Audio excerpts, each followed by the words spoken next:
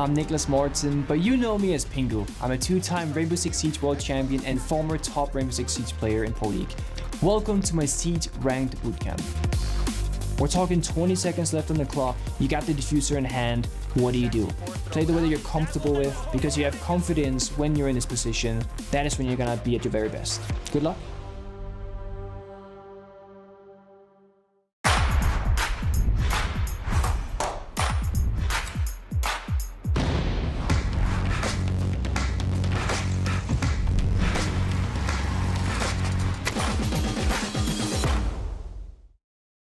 I'm Nicholas Morton, but you know me as Pingu.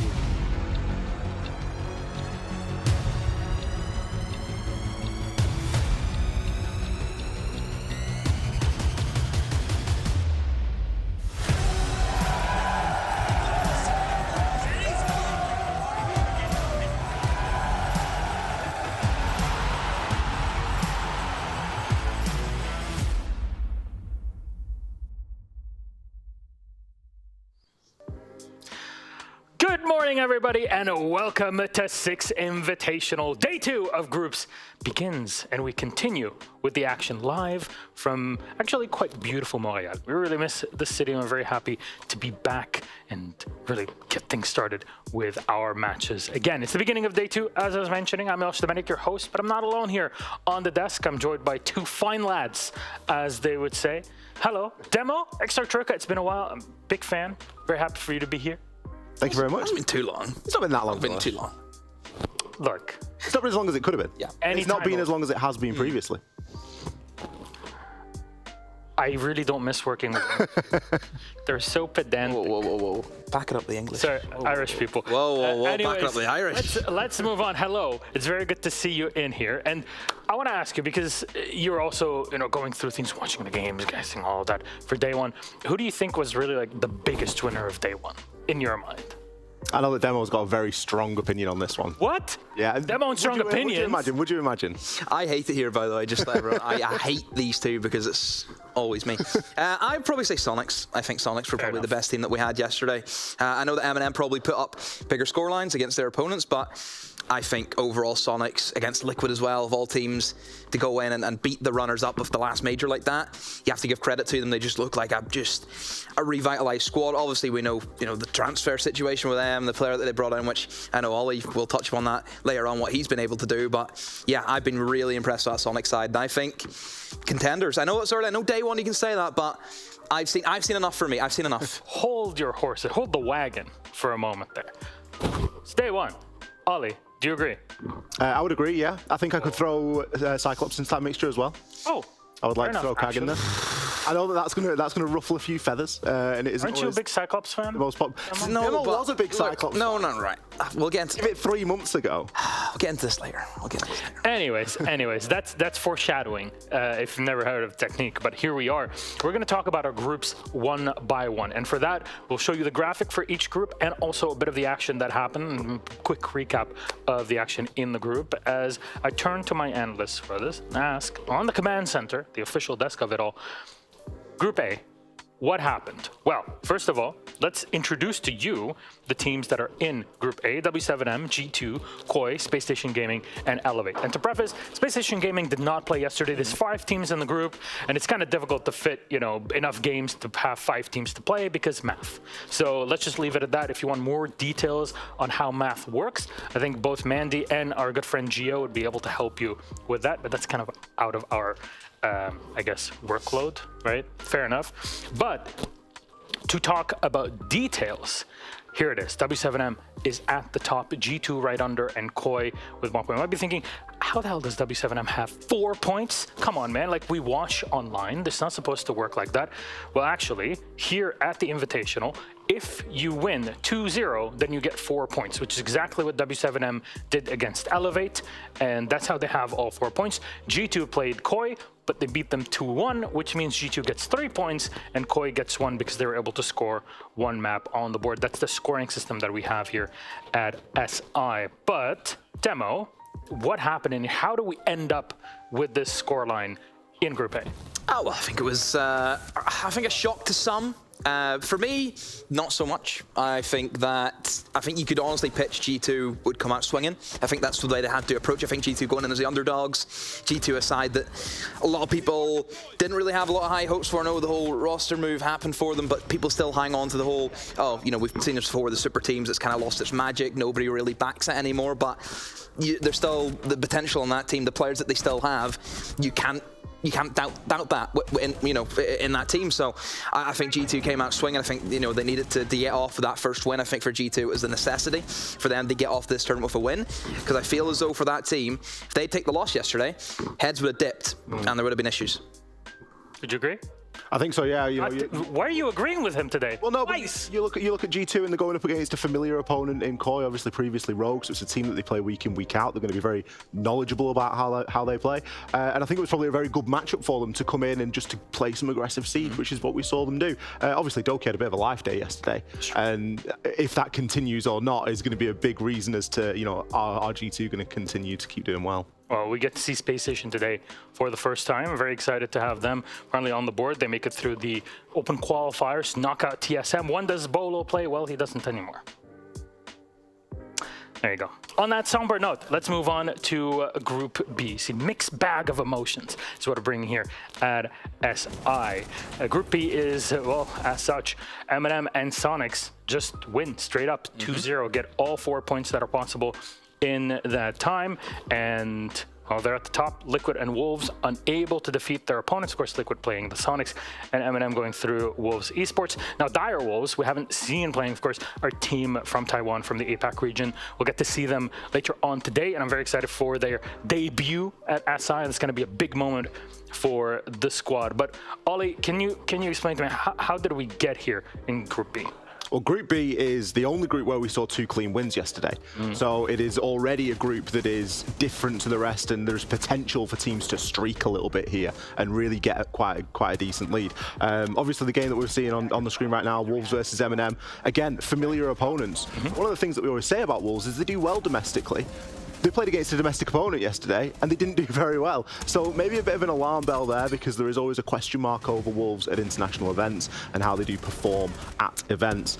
So for me, I would be a little bit worried, because M&M made that look relatively straightforward. Moving on to the second game that we saw, Liquid versus the Soniqs.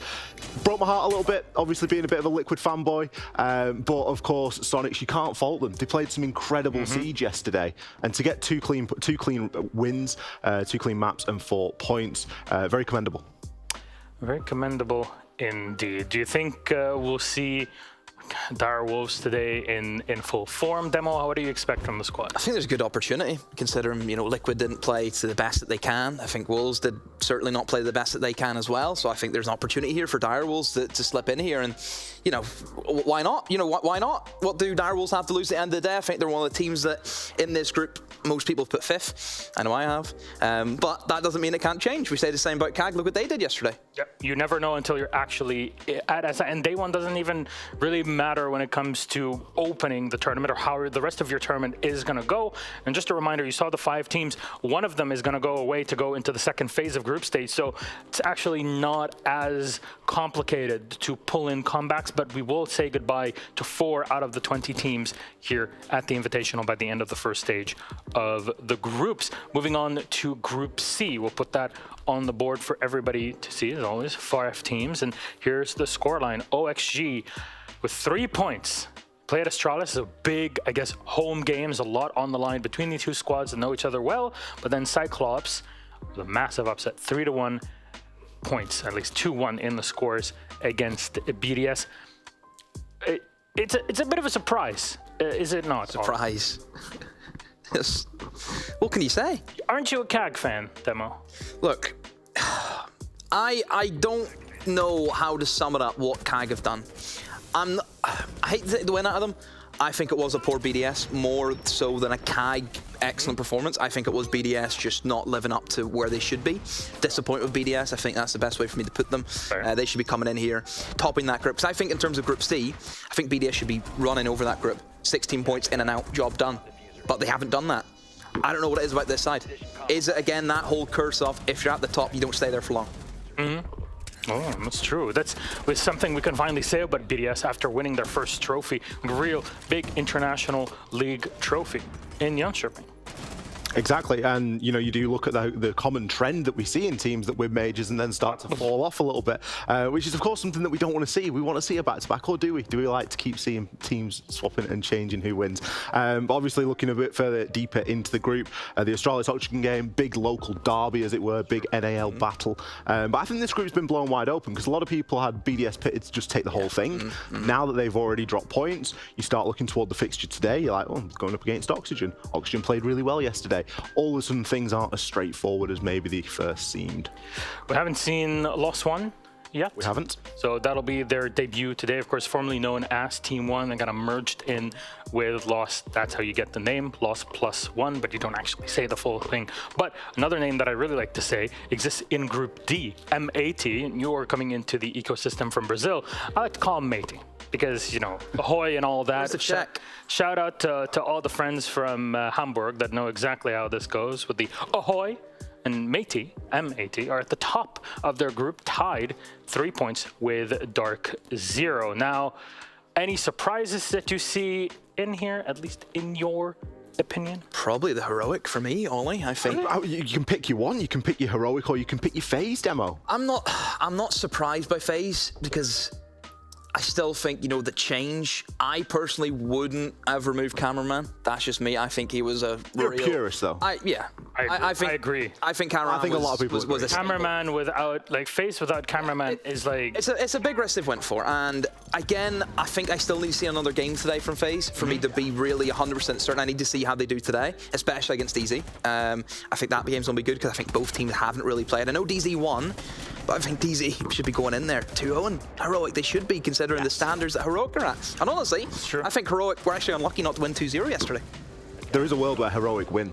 And I think we really weren't too far away from that being a reality. Bit of an alarm bell for DZ. I think they dodged a bullet there. Obviously, they did drop a point, so they've still lost out a little bit. But are we going to put that down to first day nerves? They've got a rookie on the team now. There's a lot of things going on over there. So for me, give them a pass, see how they perform today.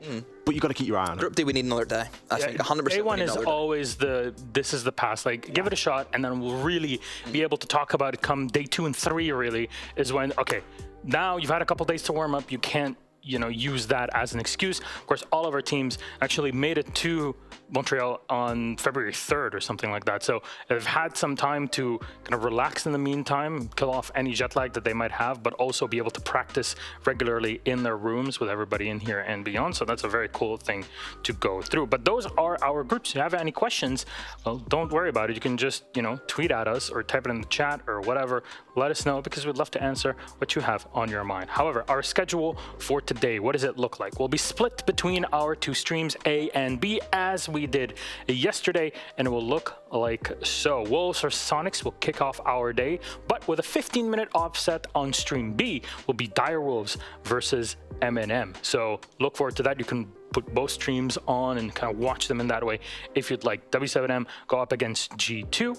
And then after that, if I can actually see Space Station there, that logo always confuses me with the gold and with the white background. Elevate, DarkZero versus FaZe, Secret versus Heroic. We finally get to see Secret playing today, who I think are a massive dark horse in this tournament. Yes. But you know what?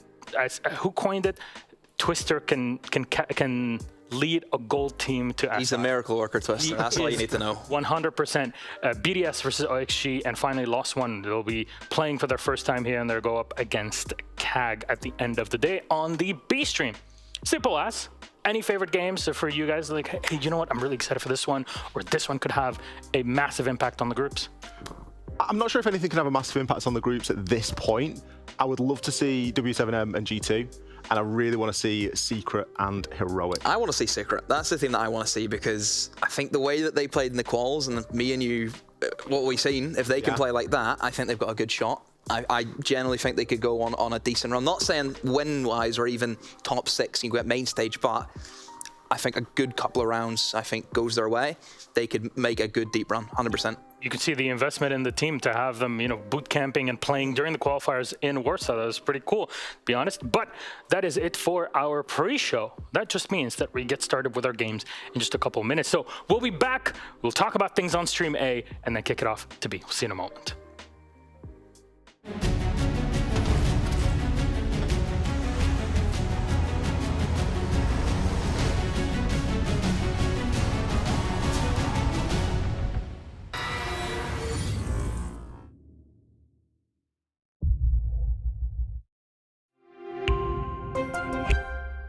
I'm Nicholas Morton, but you know me as Pingu. I'm a two-time Rainbow Six Siege World Champion and former top Rainbow Six Siege player in Pro League.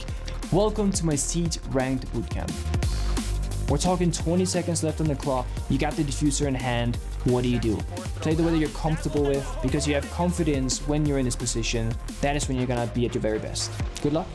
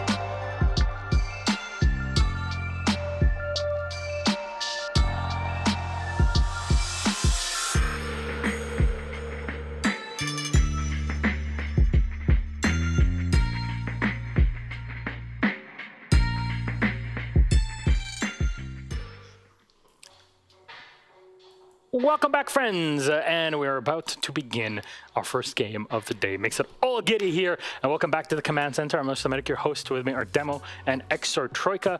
I'll be helping us and guiding us through our first matchup of the day. Very excited for this one here, the Wolves v Soniqs. And let's get started with Wolves and they would have to offer, because yesterday was a bit of a letdown.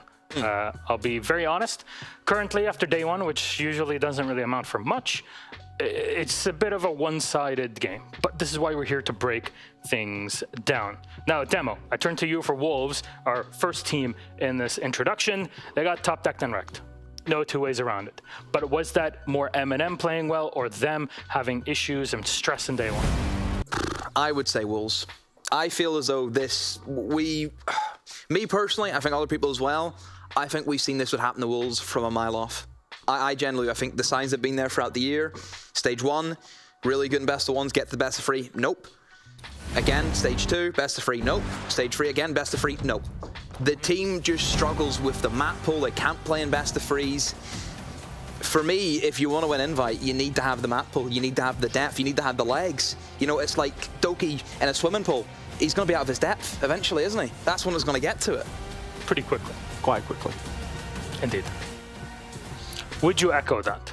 The sentiment remains. There's no argument, really. You know, you can't debate the fact that Wolves have a shallow map pool. It is just a fact. They've basically got 3 permabans.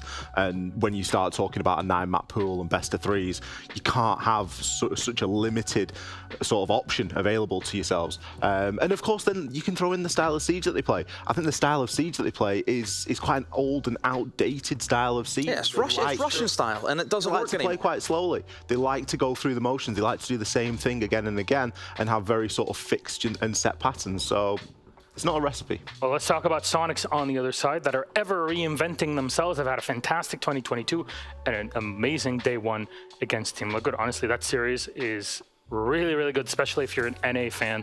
But Ollie, there's definitely a couple outliers on Soniqs that really push them beyond the edge. Well, I mean, we could say that EU have gone over to save NA. I mean, is that a storyline we can start to peddle already? Yeah, we always do that, though. We can't. It's not the first time they import players. It's absolutely not. Soniqs played really well yesterday. It was great to see. We actually got to go and stand by them in the player area for a little bit as they were playing. And the energy and the way that they were talking and the communication. I've not seen Citizen that hyped up in a very long time. It seems like he's gotten himself into a really good ecosystem there. And of course, you've got the rest of the team around him. I think Rexon had a particularly very good day yesterday. So I'm going to be looking for more out of those guys. Rexer did incredibly well. Do we have graphics for this? Did you guys plan on something? We have a little Citizen graphic. Really? Yeah, I wanted to just give him a little bit of a moment in the sun for his first debut on the Soniqs. And we really wanted to focus on one thing and one thing only, and that was the entries. Citizen can be a deadly entry player, and he was just that yesterday. He ended up going +5 on that entry kill statistic. We can see there, +5 on the entry. KD went positive, only played 2 maps, so we're not going to break any kill records here, but 82% cost as well. Fantastic debut from Citizen. I'd love to see more of it. I think the ecosystem that he's gone into, it looks like he's being really well supported by the rest of the team as well. He's back to his best. He's back to his best, and it's great to see. I think for a long time, he didn't look as if he was happy. And I think as soon as the morale hits you, I think as soon as the head starts to dip, problems arise. I think you need to be in that good environment, because if he was in G2 and he wasn't happy where he was, you're never going to get the best out of him. That's a fact. It's like anything in life. If you're not happy, you're not going to be at your best. And I can speak from personal experience. I haven't seen him this happy in months. That's true. Just as a person, not in terms of him in the game, just as a guy. He just seems to be just living his best. And it's a very good thing for the team morale, which Grixer has been keeping up yesterday, according to Ann and Fresh, who spent quite a bit of time around the player booth, and they were hearing Grixer kind of hyping up the entire team every time they did something well. Seems like this combination is working out for the Soniqs. We'll see how they do here in day 2. But since we're here, I would love to talk about the map bans for the series, because, you know, good vibes and all, very good for Soniqs. Not as great vibes if we're looking at yesterday from Wolves. And as Anna would say, they don't pass the vibe check. That's the usual thing we go up for. But I'm really curious if there has been any kind of oddities in our map bans, because you both mentioned the map pool for the Wolves. Yeah. It's the map pool plus the morale that really... it doesn't allow them to pull out of BO3 as well. Another thing as well, I think that, obviously we can touch upon they can't play a lot of maps. I think yesterday against M&M, what were they thinking going to Chalet against M&M? That's like, you don't need to be an expert and behind the scenes of Wolves to know that you don't do that. I don't understand it from World's perspective what the thought process was yesterday. Like Ollie said, I think the style of stage, you have to come back to that. Yep. I think that they've got 3 really strong players. I think P4, Shinka, and Mowgli, they can play that aggressive rat playstyle that I think G2 has adopted very well already after the first day. Let them loose. I think that Wolves should be playing through the strengths, and I think the strengths is let Mowgli do what he wants, let P4 do what he wants, let Shinka do what he wants. This structured playstyle, get out the window. They are 2 steps away from being the W7M of Europe. It's just because the way that the team is structured is very similar, but let them loose. Don't rely too much on the strat book. You have to react in the game. Exactly. That's old school. Adaptability. That's why Brazil was dominant for the past 2021. It's 27 because years, of that. yes. I thought you were going to say 20 years. 21 years. 20 years. To be fair, it's pretty close to that. So you see Wolves huddling together here, making some French jokes. I wonder what sort of French jokes do they make? I mean, you speak a bit of French, Milosh. You must know French. Milosh speaks French. He's always surprised when he sees me speaking a language. And he's like, oh my God, I can't believe I it. speak like 3 languages. Learning a 4th. I speak Spanish. No, we're not going down that rabbit hole. Una mesa para 4, por favor. A table for 4, please. Thank you, production, for saving us. Or Vito is ready. Please, for the love of God, get us out of here. Everything that is holy, please help us out. So map bans will just show up on the screen in just a second. And what is that? Cafe, Wolfpick, they start on the attack. Skyscraper for the Soniqs, and they start attack. And then our decider is Oregon, and the last ban was on the Soniqs. So that's a bit of an oddity, I have to say. We have to spend some time talking about this, but just a reminder, it's 9-map pool, 4 bans, pick, ban, and then decider. That's how it will be for the entire tournament until we hit our BO5 final. What is this map ban?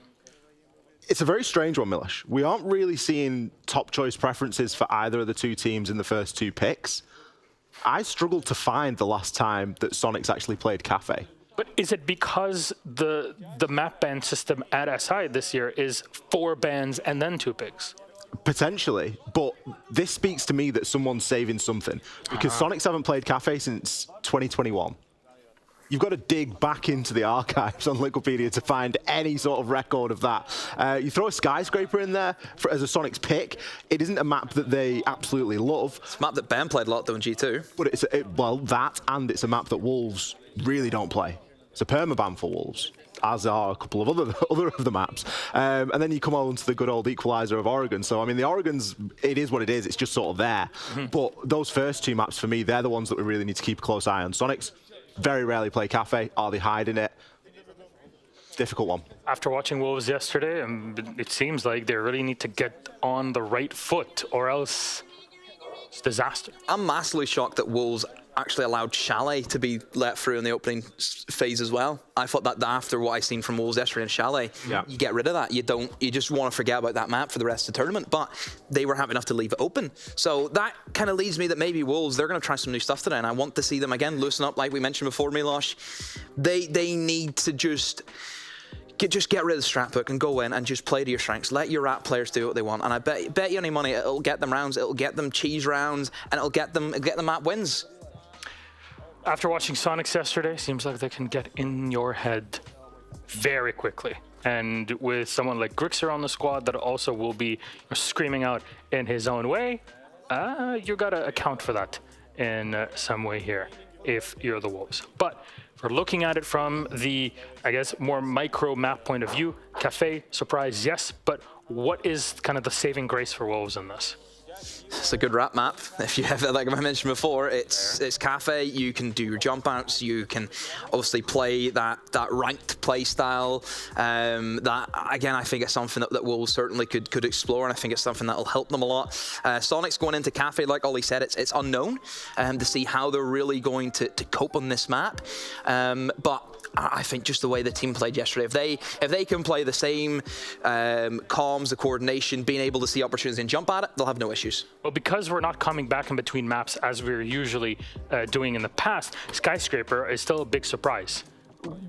Do you see that going one way or the other, Ollie? Skyscraper is a shock, and something that we always come down to criticising on Skyscraper is teams' attacks, and something that we criticised yesterday from the Wolves was their attack. So I will be a little bit concerned going into that one for Wolves on the attacking side. Obviously, with bringing Citizen into the Soniqs, he's brought a lot with him. Yeah, he's brought a lot of knowledge and a lot of the sort of tendencies that EU players have. And He all knows Wolves. Wolves. He knows Wolves. He knows how to play against this team. So for me, I think that Skyscraper, a lot of it will come down to those executes. We've seen some quite nice bans recently on Skyscraper as well that can really sculpt the way that the map is played.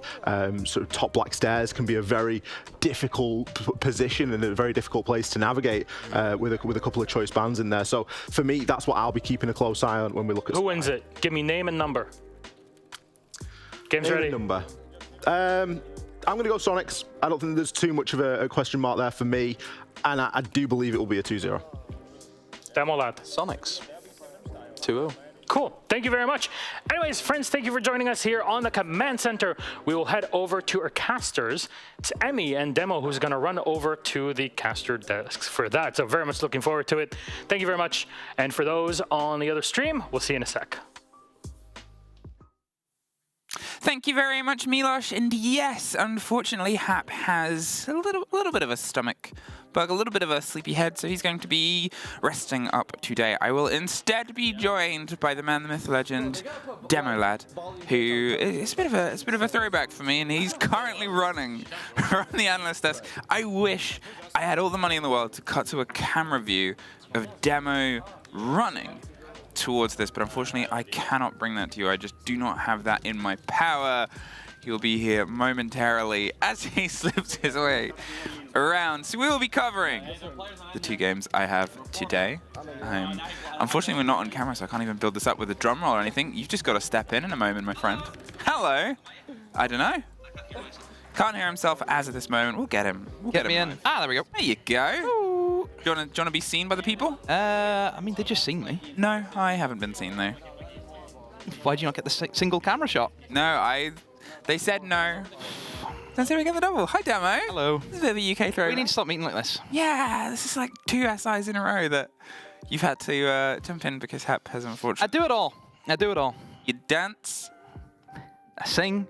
You magic tricks. No, I juggle. You juggle? I don't juggle. Who juggles? Content team. Demo juggling. Juggle. Get on it. All right, so you've just had a fun conversation with Milos? Something like that. And some hairy guy in the Lee? desk. Two hairy or guys something. on the desk. Yeah. 2 hairy guys on the desk. And you find yourself in a situation where you think Soniqs, alongside new addition, Ben, Citizen Macmillan, is going to be able to sort of run through this game. Yeah, Wolves yesterday for me just were not on the ball. I think it's something that's been coming for a long time. They just don't have the legs, in my eyes, to really challenge for the championship team. I just think after stage 2, whenever they didn't do well at the Berlin Major, I would have thought, okay, that's whenever you start changing your playstyle. That's whenever you try and reinvent yourself. They didn't do that. They went in again, stage 3, exact same mindset, same mentality, so slow, doesn't have the map pull, and again, what happened? Inside of Yonkaping, sent home again. For me, if they were going to change it, they would have done it after stage 2. And I don't think they're going to change it again. I think it's going to be the same old Wolves, and they're just going to be so easy to play against. It's the reason why Outsiders didn't make it to this event, because they were so easy to play against for a team like Secret, because you knew exactly what they're going to do. Yeah, there's something missing. There was something that was definitely missing yesterday as well. You saw them suffer in their opening game, their opening showdown. Wolves were some of the lowest rated of any of the players that performed yesterday, and it's a surprise. Hey, Solus, get out of here. Yeah, Solus ban. I think it's a great ban in terms of Cafe. Oh, it was coming. After yesterday, it was coming. You think about the way that windows work on this map, where there's a lot of jump outs. There's all that kind of goes into the rank style that you can play with Cafe. It's very different than what we see on the clubhouses and the Oregons. What's one thing that Solus is great at? Of course, you're going to say, oh, drones. Not just drones. Excels in being able to see gadgets. One of those gadgets, Claymores. What do we have on Cafe? A lot of windows. Claymore in the window stops the jump outs. You can see what windows are Claymore to then pursue that aggressive playstyle. I think it's a very, very good ban. By Soniqs, because what did I say about Wolves? They will probably fall into that aggressive playstyle on Cafe. They will have to try and change things from what they were yesterday. Yep. I think brilliant Brilliant insight from Soniqs. Love that ban. I think one of the things that we saw yesterday, if you weren't quite able to make the first day of groups, was Solace was everywhere. The P90 was an absolute terror across the board, and Cafe, we even saw her getting live reads out the window, using that as the lean-in for a jump out, or getting just freebies against the drone. Entirely right, and we'll see if we get the pressure cooking. It's not even starting on the top floor. Now, there was a point of this map that Jesse J, the NA babyface that he is, said, oh my god, Soniqs are on Cafe. They haven't played it since the previous team merger of E-United. It has been that long to have Soniqs on this map. Yeah, again, I think Citizen will bring his ideas in. I think that's one thing that you have to mention. Obviously, Geo as well. I think TSM were a team that they were a good Cafe side. I think they were able to bring in a lot of that. I think you put the heads together of Geo and Citizen with their experience in this map and their respective teams. I think it'll be good. Obviously, we'll have to see how that works out, but I think at the moment, you know, Soniqs already with the bans, I think I'm impressed. I like the fact that they went for Niana. Takes out 3 players essentially from Wolves, takes out P4, Shinka, and Mowgli all at once. Well, I mean, P4 was taken out entirely the game yesterday. He was the lowest performer, and here's something that we need to see come into effect here. I put it as my head-to-head before this game came together. I want to see how P4 and Citizen might hit heads. There's some familiarity here for the Guns of Wolves, and sometimes that works better. There's Rise. He has a habit of popping off when he's been popped off on a previous day. Takes the first, BB gets the second, Citizen off the back line. Suddenly the pressure's coming right down the side of Train. Gunner, he's looking for a fight round on the corner of Zulu. There's a swing onto Mowgli, who's tucked close in. Great swing. His awareness. Yeah, fantastic play there from Gunner. He's going to pull himself back and make sure they can restructure the hold. Look at this setup, by the way, from Soniqs. This is a mining and fireplace defense. It's not the reading. And Soniqs are essentially trying to hold about 80% of the map. That's something I don't see every day, and I don't think it's worked at the moment. They've lost 2 players. I think for this strat to stay intact, everyone needs to stay alive. It is almost like a Jenga tower. You pull out the wrong block and everything just tumbles with it. Wolves, I think, very on the money. Straight in, they see the weaknesses. They are able to separate the Soniqs players. Lack of refrags from Soniqs at the moment. That's why you've seen Gunner have to go for a swing to at least pull something back. But yeah, I think the aim for Soniqs hasn't worked out there for them, Fluke. And yeah, Wolves right now, all the case of it's just drone, found out where they are and get a plant down. There's going to be no real denial coming out from Soniqs. Gunner is not going to feel safe enough, I think, to use the echo cams. And there's only one C4, and look where Geo is. Nowhere in position to use it. Yeah, the pressure is about to swing around on Geo, an important firefight, and actually pulled away from him. P4 doesn't want to risk it. 40 seconds, and they're going to start to structure themselves with the attack. There is often less seen on this side itself, so the pressure's going to come through, and Shinka's inside, tucked on the corner, but with Grixis getting the big one, Shinka needs to bite back and does. They rotate up towards the top. Gunner and Geo, both of them retaking this verticality, seeing if they can try and take some problems and find a little hole in the armor of Soniqs, but seems like the kid's going to get stuck. The angle comes through against it, leaving only Gunner in a post-plant situation. A bit of a spray, the lie down on the kid itself gets the final kill, and Wolves open up with a success. As expected, I think that strat, as soon as you lose the first couple of kills, it's difficult to get yourself back into it again. Yep. Again, like I said, I like the way Wolves approached that, being able to know exactly where the players were, get those opening picks, and they go from there. So yeah, shaky start from Soniqs. I would say they'll probably go a little bit more default now. I think they tried their exotic rounds, their exotic hold. And they'll probably bring it down the basics for Kitchen now. One point also I want to make about Wolves on a map like Cafe. Throw it down. I think they have the players to really excel in that map. I think you've got your Mowglis, I think you've got your P4s. I think Cafe's a map where, you know, the kind of crouch walk backstab element comes into it, and I think you've got the characteristics of players who can do that. I'm not saying it's a bad thing. No. On this map, you want to have those kind of players. Yeah. That's whenever you're playing to your strengths, and that's one thing that I don't think Wolves has been doing for the past year, is playing to the strengths of their players.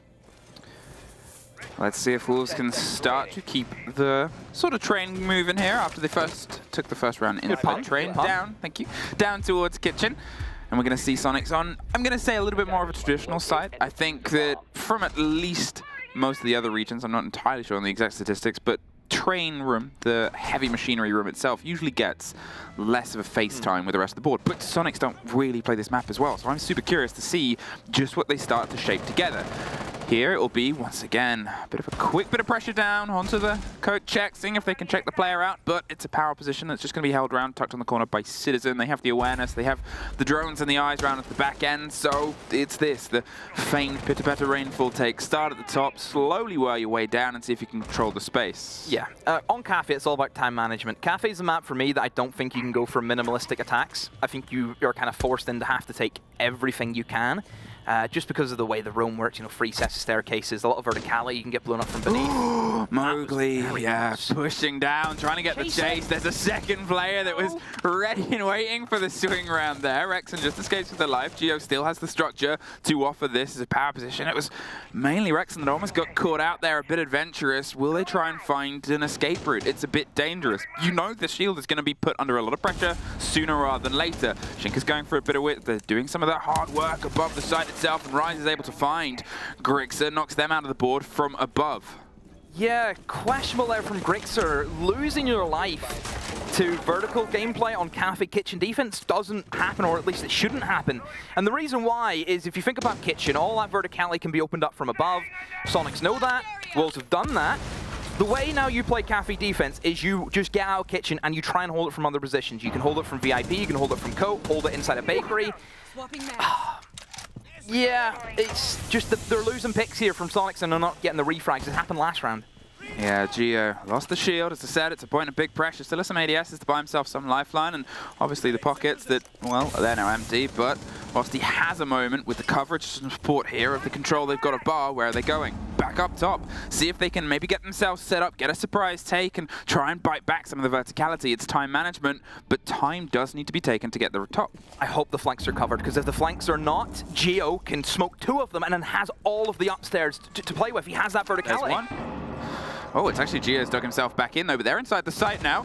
They push their way through into Freezer. Shinka once again with the kit. He's tucked himself in a corner. They have some of the angle to watch it from above, but yeah, with the Echo off the board, they can only really sit and wait. There's a bit of movement. They suffer as they slip their way through. Citizen gets one on the back end, but it's a post plant. Citizen and Rex, and they're able to find one more. Suddenly it's just Shinka locked in the middle of the site. They're going to see if they can find themselves just a little bit more safety on the back end of Kitchen Cooking. They're hopping their way over to prep as the pings come through. Takes one to plant, one to defuse, and as they take the drop there, Rexon's just going to keep the cover close by. There's a bit of a jiggle fight. Citizen on the back end of the hefty chassis. They need to try and cross this, a no man's land, or they just cross the bullets on Bibu's head. Or Shinka even. Wow. Great retake from Soniqs. Top drawer stuff, losing the first 2 opening picks. I think you have to give Geo some big credit there for getting at least that first kill back in the favor of them. I think getting that first kill whenever you're kind of in the mud just helps you tenfold. So yeah, all credit to Geo getting them out. And then you could see the composure from Soniqs.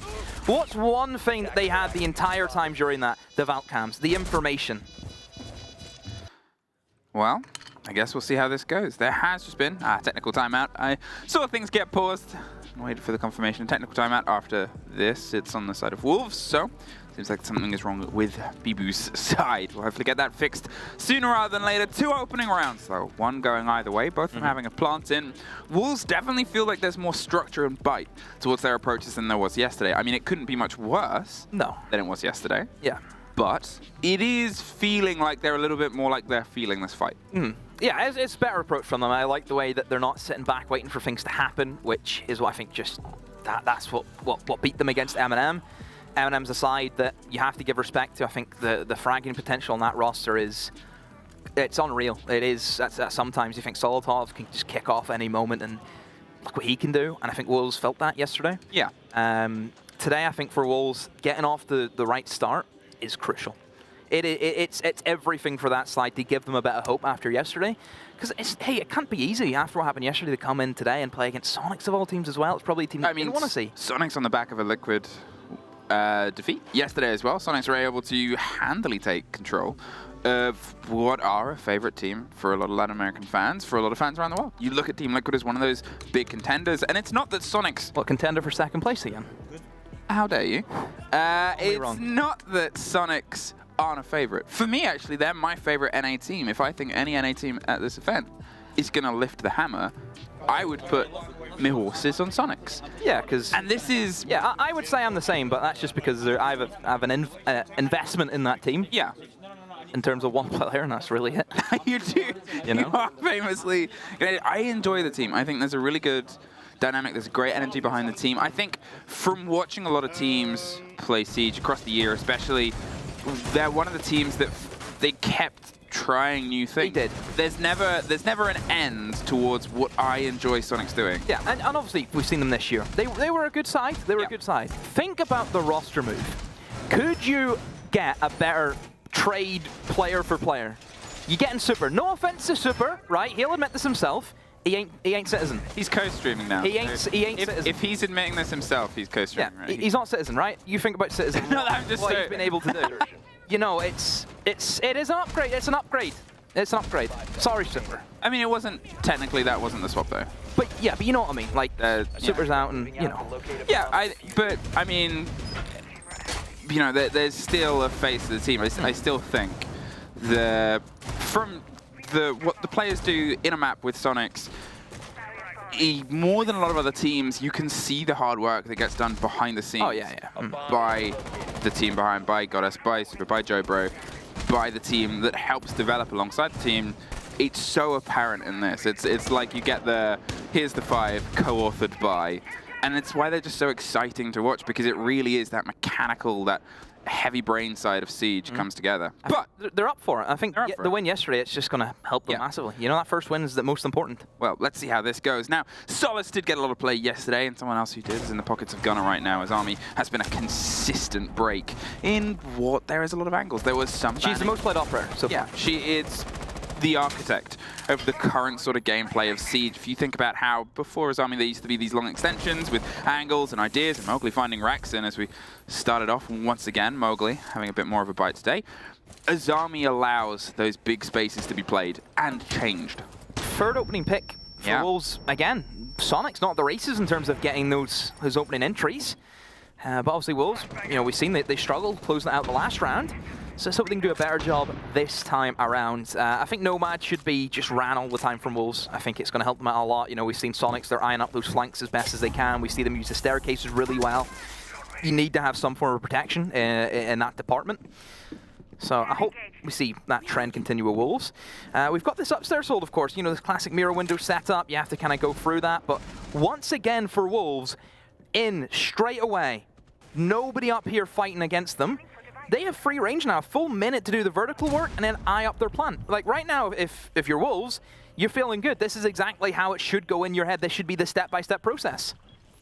A little bit of a lull, a little bit of a hold as they start to get a better idea of quite where the placement's going on. You can never count off the ideas of C4s in pocket, and as they start to break and batter their way across there, as Grixer ripped and ready to go. Waiting for the ping, we heard one pre-place pop off there, didn't quite get the full catch. The second, well, they're going to wait for a bit more of a rotation. It's just that consistent audio the players above will get that only really puts a bit of fear. Look at the time, though, 30 seconds. Push has to come to shove. And also keep in mind, look at Rex, and he's using the default cam. That tells me there isn't actually any good Valkyrie cameras that they're using because P4's been able to disable them. So that's a bit of a difference that we have now that, of course, Wills didn't have in their last attack. Pressure onto the reading door. They're trying to formulate themselves straight through towards the default plant spot and tuck it in. Shinka, he's got himself in pocket with the cover of the door itself and vertical under their control. This is all in, but look at the rotation round on the back. The Azami, they get the down on one. They can't quite get the lock in from the second, but the kit is out of pocket down on the floor. A quick pick back up, a quick coverage now. There's BB with some control over to the side of Laundry. Geo, he's digging his way through. He's able to get the care and gets the drop on the door player. They go into the shotgun. It's locked down.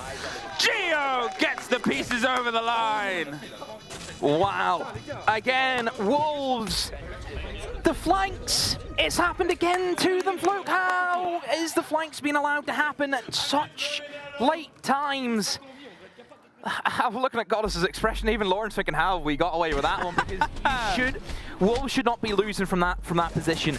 All the vertical done. You've baited out the C4s. There's no C4 denial left for Soniqs, and they still botch it. I don't know. And yeah, timeout as expected. I think you needed this now because that's a tilt. That's a tilt round. I mean, 30 seconds, they had themselves set up on the new back, they had themselves watching down towards the pillar's door, but a couple seconds too late. If they were in position a second earlier, they might have been able to stop the swing. The downed player was able to call this as well. The downed player got caught out. It was a bit of a pick back up from the player, around getting the kit. It was, as you said, Soniqs. They bit themselves background into the map. They had some control. They just didn't cover their own end. Wolves. Soniqs are playing the way that I love seeing Siege be played, and that is just make the play. You have to do something. You know, look at that flank that we've seen come in. You just have to go for it. You know, what ones if he just sits back and sits inside of train? What do you get? You have to take big chances like this. This is SI, you only get one chance at this. Well, if you want to walk away from this game, if you're Soniqs, oh, I wish I did this. You don't want to leave anything. You want to put everything you have into this game. It's a long road to another SI. And you're not even guaranteed it. Look at, I don't know, the previous champions of the past 2 SIs. They're not here. For context, if you're watching your first ever SI, welcome. This is game 1 of day 2. And the reigning champions couldn't get here, and the champions of the previous year couldn't get here. No Mickeys. The team that was 2nd place last year isn't here. You never know how the year will herald. Yep. Unless you're Jackie and love star signs and know everything. No, it's weird to see, you know, some of the big teams, and instead we've got Crappy.Secrets appears. How does that happen? Don't besmirch Secret in a game, then. I'm looking forward to Secret later on. I am. Looking forward to it. All right, Soniqs, let's see what the take-two here is. This is obviously, of the 3 rounds, the only one that you've lost so far. What's the change? What's the force? And what's Wolves going to do? What do they do after the attack timeout? What do they talk about? Maybe we need to kind of get our heads back into this. Soniqs are, as you said, running a little bit rampant on the roam, and that's why BB might have stepped up with the Nomad here. Get a little bit more control. Get more of an idea of just where Soniqs want to be and how you can stop them. Because most of these roams and flanks that we've seen over the past 2 rounds, they're either coming quite late in the round, or in the case of the kitchen hold, with a 2-body deficit was when the strikes started to bite themselves back in. They still have, obviously, the Izami. They have some structure here on the top, and Rexon is giving themselves a little bit of a fortress, but it's to try and draw this attention. The shield as well. They're really stuck down hard here. So going back to the site again, into the mining. Obviously, they've changed their ideas up. They're not going for that extension with the mirror this time around. They've also sacked off the Echo. I think the Valkyrie's done them really well. I think you can see the information they've been able to gain early on. It's forced Wolves then into always picking IQ, and apart really from the gadget, IQ ain't bringing you much. Again, the opening kill goes in favor of Wolves. That is 4 times in a row. I think Soniqs should be questioning themselves there, the fact that they haven't got one back at all during these couple of rounds. Don't tell me that's a missed drone. Don't tell me there's a missed drone. This could be huge from Geo. Tucked in, somebody bait it for him. They know there's one top white. P4 has eliminated that player. And now Geo's in the middle of it. There's one behind him. There's one in front of him. He takes the shot, but no, I think he's going to get cleaned up here.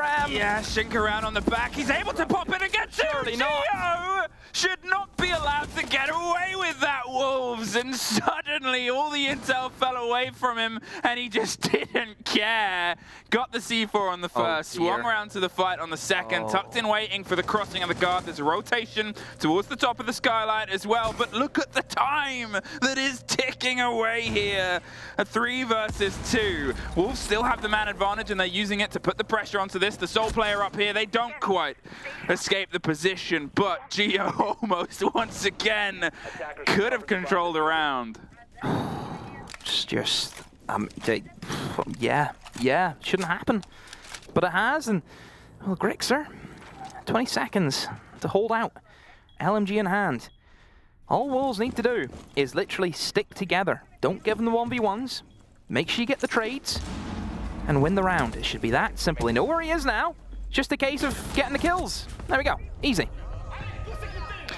I mean, you say easy.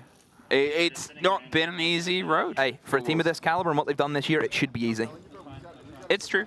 I think they're the 3rd seed, maybe even the 2nd seed over the whole year. One of only 2 teams that was at every single major throughout the year.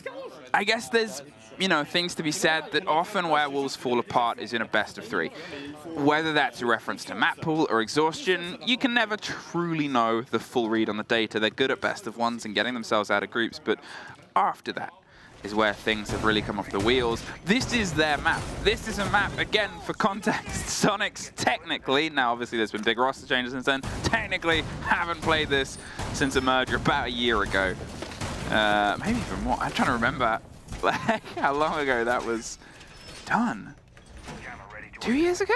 Yeah, well, Time obviously that's, you know, Super picked up 4 people in one stage. Yeah. And then that's kind of where it, you know, But started from there. this is finally the moment where, you know, it's on the board. They could have technically banned it. They want to find themselves here. They're going to Skyscraper next as well, which, you know, it's a good Sonics map. It's not a good Wolves map, I think, is the idea there. You never know unless you're in the ban conversations with the team, but you would piece it together that they're banking on the weakness of Wolves on Skyscraper more than I would say them going, this is our sort of hottest map. Yeah. Anywho, I look at Sonics and I'm really shocked that they haven't went top floor. I think At all. there's a personal preference, I think, with teams where they think it's either hit or miss. I think some teams will love top floor. They think, you know, that's where you need to go first. But there's some teams that actually just detest it and just don't go there. I think it's more common in EU as a first pick. It is. And definitely Latin America and NA. Mostly just because getting into that bomb site and getting spawn peaked is the tricky thing in EU. That's what you struggle with.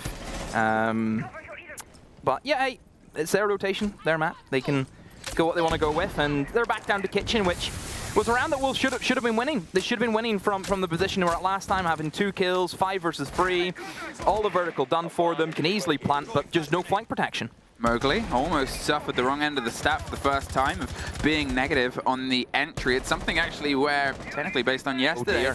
Oh yeah, this is sudden. There it is, the nerf. Can't quite get the shots locked, the swing round, and Rexon finally breaks the curse. P4, things well away, and another wheel falls off. Mowgli caught out by Citizen. Sonics, for the first time ever, not only have the entry, but the follow-up. They are now sitting in the 5 versus 3 situation. That's what I want from Wolves. I want the rat play. Stuff like that works. He just missed the shots. He did miss. You know, that's all you can say. He needs to be hitting those, and that would really open up Sonics. It would create a bit of chaos, a bit of panic in the roster, but nope, they've lost it now, and I think Sonics are in a very good position. Wolves are really going to struggle to break through this. Gunner finds another one. Shinka sure he gets it back, but the damage has been done, and with a minute to go, Wolves have nothing. They don't have a Scooby-Doo what to do now. Shinka suffers the long-range fire from the back end of prep. There's a shotgun.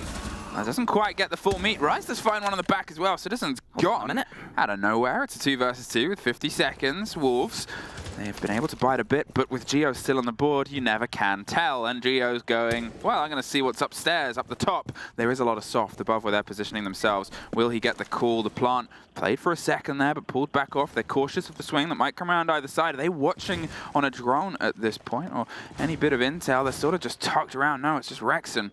Tucked around in the corner. Shinka, they're going for the plant. They're hoping that there's no full awareness on where the player is. Rise, he's watching around the back end. They've got to make a move a little too late. Does suffer a scrape. There's a rotation coming around the bottom of red. I think at this point they're trying to pinch out the corridor on the back end player. There's Geo. Gets the kill. The SMG with Rexon in the sight, and Sonics are now at 4 plants. 3 of them Sonics have won.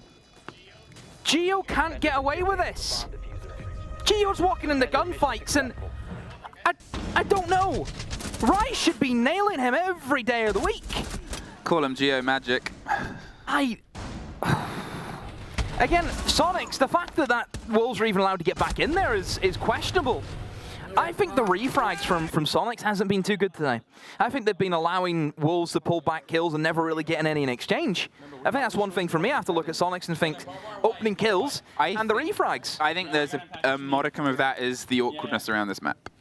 I think that there's still signs of the confidence that we had from them yesterday. There's still those moments the big team play, but Cafe can be an awkward map if you're trying to get yourself into a refrag fight in certain positions. The thing is, for me, they're losing 2 players who are both beside each other in Bakery, and they're not refragging each other. Yeah, that's for me. You know, I get what you mean with, you know, it can be it's just by yourself. Good play space. Yeah. I think there's a few times there that the refrag should have definitely happened.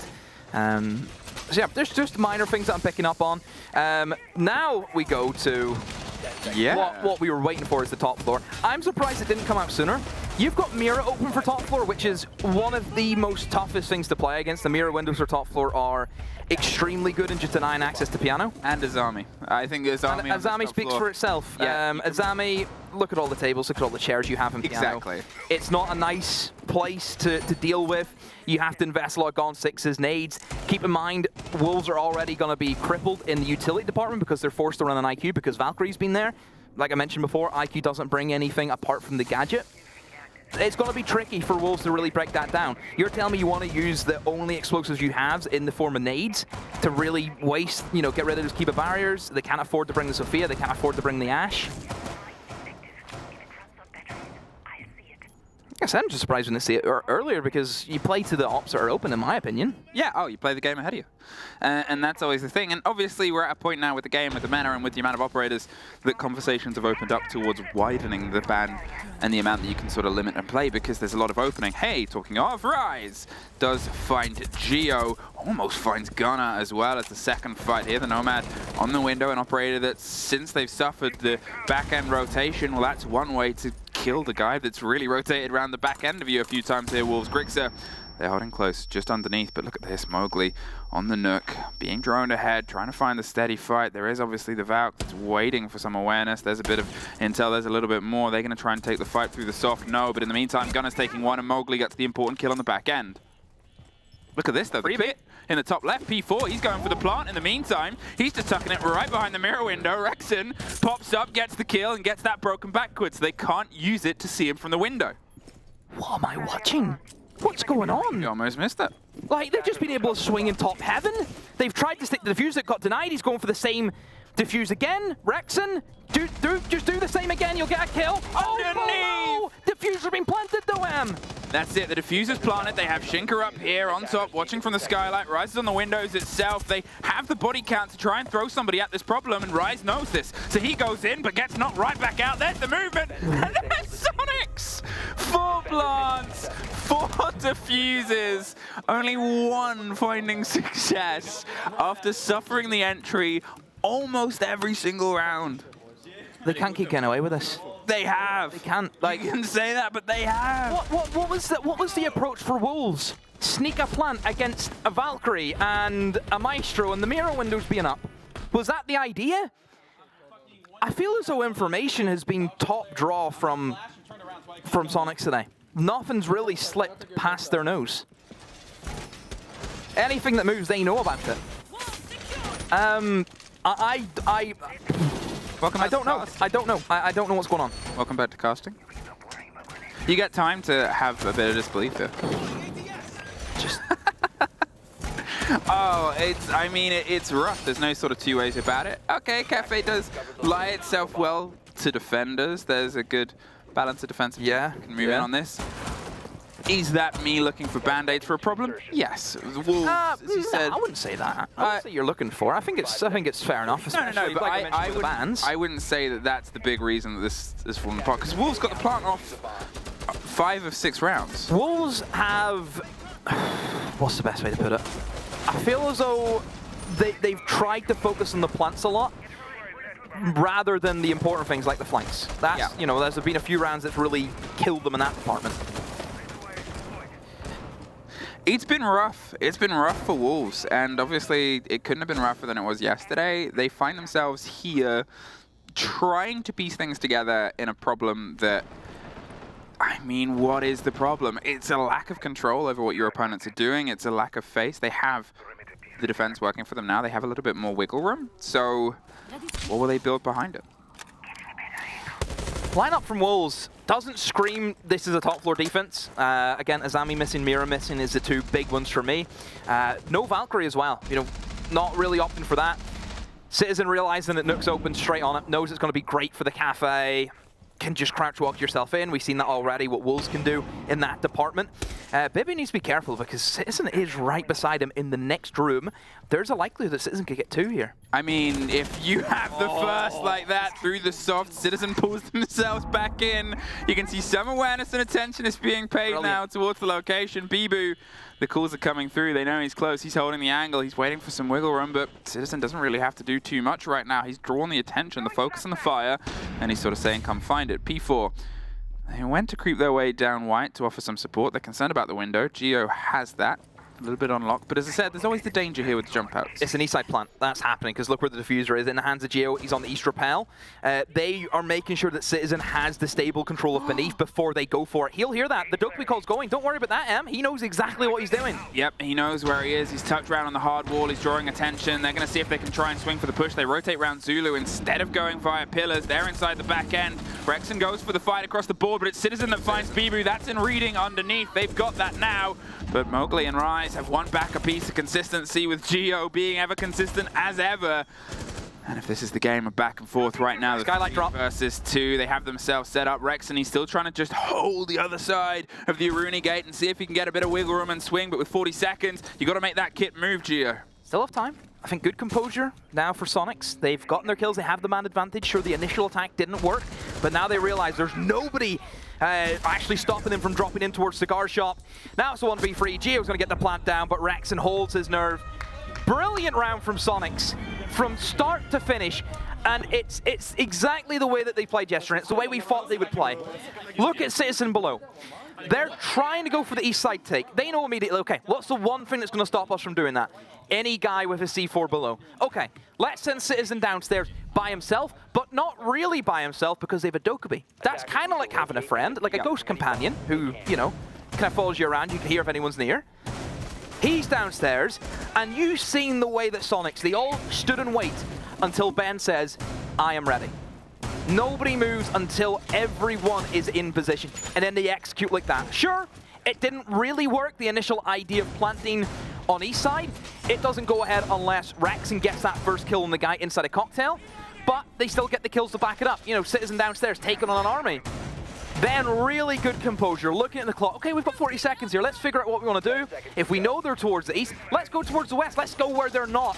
Drop in towards red, get another plant down. Great round. Loved it. Love it. Love it.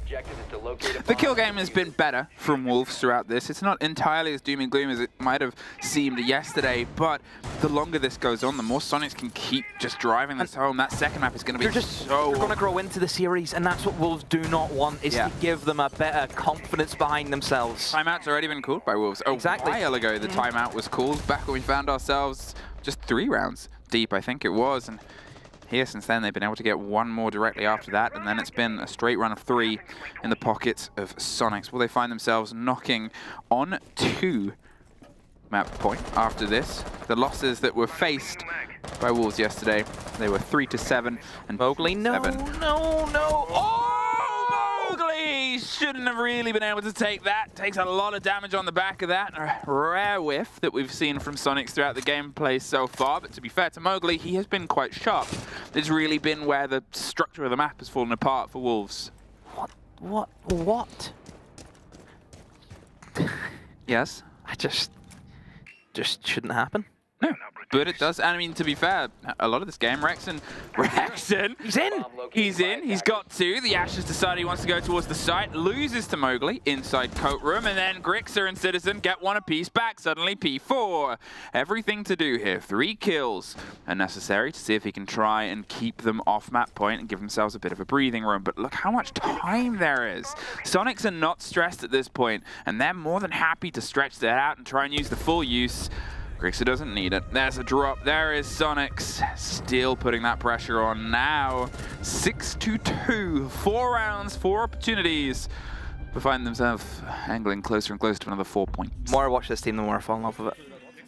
It's my kind of team. The way they're playing the siege, someone makes a play, everyone's ready. Everyone's following him, jumping on that opportunity. He's walked in, found 2 kills. Look how quick it is for the rest of them to get in there. 5 seconds it takes them. Oh, you need to be hitting those, right? And also another thing, look at the time difference. Look how quick Soniqs are in, knowing exactly what they need to do. Look how long it gives them to actually figure out the final plan. Wolves didn't really look up, for a plan until about 20 seconds, and that cost them a lot. Soniqs are on the money. On the money from these attacks. I've been very, very impressed. And it takes a lot for that to win me over. I mean, it does. You've also got to look at the structure of the group as well. Obviously, on the B stream, Dire Wolves, they didn't play yesterday, they're playing today. Liquid aren't playing from the group today. M&M and Soniqs both got a clean 4 points yesterday. If they both do the same thing today, suddenly you have 2 teams on 8 points 3 of them on 0. Yeah. And you're thinking this is dangerous because there's only play days left at that point. I think that there's definitely a big possibility that I think M&M and Soniqs are eyeing up potential 1 and 2 seeds. And again, I think M&M today have quite an easy game again. I think no hard to DarkZero. I think the way M&M played yesterday. It's not even about that. DarkZero, obviously, they've come in with an analyst. They're sort of having to put a little bit of a piece together roster here based on unfortunate circumstances. They'll still give it a game. They always have. But it's not a full-strength DarkZero, unfortunately. So, yeah. Soniqs, 1 more round to go. Top floor is where they head again. East side take. Immediately you can see that. Good little tip for anyone. Just have a look. Whoever has the diffuser, that's generally where you're going to see the teams try and push from. If you see, Geo towards maybe the rooftop or the west side, you wouldn't expect your more traditional piano takes looking to plant in towards the trash corner inside of long bar. People who play ranked, sometimes the Nook having the diffuser isn't always meaning that the round's going to be thrown. Trust the process. Trust the process. Trust the process. And but yeah, I'm strange that Ben has it and not Geo. C4 catches out Rexon. We've seen a fair bit of that window thrown around, not a huge amount. Yeah, blown off the side of White and instantly rotated and pulled away. Slight issue as well, that's nades gone. Citizen just used his other set of nades. Essentially now, the players from Wolves are going to be safe to kind of stand on the floor. Don't have to stand up on the bench. They can stand safely on the floor. They're not going to get picked off. Citizen has dropped down. He might try and rotate himself up White stairs. They've got a different body and replacement that's heading over the top as well. They're reimagining the approach. In fact, it seems like they're going over to the windows on the far end. Okay. To see if they can try and reevaluate. I mean, a minute 20, you've got to, at that point, you've lost your lead, as you said, you've lost the nades as well to try and force those players out. There's still a lot in here, though. The Azami, as we said, just revolutionizes this room. Now, the strat is, it's not really a strat, it's just you just have to get the gunfight against Mowgli, essentially. Or Rai, should I say. That's all you can do. You have to move in there, you have to move in towards Piano, and just win that engagement, because you don't have the nades anymore because you've lost Rexon early. You're not going to be able to plant inside of A. You cannot root the players outside a cocktail bar. You have to be forced in Piano, and there you go. They take the gunfights and they win it. They win both, and suddenly, with 50 seconds and Gunner now buried inside of Freezer. Where'd he come from? Has drug and dug his way in. I think he came from the white window. Surely just not. beelined it across here. Mowgli. He's got himself tucked background. He's looking for the engagement, but it's long range, and he suffered the end of it. Bibu's had to rotate his way back up from underneath as well. 30 seconds.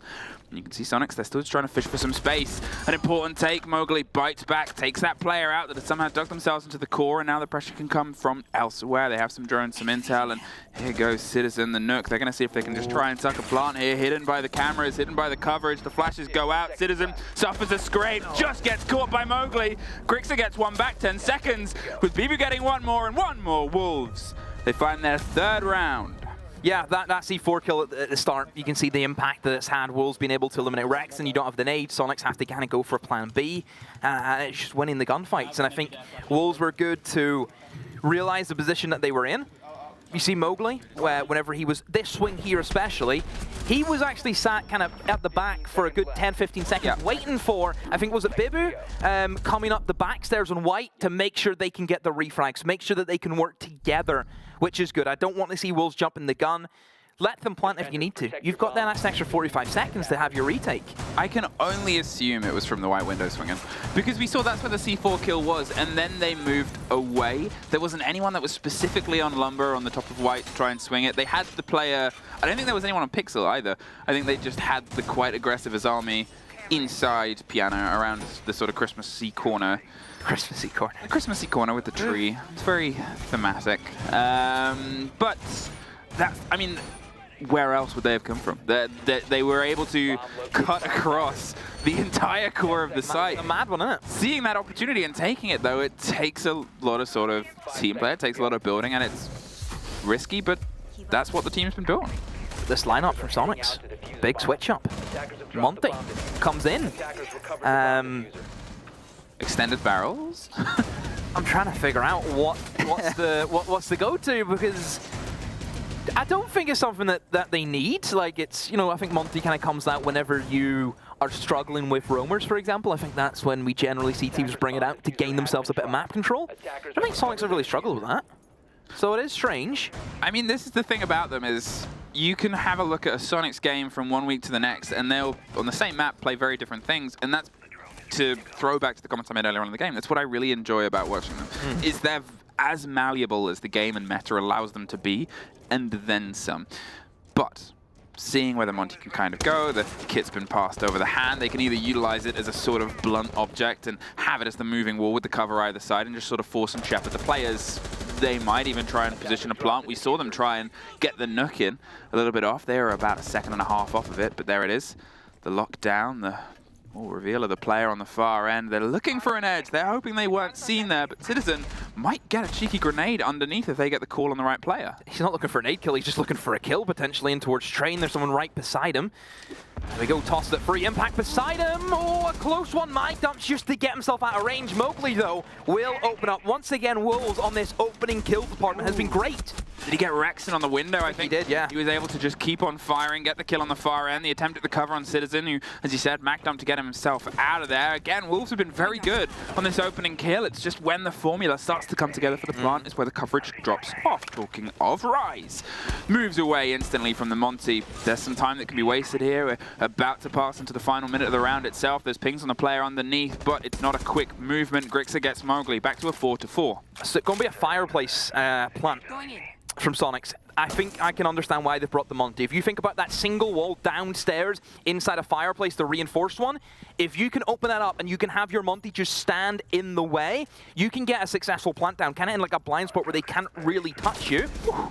Very close there from Grixer. I'm surprised his head hasn't been taken off. Gunner, though, fine chink. He's in the sight all of a sudden. How do they keep doing this? Above the hatch, gets the drop on the player. Gunner is just cruising through reading, but the only book is how to kill French players. Bibu, he's in a 1v1 with a Monty. Doesn't get it. Geo with the white swing, and P4 in a clutch against an impossible object. Soniqs 7-3 on a map that they haven't played in a very long time, but my god, did they play it today. That's twice now where Soniqs just appear out of nowhere, where they just, I don't know how they're getting themselves in these positions. I don't know what it is from Wolves. Someone's not clocked in. Someone's missing something here. We'll go to a quick break before we're back with the breakdown and map 2.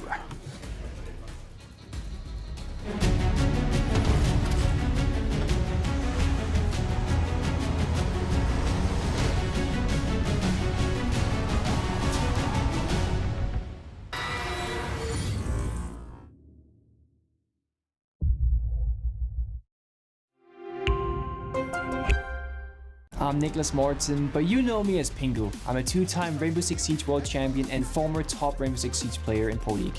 Welcome to my Siege Ranked Bootcamp. We're talking 20 seconds left on the clock, you got the diffuser in hand, what do? Play the way that you're comfortable with, because you have confidence when you're in this position. That is when you're gonna be at your very best. Good luck.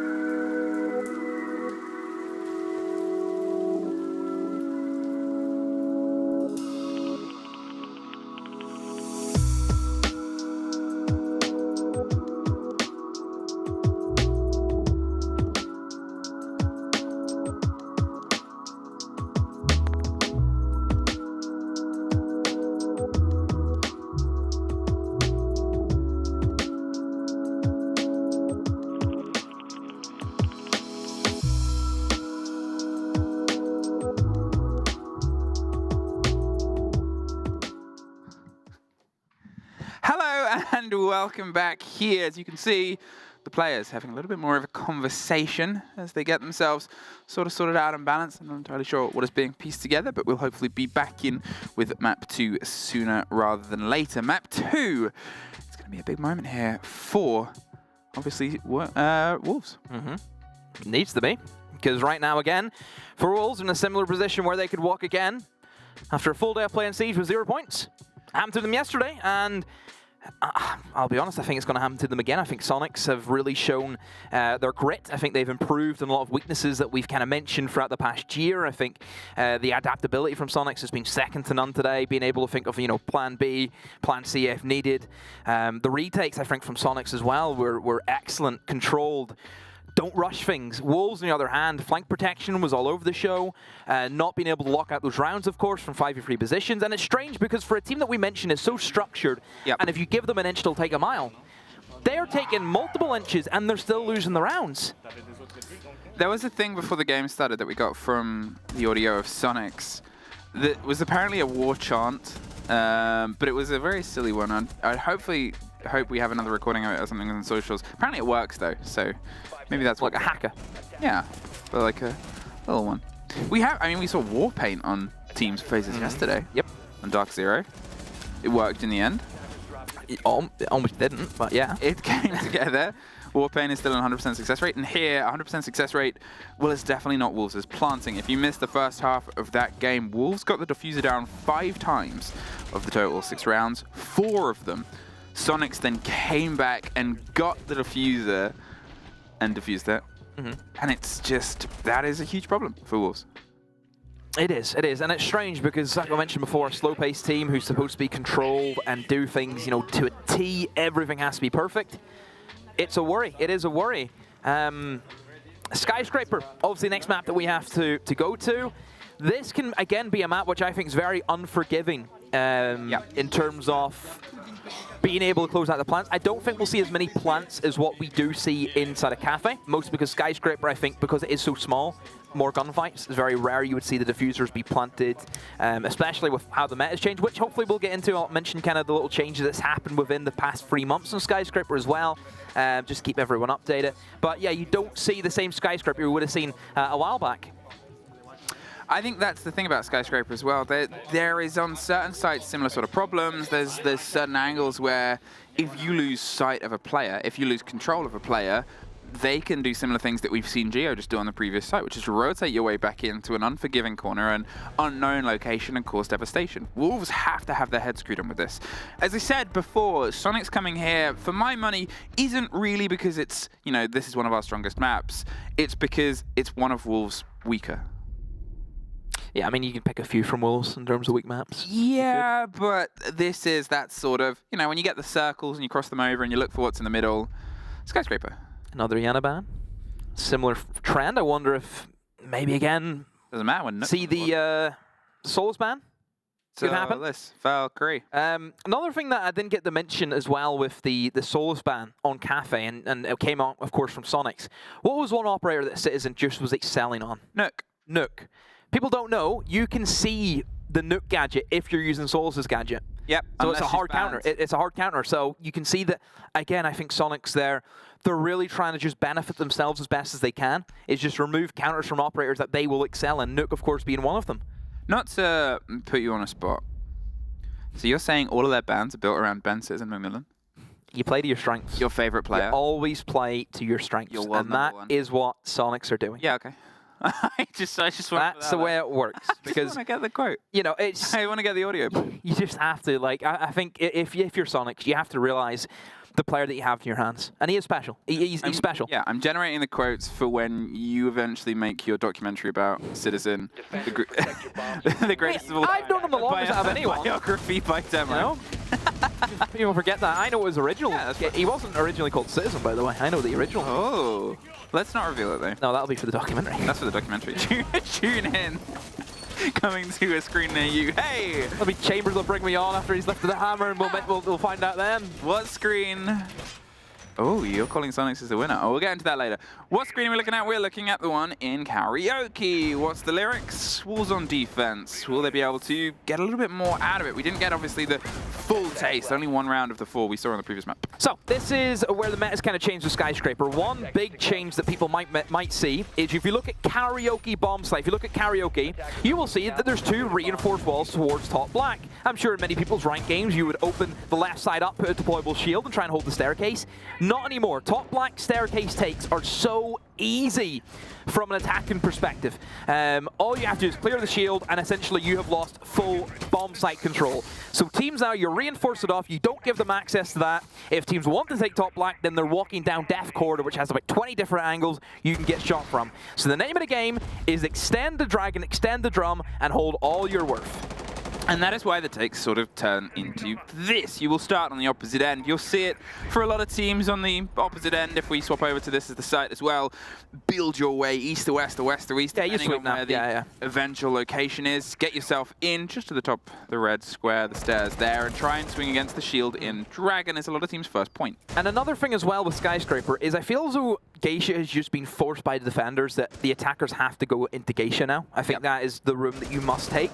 Reason why we're seeing bandit bans sometimes in Skyscraper is to stop the bandit tricking. You know, the Geisha wall can be bandit tricked very easily, which I'm sure we'll probably see P4 do.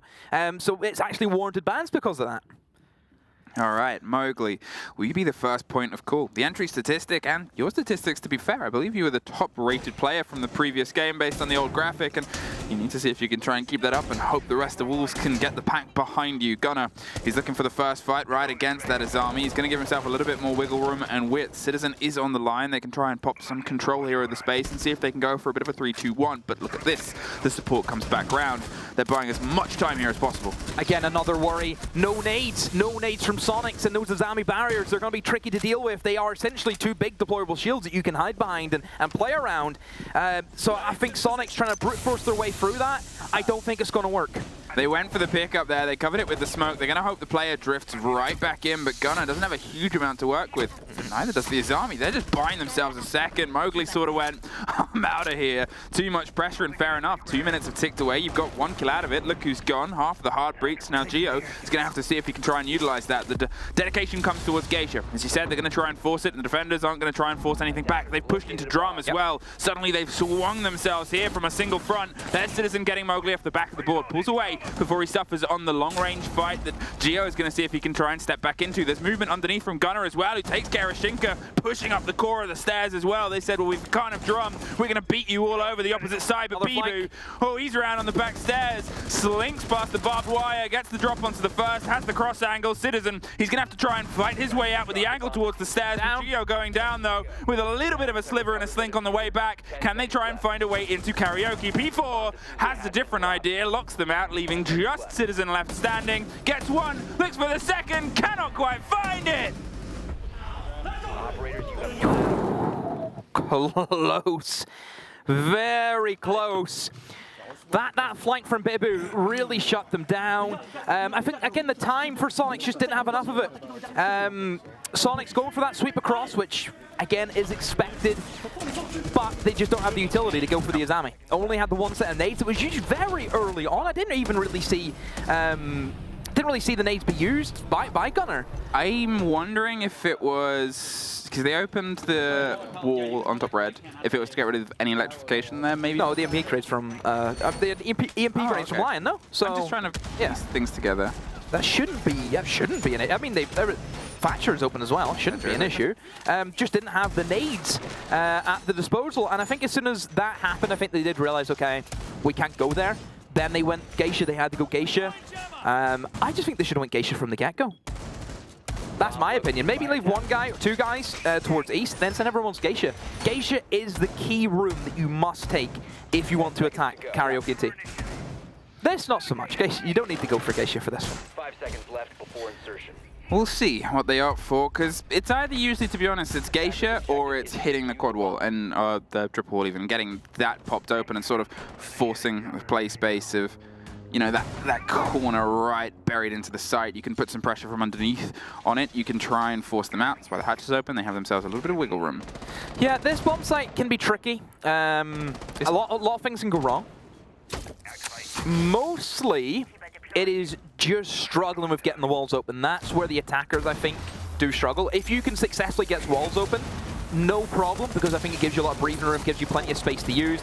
That single wall's deadly. I think if that single wall gets opened, it puts everyone on edge. Yep. Because it kind of creates now a war on two fronts. You have the main triple wall that's going to be the next thing to get opened up, and then you have a wall directly behind the defenders.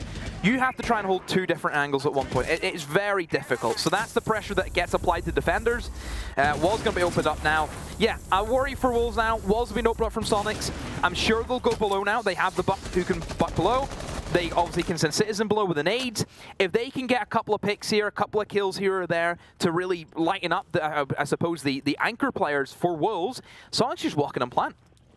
Bibu, as I said, there is a bit of play that you can do here underneath to try and force that external double. This has already been popped open though. Rexon has got that and gets it done even more. Soniqs, they're not one to entirely throw themselves in. They love to get the intel game, and Citizen might see if he can try and find a bit of the intel here underneath. There is obviously Bibu as the loose thread, the possibility of the player waiting, watching, and holding. Yeah, if you actually look upstairs and kind of, if we can get a top-down view of the four players right now from Wolves, you can see they're kind of like in a square. They're all covering one another. They're all kind of covering a corner.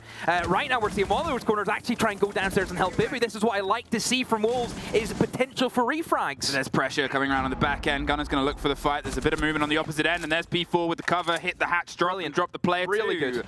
Wolves, they've been able to find a little bit more. There's still two Soniqs players here underneath Citizen on one side and Grixer on the other, as Rex and suffers on the breach itself, looking for a swing on an angle, just trying to draw some attention, but with him now gone, well, the two remaining Soniqs players are going to have to not only try and climb the hill of the site itself, but also the 5 remaining players across the board. They might actually be able to get the player back up. They're going desperately for the run. There it is, the recollection. They didn't go full hyper-aggressive there, Wolves. They didn't try and swing into the fight. There's almost a freebie. Reloading. Just saw the leg, but then P4 did get the wherewithal to fight back. 20 seconds. What are you going to do here, Soniqs? All 4 players for the defense upstairs now.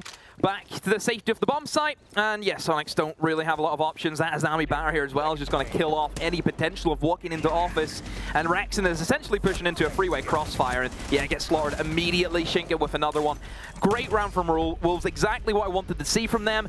Being able to adapt to one another. Help each other out. Bibu was caught between a rock and a hard place. 2 players straight on it, downstairs, helping him out. And that was the kind of system that I wanted to point to. They're kind of all together. They're ready for that. You've seen that square upstairs. They can drop off. They can help each other. That's what I want to see more from Wolves. Soniqs, again, refrags have not been here today for me. That's been my main concern, is they're losing players and not gaining anything back. Yeah, well, we'll see if they can try and push it here on the tertiary site. I mean, Skyscraper, it's not easy to attack. There's no two ways about it. It's, you know, you can count the amount of teams that are very confident and comfortable attacking this site on about one hand. Across the whole scene of Siege, you're looking at generally a bit more preference into your defense. This site, for me, and my money, is going to be the sort of telltale tale of how this might go. We have to remember the first round almost did come back, and then Bibu sparked to a bit of life. He was actually at the start of that round down to about half health as he got sprayed through an engagement he didn't quite get the full bite into, then retreated, and then was able to have the big impact. Soniqs are seeing these opportunities. Is it that Wolves have suddenly woken up a little bit more to it and are getting a bit more mobile? Mobile Wolf. Wolf. What am I doing? Yeah, Wolf pack on the move.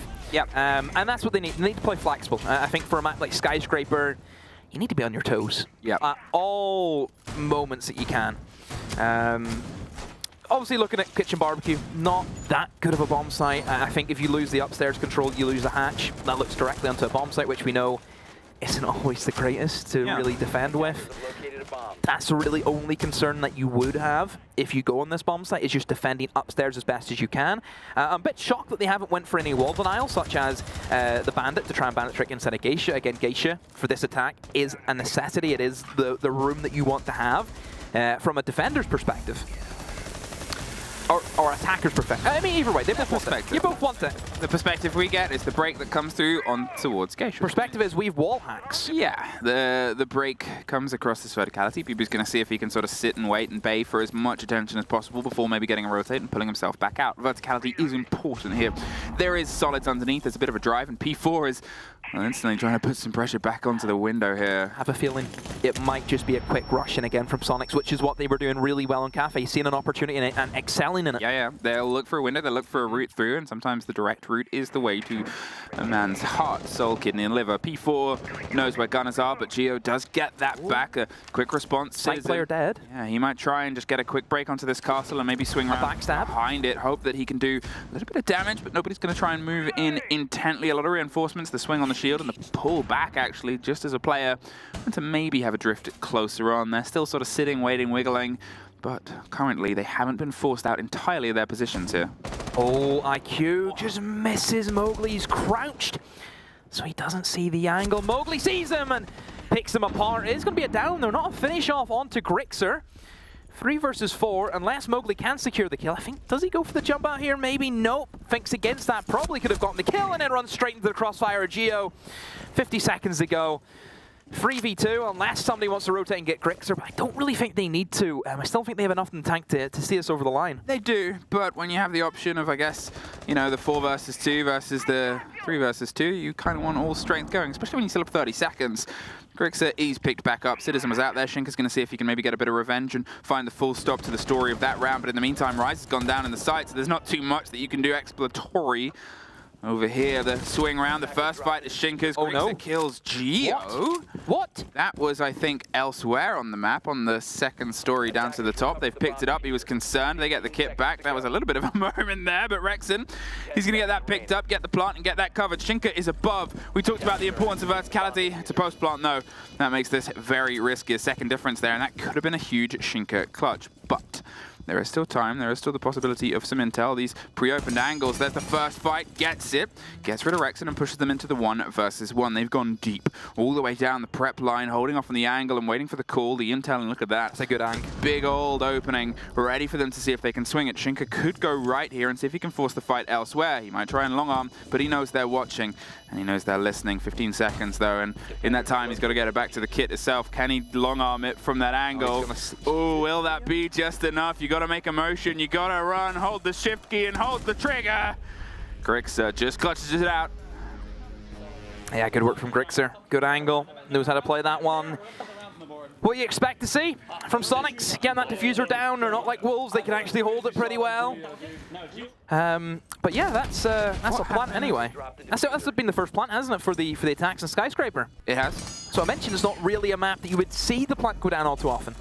I'm still curious about the team kill that happened.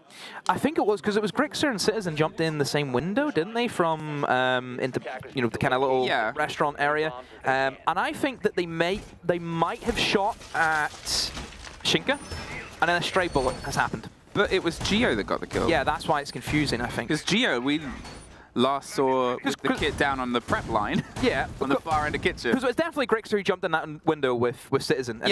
And then Rexon was above. So he's hit a stray shot somehow, and it's hit Geo. Something's happened. Poor Geo. He's caught a stray. Oh, like, it happens. Seems to happen to me a lot with these desks as well. I just catch random strays from other talent. Yeah, I mean... Why is that? Well, listen, I've got to sometimes do like an outreach program. Wait, are you telling me that I'm catching... Do you shoot strays at me for no reason? Yeah. What? Yeah. I mean, why not? You're an easy target. Hang on a minute. You know Parker's straightened his hair today? Yeah. Looks like a emo.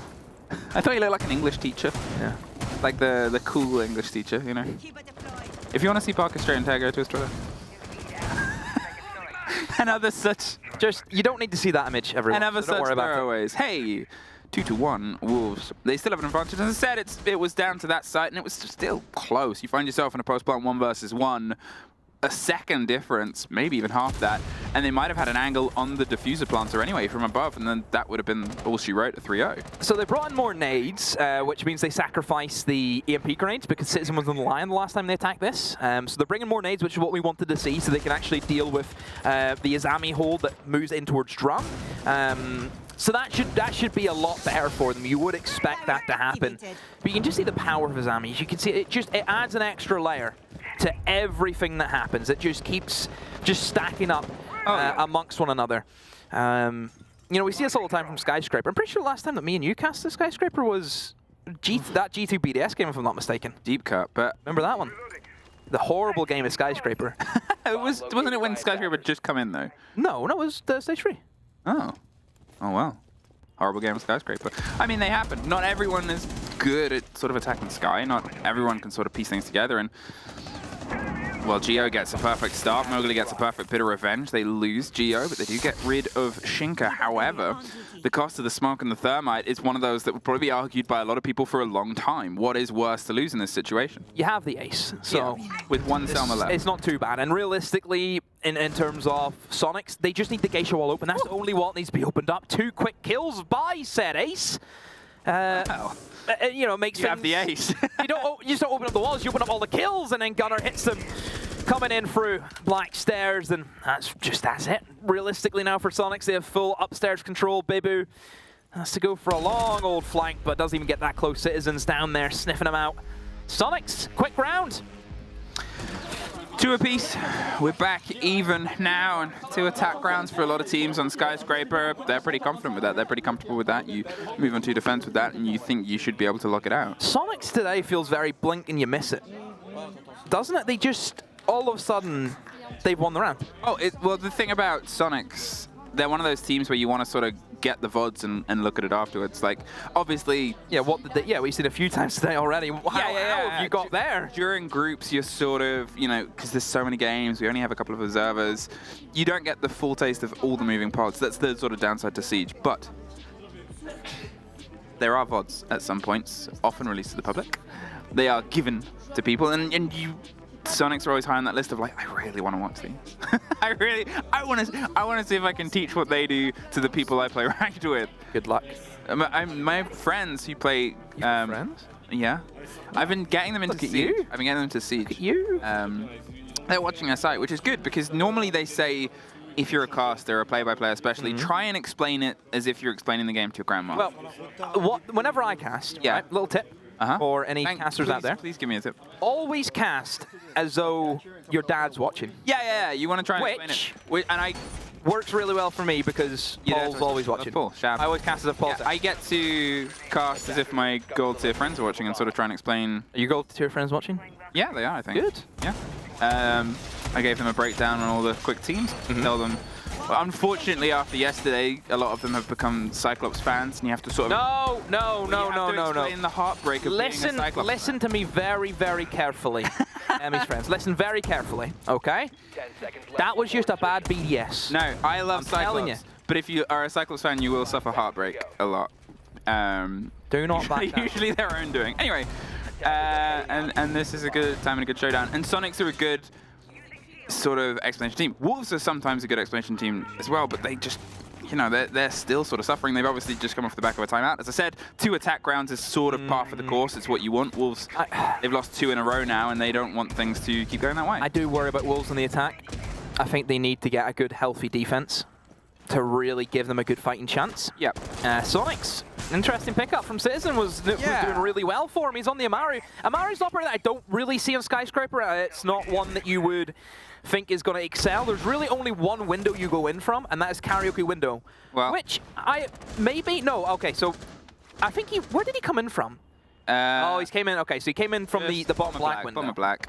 And he's going to see if he can maybe try and get a quick strike here. Yeah. You can sort of circumvent a lot of the softs, the pace there as well. You can get into position and hope that they're still maybe even doing softs on this side. That's the idea, is that if they're doing the stretch extension just for noise, they'll probably do that last. Gunnar, in the meantime, and Geo, look at the positions of 2 of them though. What they want to do here is isolate the push on the rest of it. They have maybe Mowgli now stuck in a situation where he either has to take the drop or they can force him into one of the remaining guns. That's what they do. He slips on by though and is able to escape before the pressure gets too hot. Yeah, if you actually look at Dragon, for example, this is going to be the main room that you'll see Soniqs try and really target into. There's only just a shield. That's it. There's a shield. There's a few Zami barriers being up. Is there an ADS there as well? There's one ADS. Oh, 2 ADSs. And okay. a frost mat just under the close window as well. So they have some protection, but still, what they want to 2 flashbangs and a nade and it's gone. So. Yeah, the players got out of there. Here's the first nade that's going to roll its way. There's the reveal on the first ADS. The second is a drone, but within 10 seconds, that ADS will be back popped, and they'll have to rotate. He does have some protection as well on his back wall. The terrace wall is muted, and that's poor. That's poor. And that's a frost mat as well. Well, you said they didn't have enough. Wolves say they had just enough. No, that's, yeah. Gunnar needs to be thinking about what's he doing there. You know, you should be aware that if there is going to be the shield, you'd expect there's going to be, you know, something there. Wolves have shown that they've been running Wamai a few times. Yep. So you should be expecting some form of burn denial. You should be calling Citizen over. Can you burn for me? You've got flashbangs, Citizen. You know, use them. Let me nade. You're straight into Dragon. So yeah, rookie mistake there from Gunnar has to be said. Mowgli, he's able to try and dig himself a little bit closer, get a bit of width here. Rise obviously still, as he said, in that pressure position inside Dragon, but with the drive coming against him, gets the down on Rexon before he's blinded. Can't get the lock in. A second blind will go across. They're seeing if they can just try and dig their way. The C4 wasn't quite enough. Citizen, he's pre-firing every angle, but it doesn't have a huge amount of blood in the tank, and even less in the timer. Mowgli gets the double across the back, and Wolves find their round after the timeout. Will they be able to get the very important fourth on this half? Poor round from Soniqs. The attack the last time they went with the single wall, opened up in towards the double wall, very generic stuff. Didn't work for them then. Now they've went for the challenge. They've tried to sweep across from the other side of the map. They've tried to get in the Amari early doors. But yeah, just that not being able to clear out Dragon it's a shock for me. And I think that Soniqs need to do better. They need to do better. Well, they have some options here. They'll see if they can try and push themselves one more time. We go back to Geisha. It's been 50-50 across the board so far. But the first was because of a flank on Bibu and ended in time. The only round that's ended in a timeout across the two maps, or the 1.5 maps we've seen so far. So, what'll be the change? We have Citizen back onto the Nook, back onto an operator that's done them a little bit more. The Lion was thought about for a second before it was swapped to the Flores at the bottom of the board, see if they can maybe try and drive some of these positions. I mean, that's also quite good at getting rid of an Azami who's not there. The Azami has actually been swapped off. Mowgli is going with something a little bit different, a little bit more mobile. Yeah, I'm really shocked about that as well, because I think that's Azami is crucial for holding that drum, holding in towards that Dragon, and to drop that it tells me one of two things. One, it tells me that they probably think that Soniqs haven't really went all in on really going for drum. You've seen Soniqs, yeah, they've kind of maybe lingered, and then they rotate to Geisha. Yep. But not only that, the Goo Mines are going to be great for a couple of solo plays that Citizen has been making, for a couple of solo plays that even Rexon has been making, you know. We see them just appear with a few kills. Legion's not too bad in that department, just to give you a little bit of a sound indication. It lets you know if someone's going for a crouch walk. It's not a bad change. I think they're adapting well. I think they're able to see what Soniqs are doing well and what Soniqs aren't maybe doing as so well, and that is, you know, kind of the utility sweep. They haven't really been interested in that, so what's the point of bringing the Azami, I guess? Mowgli still playing a similar position here, but obviously has to play it a lot further away with a lot less width than with otherwise. We've seen Rexon getting the steady approach across the back end. They're putting the pressure a little bit more flat. It's more similar to their first take here, where they're driving across towards Dragon, towards Drum, the traditional break here across the board. Mowgli gets rid of that drone. There's still drones worrying their way. One's heading up underneath and towards the back end, and Mowgli for now is just happy to fill this with as much danger as possible. Citizen suffers a scrape against Mowgli on the far end. He's going to go a little bit wider and hope he can get a bit of a reveal. There's a drone just tucked around in the corner that might hit the audio of the movement and motion, but otherwise, still no intense pressure. All you need to do is try and get a nade, and you have one still remaining from Gunnar. Let's just hope they can burn the Wamai disc this time around. Mowgli holding firm, and this is a really tricky position to actually attack in if you're an attacker coming in from the armory side of things. Basically, Mowgli will see you before you see him, if he is playing the angle behind the drum, and yep, there you go, you can see him, but no, loses out on it. Wow, Mowgli. I'm shocked at that. Surely you get at least one out of that, but nope, gets nothing. Yeah, a bit of a missed moment there. P4's not going to try and, well, can't trick any of that wall now. It's all broken apart. He hoped someone might hop in and see if he can get some revenge, but as the coverage, the window breaks right next to him on Karaoke, looking for the upside down repelled. They have an awareness of the player tucked in the corner. They've got one on Bibu who gets dropped as the E1D comes out behind. He's to your right, and he somehow whiffs most of the shots and doesn't get the escape. Gunnar takes care of that. It's a technical 4 versus 2 now. It's a real one with Citizen almost the next off the board. Shinka holding onto the back of Black Stairs. It's 28 seconds to see if they can try and keep the lockdown all the way on the back end of the corner. Shinka does get one. Gunnar is gone on the far end. They're angling themselves up towards potentially gold. But the hold that Wolves have is something that is stopping them getting a direct route through, as Rives can do this. Wiggle round on the opposite end, caught by the side, the wing clipped by Grixer. Gonna see if they can stick the plant. Shinka not in a position to stop it, forced further and further back, has to pop that round the corner. The kit is just a few centimeters away, but so is Citizen. Again, I think Soniqs doing really well to give themselves enough time. You can see where they've learned from the first round, where they were running out of time to get that diffuser down. A lot more control, the composure coming through once again. Wolves, yeah, Mowgli missing out on that first kill for me is a big one. P4 missing the shots here in the window. Moments like this really changes it. Like, much as what we talk about, you know, strategies and this and that. If you can't hit your shots, you don't kill. That's it. There's no other two ways about it. You have to always remember that this game, you shoot people. That's it. Is that not how? But you tell me this. If you were to describe this game, would you not say you shoot people? Would you not? You would. And that's what it's all about. You would describe it as a first-person shooter, yeah? What did you say? You describe the game as a first-person shooter. Thank you. Shooter. That's what I'm trying to say. You shoot people. But that's just it. If you don't hit your shots, don't hit your shots. That's as basic as I can make this game. Don't matter how genius you are. If you can't do it, you can't do it. You know, if you can't shoot, you coach. If you can't coach, you analyze. If you can't analyze, you cast. 5 seconds. If you can't cast, you observe. Oh, they don't like that one. Oh, they didn't like that one. You can't observe, you host. Yeah, fair enough. Poor Milosh. Yep. Milosh is the best of all of us. Not at Siege, though. I thought you were talking about Chambers there for a minute. I didn't clock Milosh. Ian Chambers is the worst of the talent at Siege because he has a real life outside of Siege. I brought him into a game of Siege, and it instantly gave him recruit, and from there I was like, oh my goodness. Because if you instantly get recruit, you don't actually have an operator. And I was like, That's how we knew he was. Yeah. He doesn't need anyone else. All right. What do Wolves need? I'm going to sort of say this round. I know it's the first. Well, I need to see how they approach this first. Yeah, there needs to be some pressure that comes across the board. We've talked about the similarities of the hold here. You've got the player inside drum. Yeah, you've got yourself locked in. The attackers, you just sort of gestured. It's a very similar setup. The Lion, the E1 day is swinging. There's a fight and Mowgli. What's Rexon doing? Yeah, he makes a great connection there with a header Rexon. He's much sharper through that door as he was the opposite side of it. Citizen is now going to step into that place that Mowgli was playing a little bit before, but with the cost of one body already lost. Questionable from Rexon. Just stood in the middle of a room for no real reason. That drops you down a man. It means that Citizen has to play that position. It means that he can't hold elsewhere. You will notice that you have the opened wall towards Drum and Geisha. That's the way Soniqs are playing this one. I don't think that Wolves, they reinforced that for the majority, didn't they? So it just gives you that extra coverage that you can have in the door. And it means that Mowgli doesn't just have like a one-way gunfight. He has two angles to worry about. Yeah, it gives you a little bit more width. It's not the easiest to hold on to, but whether they try to play a bandit trick or not, it's Geo that actually suffers on the bandit underneath. Swings up Black, back towards the top, locked in with the shield and the swing round with a little bit more wiggle room across the top. They've got slightly different structural changes in that case. Look at Gunnar right now. Gunnar, honestly, I was going to say he can maybe go for the jump out, but he's been droned out. You know, there's not really any claymores being brought in the form for Wolves, and, you know, one jump out on that Geisha balcony, it can really slow down your time.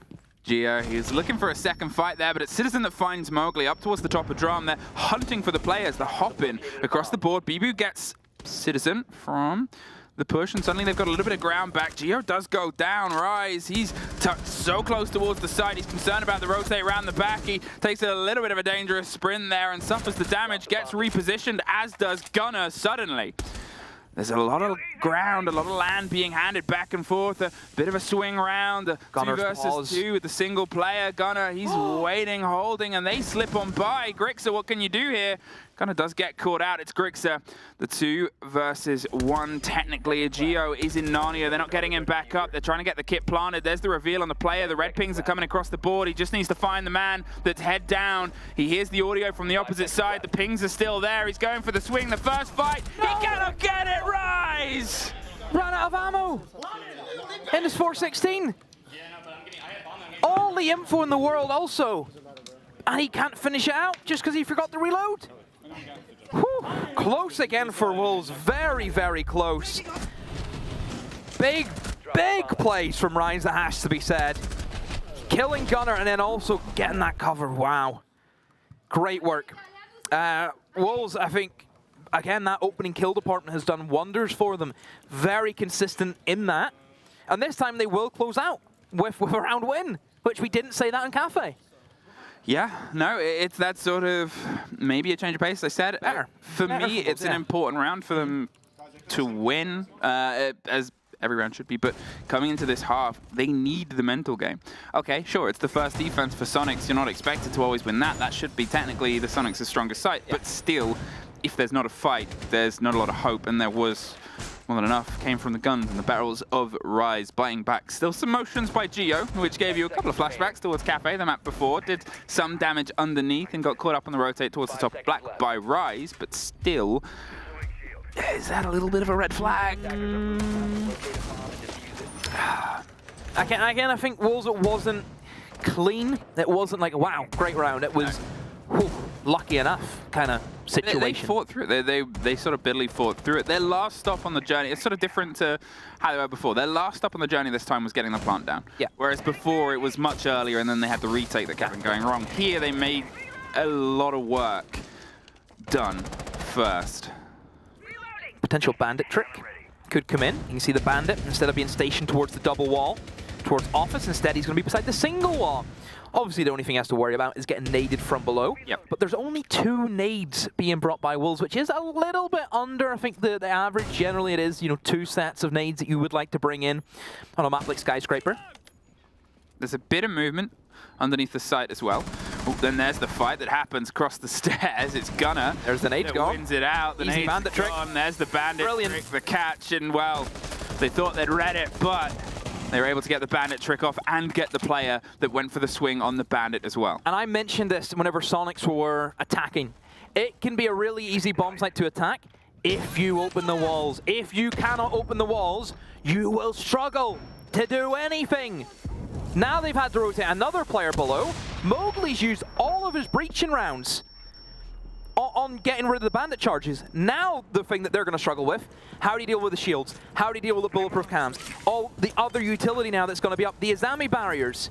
Yep. They're not going to have enough in the tank. The pressure comes on the opposite end. There's no jam, there's no electrics to stop this because of, you assume, well, just this. Shooting through, making things stay soft. It's not the most common way of doing it, but it's the way that they're going to go against it. It's not an easy wall to hold on to. As I said, without ever entering the building, especially with Ash on the board, you can get rid of anything that's otherwise stopping that wall get opened. It's not clean, though, and that's the change. That's why they've gone soft and why they've just shotgun through and removed everything. That's brilliant. Look at the mess of the breach that they've done, mostly because he was able to pick off one of the Selma charges. It doesn't really give them a way in. A C4, though, doesn't actually nail anything. Jump in from Shinka, will find one, but obviously that other door being blocked in. Geo runs to him and just gives himself up. Yeah, Shinka able to get to there and the bit of the chaos that's coming on the back end. As you said, the C4 made a door from what was scraps before, but 30 seconds in the 3 versus 2. Shinka and Rise. Rise, the man of the moment of the previous round. Shinka definitely having a little bit more of an impact this time. They're going to see if they can sort of tuck and dig themselves. They're just close around the Azami barricades, slowing things down just a little. They're still setting themselves in the engagement. It's scrappy, but they're in through the door and tucked behind the one bit of solid that might really offer them anything. He's still not confident, though. Wants to see if he can get one more, and there it is.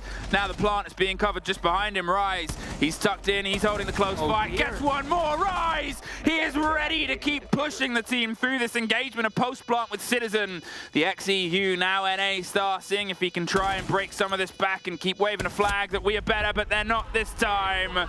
Rise. Smile. No way. Do you ever win that? You don't win that. You don't win that. Rise does. He's the oldest player at this event. Oldest player at the event, yeah. I can't believe it. I'll be honest, this from Geo. What's he thinking? That's like you're sat there on Christmas Day and the turkeys came up to you and just died. Just take me. That's what it's like. You're picking your turkeys, just came up and just gave itself away. Take me. I'll sacrifice myself. A timeout called by Soniqs here. They're 2 rounds down. They've lost their 2 opening. Why did I agree to cast? Why did I do this to myself? Why? Enough, because it's funny content. If you're unaware, the 3rd map, should we get there, should Wolves get 2 more to push us over the precipice, their first map is the best they've done across the 3 maps they've played so far. 4 maps, technically. Should we get there, is it Oregon? Yep. Is where we find ourselves. Much more of an even battleground, I think it's fair to call it. Expect to, yeah. It's one of the maps that we know Wolves definitely can't play. Yep. And that list isn't massively long. What Wolves do, they can do excellently. But as we sort of said at the beginning of this, their best of threes is usually where they fall apart. It's usually where the wheels start to come off a bit and where they're pressured in ways that they're not quite happy about. You don't win championships off best of ones. No. You win championships off best of threes and best of fives. You know, we sit there and speculate about your Wolves, oh, they need to get the best of threes in shape. You do wonder, what would they be like in a best of five? Not great. That's what you have to look at it in that regard. Soniqs, worry. Just gave themselves away for no real reason. And again, how are they allowing the Wolves players to rack up all those kills and no response? The refrags again, I keep saying it, it's the one thing that Soniqs just have not done enough for me in one department. I think Soniqs have played great. I've loved the strats that they've come up with, the way they've been able to adapt and quickly execute when needed. But the refrags are going to cost you. Yeah. Refrags is a very crucial thing in this game, is you don't let your opponent run away with it. Don't let your opponent gain a lot of momentum. Don't let your opponent get momentum back. Remember, that was a situation where it's not getting refrags, like you go from a 5v5, oh, it's a 2v5. You went from your leading 5v2 into a 1v2. Citizen gets the opener onto Mowgli, sprayed through as they're approaching the window, and that is huge. There's also been obviously a couple of changes here. We're on barbecue, we're on a site with a slightly different energy before it, but that is the opener. Mowgli has been one of the few consistencies that I think Wolves have been able to sort of bank behind. Obviously, Rise popping off over the past couple of rounds. You know, he's had 3, he's had 4. Huge kills across the two that's driven. You disagree with my Mowgli point? Yeah, I don't. But you're comparing Mowgli to his in-season 2 as usual. I mean, I'm putting Mowgli, for what Mowgli was brought in to do and the caliber of that player, Mowgli should be doing what Spoit has done for Koi, what EFAC has done for BDS. If we judge him on that same caliber, would you say he is a consistent threat as what those two players bring to their teams? I would say no. Throughout this tournament, I would say out of Wolves, he has been the one consistent. He was the only one that was positive yesterday. He was the only one that was positive pretty much in the previous map as well. He's the only one that's kept that gun game going against a team like Soniqs as well, where they have, you know, some of the best gunners in the world, depending on who you ask.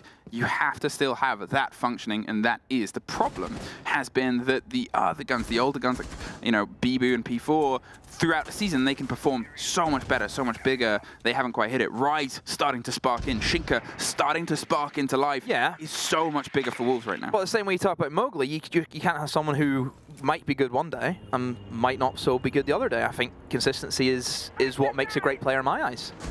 But you know me, I'm very specific in terms of what I look out for. The fight almost directly onto an Azami. There's a pretty much entirely surrounded Rise. They're able to get one out of it. Geo drops to the ground and gets the take. There's the window fight as well, and Geo's able to lock it in. Shinka, I'm not sure if he knew where Geo was. He's looking for one more fight. The Azami gives him a bit of bulletproof, and he makes things awkward for Rise. The follow through, and has nothing else in his pockets to be able to pop open that wall without being right next to it and punching it. So it suddenly had to turn from a direct line to the side into a direct line to let's see what we can piece together. They still have verticality. Citizen is up there with a bit of a lockdown. Rexon's there too, and he makes a statement. Soniqs bite back and take a round. Great crossfire. Brilliant crossfire being established by Soniqs, realizing that, hey, if they do push up in towards the main stairs, which is probably likely if you know they can't get through Geo inside a kitchen, because obviously the Azami barriers get placed and it just kind of locks it off. They don't really have the option of, okay, now we have to go above. Great crossfire, one holding from Karaoke, long angle onto the staircase, and then that gives the information over to Citizen, who can then also swing inside a geisha onto the main staircase. Great crossfire, love that. A little bit of play-by-play there from Soniqs.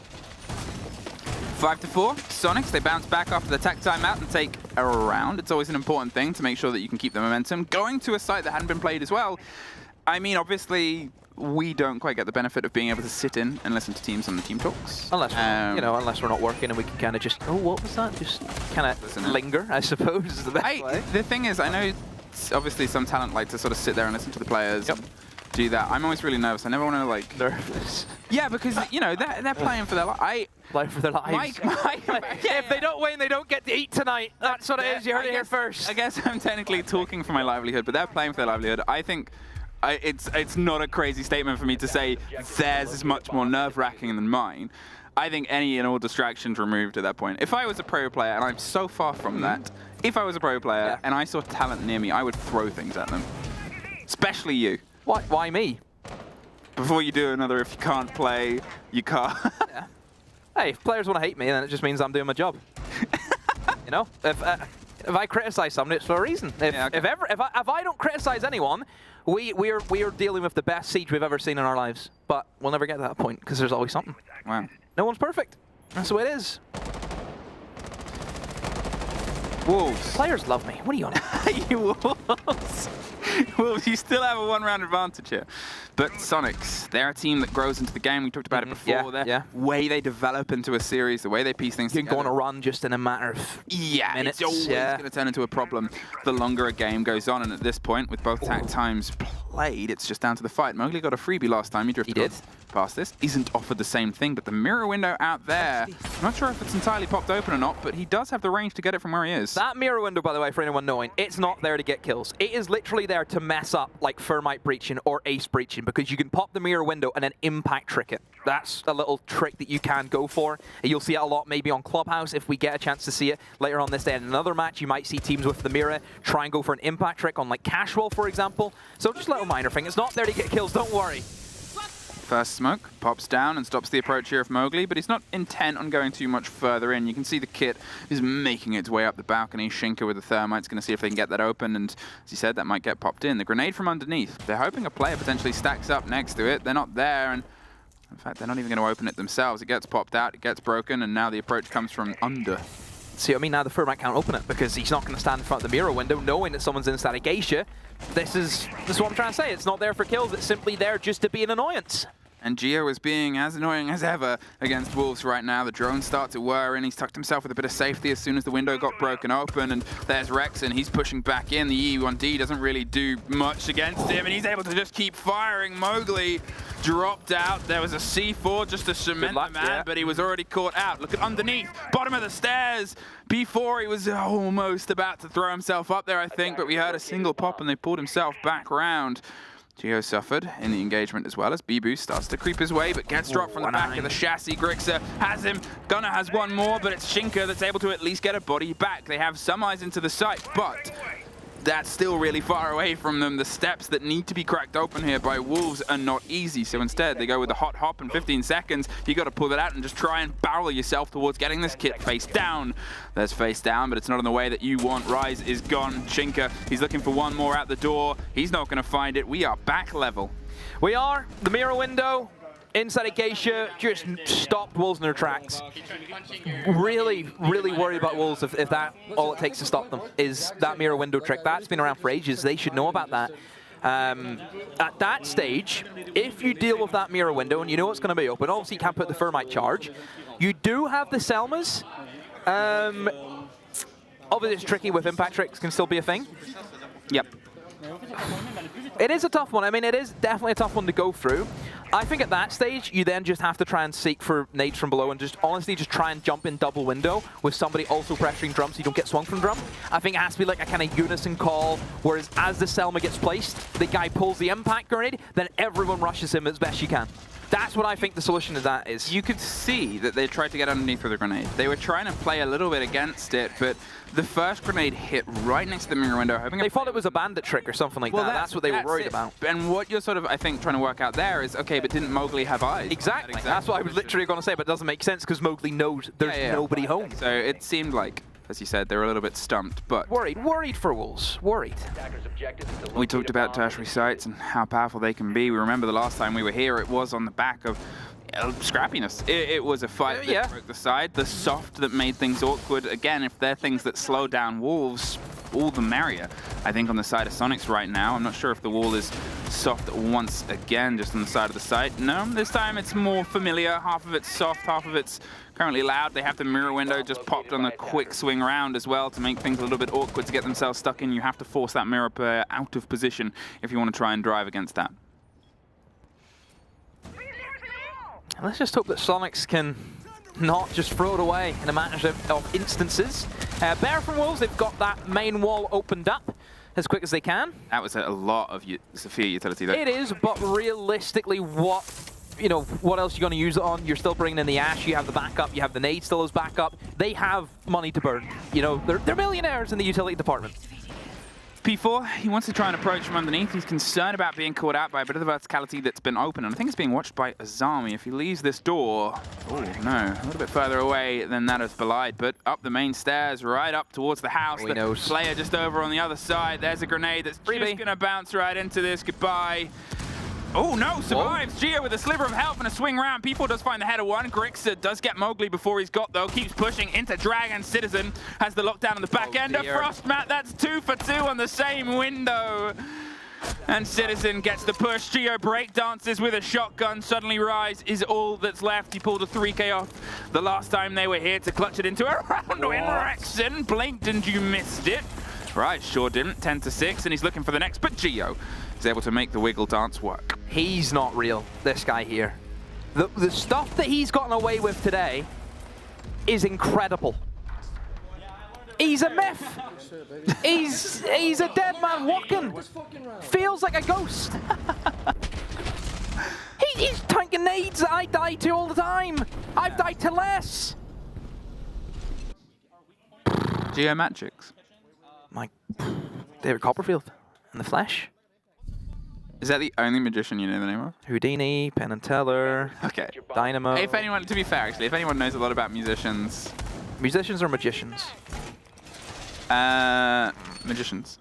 Yeah, you said It would magicians. be you, sorry. Me? No. I know a lot of stuff, but none of it's useful. You're a genius, you've self-proclaimed. Well, I did, oh, don't mean, did- I mean, I don't mean to you- brag. I did get the best predictions out of everyone yesterday. Got CAG wrong. Everyone got CAG wrong. Mandy didn't. But who put G2? I don't know. Oh, I don't care that much. who put G2? Who said Alright. I did. I'm a Those are other believer. games. What we have right now is one round separating potentially Soniqs from another 4 points and Wolves another 0. This is still technically the best that they've done, but there's still a bit of a distance to go. Hey, you're pointing at the screen. Slightly worried about something I'm seeing. Yeah, go on. Is Sens. Why are you worried? They don't bring a lot.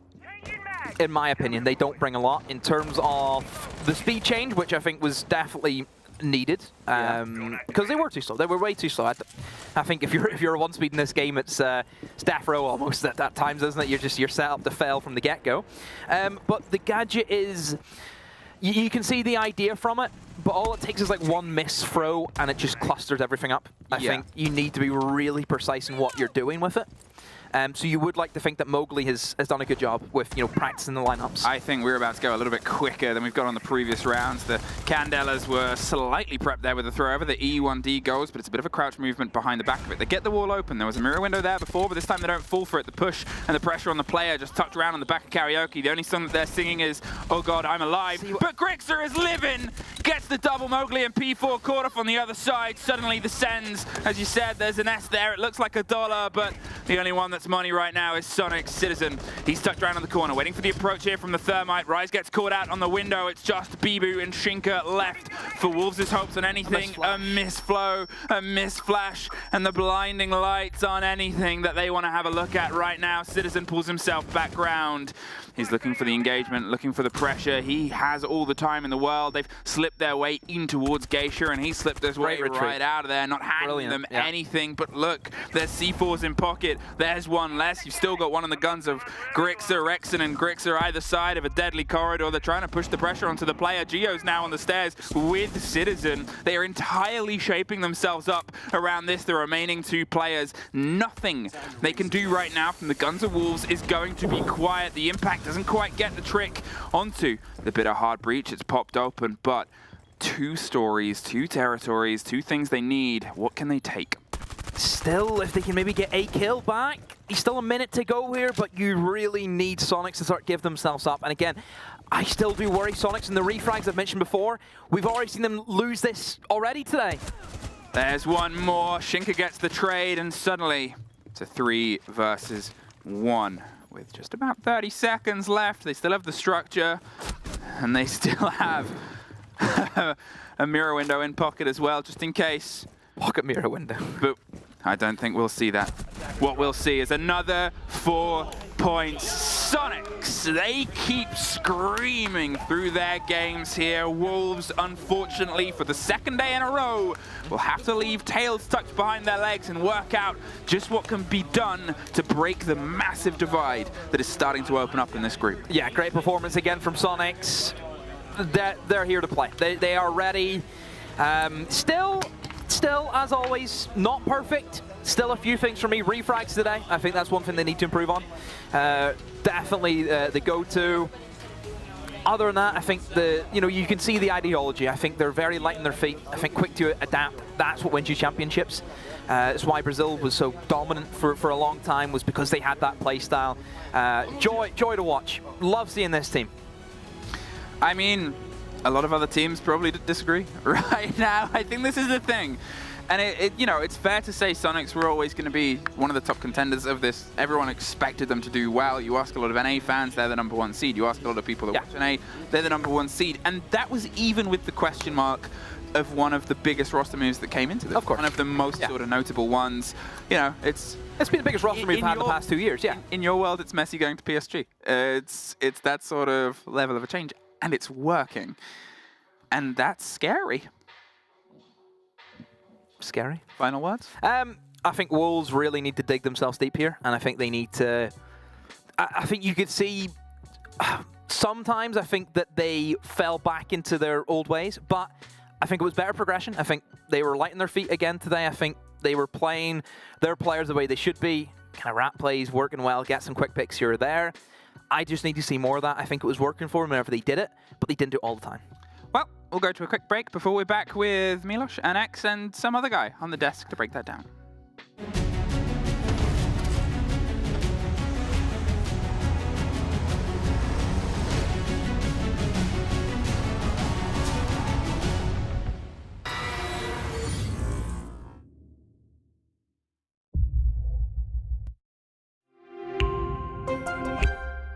I'm Nicholas Morton, but you know me as Pingu. I'm a two-time Rainbow Six Siege World Champion and former top Rainbow Six Siege player in Pro League.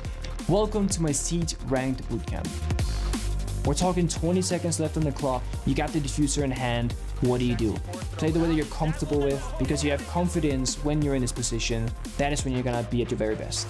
Good luck.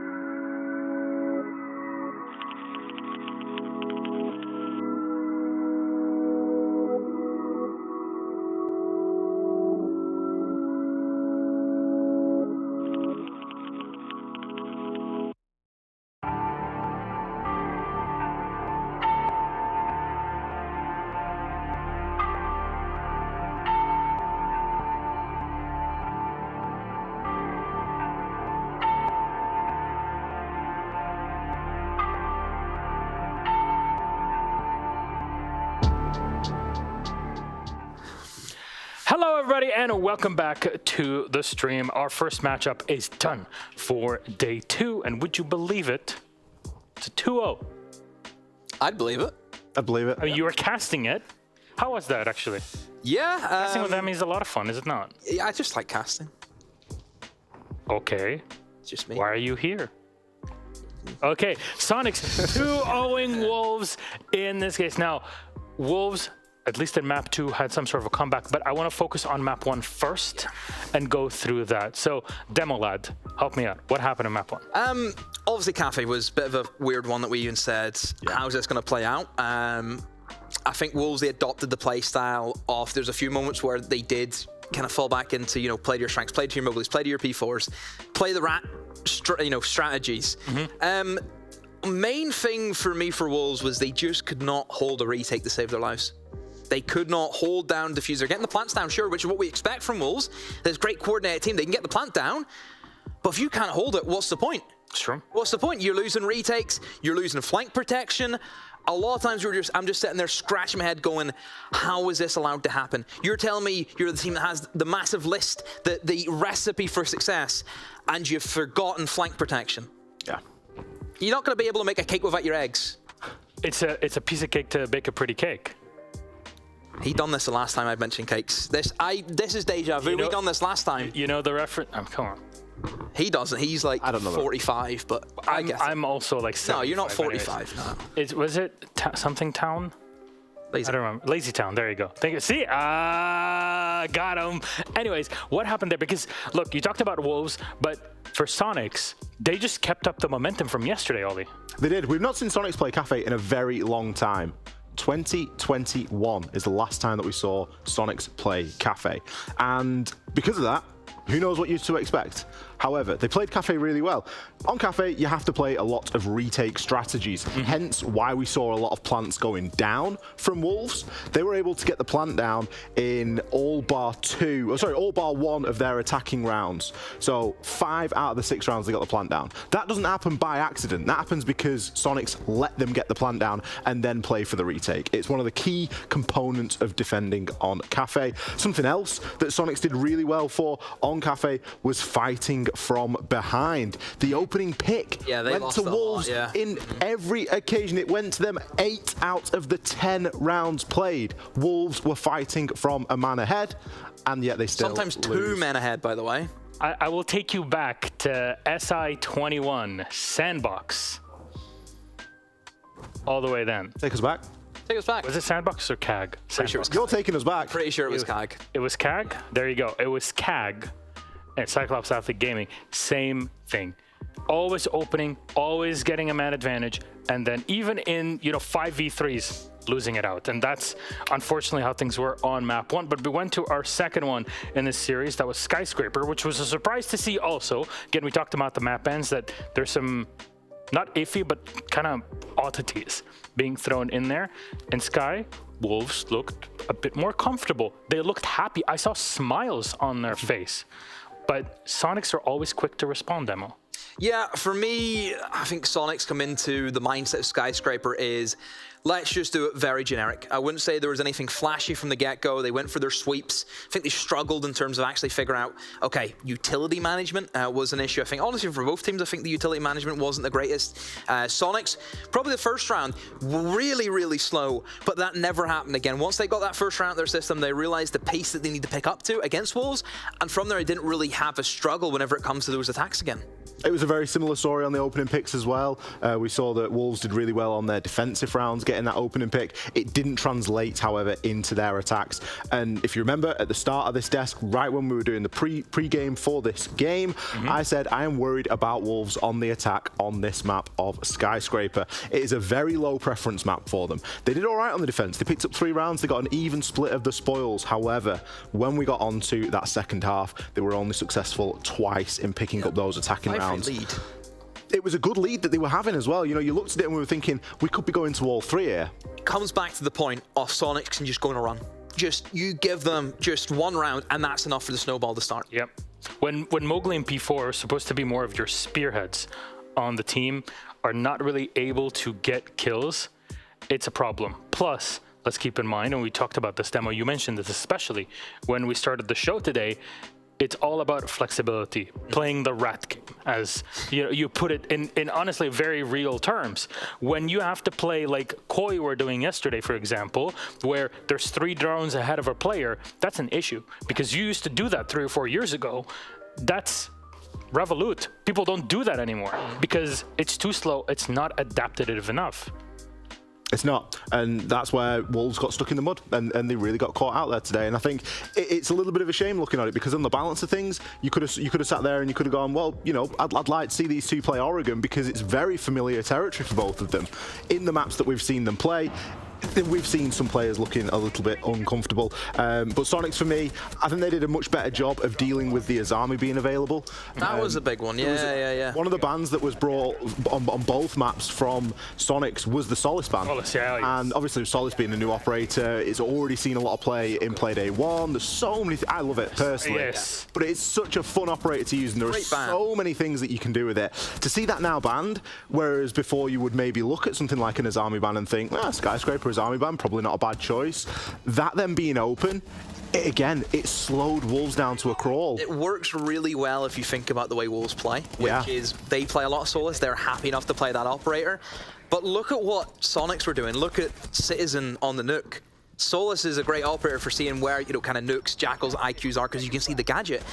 But being able then to take that away, it just opens up Citizen to do what he done well. And he dropped 13 kills, Ollie. 13 and 5. Well, there it is. That gives us a pretty tough time for the Wolves, who have not been able to, at least Wolves Esports specifically here, from Wolverhampton, as I would call it. I used to call them the Wolverhampton Wolves. Actually called the Wanderers, I believe. The Wanderers, yes. Amy looked at me in a certain way, and she's like, well, honestly, they should change it to the Wanderers because they're wondering what happened in the game. They're wondering about headless chickens at some points as well, I think, for Wolves. So every way you look at it, I think Wolves now, for me, you're in the hot seat. You're in the hot seat. You're worried now because it's not even the case of they're losing the games. They're not even getting points. They're not even getting maps. Exactly, and Dire Wolves are in dire straits also, but they started their game day. They've got a game in hand. Exactly. So there's an extra one that could be worked out with. Is if Wolves were able to collect 1 point today and 1 point yesterday, that would have been a massive deal for them. But yes, Skyscraper ended the way that it did, and what I'm curious about is the MVP. Now we're going to talk about that in a second, at least in specific numbers. But for you two, if you had to pick your own MVP, who would it be in this game? Should we say it at the same time? Should we say it at the same time? 1, 2, 3, Ben. Citizen. Oh, you didn't say Ben. You know him a bit better than I do. Well, he calls him Ben because as if you don't know him. You've grown up watching this guy. That's how you've grown up. And here he is. He is indeed our MVP. And look at this. The first time, the highest KD ratio we've ever seen. 134 kill death ratio. He's doing the Marcus Rashford celebration. The man is a machine. He's breaking it. Can you even get 134 kills in a BO3? It's unbelievable. I don't think it's possible. It can't be possible, can it? Mathematically impossible. We've already said that we don't do math. Can we call up Spencer for that, for double checking it? I can spend a lot of time talking about this guy. I know. I won't do it today. We've got plenty of time for that. Thank but God. He's just a lot of words. Something that we highlighted Citizen for, and this isn't a dig, but something that we highlighted him for at the top of the show was his entry. His entry was fantastic yesterday, +5 on the entry. I think that Soniqs got demolished on the entry today by the Wolves, and Soniqs have come away with the points, so it doesn't really matter. But on the entry, it really was somewhere that they quite struggled. And the refrags today as well for me. That was the biggest. Yeah. But Citizen there getting highlighted. I mean, he did have the best game today. I don't think there's any two ways about it. Geo as well for me, and a couple of really big rounds. Guy's a myth. The way this guy's playing Siege, I can't believe it. The way that he's going into engagements, he shouldn't be winning. He wins them. He's tanking nades. Did you see the nade he tanked? Yes, he had like 1 HP. There's no way he tanks that much damage just sitting in the trophy room. I just can't believe that happened. I screamed at the monitor. Believe it. I just can't believe it. Anyways, the man is made out of something else. Maybe shrapnel resistant. Something we need to check. But for the Sonic fans out there, tomorrow they're taking a break because they played 2 days in a row. They'll be back on the 10th, which is in 46 hours from now. They'll be playing M&M. So look forward to that game. I'm very excited for it. But for their opponents, Wolves, they play Dire Wolves tomorrow. So good luck to the casters that'll be going through it. I don't know if we want to show the group here for our A stream. Can put it up on the screen if we have the time. No. We'll do it later. Don't worry about it. Thank you so much. We will be back because our stream just ended on our second matchup. So we'll recap that in just a sec.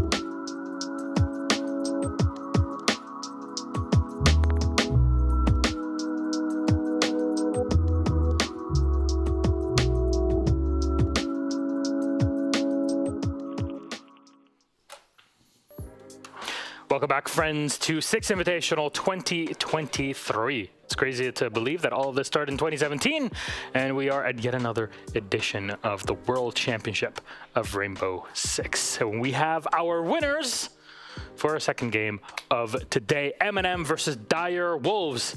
It's M&M that take the W. 2-0, sorry, APAC South casters, but you know what? Another L for the region. But another dub for M&M, who have now taken down the Wolves and the Dire Wolves. So the whole pack. Yeah, the whole pack dispatched with pretty easily.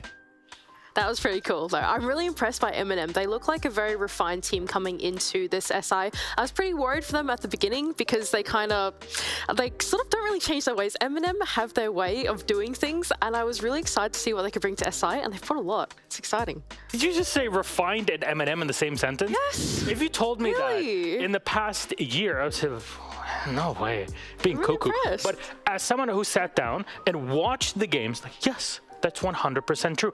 I think M&M are in the place that we expect Wolves to be in, like Wolves Esports, their EU counterparts, but M&M are pulling it off. And I don't know how they're so activated in the server, James. Well, it's kind of a trajectory for both of these teams. One of them, M&M, has been going up and up and up all year. They've been somewhat consistently making these events, but not consistently performing at them. They bring on Nath, and they manage to knock out Wolves in the EUL finals. Everything's looking fine and dandy. On the flip side, Direwolves have been going down, down, down, down for the last 2 months. They've only had a very short amount of time to practice with this new roster. So I think when you match those two things together, it's no surprise that M&M are the favored team and can win fairly dominantly 2-0. Yeah, it's pretty exciting times for M&M in general. I think another thing that I'm interested in is the addition that Nath has brought into this roster. You spoke about it a little bit earlier on the pre-show, but I think in this matchup in particular, it was super evident in the way that they were playing their macro strategy. I think the way that M&M were able to play their active intel, especially on Cafe, and then transition over into the attack, and they had these really informed attacks and really well put together executes. I can only imagine that the innovation of an extra mind, an extra bit of leadership can bring to the team.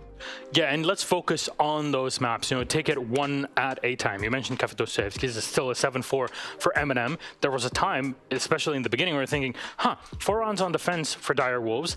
That's not bad. That's actually 4-2 at the half, 4 rounds for the defense is the expected performance. I mean, there can be Dire Wolves haters out there, but you can't deny that those first 4 rounds on Cafe looked exceptionally good for Dire Wolves. This is a map that they haven't played in 9 months. They come in the first 4 rounds, they win all 4 of them on 4 different bomb sites. So clearly this is something that Direwolves have been practicing. It's an M&M map pick, so credit to Direwolves. But following that, M&M really brought the power. They won their 2 attacks to make it par for the course. And from then on, it was a pretty cut and dried story. Direwolves just could not hack it on the attack.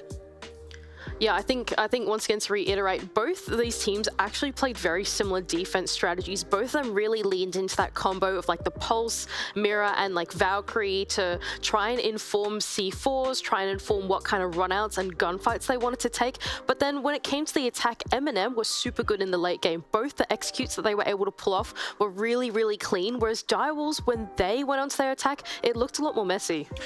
Did somebody check Solotov's PC? Good point. Somebody check in PC. The man went 16-6 across the first map, and that's 5-0 on entry. Didn't even die entry once, and he was incredibly consistent. He is the #1 rated player in the whole of 6 Invitational so far. Not only having a fantastic performance today, but also yesterday against Wolves. He has really carried M&M forward. Not to say that the rest of the team hasn't been stepping up as well. It's the Middle Eastern food. Yeah. I'm just gonna put it out there. Turkish food. It's delicious. It's delicious, and it's certainly the fuel for champions. Still, shawarma is better than kebab, but whatever. Let's not get controversial, Milosh. I have my own Lebanese biases. What can I say? But that was map #1 in the series. Once we went to our second one, things also got a bit close, but it still went the way of M&M. And I want to wrap up our first map just with these bans, because we talked about it earlier with Demo and Ollie, and it was also about that Solus ban because of how effective the operator, our newest operator in the rotation, is. Teams are just, you know what? We don't want to play against an operator that can see all of the gadgets in a game that's all about gadgets. Yeah, I think so as well. I think not just the Solus ban, but the combination of the Solus and Azami ban meant that on the defense, your early game isn't as strong as it would be in the current meta. Instead, both these teams leaned into that mid to late game intel where they were playing the Pulse, informing C4s through the mid rounds, right? Or they were using the Mirror to hold stagnation points instead, right? In comparison to playing that early game with the Fortress with the Azami and then trying to deny info early with the Solus. And I think that was informed by the bans on that map.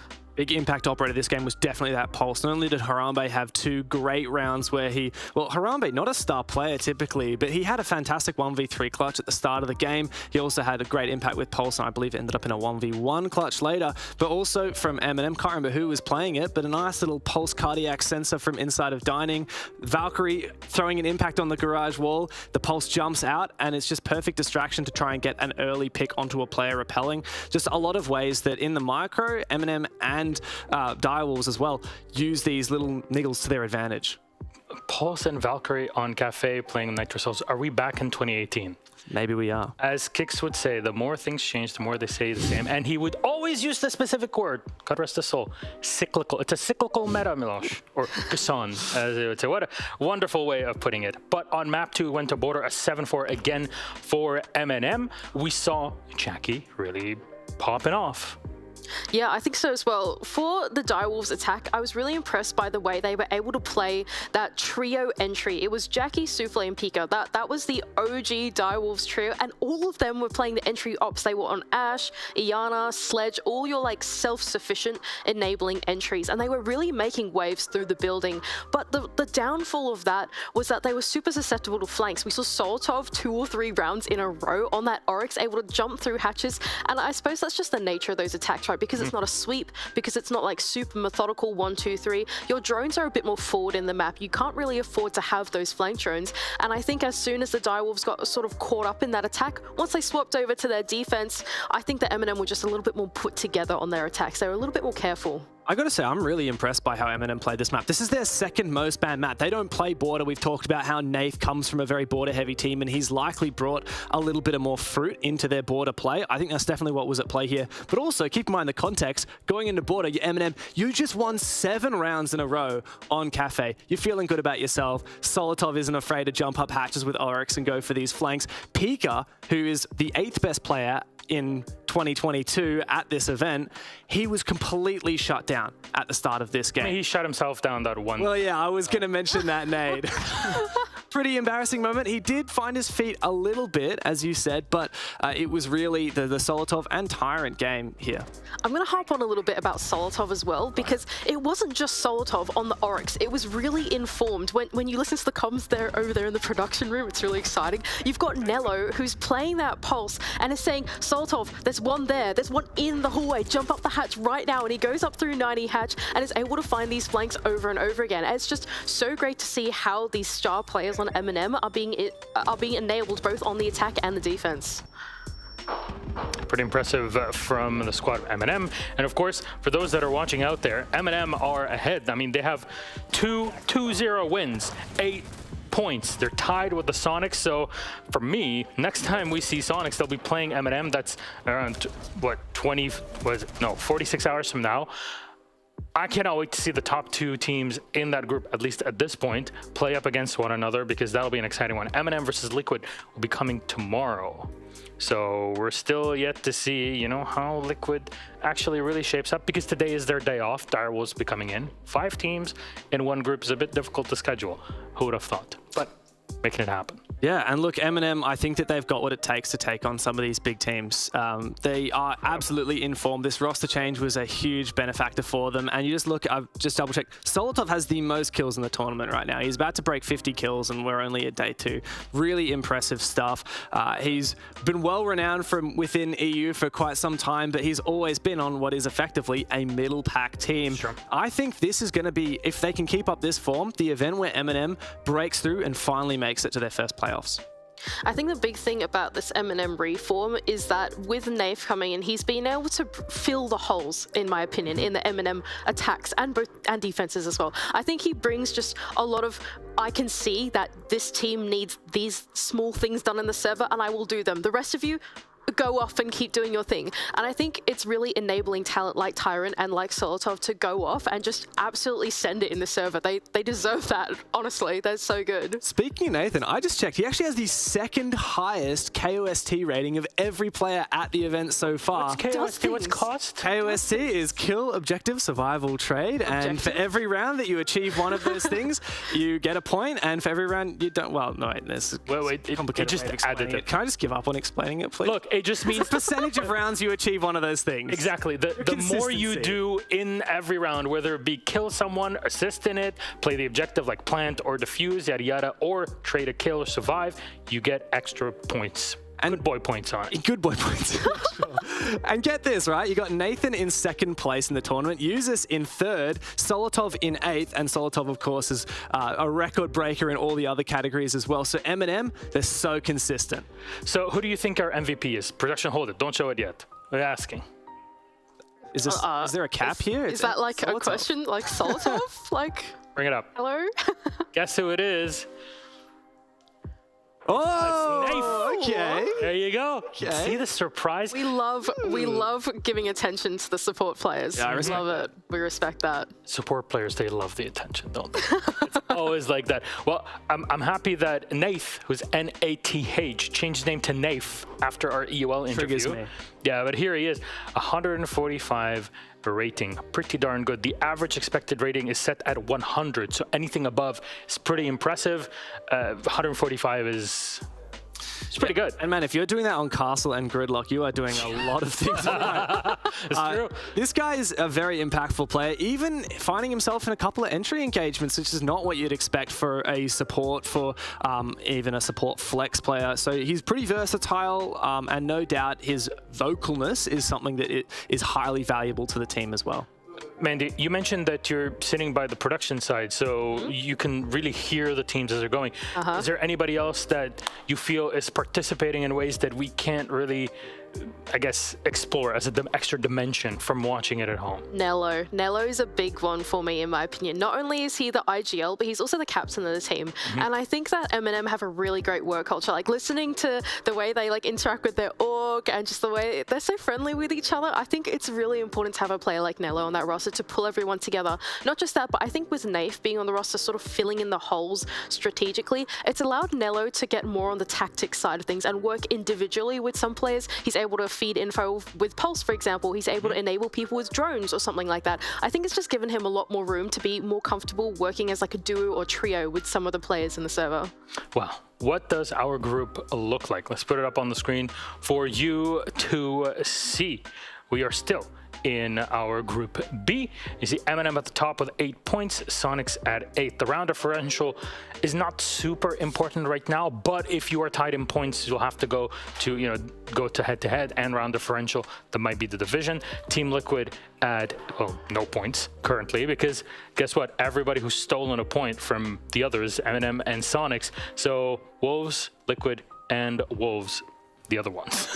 Did with no points. There's something against the rules. Can I ask you a question, Milosh? Go ahead. Who doesn't make it out of this group? Who do you think doesn't make it out of these teams? Spicy. Okay, I'll rephrase it. Okay, you're going to throw it back on me again. Hey. No, I'm not going to throw it back on you, but I'll give you another way, maybe one that's even spicier to say. Not just which of the Wolves, but who deserves to make it through, if you just had to pick. Well, I will say this. Wolves have had 2 chances to get points. They've played 2 matches, and they haven't won a single map. Direwolves, on the other hand, this was their first match today.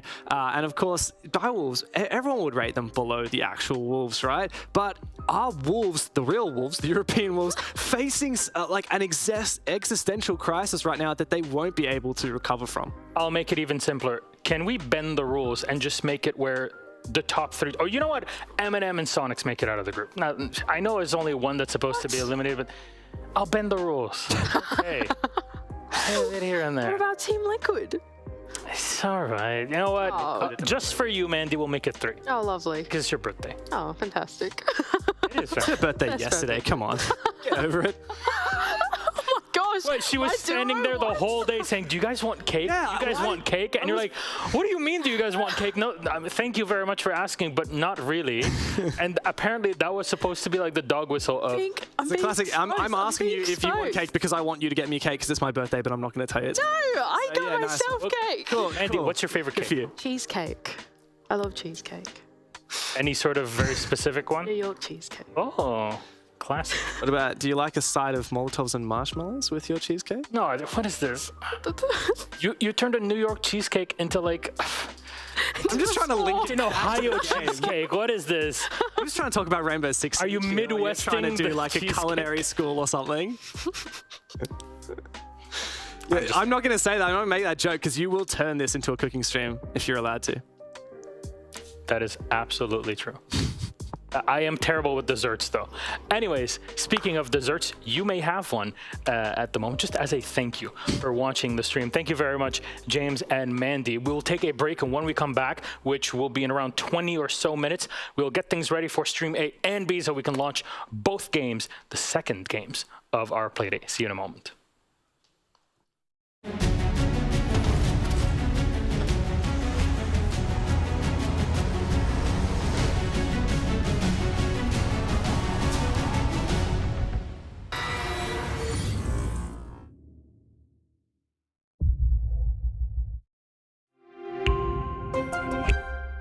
I'm Nicholas Morton, but you know me as Pingu. I'm a two-time Rainbow Six Siege World Champion and former top Rainbow Six Siege player in Pro League. Welcome to my Siege Ranked Bootcamp. We're talking 20 seconds left on the clock, you got the diffuser in hand, what do? Play the way that you're comfortable with, because you have confidence when you're in this position, that is when you're gonna be at your very best. Good luck.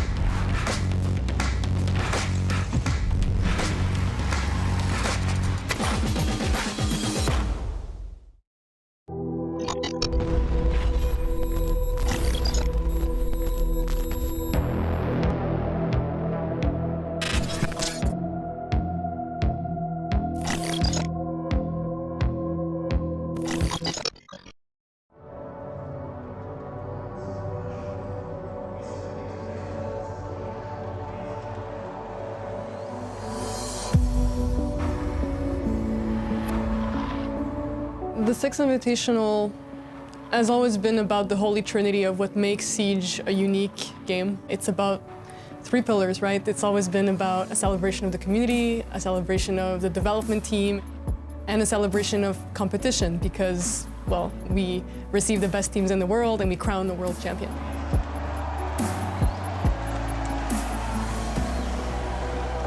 Watching major competitions and seeing anything that happens is pretty exciting. The SI has a special place in our hearts. We get to see our work on the big screen, we get to feel the excitement of the community, and we also get to reconnect with our colleagues all around the world. We get to see the people that actually enjoy it, play it, and actually bond with them.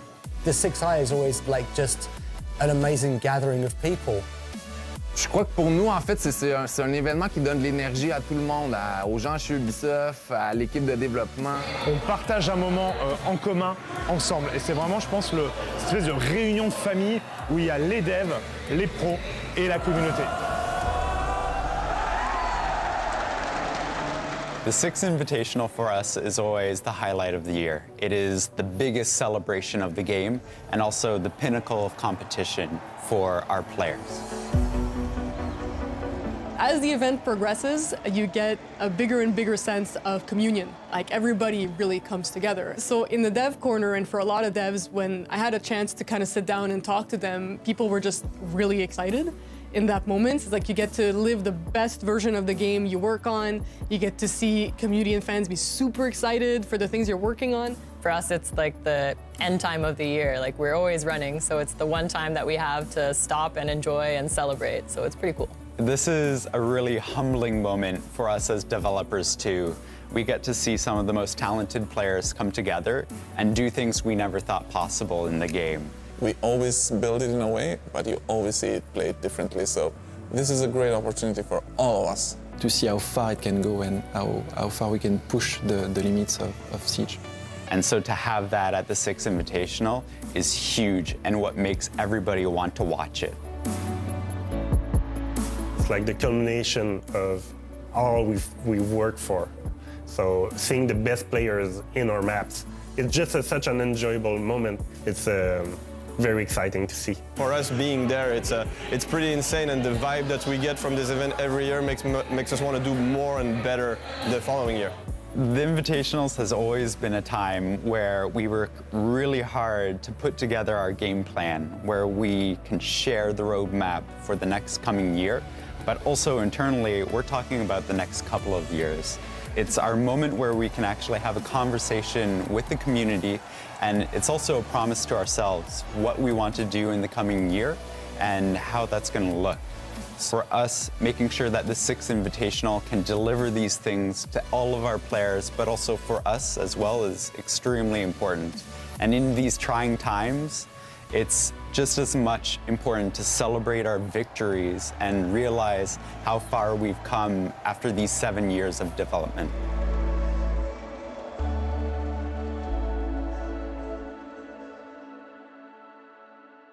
Six Invitational, 6 years. So what a match over there, of course.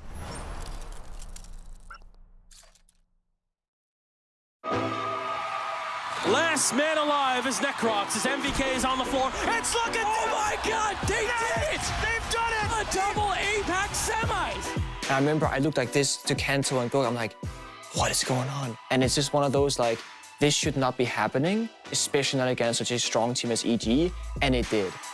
Fnatic demolish EG with a 2-0. Dizzle takes it. There's rare coaches that have been able to achieve what he has. That's immensely unusual.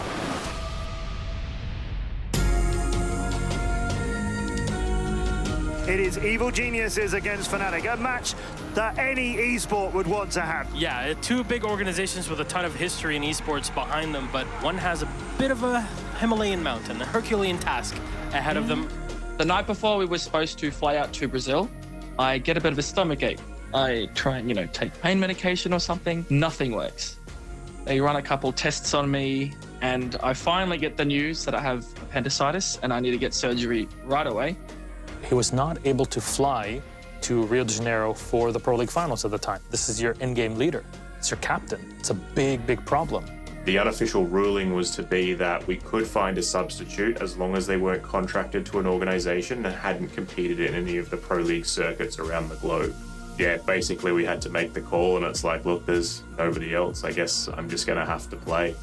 Normally when a coach has to become a player, we're always thinking that's going to go terribly wrong. And to make things worse, Dizzle came from Xbox or console, so he didn't play with mouse and keyboard before. It is interesting, though, when you have the coach playing, because he's potentially coaching in real time, especially as they've lost their IGL. It had been almost 2 years since I played competitively, but that having been said, I generally always had a competitive spirit and I have nerves of steel. And Dizzle will clutch it! Fnatic to take the 3rd round! Dizzle, in that event, was called Diz God from that moment on. Round 4 for Fnatic, and APAC 2 rounds away! I knew he was a good player on Xbox, but I knew he knew how to play the game. I just didn't know if he was mechanically up there, and obviously he was apparently. We knew if we're going to win, it has to be on Oregon, and the call came out and just said, guys, we need to get out there, need to give them pressure, just don't let them get comfortable, don't let them execute. I'll never forget Aces bringing FO12 Ella and jumping out the window on Oregon from Armory, and then, getting 3 kills and finishing up the game practically for his team. Last man alive is Necrox. It's looking. Oh my God! They did it! They've done it! They've done it! Fnatic demolish EG with a 2-0. Look at that! They can't believe it. We can't believe it. The crowd can't believe it. And they just got destroyed by APAC. It definitely sucked not being there, but I just thought it was great that the guys won without me and they won with Diz. I just couldn't believe it. The crowd went up, and I'm just sort of sitting there going, is this real? And then to have all the thousands and thousands of Brazilian fans chanting and stuff. We've never had so much support before. It was absolutely incredible.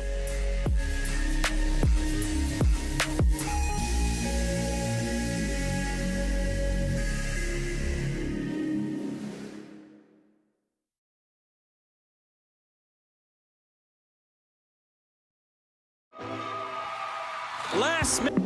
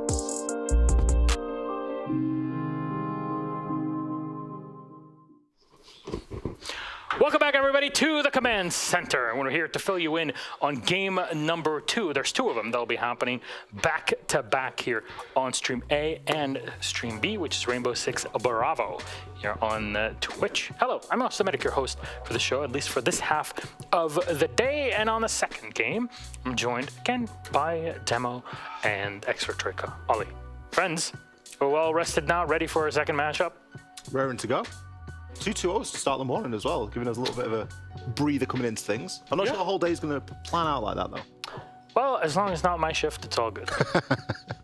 Anyways, good games is what we're looking for here overall, stretched or not. And we're looking at one that could potentially be one of the best in the group stage going off of yesterday's results. That's W7M versus G2 Esports. What's the big setup for this one here? Because W7M are looking for a trophy. G2 are also looking for a trophy, but they kind of snuck under everybody's radar. What's the deal, Demo? Oh, where do you begin? I would say that if yesterday was a little bit different for G2, and they did lose yesterday, this would be a much different matchup. But because they did win, now it's not as, I think, clear-cut as maybe what it would have been. There's got to be a lot of focus on this matchup. Rogue is a very known opponent for G2. They play, Koi, should I say. They played them yesterday. Now coming up against W7M, it's an entirely different beast. You're going up against one of the tournament favorites right here. And it's crazy to say because it's their first time playing at this level, which is pretty incredible. Of course, they have played in the majors. They qualified. They did very well over in the year. There's just a culmination, the cherry on top. And that would be a pretty big cherry if they were to make it all the way to playoffs already at an invitational. You mentioned W7M. Ollie, how would we continue with that? What can you tell me about the squad after yesterday? Yesterday they had a great showing against Elevate. There was a couple of little hiccups here and there in terms of rounds, but it was by no means a difficult result for them to get. You're looking at the squad. Herd's, for me, one of the best players. Real standout. We've watched him throughout BR6 in our time demo, and we've seen him rise through various different teams. I know you're itching to say something there, but I just love how they've brought this team together. And Julio, for me, that experience, that opportunity to really guide those players who aren't inexperienced, but they are a little bit younger, and like you say, haven't really played any Six Invitationals yet. I don't think anyone actually realizes what this team has done this year and where they were last year. This was relegation fodder. That's what they were. They were not a good team. We've only seen it at full force week in, week out. They were not a good side. And I don't think we will ever see a team who's at the very low go all the way to the top in such a short space of time. Like that first split, we couldn't believe it. Unbelievable. This is a Série B team that comes in Brazil, which is the, I guess, second level of competition inside of BR6. And in a year, they're now at the Invitational, and actually people looking at them as potentially the winners. The only team that really comes up in this way, in my mind, is the old Team Empire. Same thing, coming out from Challenger League. Look at what they did damage-wise in 2019. That was pretty impressive. So, hey, there's new stories to be forged, and there's new people that'll take up that mantle. Now, I want to talk very briefly about the strategy, because it seems like W7M have a very good balance in their two leaders when they're in the game. Yeah, I think Julio is going to be bringing a lot into this squad. I think that's the guy, obviously, Ollie, you mentioned before, we know SI winner and has that experience inside the Brazilian side. And, you know, even being able to chat to Julio and interview him as well. You know, like even he couldn't believe the progress that this team has made because he was playing against them not too long ago, you know, inside of Brazil. And he just can't believe where they've went, and whenever the opportunity came, he jumped at it because he knows that they've got a good core foundation. You know, they've been able to work and build for over the past 3 majors, but they haven't actually broken through it, and he could be the answer why. Volp's IGL is exactly what the team needs. It is. They need that direction. They need that synergy because they are a team that can play quite explosively off the back of one another, but there needs to be that cohesion there. And that's what Volps brings. We've seen him play inside of the BR6, as we've said, and that ability to sort of just control the troops a little bit. You're seeing that exciting LATAM flair with a little bit more structure, with a little bit more experience coming in now. They've really got everything going for them. It's a very good mix of things on the squad. Still being considered as new kids on the block in Brazil, but their opponents G2 Esports that flew under all the radars so far going into everyone. Thank you very much. Demo. Hello. I'll give it to you. You are very smart. Yep. Thank you. That's it. Stop the stream. That's us. We're done for the day. That's all we needed to hear. In Rainbow Six Siege. And that's where it stops. Yeah. You can flip that, use it as a ringtone for the rest of your life. But there it is. G2, they actually did it yesterday. I've said this from the get-go from the past year. Everyone wants to hate this team. Everyone does. Everyone wants to see this team fail, okay? And I'll admit it, they have a few times, right? I'm happy enough to raise my hand and say, you know, transfers that you've done haven't worked out. But if you generally sit down and you look at each of the individual players in this side, and if each of them actually play to their potential, they are world beaters. No doubts about it. If Alamo plays to the peak that he did with Team 1, unbelievable. The guy was one of the best players that we had in the entire year of 2021. Doki, look what he's been able to do in his career. Always been a top 5 rated player in my eyes inside of EU. Benja, who's been one of the most exciting players we've had in the past year. Virtue and all the experience that he's had, he's the only one remaining since we had that whole shuffle 2 years ago. And then finally, top off, you've got Blur, who, keep in mind, has also had to deal with him transferring over to a new role. He was Ash 6 months ago. Now he's in Firmite. And to top it all off, I think it's something that both Anne and Jacob talked about on socials yesterday. The win that G2 collected yesterday was their first win in 3 years and 1,095 days. In best of threes, not just like BO3, overall, don't worry, not that BO3 bad. specifically, that is the first BO3 win that they have collected. Remember, the last one that they lost was against Fnatic. Where's Fresh? Okay, Jack, if you're listening to this, you know exactly what I mean. But here it is, Doki popping off. He flew under most people's radar, but here, what's the game plan also for them? Because it seems like their in-game strategy, especially with Benja on the squad one, it's really changed. I mean, yesterday we've seen a very aggressive G2, very swing heavy. I don't know if that's down to the matchup because they know Koi. I think it's a matchup where if you do get an aggressive and you do rattle Koi, it's going to work well.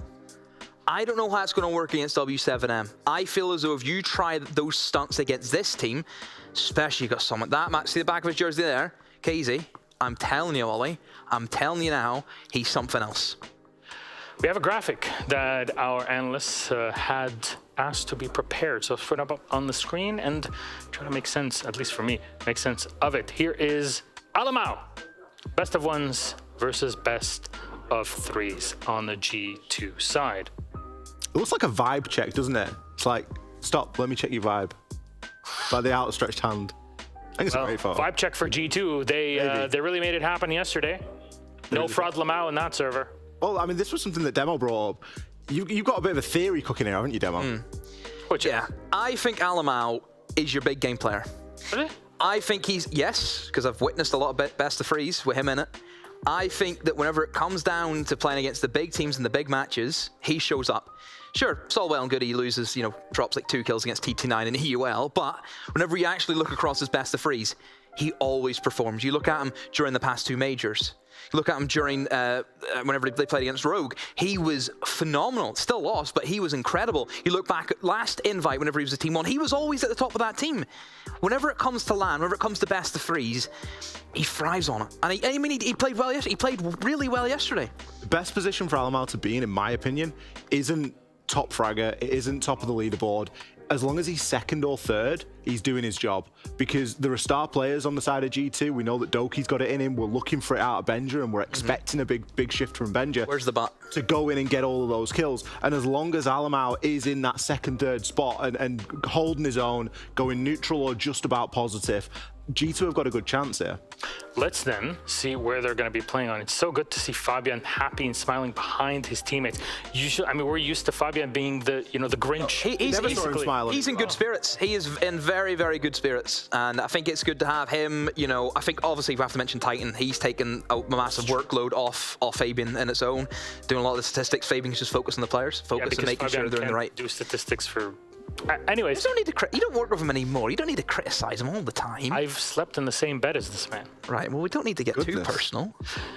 Anyways, for those jealous out there, how about do we change our topic demo to our map bans to see exactly where we're going to have to go to in this series? Again, it's 4 bans, pick, double ban, decider. And who went first is G2. They'll pick Bank, the start on the attacking side. W7M, starting side defense, as they picked Cafe. And finally, it's Theme Park. So W7M had the last ban, and they removed Skyscraper. Now, ban phase overall, Ollie, what are your thoughts on it? They're both fairly low preference maps for the other team. W7M have got a very good map pool and they will play anything, but Bank is one of their lower preference maps. Yeah. So it makes sense there for G2 to pick into that, and likewise, G2 don't like to play Cafe all too often, so W7M taking a little bit of an advantage there. What is it with these theme park deciders? We had a lot of theme park deciders yesterday. Theme park's great. I love theme park. There's nothing wrong with it. I just don't know why we've got a theme park. I want like an Oregon or a Clubhouse. They're usually your decider maps. Because G2 used to suck at it, and then they played a lot of it, and suddenly they got good at it. I mean, yeah, they picked it famously when they played against Wolves. I think it was day 3 or 4 of EUL in the last stage. They came in and were like, "Oh, Fabian, there's no way they're going to play theme park," and suddenly it's in the bans because it's the best of 1. You go in, G2 had no preparation whatsoever, and somehow they roll over Wolves in it. I mean, for all that W7M don't pick theme park a lot, they've got quite a high win % ratio on there, as opposed to G2. What about Bank? Middle preference for them. The Bank one's a weird one for me, because it's generally the map that W7M always ban. It's usually their go-to ban. And the fact that it's been allowed let through. Well, I don't know if it was me, but if I was like doing like the map bans, that would kind of like ring an alarm, like, okay, you'd probably expect them to ban Bank, would you not? If you're G2 and you're sitting down, you look at the way that they always ban Bank, you would expect that, oh, that's going to go out first. But then to get to the point where, oh, they've left it open. Yes, you could sit there and say, oh, they've left it open, let's get it now. They don't play it, that's really good. But it could be a trap, which is the worry for me. How much have G2 practiced for this? And famously, Brazilian teams will stick to one another when it comes to all the sort of practice before an event, especially with teams that are not attending. I mean, even those that are attending, there's a very regional thing in it. And last time Alamau was part of the Brazilian crew was quite a while ago. It was over a year ago. So, things might be a bit different when it comes to what strategies you can pull out of that. You think that W7 have been scrimming against MIBR on Bank or something like that? Is that the theory graph that you're going for? Keep in mind, G2 went to LA and they probably scrimmed like a lot of like North American teams, Central and Latin American teams. So that was the fear in the past. I don't know, maybe if that was something that they had the time to work on, because they spent like a week in Los Angeles. Oh, he's got the shades on. Wearing the glasses. Oh my goodness. I would be very careful on G2 also to not celebrate when it's too early, because I would like to remind everybody of the photos that were posted by our wonderful social media manager over on R6 Esports Twitter account yesterday of Koi before the Koi VG2 game, where Koi were dressed up in their white robes as if they're just getting out, just sleepy, and guess who was put to sleep? I mean, G2 have got Alamau specifically has got the biggest potential meme on his head with the clown thing. Fair enough. The clown video that G2 released, it's just got it written all over. It's just waiting for it. Yeah. To be fair, the best clown impressionist here is Derry Holt. So that's, I mean, he did it. It was great. Do I have a final point just to make one thing as well? No, actually, because I just got the call. I was just going to say, G2 generally does really good against teams outside their region. You still That's made all it I was going to anyways, say. Yeah, but it's a little fun. Okay, fair enough. A little point. Yeah. But who wins it? What's the score? Just give me name and number. 2-1 G2. All right. I think it's going to be 2-1. I don't know who wins. Come on, flip a coin. W7. W7M to be different, yeah. All right, thank you very much, lads. We are going to launch our game. So on to our casters. For those on the B stream, don't you worry. We're going to set you up for your matchup in just a minute. Thank you very much, Milos, and welcome, ladies and gentlemen. Day 2 is getting started here at the Six Invitational. Of course, we're now getting ready to move onward into our second matchup here.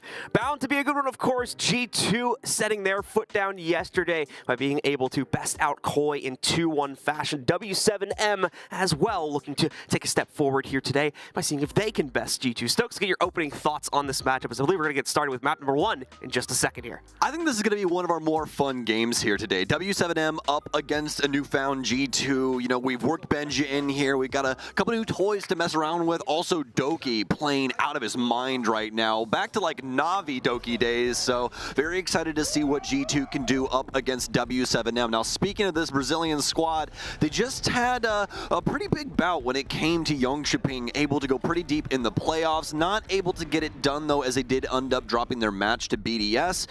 But that's all said and done and dusted, as we like to say. And, well, that all leads us to here. W7M haven't really changed too much. They've just had that time since Jönköping to kind of work on things and see what they want to try and do with their squad. And it really paid off yesterday up against Elevate, where they were able to take that series 2-0.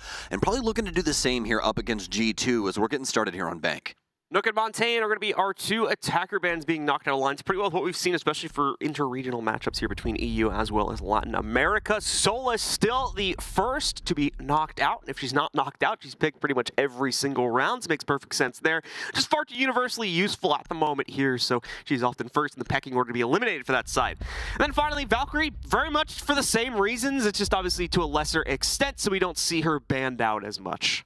It's a little bit more map dependent with Valkyrie. Yeah. She's good on every single map. She's just one of those operators, obviously, with the cameras. The intel's always going to be good for you, but Bank definitely one of the maps where she is so very dominant with the amount of places that you can hide those cameras. Also, a little fun fact here, we are into our second day here for the first stage of SI 2023, and that means that we haven't had to get too many maps under our belt and actually Bank the lesser of all of the other maps. It's going to be the only play that we've had so far coming from yesterday. This will be the second one that we have on the docket as of now with W7M and G2. So this will probably be changing up stats-wise pretty soon here, but as of right now, it's a 30% defensive win rate overall, which is astoundingly low. Makes sense to some extent when, of course, we've seen the kind of changes over the past year or so to make things a little bit easier for the attackers overall, as obviously they have added things like repick and whatnot there, and then we've seen other changes, but 30%, that's a massive drop-off there, just when you consider it overall compared to what it used to be. You look at it like 2-3 years ago, where you would have most maps at like 55% or so leaning towards the defenders, so a pretty big shakeup there. It's going to be interesting to see how this one plays out. You guys probably caught it there. I think we had a sound bug, so give us a second. I think we got to launch the clients and do a rehost, and then we'll be back in game. All right, get everybody back in, make sure that the client works, and then we'll get it back on your screen. But let's dive a little bit deeper into this, because this is definitely interesting for Bank, because it just had a recent change over this last year as well, where we ended up bringing it back into the map pool, and it's been a pretty feisty map across the board. You know, they changed up a lot of the angles for the top floor, making it to where the skylights and all that kind of stuff aren't easily abusable like they were before. Like, there's still some angles that exist, but not nearly as much. So they were trying to make it to where the defense had a little bit more say in the action on that map, but it doesn't really seem like it's come to fruition in the exact way that they've wanted it to. A lot of these teams still quite dominant on the offensive end, and that's been through not only a lot of our stages across the entire world, but also a lot of our tournaments as well. Yeah, we've seen teams try to play around with some of the more open layout of some of the sites, specifically open area itself there, where we've seen the roam game kind of extend out towards it a little bit more. And as we take a look over at that one, defense defensive win rate for this event, actually for that specific site, is currently sitting at 0% as well. So even that site as well, where we've generally seen the most success for like an extended roam game into something like stock, is just not hitting its mark. To be fair, again, that's only with one play so far at this event, so that'll probably be changing up a bit after this game is concluded, but it's still a pretty drastic stat. Yeah, 1 play for the map overall, 2 plays for the site. But the weirdest thing about that is the fact that, you know, that's usually that tertiary site that we see teams go to as like the backbone of what they're doing on Bank for their defensive strategy. A lot of teams have found a lot of success with this bomb site, so pretty interesting that that's already kind of bubbling to the surface when it comes to Bank. We'll see if that has anything to do with this series here once we get back into the map. But, I mean, so much to talk about when it comes to these two teams, luckily enough. We are checking the client right now, folks, so hopefully we'll be back in soon, but sometimes that doesn't work out, so we're just going to keep things rolling on here. As for W7M yesterday, they had an amazing scoreboard. Herds, JV92, and Volps all above a 1.20, 1.23 for Volps, so if you wanted to go even higher, you could, but we like to make flat numbers here, make it easier for everybody. But yeah, amazing day for W7M across the board, especially with their entries and everything else in between. Also, Julio, I mean, he went 6 for 9 on his KD spread, so -3, but get this, 59% survival, which is actually just absurd. I believe it was almost 10% higher than anybody else in the entirety of yesterday. So let's check it really quick. Actually, no, it's a little bit less. Nathan and Tyrant actually both 54%, so apologies about that. Both of them also lights out when it comes to those numbers, but Julio doing his best to stay alive with that important utility and get those plants down for his team, always being a useful piece in the back line. All right, well, looks like we're good to start this time, folks. So we will lock this round in here, get ourselves started with what I believe is going to be a pretty straightforward basement hold from the W7M roster. They are going to swap Julio in, of course, over towards the Clash to try and slow things down to a pretty drastic degree once we actually reach that very scrappy fight for areas like server or the red hallway, depending on the way that G2 wants to play it. And that's what the hope is in bringing Clash, that they can just put a giant obstacle in the way that would be nigh impossible for G2 to properly get past. And here's a man that we expect a big game out of, and 2 of them actually, as we go back-to-back, Benjamaster and KZ. KZ, one of the best in the business when it came to Yongshiping, so very dominant for W7M. Some incredible games. Go back and watch those if you haven't. You'll definitely know his name from that moment on. That's why we are so very prepared for this matchup right now. And what possibly W7M, the Brazilian squad, could bring to the Europeans, well, for the most part. As we know, we got a couple of Australians and some Brazilians of their own leaking into G2. It's a multicolored deck for them. Stokkey's going to be working his way down white stairs. Well, already starting the descent, G2 with some progress being made already, but at the same time, W7M, for the most part, allowing this to happen. Just going through the motions of slowly peeling back from any extensions if they had any whatsoever. So it's been a fairly lackadaisical round for both teams so far, but things are about to heat up over the next 30 seconds or so. G2 starting to establish crossfires to fend off the aggression from blue stairs if we do end up getting it. Away from that, of course, you can see the hatches being worked on here. That'll start the descent over the next few moments here. Not going to be able to prevent that server hatch from being popped here. KZ in the area as well, looking to assist that Clash if things get a little bit too hot. Thankfully, they still have plenty of time to play with here, so that moment has been pushed a little bit deeper into the round. Kicking the can down the road as of right now for this execution. They've at least gotten some semblance of a wrap around this site. Get the initial hatch open here, but they don't want to deal with Clash just yet. Doki's going to find himself an easy frag on a JV92 as some of his bullets go wide on the main stairs. Volps looking to recoup, but really nothing doing for W7M at the current moment. G2 have done a good job of moving things back and forth across this mid-floor and keeping W7M guessing, but finally KZ will step up and he's going to take down Alamau as they simply think that W7M are going to wait over inside of blue stairs, but surely not. They go for the flank and it's working out masterfully for them. Doki will finally fire back, but what's it worth at this point? 2 versus 3 and a lot more to do. Doki with an A getting primed here. Herd's going to expect it, gets a few shots back at it. Thankfully, banks off of one of the vaults there and is going to be able to save himself from that, but can't save himself from the outright push. Doki makes it work anyway, just through brute force, taking down Herds. Re-equalizes the player count down to a 2v2. Virtue tries to make a move as well, but the angles don't align and it's the Clash on the other side of it anyway. And even worse now, Doki has finally been dropped on that crossfire from Elevator back in the gold. So with that said, Virtue though, actually not going out. If he can chase down and get the Clash here, might still be able to close it down, but time is running out. He's not going to be able to get it done. I don't think the Clash is too pervasive here. And with that, the defenders win it on the timer. And that right there is why we used to see Clash get banned a decent bit. So very solid in positions like that. Stay alive, able to slow down the opposition, making gunfights really easy for your teammates as well in certain circumstances. But, I mean, for both sides of the coin there, I think they both did a pretty bang-up job. The only thing that G2 really messed up on is that they didn't have a read as to what was going on in the blue area. Even though they took it prior, there was no cam work or really any eyes on what could have potentially have rolled out of there. And that's really where the damning process started, isn't it? Pretty much the case. Once again, that was that great flank maneuver from W7M that really starts the downfall. I'll give us a moment here, folks. Fortunately, we do have another small tech issue. Don't know exactly what's going on yet. I'm going to assume it's like sound or a computer issue for that player down on the far right there. So give us a second. We should just be able to pause this, fix the issue, and get us back into the game. But definitely a good statement being made there by W7M with that basement hold. Now it's about how they expand out from that, of course. The sites beyond basement do tend to be quite difficult for the defenders to maintain. And again, going back to that stat we mentioned before, you can see exactly why only 30% defensive win rate so far on this map. To be fair, again, only from one play, but still looking drastic at the moment. Well, it's looking better if you're W7M. They're already beating the odds here. True. They got one under their belt.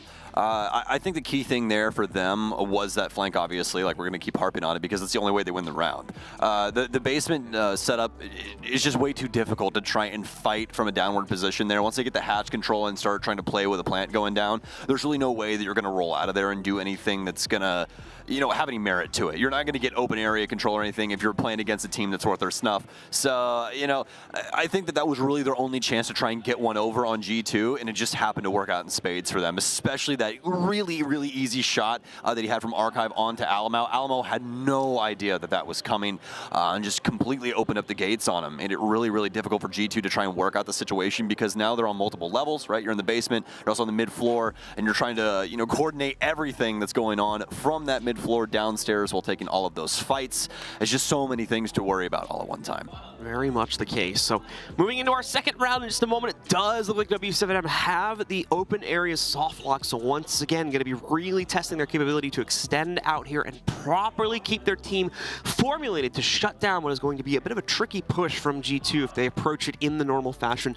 Still trying to take that lower blue control as well as main stairs to push in with some additional pressure potentially coming up from up on top after they're able to steal away both Janitor and Stock there. Can turn into a real heck of a tough hold for the defenders when they are really pushed into a corner and have very little room to play with. So we'll have to see how much of that defensive room they can potentially try to maintain on round 2 when it starts up here in just a moment. Bringing quite a few pieces of utility to potentially help out with that as well. The Warden, of course, probably going to be swapped in here to be able to mitigate some of that flash dump and other forms of utility that are going to be thrown in for G2's execute. The Maestro as well to try to get that extra information, and then Hurt specifically is going to be more than likely picking up the Azami just to have that extra bit of independence by throwing down the barricades whenever the need arises.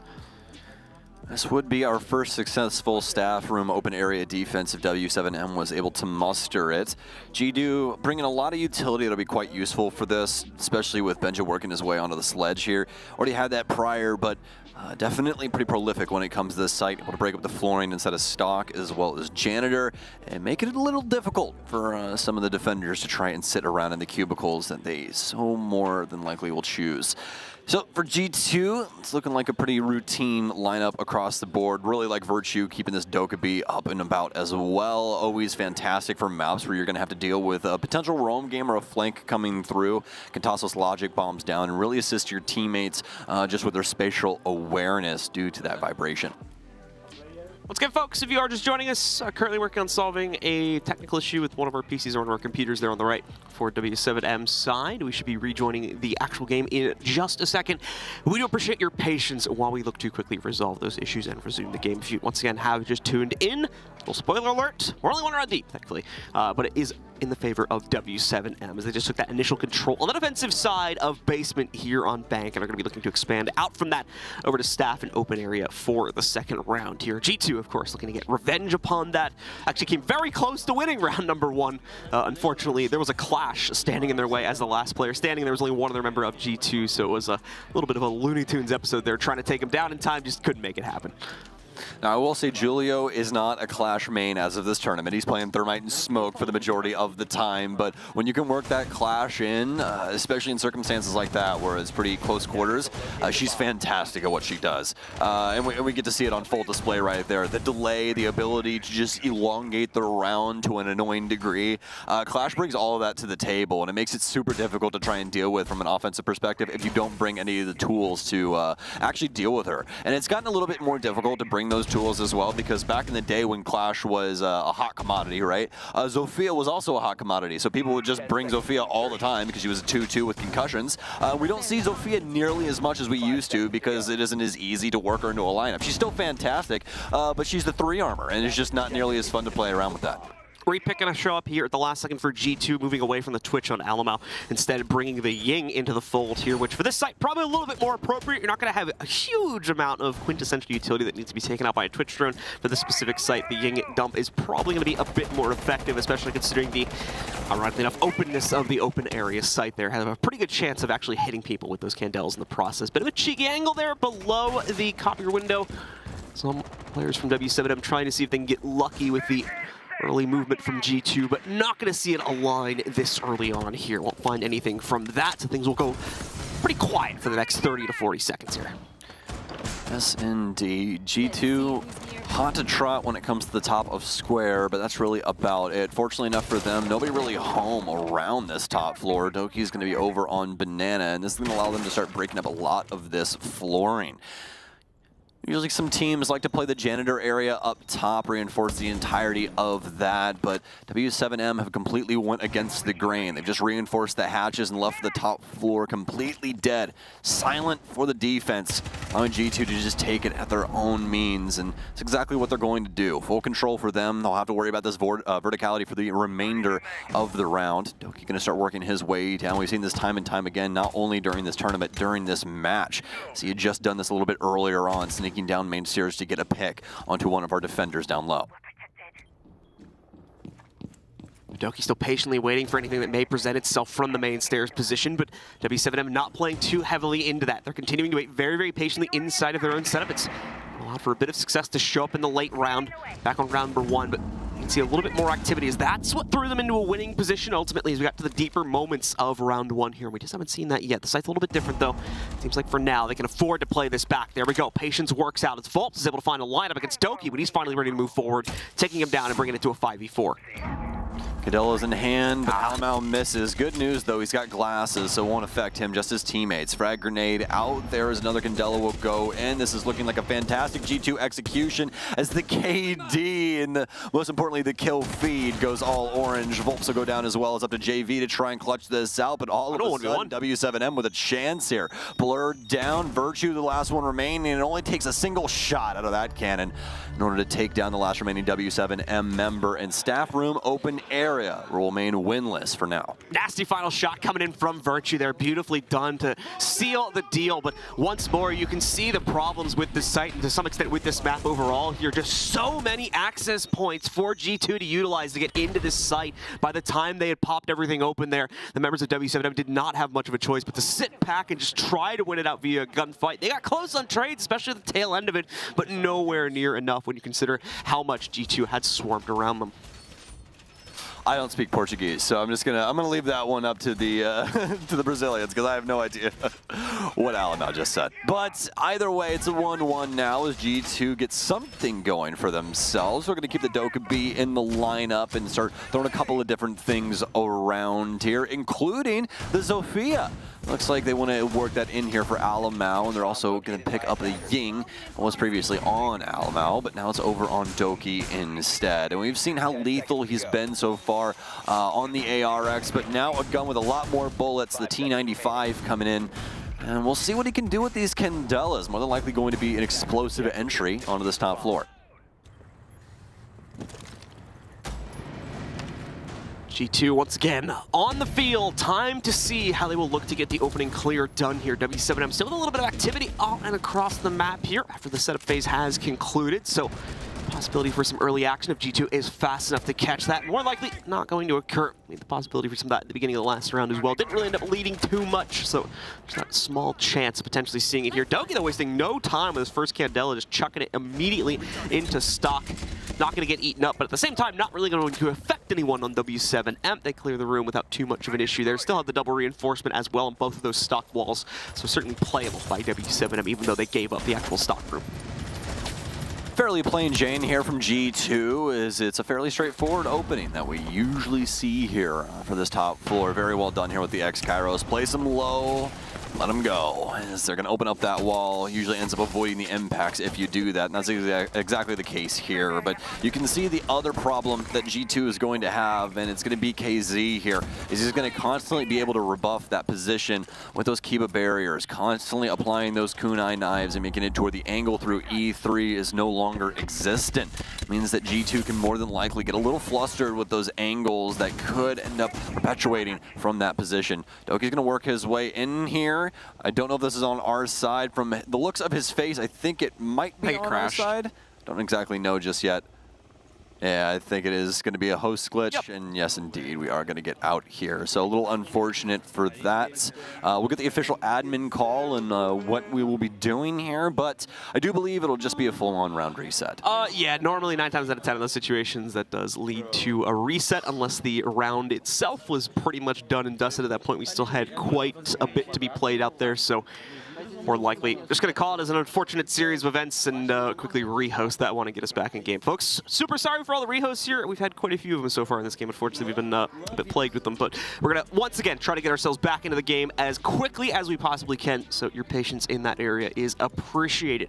As usual here, when we work to get ourselves back into the game as quickly as possible and get out of this match to see if G2 can keep the momentum rolling here to carry forward with the lead, or if W7M has that little bit of fight left to throw back at the European roster here, mostly European, of course, by playing into the upstairs site. I mean, we at least got to see the initial ensemble of what was going to go on there. Looked like G2 really wanting to try and take things from the lobby side, get the windows open, try and provide some play in via checkers windows, as well as the elevator hallway when they had the Habana pop open that as well. Seemed like they had some solid strategy going on there, especially with Doki swinging in pretty quickly on the Candelas. So pretty fast acting play there, but unfortunately that one's going to be out the window. There's no guesswork involved for W7M anymore. You know, they go for the same thing, and then it's a fairly straightforward affair for them. So we'll see if W7M has any potential variance to that, as to some extent their hand has been revealed now as well. It's going to be the other unfortunate part of this server crash here, is G2 does get to kind of rerun things. And it is confirmed now, folks, by the way, that we are just going to replay that round. Pretty much the expected result there. We'll have to see here if W7M is going to be up for the task on the re-one. We'll be able to properly counter out some of the action we were seeing thrown at them from G2 here, or if G2 will also be able to remain strong inside of that. We do have all 10 players back into the actual server, and it looks like we're starting it up once again, folks. It should just be another 30 or 40 seconds here, and we'll be live once again with the action. If you are just joining us once more, G2 versus W7M here in map number 1 on Bank. This is the group stage of the 6 Invitational. No eliminations on the line just yet. We got a new point system, which is going to give our teams a bit more of a lengthy run here to be able to play things out throughout the entire first stage of the tournament. All right. Well, fortunately enough, for those of you that were late to the show, you haven't really missed much because we've gotten through 2 rounds. It's 1-1 right now, and we're going to be headed back upstairs for W7M. And as you were saying, John, I was kind of touching on it a bit as well. Either way you cut it for either one of these teams, the jig is kind of up. Everybody kind of knows the general play that's going to be going on now, because here's the thing. Past that, you have to use the same operators that you were using in that prior round. So they still have to try and use the tools that they brought to the table, and that's going to make it to where some of the lines that they attempt to go for are going to be very similar to what they once had. So we'll see if G2 wants to try and use Doki in a very similar fashion. We saw him trying to abuse the quad windows. We saw G2 overall trying to go for more of a lobby banana play. They could try and switch things up and go for square. They have everything that they need, you know, inside of this operator lineup to really accomplish anything that they're going to look for this top floor. And even past that, I mean, they could still work in some other things there, like, you know, they could put Doki onto the secondary hard breach for the Ying as well, and try and switch some things up, but don't really have to do all that much, especially when it comes to this top floor. As long as you got somebody like Habana, you're pretty good to go. Opportunity here for Herds if he can capture it, but doesn't want to take the risk on moving forward to the direct peak, so ends up falling back behind the safety of the castle barricades. Things will unfold in a very similar way to what we saw back on the initial play for this round here. Heavy emphasis, of course, on the repel play for the players from G2, just trying to take out any and all utility that is accessible to them, especially, of course, with the Zofia in play. Flash Nova is going to be started here as well, so they can begin peeking into the actual hallway and see where these players are going to be positioned towards. W7M, though, very much playing this close to the chest after what we saw in the last round here. They do not want to take the risk on it, so they're trying to play things a lot more passively. G2 not nearly as hot to trot as we saw initially here, and actually Benja going to be the one taken down now as Volps gets him from inside of Janitor, just simply playing the windows. Some Candelas in, but no fast acting play coming out of G2. But no, actually I'm mistaken. Doki back into very similar position to what we saw him prior. We've basically gotten the same round minus the picks here from W7M that have been coming pretty hot and heavy so far. Doki will finally be able to fire back up against KZ. He's going to try and transition this back into CEO. A big smoke play there. Doki's going to go down, and he'll be dusted by said smoke. It's a 2 versus 3 now with 1:20 remaining. Blur flashed out, gonna call up Virtue to see if he can make the push forward instead to take control of main stairs. Fire back from member of W7M holding said stairs, with the remaining 2 still positioned in a deeper position closer to the site. Blur back in the fight here now, but there's not a lot of confidence for G2 to make this play work, and with good reason too. They still have a boatload of time to finish off this round, just now reaching the 1 minute mark with Virtue claiming a second kill here against Herds, bringing it into a 2v2 scenario. G2 slowing things down now. Do not want to get overzealous with this. Every round up against W7M of the utmost importance. This is a team that is not easy to put to bed. It's exactly what G2 is looking to do here. It always starts early.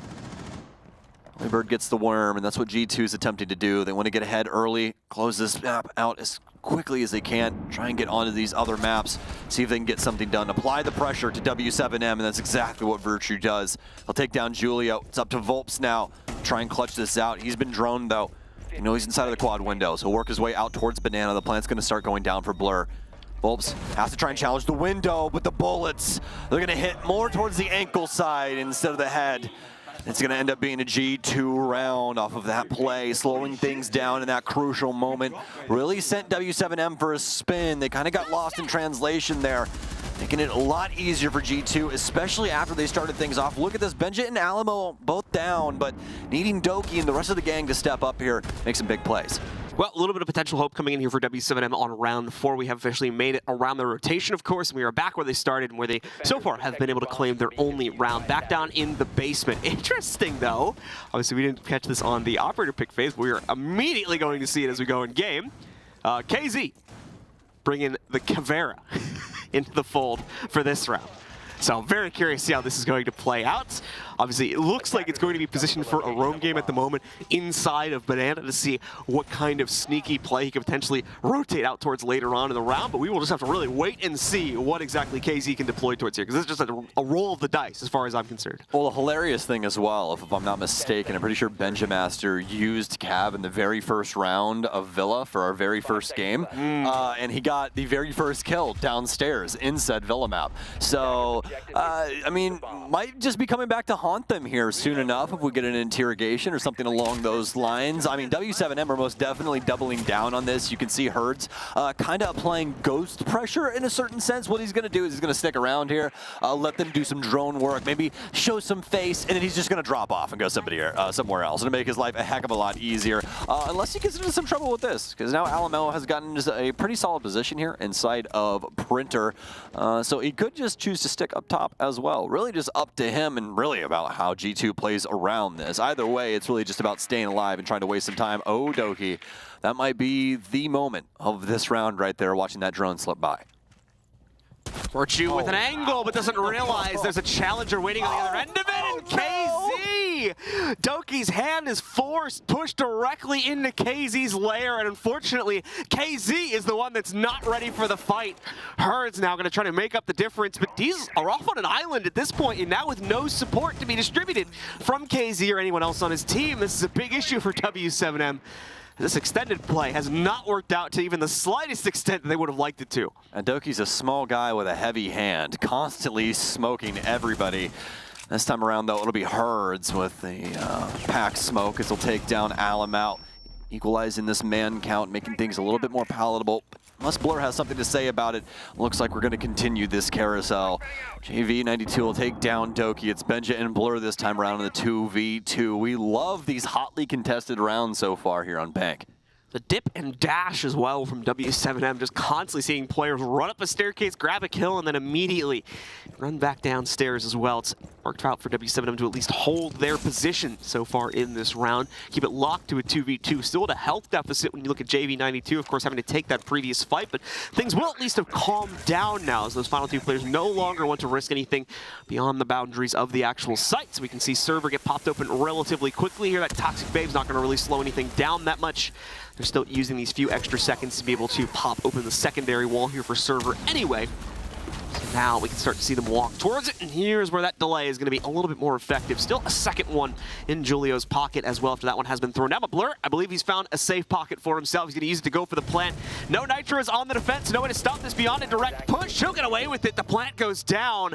And on top of that, though, the planter will also, or one of the defenders rather, will also be eliminated, leaving it all on Julio here, trying to run a flank. But it'll be read and taken down by Benja as G2 claim another successful attack for themselves. Yeah, there was a drone in that kitchen, 100%. Like, on that site, you're always going to have information game going on for the offense around that area, open area / kitchen. I mean, honestly, a fantastic round here for G2, but hotly contested for W7M. Back and forth we go. Just a lot of different moments that were quite awkward for both teams. You know, you have the roam game going on upstairs for W7M, and then G2 are, you know, pretty quick to thwart that, even though they had no idea that it was going on. Like, you know, just like moments like that where it's not exactly G2 planning these things out. It's just their natural cadence and ability that is taking it to W7M on this offensive side. W7M not really able to achieve all that much so far since the rehost, especially for KZ and Julio. Looking to see KZ especially step up. Julio usually the one trying to stay alive and play a lot of utility for this team. Son of FaZe continuing to move for W7M. How are they going to try and re-bunker this position? It was too difficult to be able to hold the extended barriers of open room and prevent G2 from setting up for their really just closing hand grip on this site. They were able to slowly but surely crunch out any but all resistance from W7M. Very much going to be walking into the same type of setup here if they are not able to improve their position. So we have G2 out and about, and they'll begin the process of swarming around it now. So it's up to W7M to put the right aggressive foot forward here in the early round to stop that from being a success on G2's side of things.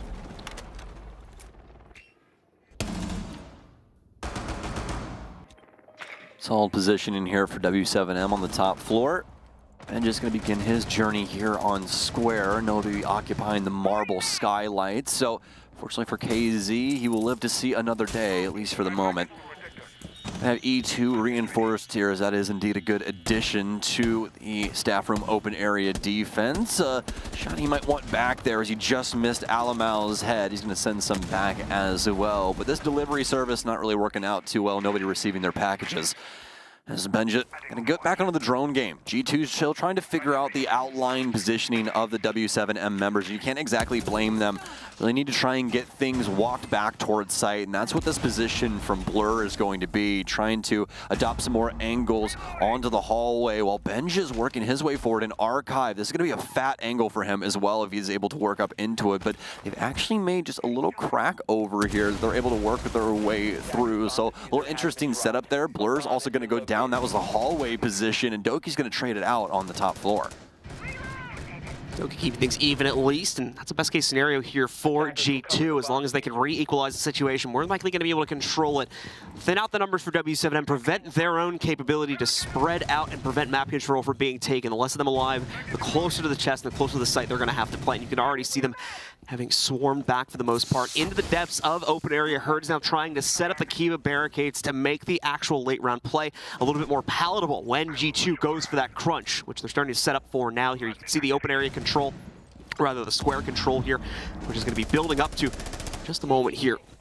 At least an attempt to work their way through that and play into open. No hard breach to be seen, though, at the moment because of the earlier death of Blur, so actually ended up being a pretty good kill just in that regard, preventing them from opening up these extra angles. That alone may at least give W7M a fighting chance to win this round when everything is said and done. And they've done a very, very good job of delaying G2. It looked like they were going to get all of the control necessary to plunge their way into this site, but it's escaped them so far. W7M keeping it close to the chest, keeping people alive. And not only that, dealing as good as they're getting with the man count. Volps is going to fire back as well. He's going to take down Virtue. A big Nitro cell from KZ. Goggles on now, and no real way for G2 to try and work in unbeknownst to the defense. It's going to be up to Doki, and he's quickly dispatched. W7M get their second defensive win and the first defensive win of the entire tournament on Staff Room Open Area. Nice enough by W7M to bring things back into a more palatable position. Should be 2-3 now on the scoreboard, so still going to be down by 1. However, bring things back under their own control with a very nice early pick, eliminating that Hibana and taking away all the extra angles that the players from G2 would have liked to be able to deploy, such as going into the small corner office there on the side of open area, as well as the bigger wall leading into open itself that would have really limited the defensive play options there. Thankfully, able to avoid that with the early pick, and it made it far too difficult for G2 to be able to just swing their way in through the normal doorways here. So let's see what the final round will present, as W7M are going to go for that basement hold one final time. Makes perfect sense when you consider the results that they had up on the second floor. Technically got 2 plays on it there, and it just wasn't really looking that great. So they're going to go back down to the basement, where I think they have a little bit of a better chance if they play back on the clash strategy, which is exactly what they're going to do. And oh boy, is this clash strategy one that got under the skin of G2. Not able to work around Julio, as it came down to the 1 versus 1 that could have been easily manageable for any G2 member if it had not been a clash. But Julio just kept shield dancing over and over again, making it quite difficult to try and shoot him in the legs. Volps is a literal psychopath. You need to get back in the building. Volps, it's smoke. There's so many like sins in this. It's not even a joke. I can't even laugh at it. Well, he made an attempt. He did. Yes, he did, Jonathan. Your name isn't even Jonathan. I don't know why I did that to you. Doesn't even have that. It's just John. Stops at John, yeah. Yeah, which is interesting in and of itself, but that's for another day. I think it's pretty normal. But... Yeah, and also the 3rd, but again, for another day. Yeah, that's... You can give him like my social security number now. 752. I'm just kidding. All right, well, we've got the players on G2 working their way forward here. It's that usual slow roll in here, as they do have to check for the roam game, since it was alive and well for W7M the last time they played into the basement site. Obviously dead and gone, and now, however, as they are playing a full bunker setup. He's working its way in there too. An attempt to throw out the Electric Claw is not going to work, unfortunately, but a Nitro, let's see. Unfortunately, I think it's thrown at the wrong angle. It's going to land on the wall. Will not land deeper into open, where it may have found some damage. As a result of that, it is a dead ring. Man, JV cannot have anything in this house. He's just trying to keep these hatches sealed and can't get it done. The EMP work, it's too strong from Alamau. Now both the hatches that are of the utmost importance are open. They can still try and get the elevator hatch open here. They have another EMP from Alamau, but is JV92 in the area? And also past that, does he have enough for the Electro Shuffle? I don't believe he does, so this is going to be a fairly straightforward affair. Still wanting to try and open things up over by the elevator. All hatches being prioritized right now by G2, so they have all of those options. Herds, the first elevator hatch being popped now. Keeping a watchful eye over that to make sure that any drop is not going to be successful. And you can see G2 also starting to flirt with the first attempts to work their way downstairs. Julia will start to swing up towards top blue as well and begin the distraction here. And it will be quite distracting when you consider that we have 3 different players trying to work their way in from above server at the moment in square. One of them has just been dealt with. KZ will work his way over after claiming that kill to support Julia's position a little bit more. The flash blinding him out entirely. He cannot find the coverage of the shield. Ends up going down, but another member of G2 also getting down in the process. They'll be brought back up, however. We're Now going to be moving forward. JV92 with one more trade into the favor of W7M once again to keep the numbers even at a minimum, but now G2 going for the plant. There is a Nitro sitting on Herds. Is he going to be in position enough to be able to stop this now? That is the big question. Where is it? Nowhere to be found, unfortunately. He is still rotating back over from the garage side of things. So the plant gets down onto the ground. The Toxic Babe also shows up far too late to help out with it too. Benja, with the counter angle still from up on top, is going to limit the rotation options for W7M as they try desperately to now get back into security here. This is the hardest retake that you can have in Rainbow Six Esports. Bank downstairs, look at the positioning from G2. How do you fight these angles? The answer, you don't. Everyone is inside of a barrel at the current moment. It's down to Herds. He can't even get an angle to try and fight back, and he will get slaughtered like a lamb. G2 Esports pick up the round, and that's going to be the half here on Bank. So G2 Esports takes solid control at the 4-2 scoreline. And to be fair, we kind of expect them to end up with here, given the way that this map has been playing out so far, specifically at this tournament. Definitely attacker-sided and a little bit more heavily leaned towards that attacker side as well. So just beyond that at the 4-2, maybe even a 5-1 is kind of the expected scoreline so far that has been played out. Now it's, of course, up to W7M to bring just as strong of a performance now that they have that inherent advantage of the attacking side. G2 will similarly play first into, actually, no, it's going to be Tellers, excuse me here, that they'll go to for their opening site. Well, that's the trick about Bank. It doesn't matter what site you go to. They all relatively suck. Like, the only one where it's like, when you go to it, you're like, I have a snowball's chance in hell. That's Basement. That's it. Everywhere else, it's like pretty up in the air on what could potentially happen. So, and speaking of up in the air, I think this is going to be the first time in probably, I don't even know, 4 or 5 months that I've seen Vigil in an operator lineup. It has been so very long because of just the amount of other utility that is so very good, and Vigil's utility is so unbelievably selfish. And that's not to say that obviously, you know, Benj is a selfish player for bringing Vigil, but just saying that's why we're not seeing him, because he's completely selfish in the ERC7 backpack. He only does it for himself. You could bring Solus or, you know, Azami or a bajillion other things across the list to fill in that slot and still roam with him. But they're bringing it to try and get some stuff done on this top floor. That's what Vigil is good at, these extended roam games and being hidden inside of that veil, trying to hide away from those drones and keep that info game murky. Phillips will work his way up to try and start clearing out top square. Unfortunately, as you can see, going to be quite a few obstacles in the way of that clear, so he's going to need some help from his teammates, and he will get it. Blur at the same time here, getting himself into a bit of a peculiar position here by Stock. Thankfully gets out of the way of the opening of the barricades once they already thrust themselves towards it, but did have himself exposed for a second or two prior, so it was a little bit worrisome. Been able to keep himself in a good position. Does end up getting flashed away there by one of the last few hits on the Candela, so just panics, heads back down through the hatch, takes the safe option to get out of here, and that will give W7M the initial control of Stock. It doesn't necessarily lead into anything yet, however, though, as Jay as well as the interior of the meeting room still have players from G2 mounting a defense there, so even stepping into Stock may still be a little bit dangerous for W7M at this point in the round. Well, the delay has worked out for G2, minus a loss of Virtue now. Benja is going to be forced off the top floor as well, so a little lagging than what we initially considered here, but still fruitful in a certain degree, able to at least keep Benja up and about.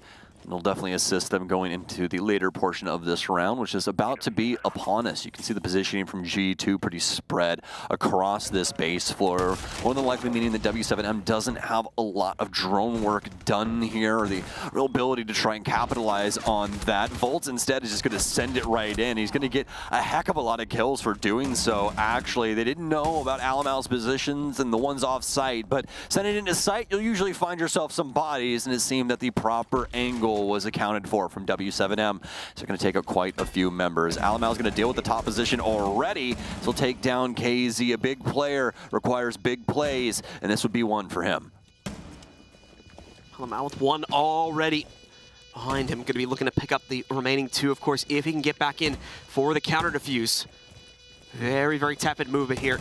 And consider the fact that he's playing with virtually zero intel, checking every single potential angle where someone could be playing at, but misses that one from Herds, who will finally shut him down and give the opening round of the half over to W7M. Honestly, I think it was very well done from G2. It's unfortunate the entry wasn't exactly accounted for from you know, their angle. Just not really expecting W7M to hop right into sight, take those gunfights so quickly there. That's really what they were looking for, was the one hole they could work their way into for the actual execution. As for G2, though, I still think they did a pretty bang-up job on the top floor and being able to delay things out and keeping people in some pretty pivotal positions across that mid-floor, all things considered. But obviously W7M still able to take it as they were able to quickly get control of the site off of the back of those two big picks, get that plant down, and gatekeep Alamau for the remainder of the round. So into round 8 we go. Members of W7M, of course, bringing a pretty straightforward lineup that we would generally expect to see for this type of site. However, they're going to change it up quite a bit here. Hard Breach is being swapped to a different player. The Nomad is being brought in for Volps. We've got the Osa coming out as well for Julio, which is not an operator that at least yesterday we got to see a whole lot of, so we got to get a nice little preview of that. Even Zero ending up being swapped in here for KZ as well. Zero definitely an operator we, for North American teams more than anything, tend to see deployed quite often on this map, just due to the free intel you can get with how high the ceilings tend to be in some of the rooms here. You can kind of sneak those Argus cams in, and oftentimes it won't be noticed. So it seems to be a pretty good operator, but that's a pretty good jump from Doki. Knocks the head off of KZ, puts G2 on the right foot forward right from the beginning of the round. Unfortunately, cannot go 2 for 1, which would have been the ultimate W for him in this round. Only manages to trade it out 1 for 1 there and fails to escape back into the building. Well, it has to absolutely suck that it was KZ, because I didn't even really get to see what secondary utility he had. But I'm going to go out on a limb here, John, and say he had secondary hard breach for the hatches that happened to be a necessity to opening the downstairs levels. Good news, though, is G2 actually had a roam game here, and the hatches are open, so that's not going to be that big of an issue, as well as they also have JV92, but Ace is not exactly the greatest at getting hatches, is he? Has to use 2 of those Selmas out of 3 in order to get a singular hatch, just a bad ratio. Never want to try and go for something like that.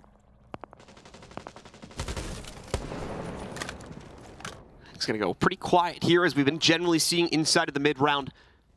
W7M trying to take it oh so carefully here, considering they were down a player, and as you mentioned, they're down a very important one with regards to their utility, specifically regarding intel, and potentially some of their hard breach too. Nice catch by Herds, but Alamau is going to get the credit for it, interestingly enough, and Alamau also takes down Herds, so just a little bit of an awkward scramble there between the teams. Not really a team kill, as he probably would have went down anyway, but just a bit of an awkward moment there. He probably didn't expect Virtue to double back and try and take the fight. I mean, but hey, that's what I'm saying. With that peek, he probably dies again anyway, so it's like, eh. Very true. JV92.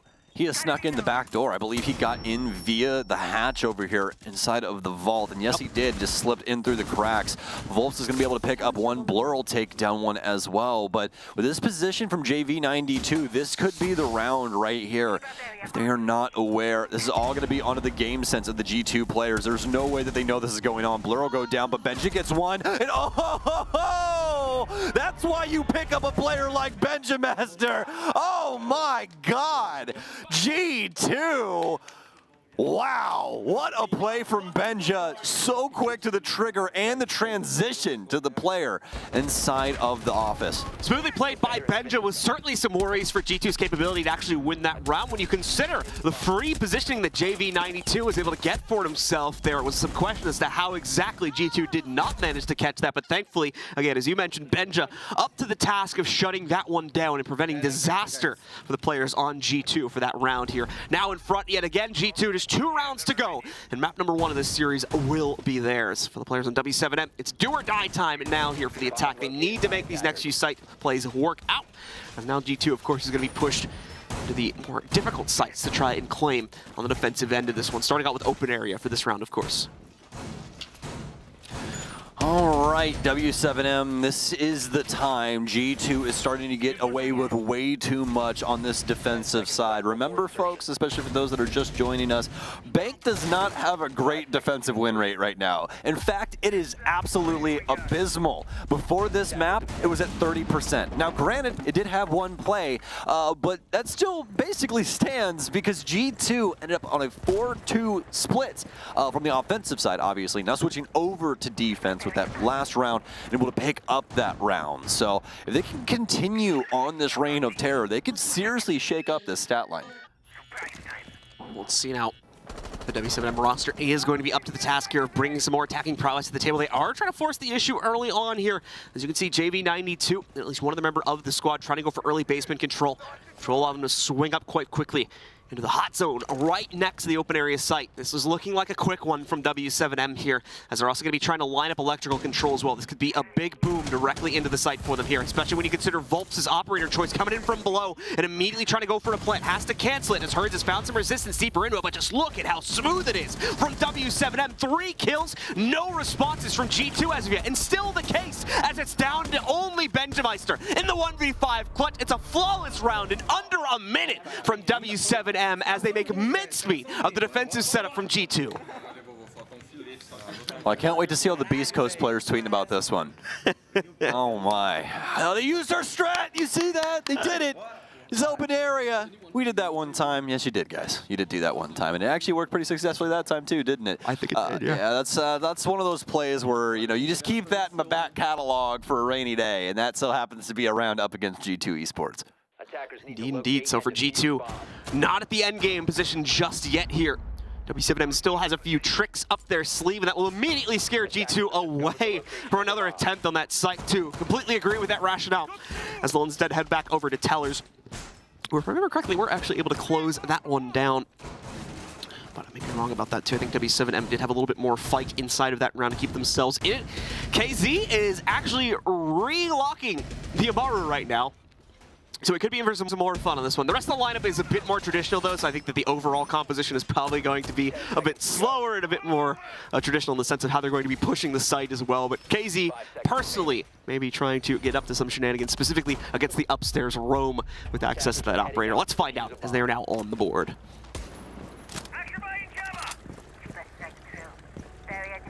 So what is our play this time, KZ? What are we looking to do with the Gara hook? Well, we have a lot of options on bank past just hatches. We also have a myriad of different windows on the top floor and some other ways to be able to abuse said hook.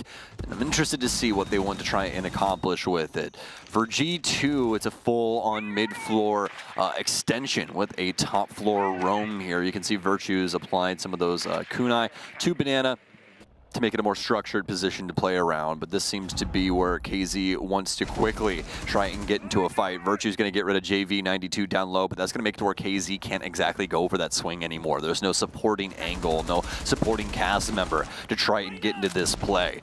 Blur's going to add on to this heap as well. He's going to take down Herds. W7M have already lost 2 bodies in the first minute. Not the booming start that we saw back on the open area push just a few moments prior. G2 putting their foot down for round 10 here. Taking a defiant stance against anything W7M want to try and deploy towards KZ. Maybe the last hope for some early round success here on the W7M side of things. He has been able to make it up to the spiral staircase without being noticed so far here. Has a good opportunity to potentially sneak up on Banana, but there is Overwatch for it. Virtue catches the play, knocks out KZ, and leaves only Julio and Volps alive. I believe both being played over by Square as well. Never mind, one is trying to work their way in from the basement. Julio, though, is so close to his end already here. Just been peppered down, shot after shot. Benja to finally finish things off as well. Takes him out, and Alamau to seal the deal with the flawless to end the round. Incredible stuff here. G2 quickly getting this done. So we are on to match point now.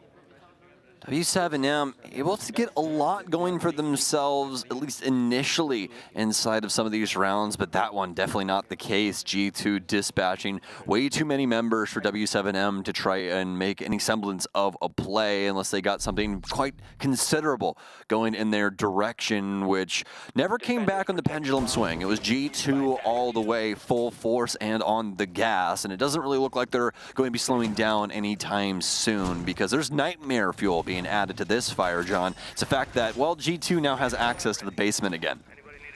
Indeed, that is the case. So it's do or die. Very much so. It's been a couple times here, unfortunately, for W7M.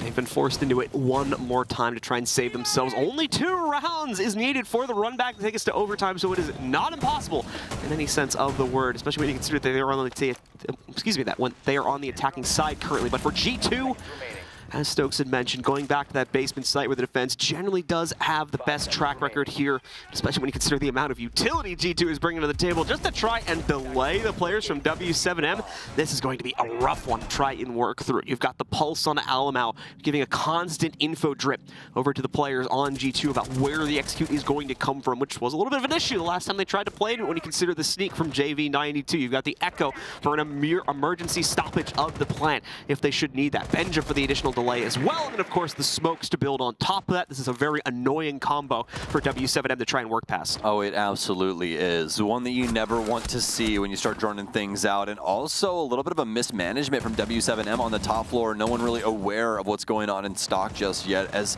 they're already starting to try and push into square, and that was almost a free kill there from Doki, but it's actually going to be Benja instead that takes down Herds. That was the man that had already gotten tagged up at the top of square, and they knew that he was probably going to try and go for something, so Benja just hops to instead and is able to deliver the death blow that Doki was looking for inside of stock. Now W7M once again sent reeling. They have to try and figure out what they can do with this map, and you can see they're really worried about G2 potentially roaming on this mid floor. We are going to have some bodies, but they're going to be in some pretty solid positioning. They're playing pretty close to the stairwells, and this makes it to where they can quickly, just like Benja just did, escape back down the escape hatch whenever you want to. They've already gotten their job done. They've dealt the damage to Herds, and now W7M has to try and make something of this, especially with Julio just really not doing too much right now in the kill department.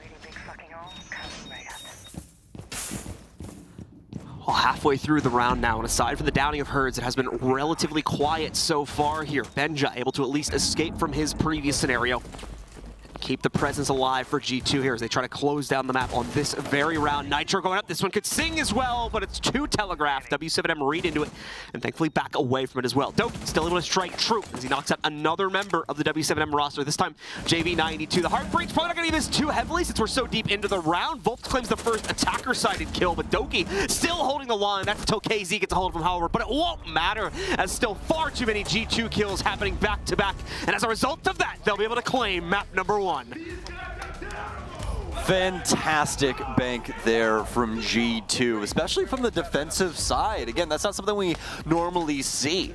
And for W7M, that's really up to a couple of things. The abuse that we were seeing from G2 on a lot of those entries coming in, as well as Julio just not really pulling any weight in the kill department. The last series he was in, he was still able to get 6 kills across the board, but in this one, not too much. We're going to send you guys to a quick break, and then we'll be back with map 2.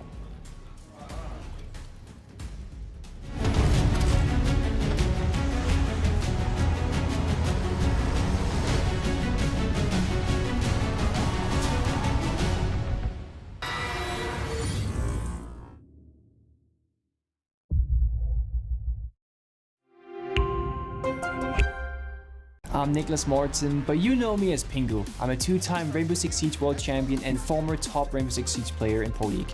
Welcome to my Siege Ranked Bootcamp. We're talking 20 seconds left on the clock, you got the diffuser in hand, what do? Play the way that you're comfortable with, because you have confidence when you're in this position, that is when you're gonna be at your very best. Good luck.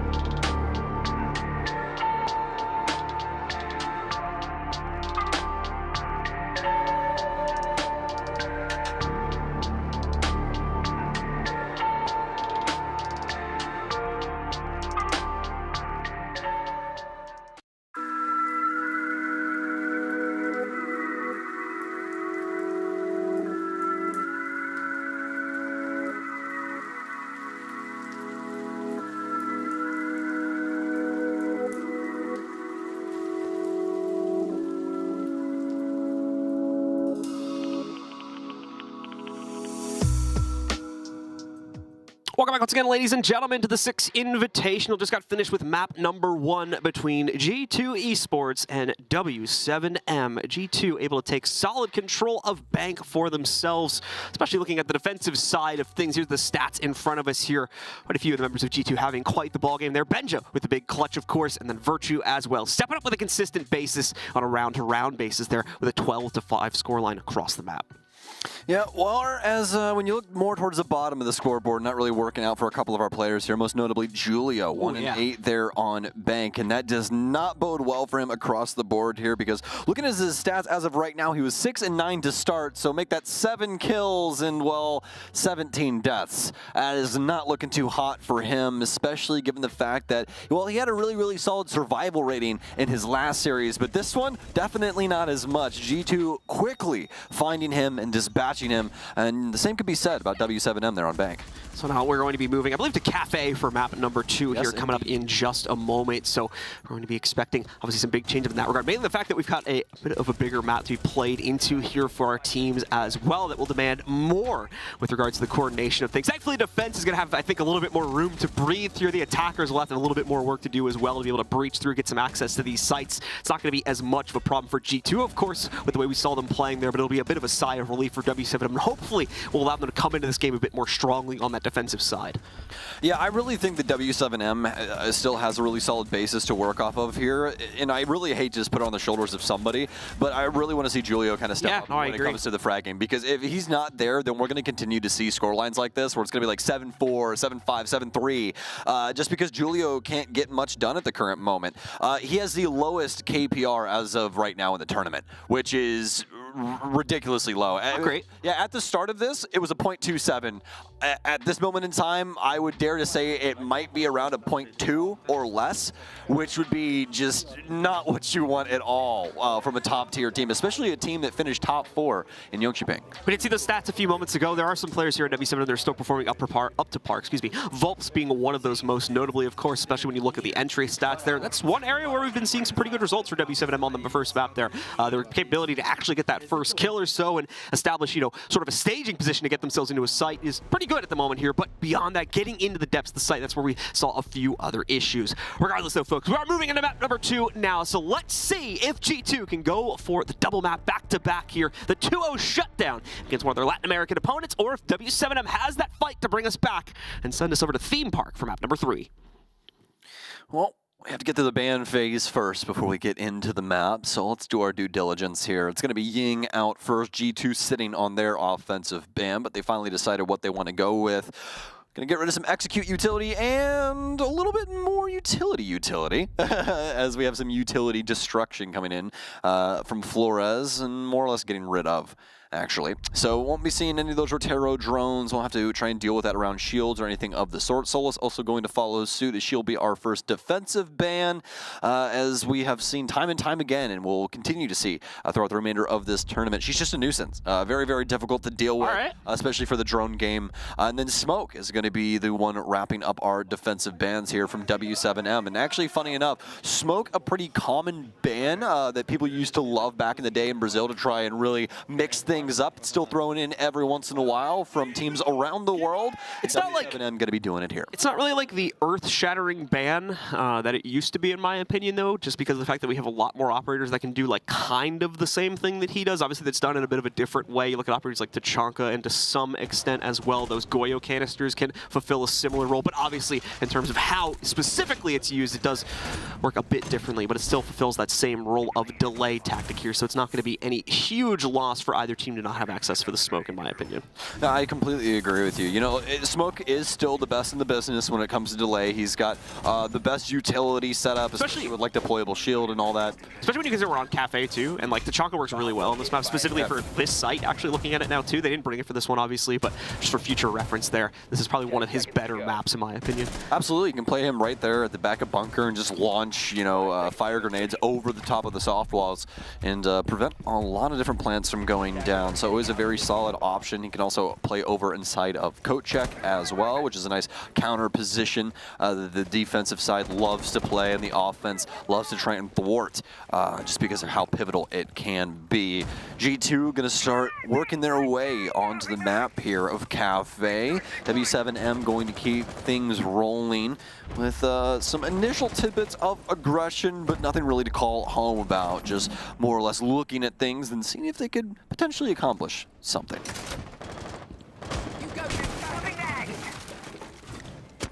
The rest of G2 slow rolling here for the first few seconds of the round here. Already quite a few openings being made, though, for some of those hard breach positions, specifically going in towards Freezer. It's a good thing we do have Julio back on the Clash once again here, because that delay specifically over towards the garage entryway and white stairs might be very much needed with the speed of which G2 is able to clear out some of these positions. Alamal as well. Bring the gridlock into the fold here to try to add some extra blockage once we get deeper into the round itself. You can see the first of those track slingers going to be thrown down over on Whiskey Stairs to prevent any rotates back up there. So sort of a flank watch position being used for that one, but as well, second one thrown down a few seconds prior to that one too. So it looks like Alamal just trying to set up a little bit of a grid for himself and anyone else that's going to be staying up here on the second floor when the actual site execute happens.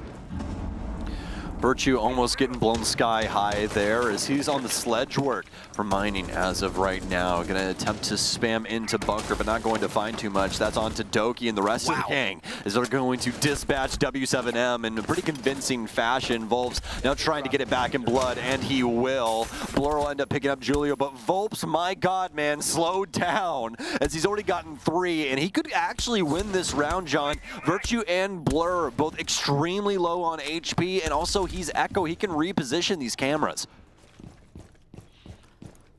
Also see what he can potentially work himself towards here. Like you said, the repositioning of those Echo drones is going to be second to none here with his capability to try to win this one out. He's actually going to move both of them now to get them into a better position for when G2 feels the confidence to move forward. That does leave a little bit of a risky situation. The fact that he could have been droned out, but nicely done.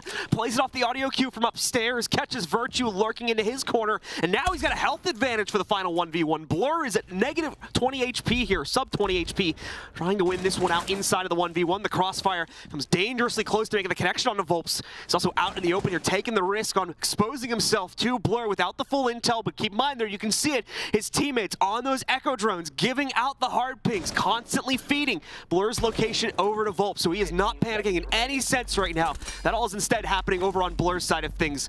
Look at this as well. Nicely played by Volp. Just backs away from the scenario. Just going to play this on the timer unless he knows he has a winning angle. There we go. An ace as well from Volps to shut it down as he single-handedly saves this round.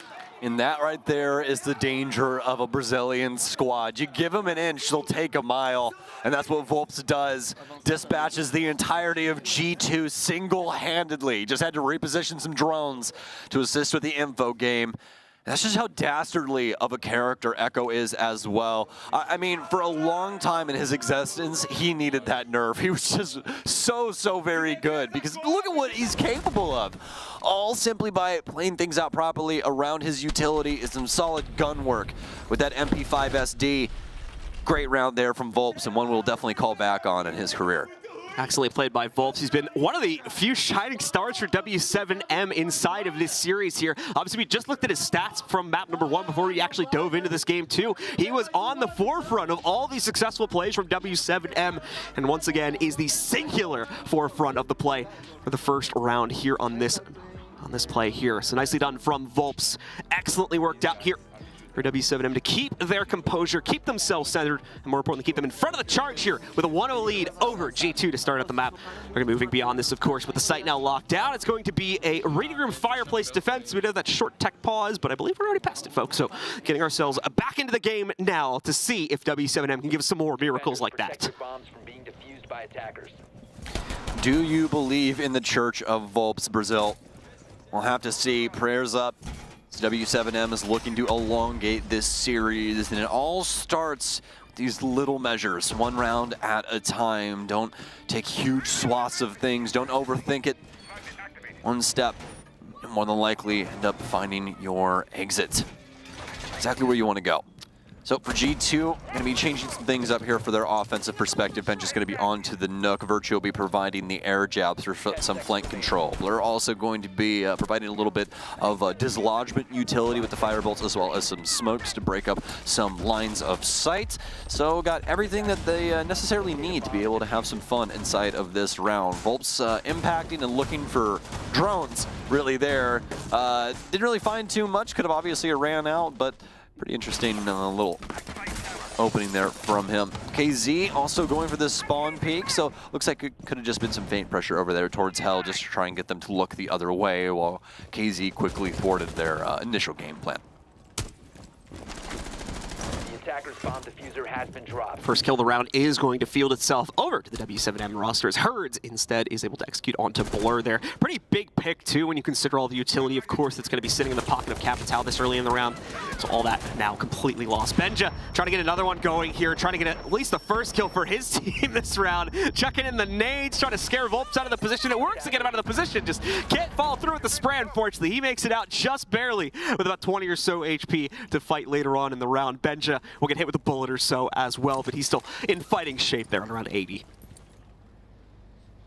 Well, so far for G2, Cafe, a pseudo Rubik's Cube for them. Not able to work it out. Looked like the first round was going to be the one that found them the most success, but we know how Volps wanted that one to play out, so he made his story known.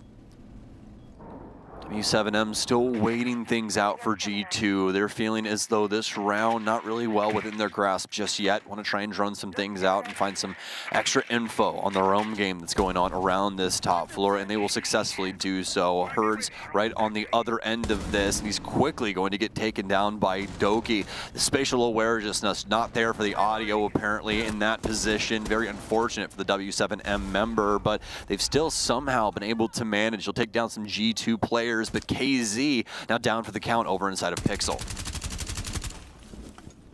Almal still hunting through the soft breach panels to see if anything will be presented to the players on W7M, but not able to find them so easily. Starting into quite a chaotic scenario here for the final minute of play. Virtue finally locking down another kill, this time securing one for G2, of course.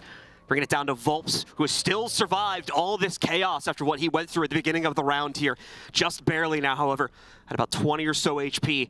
And Julio alongside of him, looking to step up to the plate here, where he has been struggling to do so throughout the series so far. Will this finally be the time we see him come to bear fruit for himself and the rest of his team? We'll soon find out. With only 30 seconds to go, G2 is not going to have a choice. They'll have to make the descent sooner rather than later. And indeed, they're going to be priming for that now, as Julio tries to dodge out the nade. Almal with an opportunity there, but misses it. Allows Julio to re-transition through red 90 and then back out into pillars. Seconds remaining. G2, the team play working for them, but it's taken them some time to set this up. W7M, they're slowly working their way back into this round. All it takes is one proper kill and the entire thing explodes. Julio gets one, Volps gets the other. The plant has to be stuck by Almal, and he's more than likely dead. He'll just get off of it. G2, they do their damnedest, John, to try and work together to solve this problem on the mid floor, but W7M do such a bang-up job of avoiding them entirely until the moment arises. They need to poke their head out of the cave and make their play. W7M with the round here on Cafe. So Bank may have not necessarily seemed like the best place for W7M to try and take things here, but they are lighting themselves up here on Cafe. 2 rounds to none so far against G2 here. That's 2 sites locked down, forcing them, to be fair, onto their tertiary site now, which is just going to be another second floor hold for themselves as well. This is one of the maps where we do have that kind of shared site between 2 of the site selections, so it's still going to be dining room on the second floor, but of course, instead of the library, it's now going to be over here in the mining room instead on the left side of the map. Just a little bit of a defensive matrix needing to be set up to properly adjust for that change up onto this site. G2, of course, is going to be bringing some different operators here as well. The flank watch coming back in onto Virtue, specifically there with the Nomad. Benja bringing the Nook back into the fold. This is a very, very big map for this operator when you consider the immediate access the attackers have to those staircases and the potential sneak plays they could go for up to the 2nd or 3rd floor. So we'll see what Benja is able to lurk towards. More intel going to be gained as well through Blur on the Dokkaebi now, trying to get those phone calls out and get better positional intel as to where W7M is playing their mid and late round positions from. going to be wasting much time for G2 either, as we see them go right for that initial first floor control. They realize the W7 probably doesn't have a whole lot built up down here, maybe a player or two watching Whiskey Scares or something like that, so they'll keep watch for that. But here we go with Benja, just like we were talking about a moment ago. He's leading the charge. Unfortunately, there's a motion detector sitting on Whiskey, and it gives him away. JV92 catches that on the audio cue, knocks him down, and it's going to be W7M with the first kill. Big pickups here from W7M. It seems like Bank has lit a fire under them as they're quickly taking it to G2, putting them on their back foot. And it all started with Volps as he had that fire in his belly originally. And that nice ace inside of round one. This might be the play here. Oh, almost had him with the Nitro Cell. KZ tries it out on the castle barricade, but doesn't find too much. Nitro Cells and frags abound, and it's going to be the frags that win it out. Alamau to take down Herds here as he's playing both angles. Also down into Hell on the upside down Propel. Just be managing this portion of the building for some time.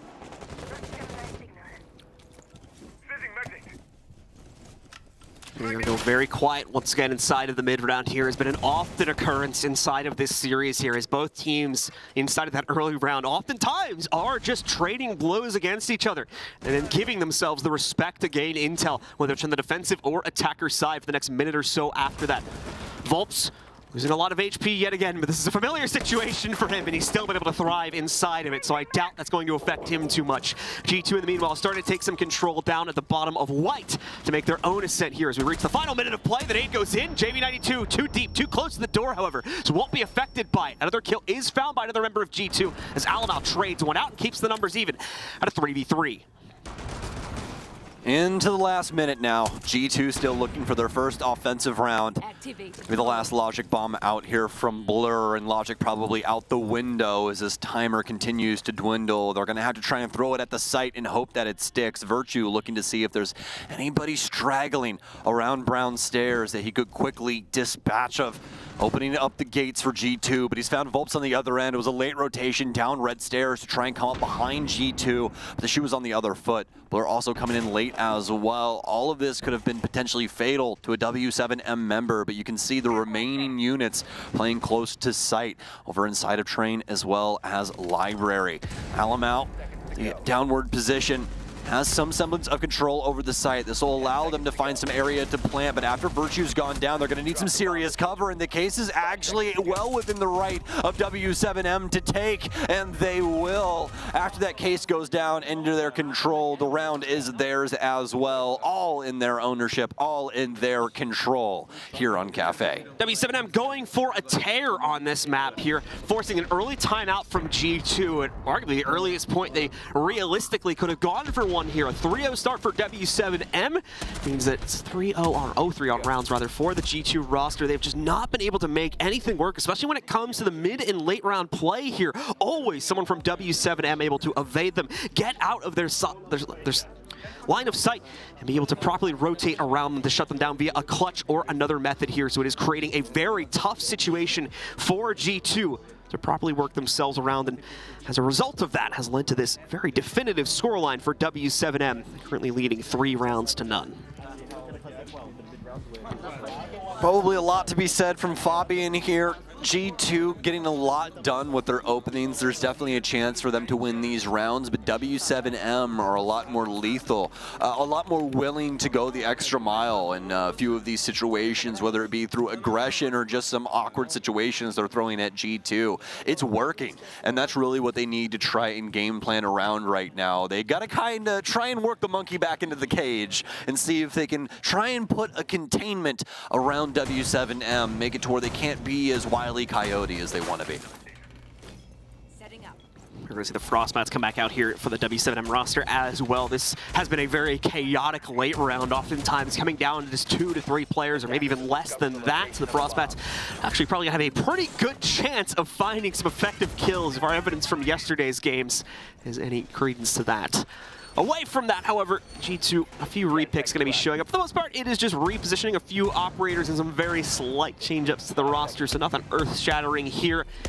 We're going to see a Lion finally get swapped in, though, and everything is locked in. It'll be on Doki as well. So going to be trying to play a little bit more into that intel game, trying to lock down these defenders as well. Very much W7M looking to do the same thing with those Frostbats, so let's see those utility switch-ups ends up being a more effective trade here as the members of G2 once again begin to approach the cafe. G2 going to be bringing a few extra pieces to this puzzle, especially with Doki working in onto the Lion. Really love this operator choice here. Fantastic for slowing down, some high-flying plays from the defense, except for things like that. That's pretty immediate, so not really going to be able to help out Virtue on that one. But W7M are manning every single window, every angle possible to try and take it to G2, and it is working flawlessly as of now. Benja has to be careful here stepping forward. You just saw it a moment ago, the W7M member watching through the drone hole to potentially catch the feet of Benja or anyone else from G2 that tries to lurk past this. Benja, though, has his own plans. He's already worked his way all the way to the top of Whiskey. They try to play through Red 90 here. Members of W7M are in the area, but are they expecting this specific play to unfold here? Takes out the default. More alert members of W7M would have caught that, and indeed they do. The drone's working their way down through White as well. Also going to reveal the positions of the members from W7M. So neither player has security inside of that fight, but W7M gets scared first. They'll back away. They'll give the room over to G2, and that includes the hatch drop along with it here. So G2 now primed for the execute, but still down a player as they've been unable to make up for the loss of Virtue earlier on in the round. Round slowing down now. I believe that might have been the clone there from Yana. No, actually, that was the real one. Alamount sprinting over into mining. He's going to stay alive. Blur will be over here as well. And unfortunately enough, the Nitro cell is going to be way off the mark over inside of the red hallway. Not even going to deal a sliver's worth of HP to Blur. So this is going to allow G2 to really start putting, the iron to W7M and making a lot of these positions pretty difficult to play. Benja and the rest of the gang working their way down now down to Whiskey here. Need to get rid of some of these castle barricades and open up some lines of sight to be able to assist themselves. G2 continuing to put the pressure on, but once again continuing to run out of time in the process. This has oftentimes been an issue for them, especially when they fall behind with the deficit here. And now they're just going to force the hand. Blur going directly into Freezer with the skeleton key. Takes on a fight versus Julio. Gets some intel about a player to his left and then clips the head off as well. Beautifully done, but the Frostmat strike again, ladies and gentlemen, as G2 still, though, are going to be unscathed by it as they move forward, even bringing that player back from the depths as well. All down to Herds now. He's traded out for one, but he still has 3 more players to knock out and the plant to prevent, which unfortunately won't be able to do. Alamau successfully gets it down onto the ground just as Herds approaches the main kitchen doorway. Does he have what it takes to go for this swing here? These angles are going to be so tight, and more than likely he's going to have to face off against multiple players at once. It's a nigh impossible clutch for Herds, but he's got to bring it out now, otherwise G2 finally will get themselves around on the board, and indeed they shall, at the hands of Alamau claiming the final kill. A round that was W7M's until Blur and Alamau showed up and decided to quickly sweep it under the rug. That was extremely well done from both of them, especially playing around the Gemini clone from Alamau there, able to get the info from the Valkyrie, playing over behind Bunker. So very well done. That's going to be their very first offensive round, even past the big pickup there from W7M, which has been usually the big spark that they've needed to pick up rounds like this. So very well done from G2 to fight back from a downward position. W7M, of course, still in front of the situation, still in charge here, but G2 now finally has their feet on the ground. And we'll look to try and deploy that a little bit further, of course, with another successful few pickups of their own. W7M now just rotating through the already picked up sites that they have now unlocked for themselves. Not going to go for the reattempt of the first floor hold, just back over here into Library. Once again, things went swimmingly on the first attempt here. Going to hope that G2's adaptation to the second run here is not as effective as the adaptation they made for Kitchen. And that they can hopefully still be able to control things here.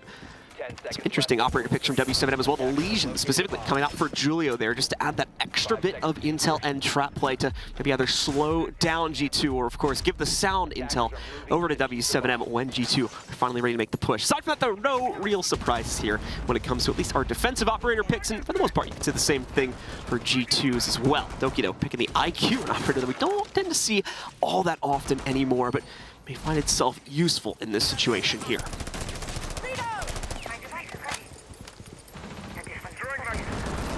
Well, G2 worried about the potential of a roam game here from W7M, and I can't necessarily blame them. Blur going to be working in onto the logic bombs for that case, as well as the air jabs from Virtue to try and lock up some of the pathing that W7M could use to the fullest and try and get some of these big kills here. And the first one's going to come from KZ, actually, so he'll take down Alamau. Looks like it was a longer angle, maybe down the hallway, so he'll get a big kill. Herds will take quite a bit of damage on the other end of things, though, as well as Virtue. Looks like a potential player going pretty high flying there for just a moment, but able to work it out. Herds, back and forth we go here inside of Christmas on the ticket position. This is one that we don't see played too often, but if it's supported correctly, it can be extremely annoying, and you see exactly why. Drop in through top. Red has been made by G2. Now the clearance of the second floor can truly begin, but some business needs to be taken care of on the third floor. First, of course, still quite a bit of a presence deployed here by W7M. Just inside of Cigar alone, you've got KZ with a whole horde of Kiba barriers blocking the way. He's not the only one. Still all 5 up and running here for W7M, while G2 is already down 2 of their players. Man, Benja just cannot get away with anything here on the Nook as well. Another motion detector goes off as he tries to sneak in through Haldor. I actually think he might have gotten away with that one, at least in the form of the fact that no one's going to immediately chase him down, but he can't do the same for Virtue, who tries to go for the skylight hop. It's beaten out by JV92 here. Volps into the hallway finds Benja, more than likely playing off of that sound cue from earlier on in the round, leaving just Blur in the equation here now with a 1v5 set before him. Yeah, is literally not moving at the moment, so I'm just going to let the team chat about this one a bit. Try to use this time as effectively as possible, as all he can really do at this point is bait for some stat pads, and unfortunately won't even be able to get that one. It's a flawless round from W7M as they quickly retake control of the scenario here at 4-1. Very well done from them. Flawless round from W7M as Cafe well within their control from this position. 4-1 at the current moment and going back downstairs to Kitchen. Actually, they're second guessing it. Looks like they want to go up to Bar Cocktail instead. Either way you slice it, still going to be probably a pretty positive round for W7M, especially given how Volps has been playing so far on this map. It looks to be his domain as he is constantly taking it to the opposition. Currently 2-2, but expect to see a little bit more out of him here. So G2 still have the ability to pick up one round and give themselves a little bit of a cushion for their defensive side. Once this switches up, you definitely do not want to be going into this half 5-1. Certainly you do not. Well, yes, it's a defensive-sided map. It's not that defensively sided. So G2 need to see something from them here. Otherwise, map 3, for me at least, is going to be all but a certainty if we go into the second half with that much of a deficit into W7M's favor. Alamau with a nice little last-second switch up here, too, is going to add the Glass into the equation. This combined as well with the fact that we also have the Capital picked up could make for a very nasty formula for the players on W7M to deal with. However, we have seen so many different teams attempt this Glass setup, and I'm going to be real with you, it very rarely pays off. So let's see if G2 can make it mincemeat of my prediction. Oh, Volts has gone hunting along with Herds. I've been able to find the Herd, though.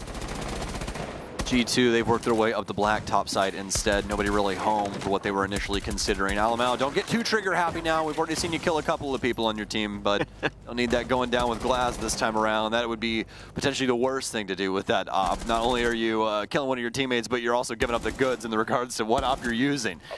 So looks like we're gonna have some frag grenades dedicated in here. Alamau's gonna have those on himself as well. And also, by the way, Blur the only one with smokes in this scenario. So Blur, or this weight in gold past obviously just staying alive and being a man to plant, really needs to get those smokes down to be able to assess Alamau and what his operator is completely, you know, capable of doing and, well, should be doing. Members of G2 ready to move in, however, it is not going. Alamau ends up taking himself down with his own pre-cooked frag grenade as he swings in. Such an unfortunate chain of events that it pretty much is the beginning of the end for this round here. Virtue, now the last player standing, and again, not even inside the building yet. So what can he possibly achieve here in the 1v3? Case is still down, and someone got taken out through Skylight as well. G2 just cannot make these attacks work here on Cafe as W7M continue to slap them down time after time again.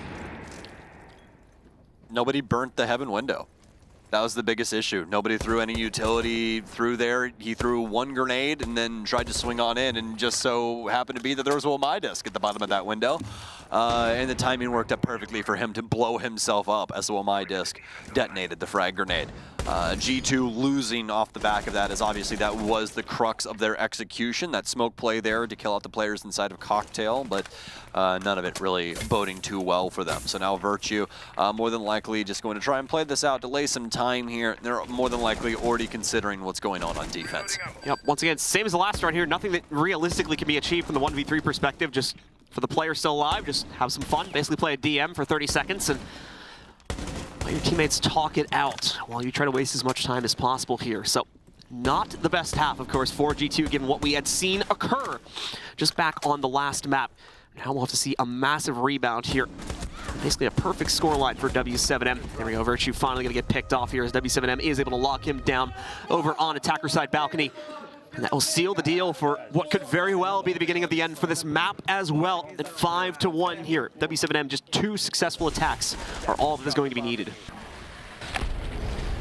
So far, a struggle bus for G2 when it comes to Cafe, and I think that right there, the icing on the presumable cake that Cafe is shaped in for G2. Alamau getting blown up from that frag grenade yet again, and the remaining members of G2 really not having anything to do with this game. Doki completely silent, Blur having a couple of moments here or there, but it's really just nothing to call home about just yet.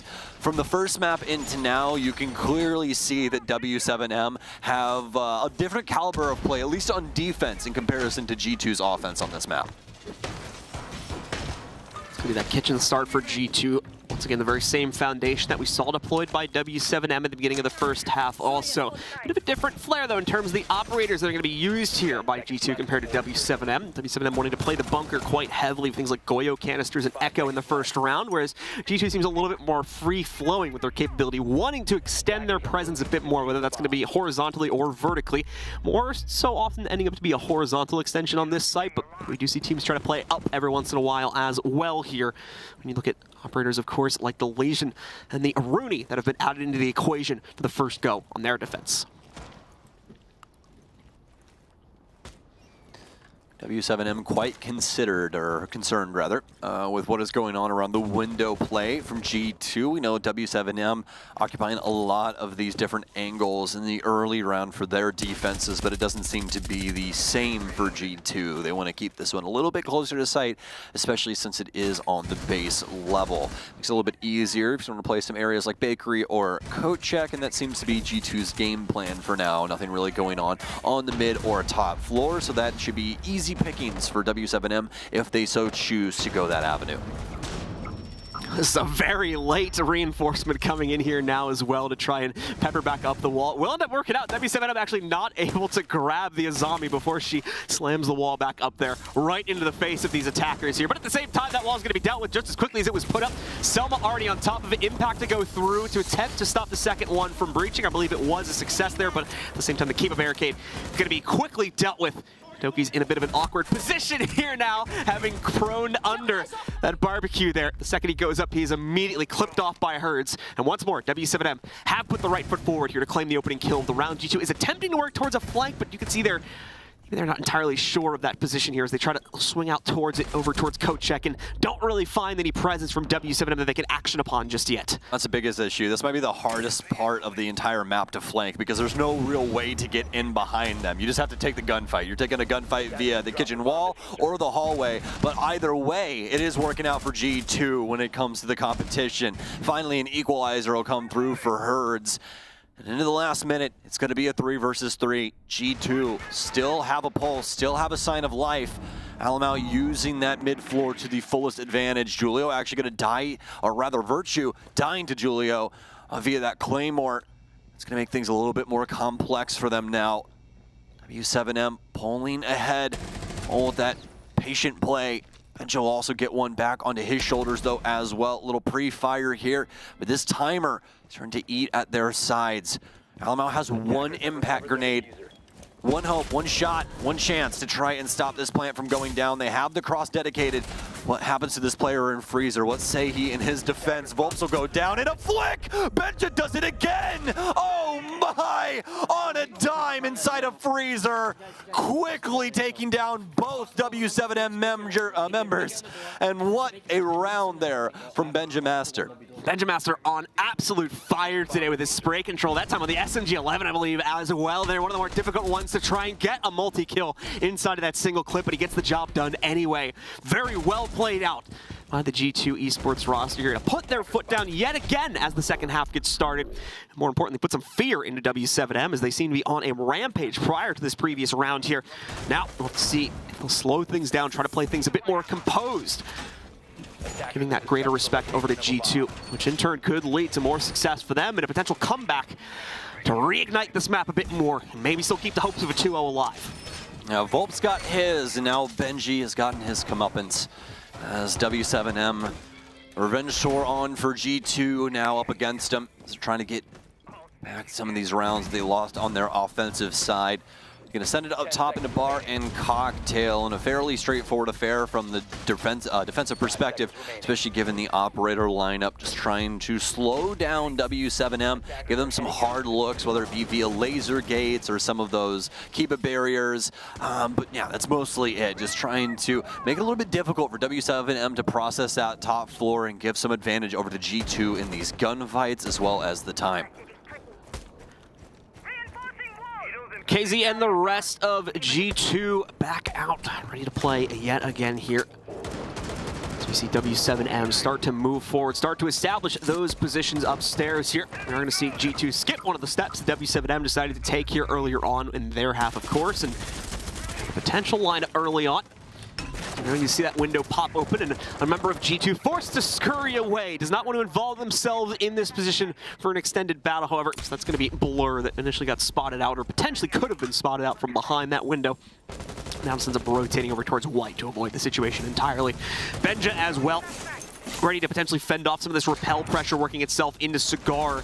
He'll sit back here, currently alone as well, so this is a very precarious situation, but correct myself, Alamau somewhat nearby. Oh, that's a big peek right there, but Alamau making things work regardless. He lines up a second repelled kill now against JV92. Virtue also getting into this. I don't believe anyone from W7M has actually entered the building yet here as well. Only just now starting to see them take these hatch drops, and immediately they are faltering. The case along with them has now gone down to the ground there by New Hatch. Worst case scenario for W7M has been deployed. Alamau even picking one up with the M590 here. Volps is all that remains. He gets one pad kill, and aside from this though, the round is pretty much over. He has to drop in, and the second he does, there's going to be a member of G2 waiting for him. Yeah, and that member happens to just be named Alamau as he is awaiting the drop with that shotgun. Doesn't seem like there's going to be too much that happens for Volps here though, as the sledge is going back down the side of the building. Probably more than likely just going to try and delay some time and allow W7M to use this clock to its fullest advantage, trying to figure out what they want to do for the remaining rounds. They have a lot of opportunities to try and close out this map, so a long road still ahead for G2, a much shorter path considered for W7M, but that doesn't mean that G2 can't get this done. W7M, let's see if they can potentially get a push here. Finally, it'll be Benja to seal the deal, drops down the hatch into the red hallway, and G2 will shore up this score line 5-3. G2 starting. Yes, you did, Doki. You did peek a hatch in a 5v1. Yes, you did. Yes, you did. And he immediately died as well, but I still love the, I respect it. Honest to God, I probably would have done the same thing. It was like, why not? Why not? But to be fair, if you do that with like your friends in ranked, that right there is just the first domino and you losing the round. Because you no longer have a say in what happens. You're just like, oh, it'll be fine. I'm sure everybody will figure out. There's 4 people alive. And then that first round from Volts happens. And then you're like, oh, okay, well, maybe next time I won't go peek the hatch. G2 on a bit of a comeback run here now. 2 rounds to go to equalize this at 5-2 all. Back down onto the second floor after they have found success on both their first floor kitchen hold and the third floor cocktail hold over in the library here now to see if they can complete the full set, go for the full run, where they only need one more after that one to tie things up. Doing a fantastic job of keeping up pace here with W7M, showing us a very defended-sided map. Just a drastic comparison to what we had back over on Bank, of course, where aside from G2, things were very, very attacker-sided throughout the course of that play on there, where G2, of course, would eventually take it because of their dominance on both sides.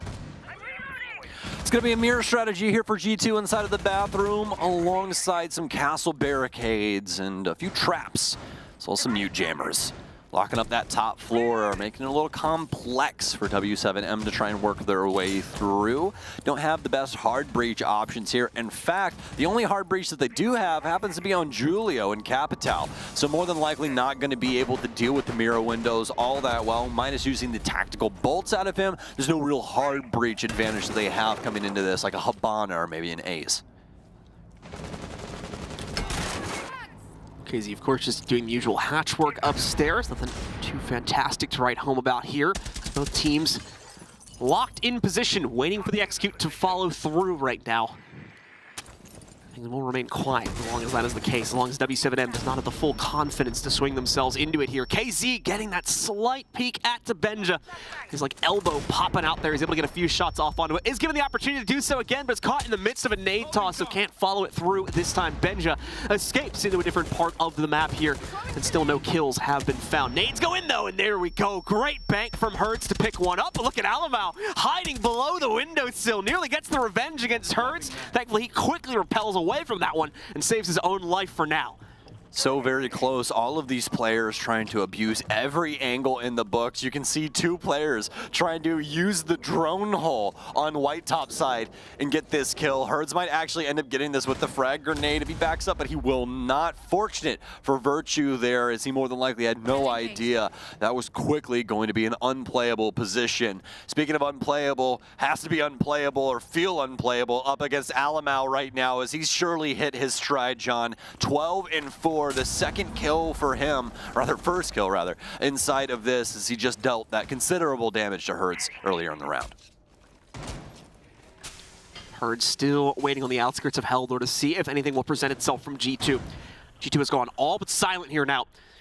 As we've entered the final minute of play, they do not need to give anything away, so they will not be even attempting to. As W7M seems to be frozen up once again on this attacking lineup as well. We've seen this in previous rounds, where they're just not able to get enough of a utility spread out, or not able to take the appropriate position, and just end up going for a few guest pushes, which will end up leading to their deaths. This time, though, it's a bit more well-formulated. Volps and Julio able to deal with the upstairs presence. G2 never peeling that back. Virtue stealing one back on the exchange, though, as he finally gets the finisher off onto Herds. Volps will get hit from some utility, and Blur gets away with one, but he can't escape fully. The trade comes in. Everything falls to Virtue, but time now plays into his favor. The scope, though, is not going to play into his favor at all inside of that angle. Julio, I believe, shuts it down for W7M, and they have finally thrusted themselves onto map point.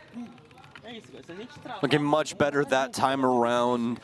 Not nearly as strong of a showing into the later portion of that from G2, as W7M finally able to get the best of them and make this a much more difficult scoreline to look at from their perspective. 6-3, G2 needing a perfect rotation of sites. Definitely doable on a map like Cafe, but they cannot have a singular mistake. And we saw just how easily W7M can trip up G2 throughout this series so far. Quite a few of these players able to get around G2 in a myriad of different circumstances.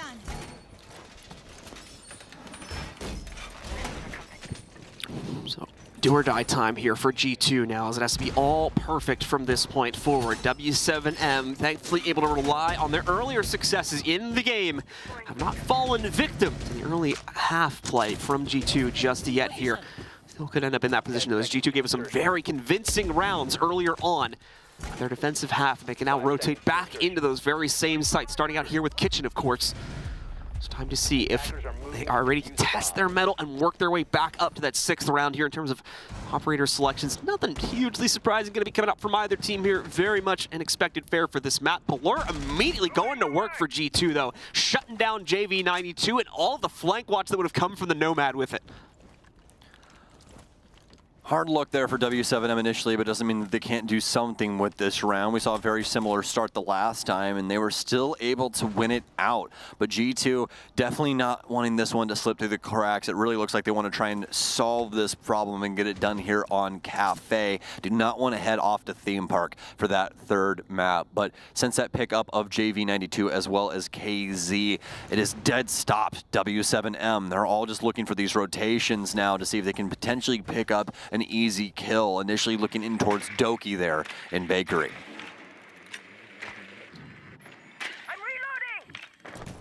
W7M continuing to look for options here to try and make up the deficit, trying to see if they can scout out any lone members of G2 that may be vulnerable or unsupported in any way, shape, or fashion they can use to slowly slingshot their way back into the round. Things not panning out, though, as they attempt to go for a bit of a play inside of Christmas. Will not work out. Blur ends up getting hit slightly, but now you're going to see the nades bounce back onto Volps. Downs him entirely. Not out for the count yet, but Herds is as he tries to go for another nade toss. And wow, G2 just snapped the jaw shut right there as well as soon as the nade kill comes through. And make sure that W7M have zero chance to fight back there in the late run. Entering round 11 here, where G2 just have 2 to go now. Virtue was so locked in that he didn't even see Fabian's hand in his peripheral vision. Fabian had to start waving. He was like, hello, can you see me? Hey, good job, man. Good round. Yeah, all right. Well, you got to feel for him as well. I understand Virtue's position there. You know, you got 2 rounds to go. You're trying to force overtime here. We got to work, boss, okay? I got things to do, people to see, people to shoot. And, well, there's more shooting to be done here in about 40 seconds. We've got a lot more boring kill time, or time to kill, rather, here for the remainder of this prep phase. But G2, very quick to light a fire there, you know, when it considered round 10 and taking that pretty handedly off the back of their efforts. So transitioning that over into this, what will W7M switch up? It looks like they want to try and provide more flank utility coming into this, making it to where G2 can't get nearly as aggressive on a lot of different routes, whether it be via air jabs that they'll more than likely put on quite a few door frames, or have some of those track stingers where they'll have to give up a piece of utility or potentially shoot themselves a path through on the stairwell. But actually it looks like the Gridlock not going to work her way in. Instead, Julia's going to switch off and go over to Habana instead at the very last moment. So excommunicate that. It'll just be the Nomad that we've been seeing time and time again from both of these squads. You already have the Nomad, which is like a better version of Gridlock's flank watch anyway, and I think Gridlock is more so used for interior site reinforcement more than anything. Stairwells. Yeah, that's stairwells. her. If you want to know what Gridlock does, stairs, and she does them pretty damn well. So, yeah. All right, well, let's see here. W7M, like I said, not bringing her to the table. Still going to have flank watch, though, in the form of the Nomad. And alongside of that, still getting plenty of intel from KZ's pick over onto the Lion there, too. Just trying to spam that one out, especially considering the site that we are going to be playing onto. G2 members might be pretty mobile here, so wanting to try and catch them out in the midst of those rotations and punish them, if at all possible. Might be quite difficult to do so, of course, considering the very angle-focused nature of this map from the attacker's perspective from time to time, but we'll have to wait and see what can potentially bear fruit. Herds sees the opening inside of Cigar, so we'll swing in and take that for the team. The rest of W7M should be able to form themselves up on the 3rd floor relatively soon and begin the process of clearing out the hold from G2 here.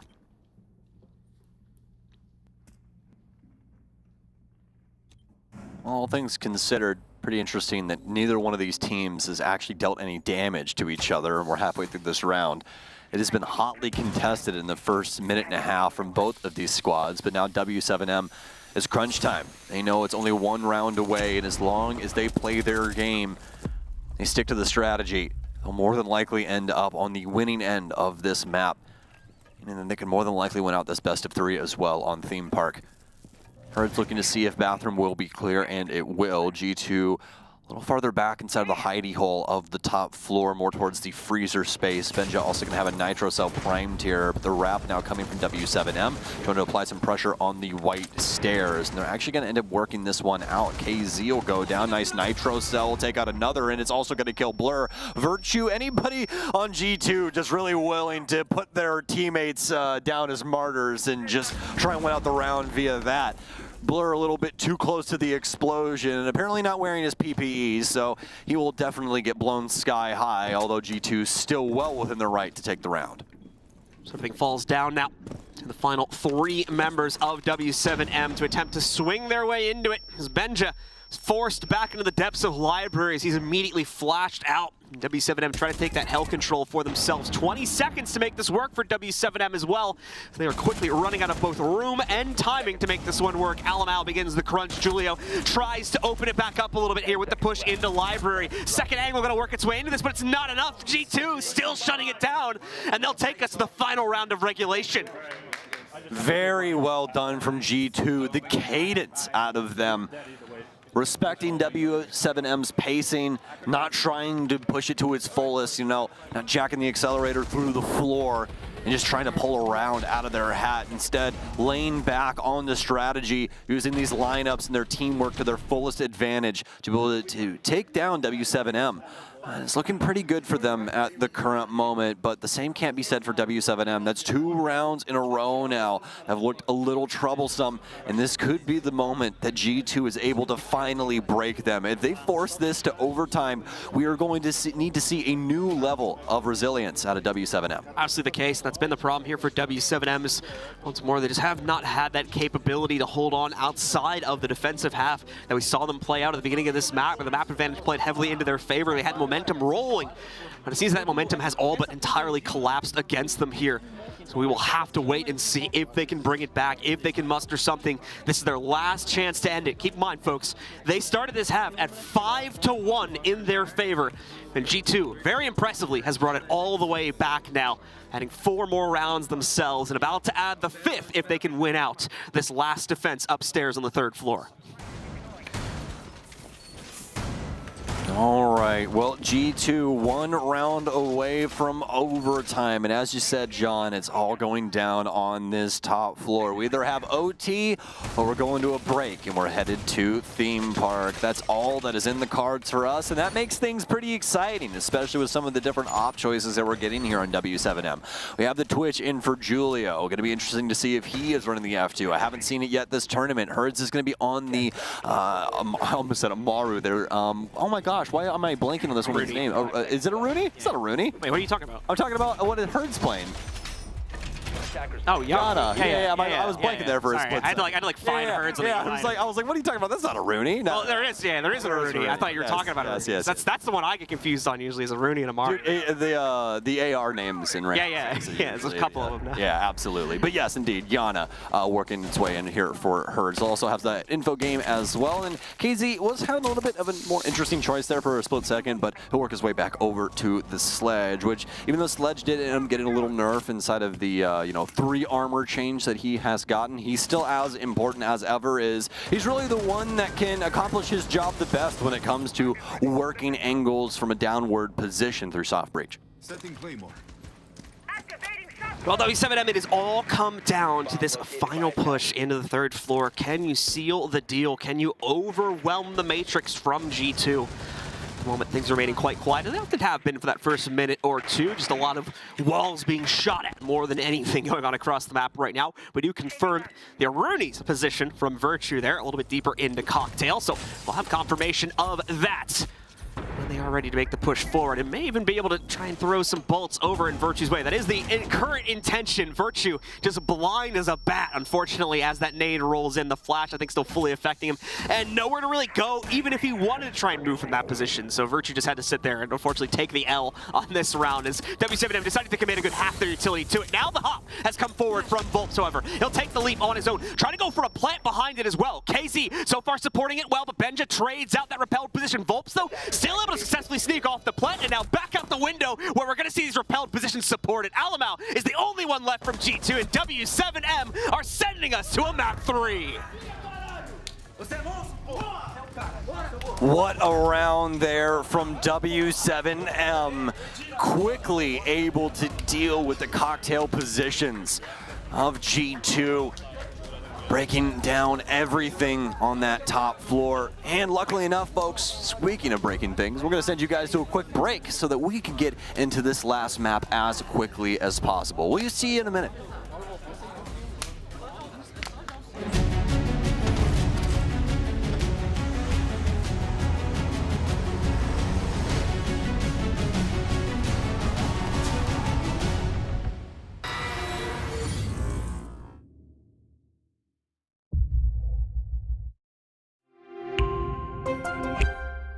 I'm Nicholas Morton, but you know me as Pingu. I'm a 2-time Rainbow Six Siege World Champion and former top Rainbow Six Siege player in Pro League. Welcome to my Siege Ranked Bootcamp. We're talking 20 seconds left on the clock, you got the diffuser in hand, what do?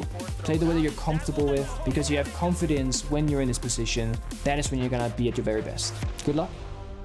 Quickly able to deal with the cocktail positions of G2.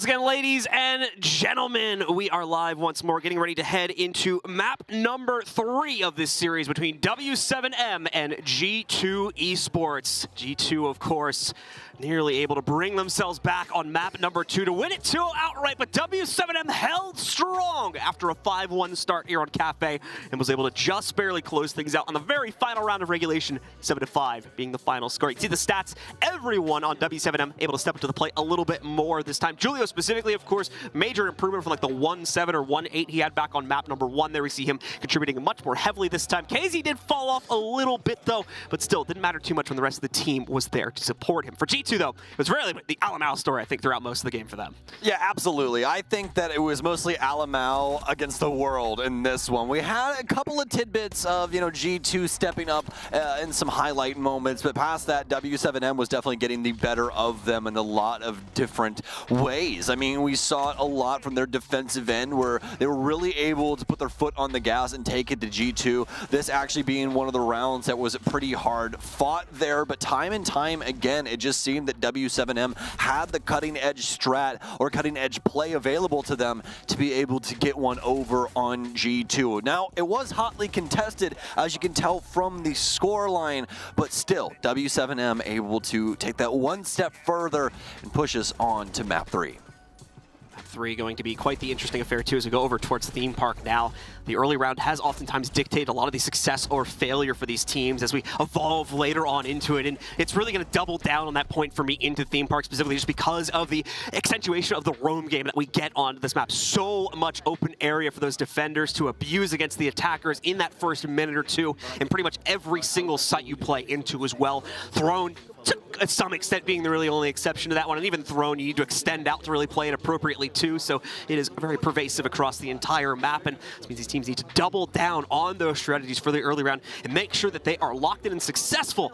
Otherwise, they could find themselves in an unwinnable position fighting for the site when it comes down to it. Yes, indeed. Theme Park tending to be quite the defensive favored map, and one that a lot of teams really enjoy playing from that point of view. From the offensive perspective, not nearly as fun. A lot of angles to worry about, a lot of team play required to work Theme Park correctly. You just take one little step too far, then you're more than likely going to get pretty severely punished for that, and it could be the ending of the round for you and the remaining members of your team. So we'll have to see what both of these squads can do. Can't remember off the top of my head. I know production told us who was playing on defense. I do believe it's G2 Esports as I'm looking down. Correct, now. Yeah. Indeed, yeah, so G2 will be starting us off on defense. So definitely have the better starting position, but it's not about where you start, isn't it? It's about where you finish. So we'll see what they can do with that. And, well, we'll see what we can do here for the remainder of this map. We are just moments away, folks, from jumping into Theme Park here with W7M up against G2 Esports. Just waiting on the ready-ups to come in from our players, which should just be moments away, and then we can finally move into this series and see who indeed will be able to top this one out, claim the lion's share of points. W7M, of course, once again, still looking to prove themselves here as one of the greater teams in Latin America, so a big legacy on the line for them throughout the course of this group stage. Of course, here they've already proven themselves multiple times at previous majors, but as far as an SI is concerned, still trying to push themselves forward that little bit further to join the ranks of the legacy Latin American teams, the Titans, if you will. Rosters like Liquid, FaZe, which have been around for years now. W7M wants to be in that upper echelon as well, and I think they are very, very close, in my opinion, to breaching into that category if they're not there already. Let's head into it, ladies and gentlemen. Theme Park is the final map of the series. Will it be G2 or W7M? So we're going to find out over the next 45 minutes or so. Well, let's get into it. It's going to be G2 to ban things out first. And actually, I don't think we're going to get to the ban because we have to rehost. So now I'm going to get the initial ban, John. We have no idea what they're going to do here for Theme Park.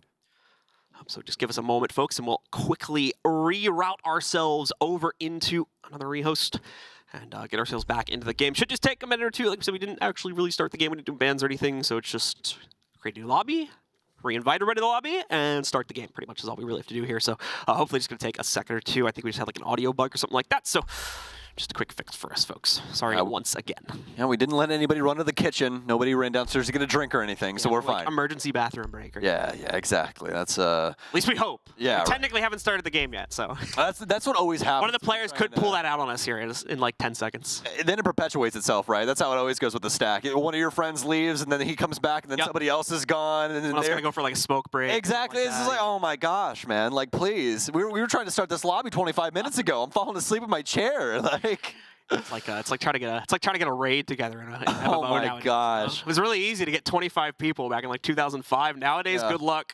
Oh, dude, thank God for Destiny. You need 6 people. I can manage 6 people. Like that's not even hard. You know, I could never imagine being a WoW player and doing stuff like that. Like, first of all, nerds. Second of all, I mean, that is just way too many things going on at once. I will say though, I did play a decent amount of Final Fantasy 14, but I mean, hey, you know, it's the better MMO. Anyway, as we get ourselves back into the conversation of the matchup here, just waiting on, I think, one more member of W7M to rejoin as we're working on fixing up their PC real quick. G2 Esports, of course, primed and ready to go themselves, but it's W7M that needs to brace themselves for this as we get ready to move into Theme Park here. The defensive side of things here is not necessarily too favored towards G2 more than anything else. We've been seeing them perform quite nicely on both sides, whereas for W7M, they've relied quite heavily on their defensive end of their play to be able to pick up the large majority of their rounds. They're immediately going to be tested as we get ourselves into this third and final map here, as they'll be starting out, of course, on that attacking side. So players like Julio and whatnot going to be immediately thrown at the wall here, and we'll have to perform up to snuff if we want to see a solid foundation built up by W7M at the beginning of this map. Speaking of which, you can probably hear that in the background. I think we're going live. Let's hope it sticks together this time and we can get things started with the third and final map. Put a little duct tape around that server. We'll get it going here. Let this Theme Park roll through. Yeah. Put it in the freezer. That's what my dad always used to do. He used to unplug the PlayStation 1 when it would overheat and just drop it in the freezer for a couple hours. Yeah. Fun fact, Microsoft has like a bunch of servers like sitting under the Arctic Ocean right now. That's actually super badass. They were doing some tests like 5 or 10 years ago to like, does this work? And apparently it did. So. I know they had that one that they sunk underneath, I think the Atlantic, right? That was like in the middle of the ocean. I think that's what it is. Oh, was it? I didn't know that was under the ice. That's actually so sick. Oh my gosh. Okay, well, I mean, the more you know.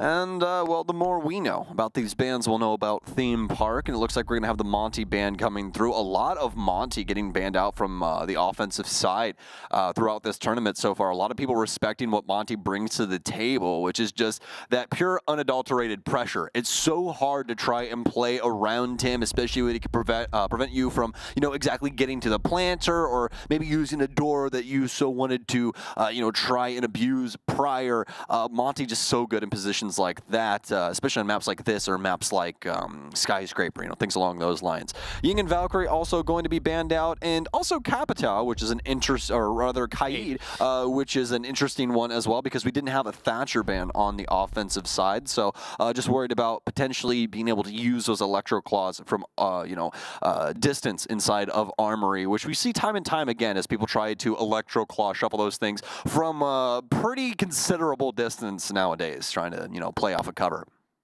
So for lab and storage, that'll be the starting point for both of our teams here as G2 heads downstairs. Not necessarily the expected opening sight. So we'd seen this get played out yesterday, and both teams, of course, immediately went towards Throne Room. That is the expected site we assume most teams will play into, and of course G2 will eventually work their way over there, but they do want to test their mettle a little bit, it seems, extend their own rotation game out a bit further here, trying to get in the face of W7M right from the get-go, shake them up a little bit. I kind of like this now that I'm thinking about it more myself from G2 here, but it is a little bit of a risk. We'll have to see if it pays off them. W7M, of course, because of the fact that they were more than likely expecting Throne Room, they've got to go for quite a few repicks here. So the operator lineup's going to be changed up. Double soft breach being deployed. Oh, maybe it is. Hold on. It was flirt with an Ash there for a second, but Volps does end up going on. As we get both the Sledge and the Buck on top of, as well, those Rotero drones coming out from Julio. Very, very destructive combination of attackers here, focused very much on knocking down walls and opening up attacking routes more than anything else, just when you look across the board here. Well, assume that these rounds will be slow rolling. That's usually what we see when it comes to Theme Park, is teams really do not want to make those brutal mistakes that they can find themselves crossing paths with early on in the rounds here. A lot of roaming game and just pressure across the building from the defense is usually what we see, and that's exactly what we'll get as Benjamin Master will tap up Herds just a tad bit. Nothing to really call home about. Get the Roteros going in here, and I do believe Julio might have gotten that one stuck or don't exactly know what happened. There's no mute jammers. Oh, probably a Mozzie Pest. Probably a Mozzie Pest around there. I didn't see the mute jammers, but more than likely got eaten up by that. So very well done there from Alamau to be able to prevent at least the initial Rotero drone from sneaking in through that drone hole.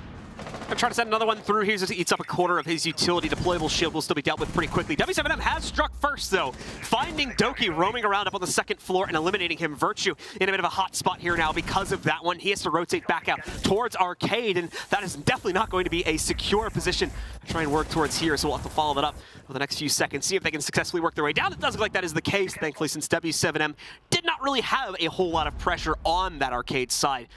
That will allow them, of course, to retreat back into the depths of the site. Still a player down, but at least they've returned some decent damage. And there we go. Got the confirmation off. On to Keys here, re-equalizing the scenario into a 4v4. And KZ died so fast there, we literally got transcended to heaven. We didn't even get to see his point of view. It was ridiculous as he swung into yellow stairs. Volps is now trying to transition his way through Arcade and take out the player playing on the stairwell. That'll be a fairly straightforward affair. He'll take down Virtue. Benji now holding things down inside. A nice cross for him to get into a more pivotal position. EMPs to assist as W7M are hurling themselves towards this site, and it might end up being catastrophic here in a moment, as I don't believe they know about Alamau's position up top, but he's going to have to get away with a decent amount here. It can't just be one kill, it has to be a whole slew of them, and he might miss position. He does indeed. Hertz hears him. He'll take down Alamau, and they know where Benja is now, as he'll take out one of their friends outside. It's going to be the Goyo canister that deals a decent amount of damage to Hertz, but through the fire and flames is JV92, and W7M will claim the round. All right, so a definitive statement for the players on W7M to take such a one-sided attacking round here at the start of it. But keep in mind what we said at the beginning of it, not necessarily the expected site choice for G2 to go to initially here. They wanted to try and test their own defensive strength, and unfortunately tested it a little bit too much there, as W7M did not have much of a problem in trading things out, especially with them getting the opening kill and then just following it through past that point, just trading their way to a win essentially. So now G2 falls back onto the ever-reliable Armory site here to hopefully pick up their first defensive round.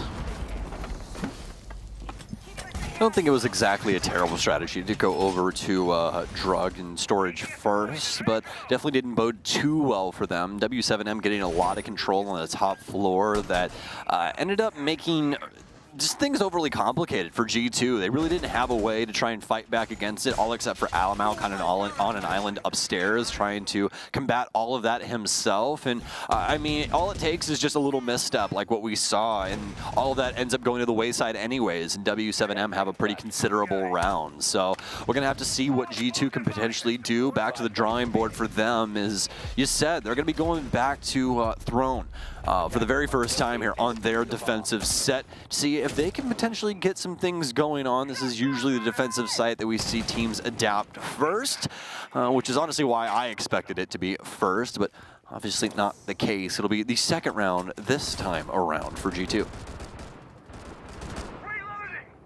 Bomb located by attackers. Oh. We've got G2 once again defensively primed up here. Still a bit of an extension going to be deployed by them elsewhere across the map. You can see those two silhouettes still messing around up on the second floor, so that'll need to be checked off the list first, more than likely by W7M, where they can proceed forward, get deeper into the actual site. Doki continues to maintain positioning just on the inside of Dragon here. Could potentially leave him exposed to be the first player down again, but no, this time it's Virtue that finds his own opening pick instead with a little bit of a jump out there. Able to find out Volps and eliminate him. It's on the way back in here. Herds, in the meanwhile, is quickly trying to work on the yellow wall back into the site, but there's still presence from the defenders on yellow stairs, so no way is that going to work. Immediately, both of those Selmas are shot out. Another bad intel call, just an overzealous push leads to the elimination of most of the hard breach utility the attackers had access to, but Keys thankfully going to make up for this at least in some dividends now by pushing himself directly into the site and taking it. KZ quickly dispatching 2, and now the rest of W7M hot to trot. 3 kills for him, all on the 417. The biggest play from the DMR that we've seen this entire LAN is now down to Virtue, the man that got the opening kill. He'll get the second for G2, but he'll be the last to die as W7M pick up their second round. W7M coming into this one with a tear. Did not look like they were going to be able to follow through into the site so successfully after Doki. There we go. Did not look like they were going to be able to follow it through so successfully when you consider the fact that their hard breach got just hard denied basically there. They tried to throw both the Selmas at the wall and they were immediately shot out because there was still presence on yellow stairs. Then we see KZ just, Dragon Door's open and like, I don't think there's anyone here. So he just walks right in, finds 2 picks along the way because Armory was either unprepared for that push or didn't have Overwatch for it. Gets another one rotating in through connector as well, trying to push a smoke, and it just lambs the slaughter at that point with the way G2 is playing it.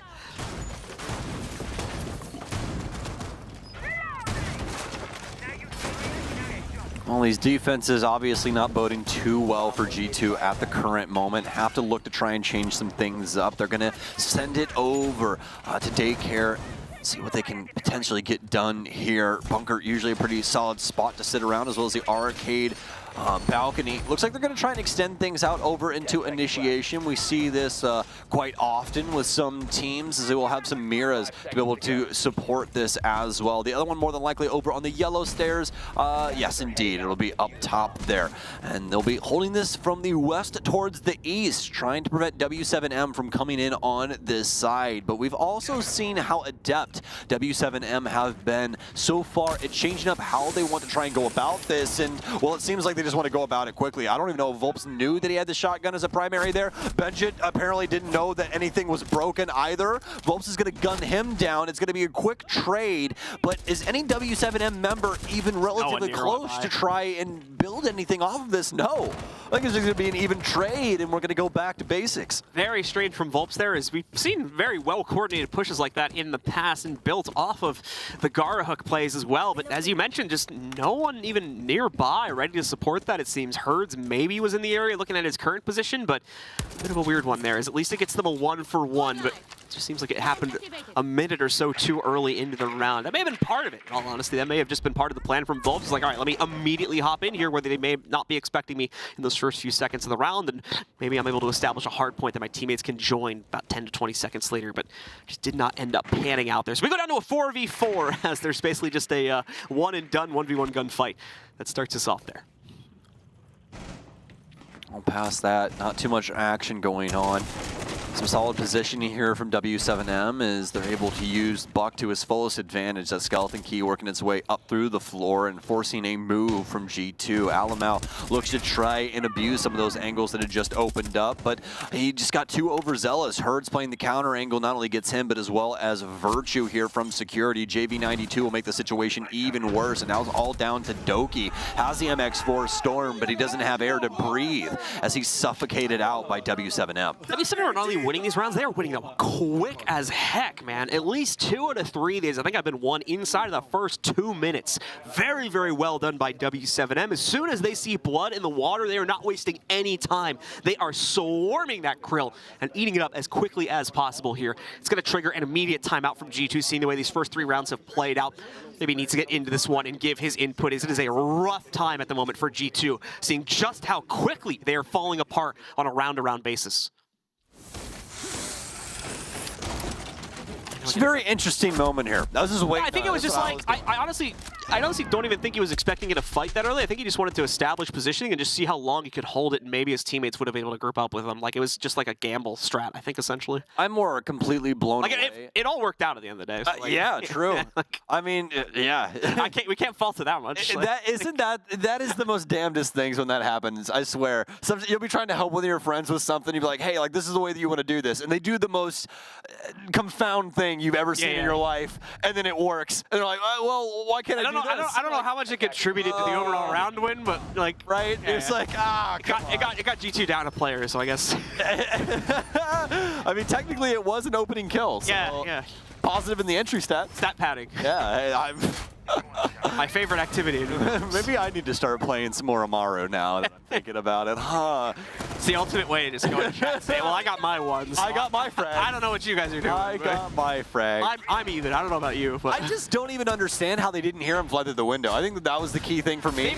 They may have, and then just like not thought he was that much of a threat or something like that. Yeah, Benja apparently thought he was no threat. He thought it was like a tea party in break room or something. Just a very weird play to open up the last round. But we're well beyond that now, moving into the 4th round here. Let's take a look and see if W7M is going to continue to have that degree of success, or if G2, of course, has been able to recenter themselves a little bit better after that tack pause and the input from their coach. And that's going to be a slow roll from them. No one trying to challenge these initial window pushes. You have one player from G2. If it's similar to the past rounds, it's probably going to be Doki. Messing around with the dragon doors here, but not really in a position to get hyper-aggressive around that. Doki's actually fallen back since then. He's going to be able to set up some deployable shields a bit closer to the sight zone here. Hopefully cause some trouble for W7M, who is, as usual, proceeding quite slowly here inside of the first minute. W7M definitely wanting to build up a good intel bag before they try to make their first moves. Once they make that move, though, it really doesn't tend to slow down past that point, at least in the first 3 rounds we've seen so far. No, it seems W7M have a pretty expansive bag of tricks, and they are more than willing to use it on anybody that wants to be on the receiving end. And it looks like G2 obviously is the one that's lined up across from them at the current moment. And it's going to open up yet again here. Alamau goes down. He had such a successful cafe, but it's been a slow start here so far on Theme Park. G2, it looks like the game is starting to get away from them. Benja starting to take some considerable damage here as well on the arcade balcony. Herd's in. He's dusted. Equalizers here for G2 Esports as they'll pull ahead actually in the man count. Here at 1 minute and 30 seconds remaining. Volts will work his way into the building. They've slowed things down surely. Certainly have caused some bigger issues here for W7M by cooling off the aggressive tendencies of G2, sticking into their angles much more heavily, not going for these bigger swings as we'd been seeing in the previous rounds here. They're holding it much closer to the chest, even inside of their own extensions here. That's leading to more success for them in the early gunfights so far in round number 4 here. But Julio, with that pickup, has re-equalized the equation yet again, back down to a 3-0 scoreline, or 3-all scoreline. Time to see here now they can continue to make up the difference, or if G2 has too strong of a hold now. Benja coming close to being clipped off there as he moves forward just to take out a drone as well. But will be able to successfully shift back deeper into the site. Volps potentially next up to bat here as he's reached arcade balcony. Tries to push himself forward. Doki, a nice swing out, catches one, but once more, Julio equalizes us for a second time here with his pick. Doki continuing to snipe out everyone on W7M, and then Virtue finally coming in there to pick up the last one as well. Nicely held by G2 as we finally see them on the board on round 4. Doki's really tunnel visioning. No, I'm pretty sure that Fabian like fist bumped him like 7 times. He just kept like bumping him like, do it again, do it again, do it again. Like, man, you know what? I really have been enjoying watching Fabian coach this team so far. It's been very energetic. I think it's a perfect role for him, honestly, you know. So pretty cool stuff. G2 finally able to get their first round on the board, and it was definitely fighting fire with fire. There was really no ifs, ands, or buts about the utility usage there. It was all who wants to take a gunfight with who, and who's more successful in said gunfight. That time around, finally G2 is Doki has found himself yet again.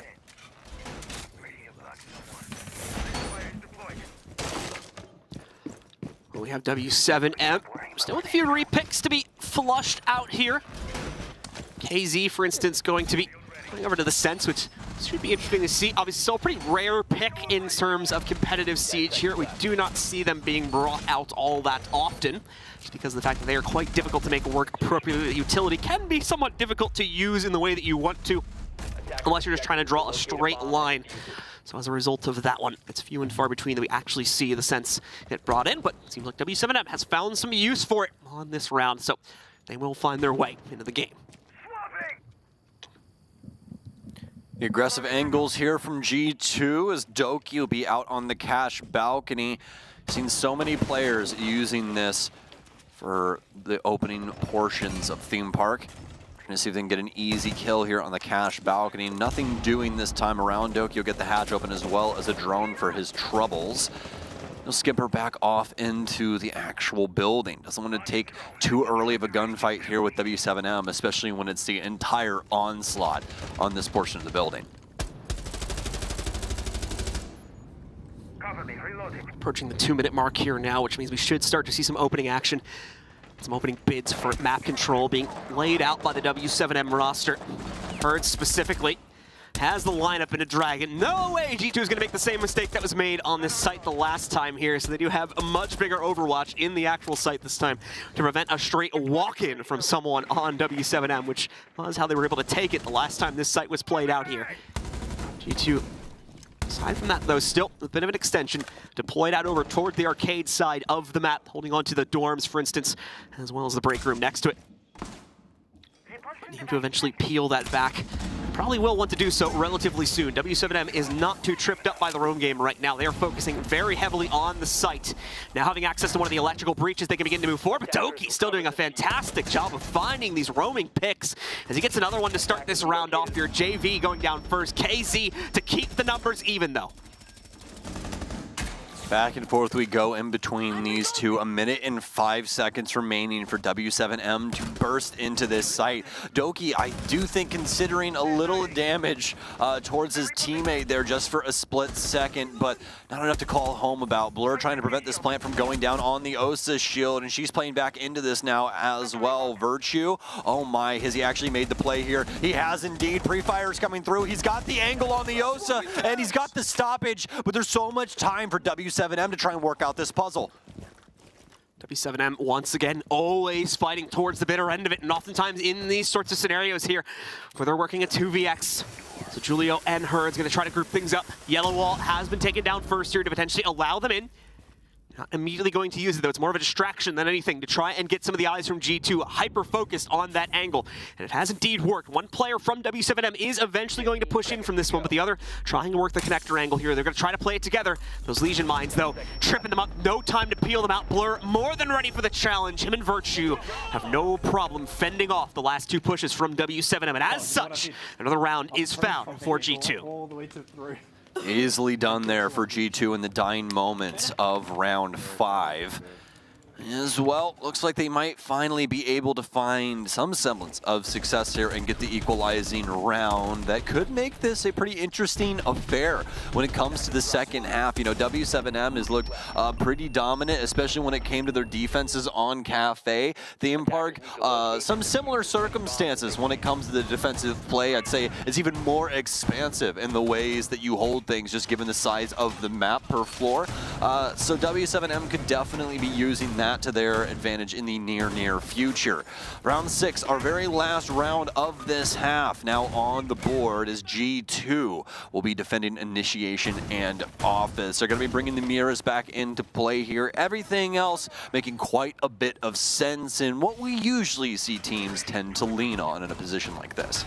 So, spawn from W7M is going to roll out in about 10 seconds here. No drastic repick showing up for them just to... Oh, never mind. It seems we're going to get quite a few of them after all here. The Twitch being swapped in, Nomad being swapped in, Lion being swapped in, and Dokumi being swapped in as well. W7M want to get a lockdown on the G2 here now, but I'm not entirely sure if this is going to work in the way that they think it will here. G2, like I said, has kind of cooled off the aggression quite a bit, save for Doki. He's been given the free reign to do whatever the heck he wants in the early round here. So there's a pretty low chance that the Nomad air jabs and as well as some of these other pieces of utility may actually lock into a target, but we'll have to wait and see how everything unfolds here for W7M. Once they start to peel their way towards the site, we'll get a bit of a clearer picture in terms of how they're going to want to use all of this. W7M will be starting things off on the Dragon side. Have a couple of players over towards Cafe. G2 already showing teeth, though. Let's see, we'll tag up a couple of players. Doki, although, also taking a little heat for his sake as well. W7M not wanting to hop to just yet, as they can sense that G2 is trying to get this opening pick dealt with very early on right now. So they're going to go into the drone game and see if they can try and find an area they could abuse pretty handedly. It's starting to look like it might be building up towards that cache side. Have some drones in on the arcade area, but I don't think we'll be seeing a swing anytime soon here from the likes of Volps. And continuing to wait for the first bit of aggression to really start swinging in here from W7M. Yet to see them commit to any hard points closer to the site itself, meaning G2 still has a very stalwart hold. Could potentially change over the next few minutes. Herd's getting tripped up there as he goes in by one of the Alibi clones. That's going to reveal him for a few seconds, but quickly corrects upon that one. Has positioning inside of the site now. Just has to keep it and leave room open for the rest of his teammates to also rotate into this one. Julio holding a flank, can't move forward. Doki successfully pierces the veil anyway. Takes down Julio. KZ will be able to trade out for one, but there's still fire back coming in for other members of G2. W7M down a player. Needs to get a double kill here to be able to equalize this situation back under their own control and still have a chance to push out and find a plant for themselves here. They're split up now as well. Volps laying down the hatch. He's not been able to spot Doki, and I think he's made it out there. Nicely played by Doki on this round as well. Pretty much single-handedly delaying this push in its entirety between the kills he got at the beginning and the play he just made there on the inside of control. 30 seconds left here. Let's see how W7M tries to piece this together. Oh, it's been so difficult for them. Trying to deal with G2. They're constantly hounding them on these angles. The Bulls in the Bronx taking it to them. W7M cannot find a single lifeline at the current moment. Time and time again, the timing's not working out. It's a moment they look away from an angle. G2 shows up. They deal the death blow towards W7M. And Alamau and the rest of the gang will be able to pick up yet another slow fist bumps here for the God Lord Fabian of G2. They're looking to try and reclaim the lead here after that round. 3-3 here after the half on Theme Park. G2 now on the offensive side of things. So G2 able to even things out, bring themselves back from the brink, it would seem, after W7M got off to a booming start. Great input certainly came in during that tactical timeout. And that's immediately when we saw the turnaround from G2. Started to see them really excel here to bring things back under their own control to keep this game even. Now it's time to see if that is going to carry forward onto the attacking side as well. W7M has been bested quite often here throughout the course of this series, but they have generally always seemed to have a pretty reliable defensive game. And now on another defensive-sided map, this could be just what they need, that nice little boon to get them over the edge. But they'll have to start off on the right foot here, as they lost their edge, of course, on that attacking side. Only picking up the first 3 rounds for themselves here. G2 taking a solid 3 in direct response to that. Well, now this is where everything starts to really matter. Everything bubbling to the surface now for both of these teams. W7M and G2 a half away from being able to claim this long and hotly contested best of 3. Both of these teams considered the best in the business when it comes down to it. Some of the biggest and brightest names in all of Rainbow Six Esports on their respective rosters. And it's all come down to this one half of Rainbow Six that could be forced to overtime if it continues on this teeter-totter that we've seen so far in between these two.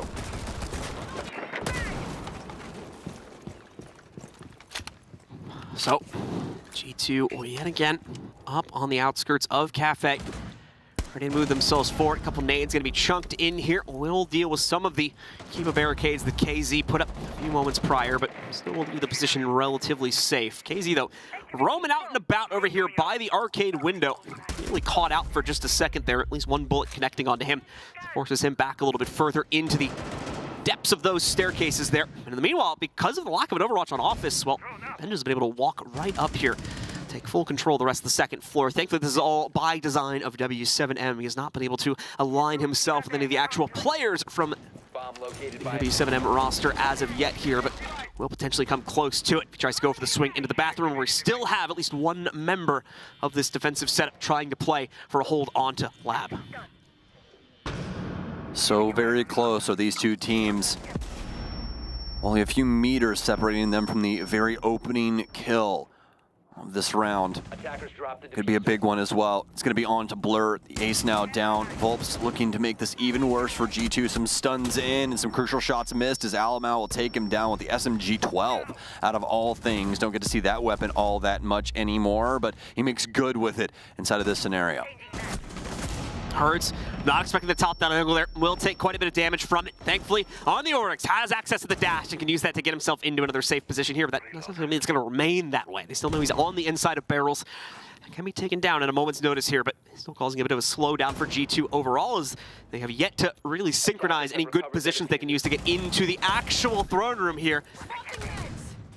So will be finally found out as he goes down on the inside of that barrels position. Like we said, that took a good 20 or so seconds to eliminate him, and now G2 still 4 players standing, yes, but 3 out of 4 of them going to be forced to try and make a play through connector here.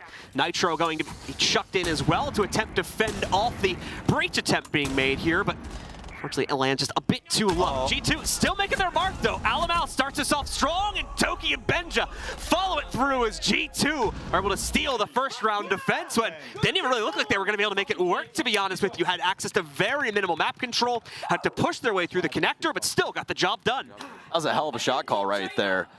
Get everybody focused on what could potentially be going on around the breach, and then just send it right in through split. Absolutely fantastic, and probably the shot call coming from Virtue right there. That's probably why he's giving him so much praise, is just being able to send it at the proper time, completely catching W7 off guard. You can see not a single person was really paying attention to what was going on with split, and all of a sudden there was just a preposterous amount of G2 members inside of that hallway. And so G2 get away with the first one of the second half here. Stealing it after a last-ditched effort ends up paying out quite successfully here. W7M was not expecting such a coordinated push to work itself through the connector doorways there.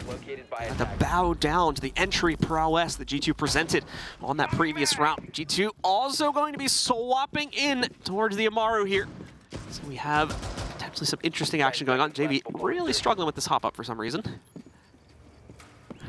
5 seconds to go. There you go. Hey, very well done. It took him like 20 tries to do that. It happens. That one's kind of finicky. That one is a little finicky. You kind of just sprint and spam the hell out of your space bar. Hope you make the connection. Just pray. Pray to the Ubi gods and hope that you get up on that. Otherwise... he needs like a turbo macro for his space bar there or something. I think it used to be that you could get up on like I thought you could get up on the railing and then do it that way. Yeah, but the railing's like a little bit more finicky now as well. Because if I remember, I might be wrong about this, but I think they changed the hitbox a little bit where you're a little bit more slippery on it when you stand, so it's just easier to do it via that. But past that, some other things are a pretty slippery slope. Losing your hard breach early on. Oh my god.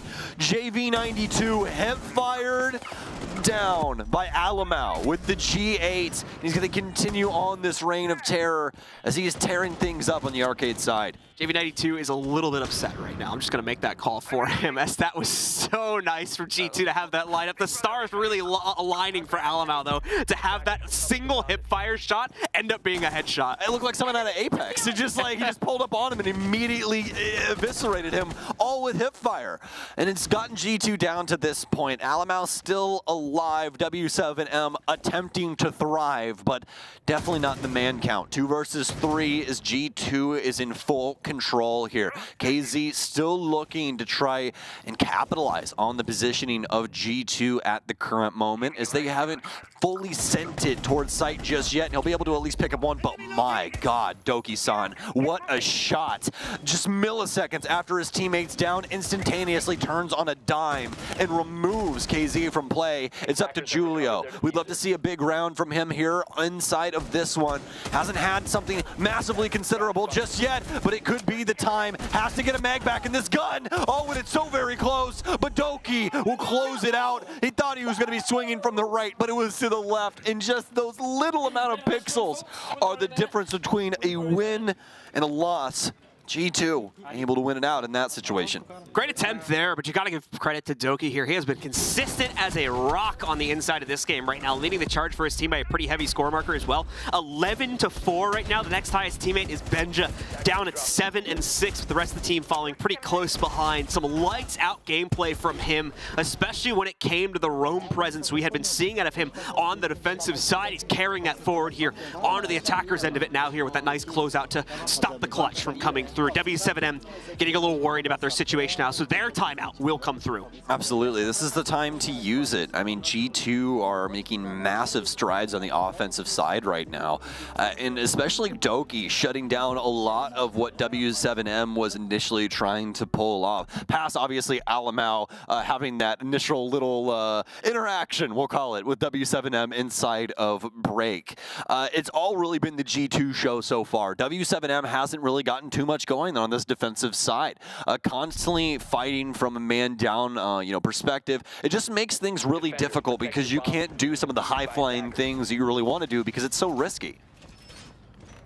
The case, and with the W7M now up against the wall, what will they change up potentially? What will they do differently here on these rounds to try and recenter themselves, try and bring it back from the brink? We'll certainly be finding out here. In terms of operator selection, nothing crazy going to be deployed towards it. We do have some mirror action that's going to come out here for Julio, but certainly workable inside of this site specifically here. So we'll present hopefully some better opportunities to swing out and find some earlier picks against G2, which W7M has been struggling a bit with here as of the past 2 rounds. For G2 though, a few repicks coming up for them. We were flirting with the Amaru repick again, but it seems Blur has gone for something much more traditional and is going instead for the Nomad to flank watch for the rest of his team. Benja, of course, getting a little bit sneaky on the Nook, and then Alamau will add the Dokkaebi in for that extra bit of intel. G2 going to be locking up some portions of the building, at least for window play. Don't want W7M flying out of those anytime soon. G2 trying to get some positioning around the cash balcony as well here, as this looks to be the starting position for them. They'll also get Benji going down around the lockers area, see if we can have some influence around the yellow stairs. Logic bombs in. This looks to be fast moving here from G2. They don't want to slow down up against W7M, and you can't necessarily blame them. Their foot on the gas has been a fantastic thing, but it seems like it might be something that has to be kicked down the road just a little while longer, simply because of that proximity sensor, knowing that Benja was in the area. So see if you can possibly get something done with maybe a frag grenade underneath or a potential late rotation once it's called upon from G2. Activating presence reduction. G2 continuing to play this very, very slowly. I think waiting to see if Benja can potentially strike first here, if there's going to be an opportunity. So he clears out the entirety pretty much of the first floor here. It's not going to be able to spot much from it. We're looking at him priming a nade, I think, just a second ago, but ends up unclicking it.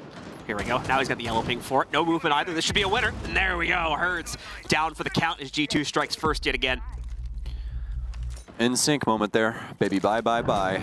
As Herds will go down. W7M finally able to get something going here. They'll equalize, but it might change up quickly. Yep, Alamau, he knew exactly where that was going to be going due to the logic bomb that came through. The phone calls working out so well, as well as the EE1Ds, but somehow Julio's still allowed to stay alive and still allowed to get these 2 kills. Really, really considerable stuff coming out of him given the circumstances of an EE1D and a logic bomb all going off in his back pocket all at that moment. But now for G2, they have to try and pick up these pieces, which was not something that I was really considering saying going into the initial portions of this interaction, but somehow W7M have came out on top. G2 had everything at their disposal to figure out and eliminate all of the W7 members from their positions around the site, but just simply couldn't get it done. Julio with a heck of a play inside of break. Did you just figure out what their team name means? W7M? Yeah, W7 members. Like, I don't... maybe. Winning with 7 members. Winning 7 members. That's a really bad team. That's what it actually is. I'll give you a T. I don't think that's it though. I was gonna say I'll give you a T for nice try. I don't really think it's that. But that's like 2 a.m. acronym. Pick it up right there. Yeah. Oh my gosh, yes indeed. But I think they might need a lot more than 7 men to get this accomplished right now. Although they were able to get that 1 round, they now have to go back to some successful sites for G2, and that might not bode that well for them. There's only one way to figure that out. Well, it's play the damn game, isn't it? So we'll see what happens after this prep phase. W7M is going to throw it sky high for their setup. KZ will be holding down that top floor with a couple of different barriers around, as well as some of these hatches getting sealed up so that G2 do clear things out. They won't have such ease of access towards the actual site. All right, well, we do have a dead member of W7M. 10 seconds into the round. I just looked down at my notes, man. Come on. Come on. Slaying it out here as he is more than prepared for the spawn peek from Herds there on the Oryx. Slaps him down to the ground, and immediately G2 has the front-running lead. Doki, like I said, consistent as ever inside of this map specifically. Knocking out Keys as well, or KZ, excuse me. Bringing it down to only 3 here for W7M. literal pixel of KZ's head exposed off that barrier. It was the same for Herds too. Herds, like, I don't even think he saw the player that took him down. That's just disgusting, man. Touch grass or something. I mean, come on, my God. There's not a whole lot of that here, you know. Yeah. Neither in Europe. It's probably pretty cold and crappy over there. You want to touch the white snow or the brown snow? Yeah. City snow is not that great, and well, neither is the play from W7M right now. They're looking a little like that sloppy snow. They're getting taken down from every single angle. Nothing that they can do is finding any success for them, at least inside of this one. Volps will finally fight back. G2, though, they've gotten away with so very much. This is looking like map in match point. Volps tried his best to stay in the situation, but is struggling, of course, here, considering the 1v4 that has been set against him. Not really much that he can realistically work towards at this point here, so this is going to be a 6th and penultimate round for the G2 roster. Volps getting away with at least one more here, but just really baiting for kills at this point. Not really trying to lead himself into a clutchable position here. If he gets another kill, he can probably try to swing towards it, which he's coming up on the precipice of that now. But yeah, Virtue ready for the challenge. Finally, G2 give us that expected result of the round and push themselves up to 6. Good openings, guys. Good openings. Fantastic stuff from G2, and yes, indeed, as you heard from the bench themselves, great openings, G2, great openings, because that's exactly what it was. A nice stoppage for the opening blood, and then also Doki with a hell of a peek onto KZ inside of Cash. Again, you got to give him props. A pixel of that woman's head is showing, and he just eliminated it, all while on the move on Repel. That's just such a difficult shot to hit, but still capable, all in that moment. G2 now on map and match point, looking to take it out of the grasp of W7M, who looked so potent on Cafe. G2 seemingly on a run that can't be stopped right now, but for W7M, they don't have a choice here. They've been fighting for so long inside of this series here now, bringing it back from the brink over on our first map, of course, and able to eventually take control there, but could not maintain that presence on map number 2, where G2 ultimately closed things down. Are they about to falter outright and give the third map over to their opponents as well? It's looking more and more likely with the way things are evolving over these past few rounds for W7M. Very much the same flair here for the throne room defense as they come back into it. So we are going to see the Azami for KZ to reinforce the innards of the site, the bandit batteries to try and prevent the wall openings from happening. JV92 will be somewhat contributing to effect on that one as well, and then Herds doing most of the work on roam game, I assume. A lot slower start here for G2, but considering the last round, that is probably a good thing for both of these teams, as it means we got a lot more nuance going on, a lot more potential for W7M to elongate this game. G2 going to stick to their drone game here, so looking to work their way into Gong. Found themselves some positioning inside of maintenance as well. No one really home for W7M in this area at the current moment, trying to keep things moving around the map and mostly around the stairwells here, as we saw KZ at the top of Dragon. This is going to be a pivotal location, but it looks like he might quickly be dispatched. A frag grenade is going to deal quite a bit of damage, but now they know exactly where he is on top of all of that. Going to continue to be hotly contested rolling through this round. KZ continuing to wait, see if a member of G2 is going to swing out from electrical there. We can challenge him back down, get that bigger advantage going into the favor of W7M, but have not been able to find that just as of yet here. G2 at the same time, though, are struggling in a similar way to find their footing, to swing this to the next step, to get themselves into the depths of throne room here. Still trying to look for that top-down nade kill, and they just can't seem to find it. W7M are far too mobile on the roam because they know that that's the current objective here, so they're not being baited into it. Halfway through, G2 have not been able to find the opening kill. Some damage onto Herds. Doki trying to act quickly, usually so solid at this, but now a beautiful lineup here as Herds will be able to take down Blur. Some nice kills coming in, a drop shot, and Herds, so much damage dealt to him, but they can't get him down. Alamau will be the one to go. Benja finally fighting fire with fire, but how much does it really mean, all things considered? 2 versus 4, Herds on very low HP, and most of W7M now back onto site as this last minute has dawned us. Herds and the rest of the extended game definitely getting the gold star for this round here, just wasting all the time and all the utility from G2, eventually forcing them to just be baited into an outright gunfight, where for the most part, Herds wins it all here in the mid-round. Beautifully played out. Not really expecting much of a hope for G2 to swing this one back under their own control, but let's wait and see here as Volps takes out the second to last member now. Virtue is all that remains. Heat 2 quickly dealt with by JV92 at the connector exit, giving W7M one more round here and one more chance to send themselves into overtime.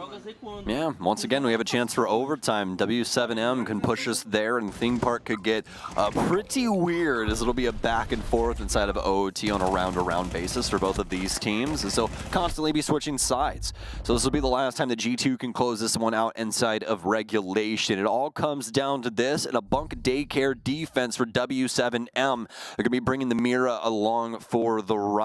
G2 had some at least considerable things going that last round. Obviously, they'd love it to go a lot more like the prior round with the 2 easy opening picks for them and pretty smooth sailing past that moment, but W7M are not going to go down without a fight. G2, this is your time to put them in the grave. So for G2, just one more round is still all that is needed for them. However, as you said, with W7M coming back alive, it seems, on the previous round, that singular round may be a bit more evasive than it first appeared. Not able to see G2 hit the ground running with the entries that they had done in previous rounds. That's, again, what I was talking about towards the tail end of the last play, when you consider that W7M's roam game caused a massive amount of the delay that eventually led to them winning. They previously were unable to achieve that status and just ended up giving up that control far too early in the round. If not, those players had been taken down outright. So as a result of that big improvement on that part of the game, this led to much greater struggles for G2 and potentially could trigger overtime if we see something similar happen on this final round. Well, let's get into it. It's been a heck of a showing from Doki. It's been him as well as Herds and KZ going back and forth in a lot of these rounds. KZ really being the thorn in the side of G2, and he's looking to be that yet again. Also, Benja as well, 11-9, the newest pickup for G2, and he's been lights out so far for them here at this tournament. A fantastic pickup off the heroic roster that's really been working out for them. So Doki with the hop in here, just on the drone though, so not taking any huge risks as of yet. Wants to go for the check on control before the rest of his teammates potentially are called to swing in through there. And I think he's actually the only one in the area too, so just going to be a lonesome play for himself here. JV92, a little bit of a reconstruction project for some of the utility, as he feels it's going to be much more useful over on this portion of the map, and I would generally tend to agree, especially now that we're a minute deep. It's not really going to be a hard point over there by the bathrooms that you want to deny drone intel from. It's the deeper parts of the map that are now more important, so we'll have to move that there behind the mirror window in hopes of potentially even saving it should there be a hard breach or something similar deployed towards it. Minute and a half remaining. E1D out, but nobody dead just yet. Logic bomb as well. But all of this just to try and get some info on what the W7 members are. That might have been an ADS there. Nope, Mute Jammer instead. So that nade would have definitely have landed, but they got the Wamai discs in the space as well. So that will allow him to escape instead. Still be blinded, but definitely alive. Some stuns in here from Blur to try and assist that situation a little bit more, but nobody really there to try and capitalize on something like that. Instead, it'll be Doki onto KZ. What do we tell you? Back and forth these two go, and Doki might have finally gotten it done. The death blow to KZ might transcend the entire team unless Herds has something to say about it. He'll take down Alamau. That's going to be the Dokkaebi off the board here, and back and forth we go. W7M looking to force this overtime. Now G2, they need to recoup. They need these kills. Virtue will get one. Benjamin knows that somebody's close in the area, but he doesn't look tight enough. Volt sees the barrel, and he's able to take him down. It's up to Virtue. This 417, it's been so dastardly throughout the tournament, but it won't be good enough. W7M provide overtime for us here on Theme Park. We have a guaranteed 2 rounds ahead of us. Second overtime is ignited in this series here. We go the absolute full distance to decide this one here. So let's get into it. 3 more rounds up on the tee. W7M gets a defensive start. G2 starts on the attacking side. First team to 8 will win out not only this map, but this series as well. So let's get into it here as we're back into Armory and Throne Room for W7M's first defense inside of OT. Important to note that as well, that all previously locked sites are now going to be unlocked for play for the defenders.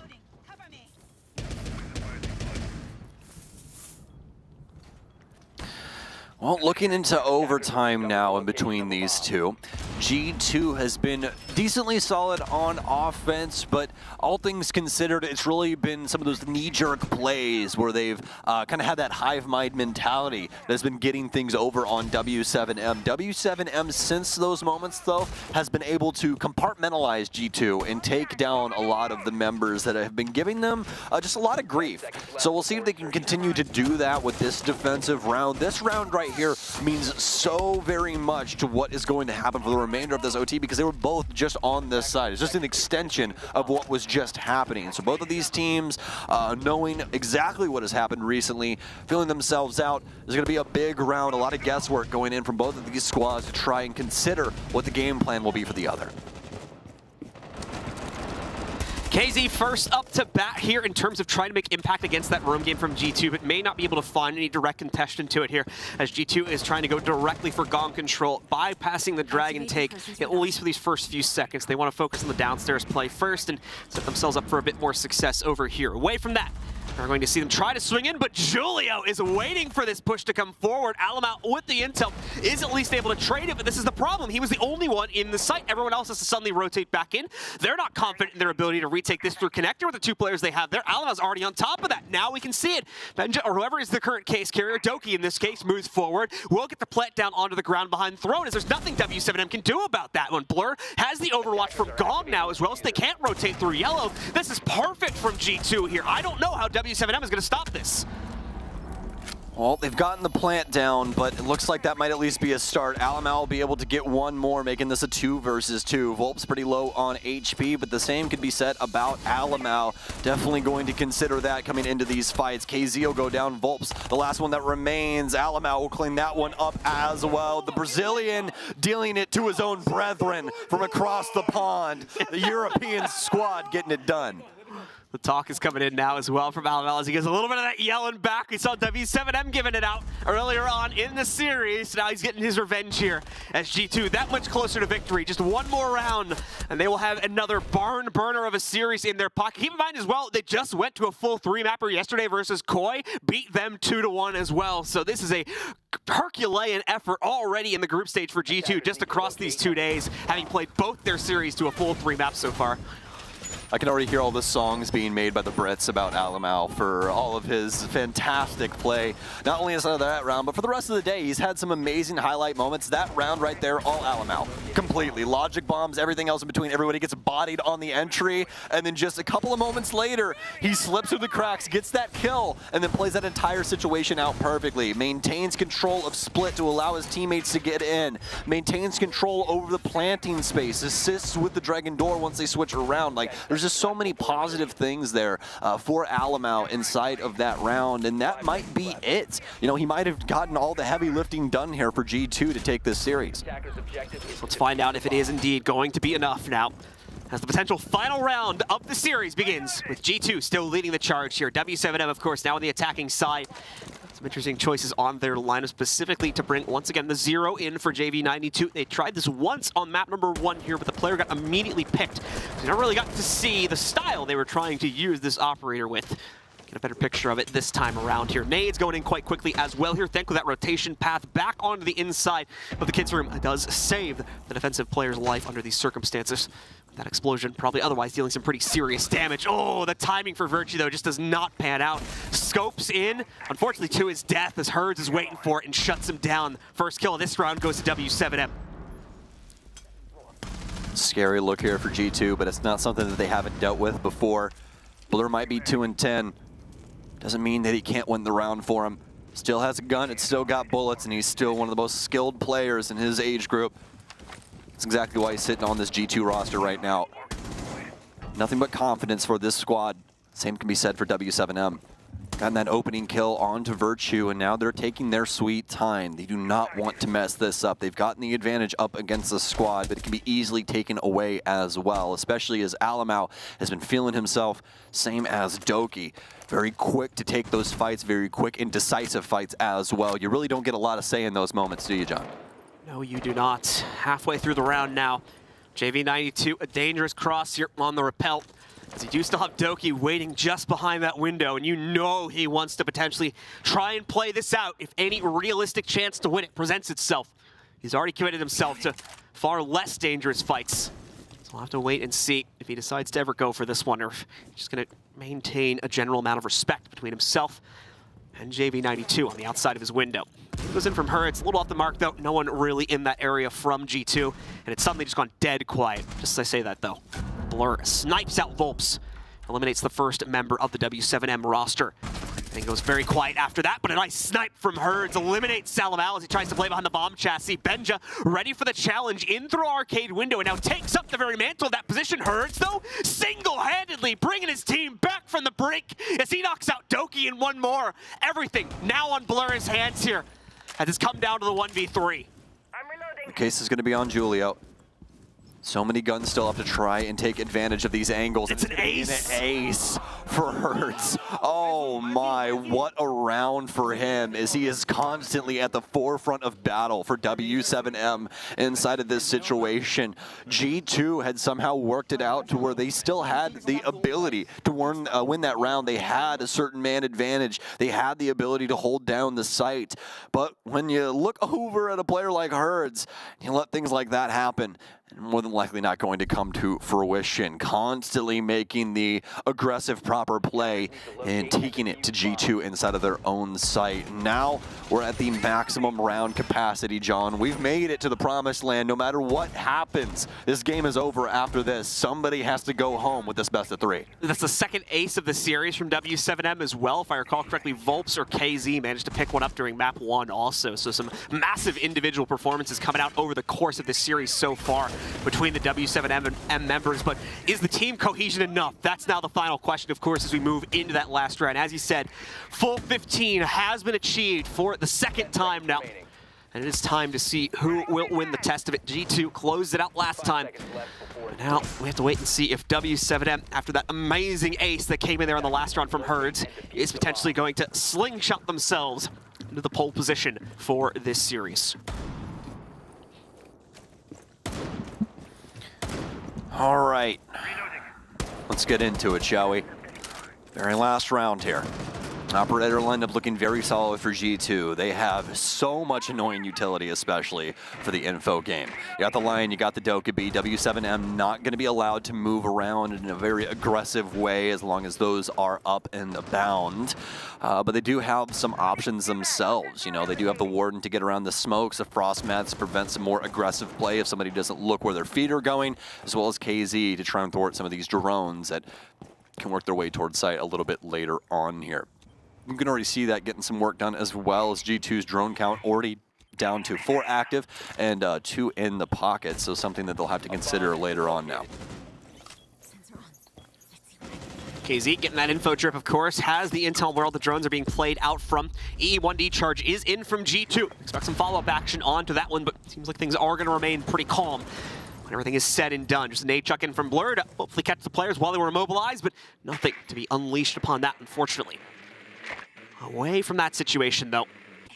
Once again, you can see how tense the scenario is just by the inconsistency of both of these teams to actually want to go for some sort of play here.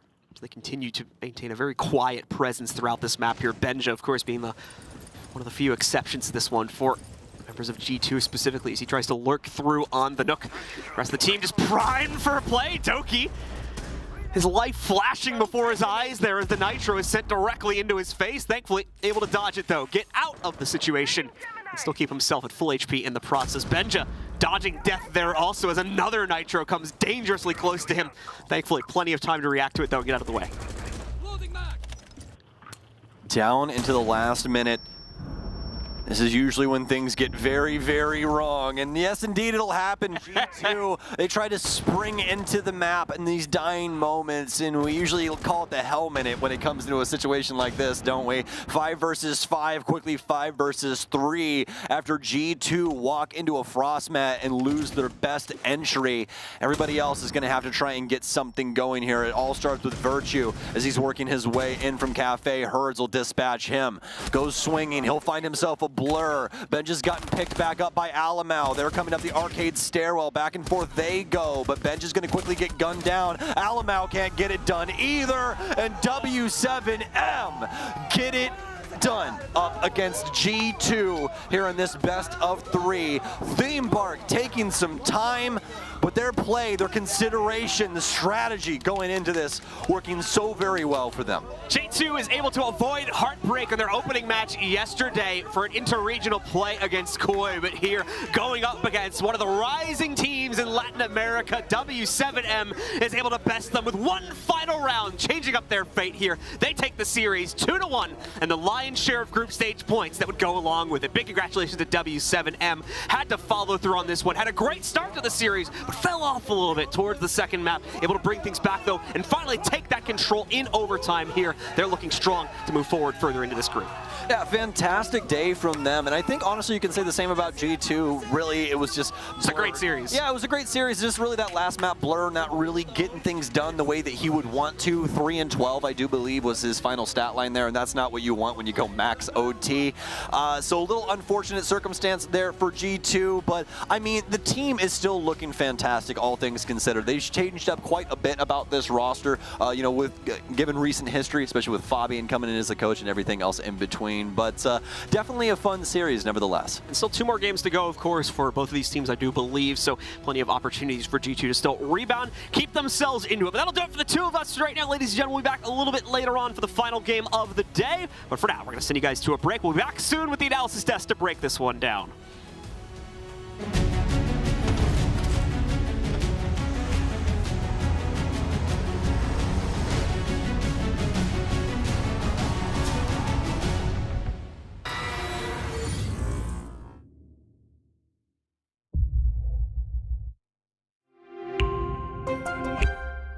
I'm Nicholas Morton, but you know me as Pingu. I'm a 2-time Rainbow Six Siege World Champion and former top Rainbow Six Siege player in Pro League. Welcome to my Siege Ranked Bootcamp. We're talking 20 seconds left on the clock, you got the diffuser in hand, what do? Play the way that you're comfortable with, because you have confidence when you're in this position. That is when you're gonna be at your very best. Good luck.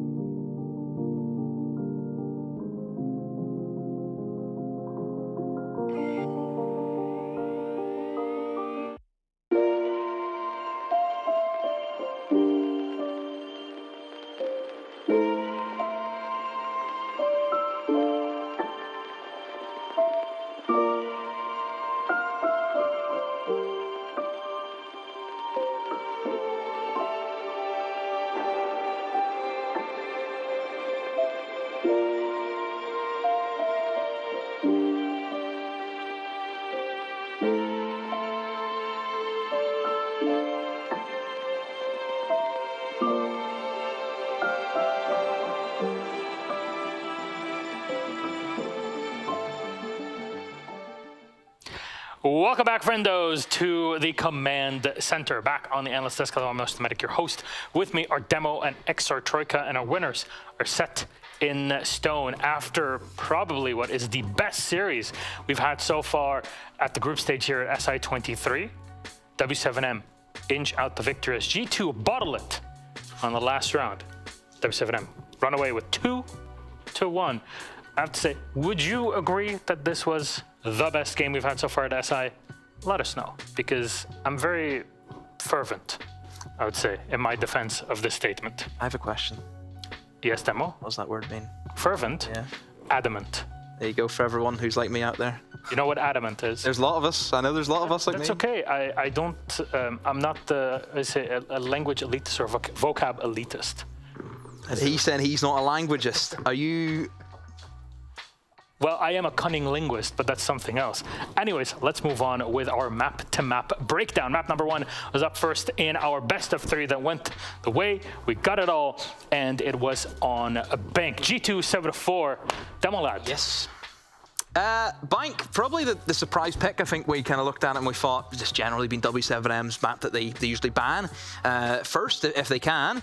But I think G2 kind of took them by surprise. And I think G2 seeing opportunities there to really display a good showing of Bank. I think it helps. Whenever Virtue is showing up, you know they're having a good day. Virtue's played really well today. G2 did a great job on Bank, especially in the early part. They got a 4-2 split on their attacking half, which is always a big thing. There was a couple of things that didn't really work out from W7M. They tried to play a little bit of clash. It did work in round number 1. It didn't work later on. It was one of those games that I think G2 did such a good job on that roam clear. There was little tricks being played by W7M. They were trying calves under desks. There was all sorts of stuff going on. And G2, while the droning wasn't perfect, and I don't think that Doki had droned under the desk, he was ready to react. And that sometimes is the most important thing. The thing is, W7 are trying to play G2 at their own game. Yeah. You know, G2, they do that. They're going to be ready for all that. Well, that was the adaptation that we got on Bank. 7-4 scoreline, like we said. But that wasn't, of course, the only map in this best of 3 series, because we did go all the way. So what about our second one, once the replays kind of die down for this series? Because I gotta say, just having the Monty ban might have been very helpful for G2 on this map. But once we got on to Cafe Dostoevsky, the maps, the bans were completely different. Both teams reacting to one another in substantially different ways. A 7-5 in the comeback, W7M here, Ollie. Yeah, W7M, I think they obviously had a fantastic first phase and they were able to pick up 5 of the first defensive rounds. Obviously, we know Cafe can be a map that teams struggle to attack on. It's difficult to say this map is attack side, this map is defense side, because that changes throughout region, but there is one constant in that, and that is Cafe is always going to be a difficult map to attack. G2 found that as well as most other teams. They really struggled on the entry. They lost that entry engagement every single round, bar 1 inside of that first 6, and I think they just came up against a big obstacle. Volps's 5K's ace in round 1 won't have done much for the mental of G2 going into that one, and it was just a very tricky game. I think they didn't get into it quick enough. It didn't feel as if G2 really got into a rhythm. You know, starting off 3 rounds lost on the bounce, you know, at the beginning, I think that doesn't help you. And I think Cafe's a map where you just... it's probably one of the maps that we see the most like just stomps on, you know, like big numbers being put up. I mean, we kind of see, I think we had Cafe earlier with Soniqs versus Wolves, and at 7-3, you know, right from the get-go, it was easy to see that stomp incoming. Whereas on Cafe, if you don't kind of get into the way of things early and your opponents start doing it, momentum on Cafe is a dangerous thing. It can really spiral out of control very quickly on Cafe Dostoevsky. It's a very Dostoevsky way of putting it. There's final Nitro to kind of end out on the round. G2 unable to close it out to 0. That took us to map number 3 in the series on Theme Park, which had seen G2 on before, yesterday specifically. And unfortunately for G2, but very fortunately for Brazil, the entire lap-time scene, and W7M, went to overtime, clawing back against G2, and took it 8-7 in OT. Demo. Best map so far. 100%. 100% the best map so far. I'm gutted. I'm absolutely gutted that G2 couldn't get the win. I just look at Ollie and I think... Really? I would have never thought that you, of all people, would be gutted that G2 lost. Just so close, like literal 6-4 up, and then they take the first round over, and it's just... It's the best way to end a best-of-3 series, though. A maximum overtime theme park. I'm not really complaining because it was an exciting one to watch. And I think the W7M did a great job of pulling it out of the bag right at the end. Again, we've commented already about how the entry kill was something that came quite easily to W7M over the course of the whole series, and that was the same inside of theme park, particularly in the overtime. They got the opening kill every single round of OT, and obviously that gave them a very big swing in the grand scheme of things. The other exciting thing about this game, and something that we haven't had as much in other games that we've seen so far, is the amount of multi-kills we've seen come through. We've had 2 aces inside of this series, and we had 19 multi-kills overall. So that's a 3K, a 4K, just players popping off left and right. And it's all sorts of different players as well. It wasn't just limited to any one person. Even Julio had a bit of time in there. I also want to put things into perspective for a moment here. Everybody loves to just trash on G2. I get it. It's fun, right? It's G2, big org, big names, punching up, right? And yes, they've had a rough year, but actually they didn't. They still performed pretty well for the fact that they were in and out of different rosters, etc., for the whole year. They come here, nobody really thought about them at all. They go up against their first opponent yesterday, and they play incredibly well, absolutely roll over them. You go now for the second game, right? They go up against W7M. How many of us here have been saying W7M probably top 3 in the tournament? Nearly everybody. Yeah. Yes. Everybody with they are a favorite, yeah. And then G2 pushes them to the edge, almost beating them. Coin flip would have been either one of them. If you told me 3 months ago that G2 would be pulled into a group with Koi and W7M, and they'd been able to take 4 points against both of them, like combined, you'd be laughing. You'd never expect that. I think they've done really well. Not only to obviously get the win against Koi, but even taking a point is really good for them, because now I suppose the pressure's on Rogue.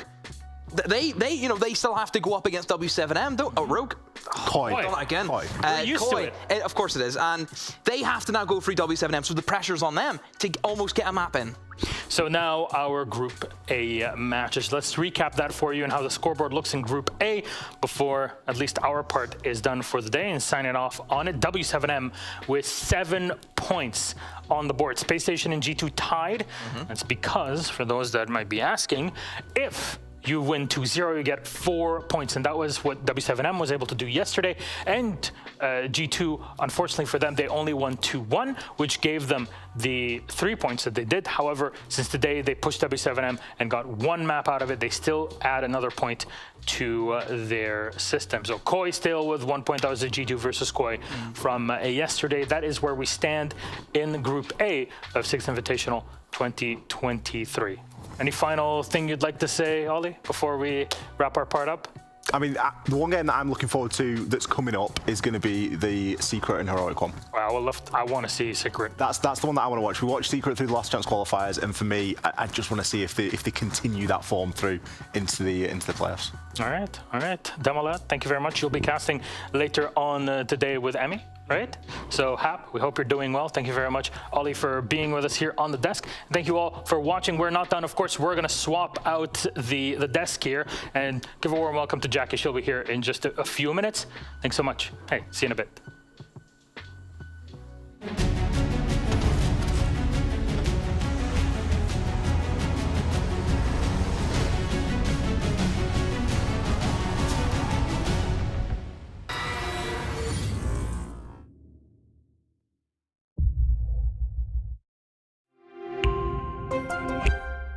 I'm Nicholas Morton, but you know me as Pingu. I'm a 2-time Rainbow Six Siege World Champion and former top Rainbow Six Siege player in Pro League. Welcome to my Siege Ranked Bootcamp. We're talking 20 seconds left on the clock, you got the diffuser in hand, what do? Play the way that you're comfortable with, because you have confidence when you're in this position. That is when you're gonna be at your very best. Good luck.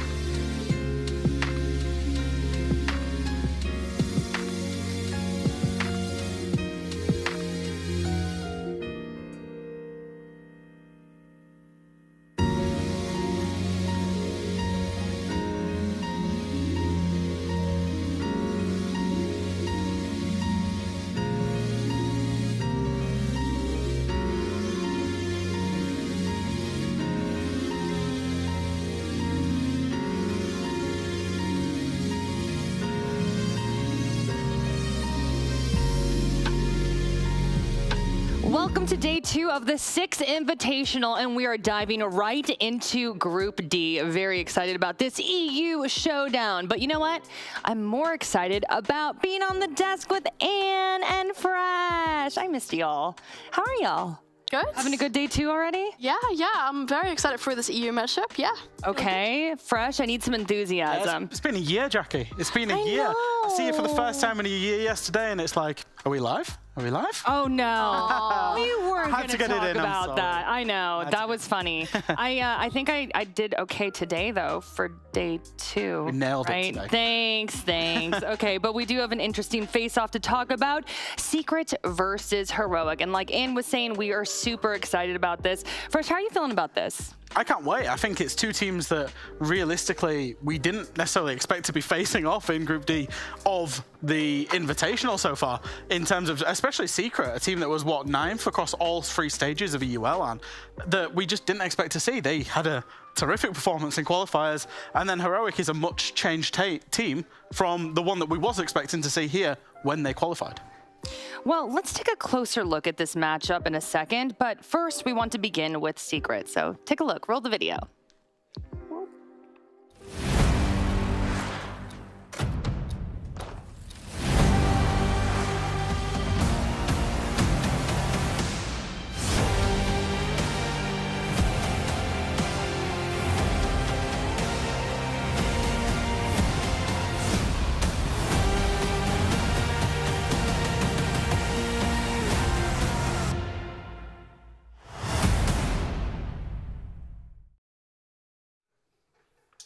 Okay, so Anne, I'm going to put you in the hot seat first. We have not seen Secret play yet at SI, but they do have a really interesting backstory. So stage 1, 2, 3, that face really describes it all there. Yeah. But they have an interesting qualifier story. Please tell me about it. Exactly, yeah. Well, Fresh touched upon it real quickly. They didn't have the greatest of year throughout EUL. And if you talk about which team you'd expect to go through from those last chance qualifiers, it might have not been Secret that you think about initially. But this team had an interesting glow up going from stage 3 into those last chance qualifiers. You'll see it here with the stats on the left side in blue. Their stats for stage 3, and on the right side, their stats for the last chance qualifier. Specifically, their EPS, cost, and survival rate, which we did talk about in EUL, went up massively during those last chance qualifiers. And in my opinion, it's very much deserved for them to then be here. Every single player on Team Secret has had a mad glow up since stage 3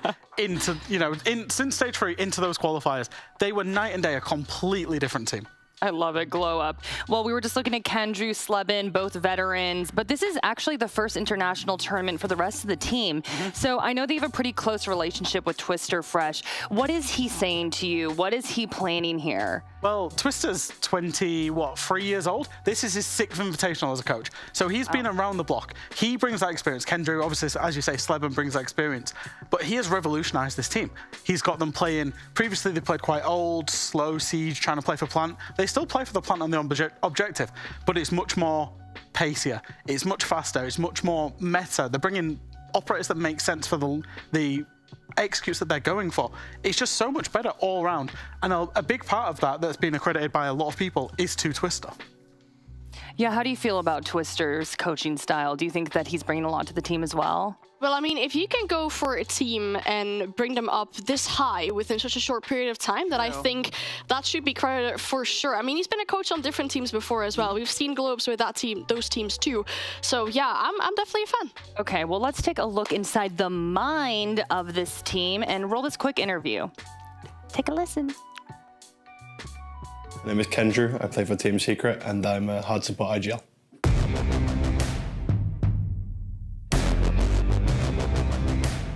We're in Group D alongside DarkZero, FaZe, MAT, and Heroic. It's a really hard group, a lot of high championship caliber teams in there.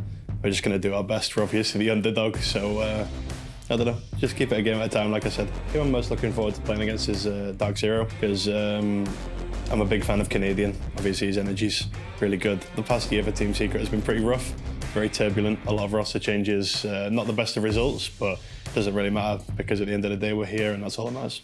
Our preparation was, kind of cut short because we had to go through the open qualifier and the closed qualifier. So we're just going to focus on our gameplay.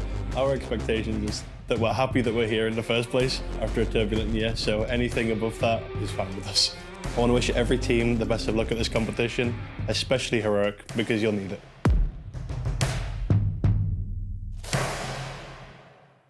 Not the most adorable person ever. I just want to give Kendra a hug. He was like, let's have a good time, Heroic, do a good job. Like, darling, I love that. Okay, but we're getting our game faces on, okay, Kendra? Now you're gonna get fierce, right? Secret, obviously ready to go, get their first game going, but Heroic is hungry for a win and definitely want to talk about them. So first I'll put you in the hot seat now. I think we gotta talk about Benjamaster leaving. Yeah, I think... Go on. There's a lot to say there. Opinions on this, Jackie. Yes. So I'm just gonna go. I'm just gonna roll. You don't even need to give me a question. I think that for Heroic is like that whole move of Soniqs buying Citizen from G2 and then G2 buying Benja. Heroic have been the org that have lost out from that significantly because they've lost their star player. They've had to regroup. You know, it's an unfortunate situation. They then go and bring in 2 new players. They bring in Noodle, they bring in Oscar, and then Oscar obviously can't come to this event. So in comes a trusty old hand in Sloth, and it's kind of like there's so much disruption for this roster. I don't know how you have any expectations for them. Yeah, I also want to talk to you a little bit about the tight battle against DarkZero last night. I don't think people were expecting them to do as well, to be honest. What did you think of their performance? I actually thought it was very encouraging, to be honest, given the status of Heroic. They got that first map win, they really upset DarkZero, and they should have got Chalet as well. Over the course of that best of 3, Heroic got so many entry picks. They were actually 3rd for entry picks in the entire competition yesterday, but they couldn't convert the entry picks. That was the big problem that they had yesterday. I spoke to them in the elevators after the game. They were absolutely livid that they lost that best of 3. They thought they should have won it 2-0. Well, it's a new day, and I definitely want to talk to you about Noodle and Sloth. You know, in ways they were thrown into the Lion's Den, thrown into SI at the last minute with this team. I think a lot of eyes are going to be on them. What do you think about these 2 players? Well, yeah, for sure. I mean, it's no secret that with the departure of Benja, you lose a lot of frag and power. Obviously, Mello leaving the team as well. You will need to get some of that frag and power back. And, well, Sloth's been on the team before. He's not unfamiliar with them. He was one of the more entry type of players on this roster before as well. But if you specifically talk about Noodle as well, what Mr. Officer has been saying is he does bring a lot of passion and commitment, but he's also a really good shot caller. Where have we seen this before? A younger player with a fresh mindset coming into a team, assisting an IGL with a little bit of shot calling, and then that team to go on and do really well. I'm looking at you if you have an idea. Is that a French player, Anne? Yeah, it's a French player, yeah. Go. Is it Leaky Fat? But I was indeed talking about him. Yeah, we've seen this before where a fresh mindset in a team with some shot calling can help a team really glow up. Okay, so we're looking at our teams right now. They are getting ready. What do you think their mindset is right now? Secret, obviously, you know, they're gearing to go. This is their first appearance here at SI. Heroic, they're coming off of that tough loss. So what's their mindset? I think both teams will genuinely be happy once this best of 3 is done, because both teams represent a tricky opponent to each other, because neither of them really have expectations for the event. If you look at Team Secret, like Kendra said, no expectations. The same with Heroic. They've got 2 new players, so there's no expectations there. Okay, and as you can see, our map and info is up on the screen. And thoughts? A small concern I might have had with Secret is that they might have a smaller map pool. They have some permabans, and then Heroic might have a little bit of a bigger map pool. But the first pick that we're going to is Clubhouse from Heroic. Secret have actually won 2 out of 3 games on that in recent history, and it also has their best attack and win rate. For Heroic, it's kind of a 50-50 in regards to performance, but they also have their best attack and win rate. But it is also a map that they tend to ban sometimes. I'm a bit surprised by this one, we could say. I think both teams are taking a long-term view at the other team and looking at what is their weakest or one of the weakest maps over a very long-term view. Because Secret, for a long time, didn't play Clubhouse. They now do. And Secret, again, they didn't play Oregon, and Heroic don't play Oregon. It's only very recently Secret have brought it in. But we've got to talk about the deciding map. The deciding map of Bang, through stage 3, was the only map that Team Secret could win in EUL. It was the only one they were getting over the line on. So for Heroic, it feels like an absolute blunder to allow Bank through that banning phase.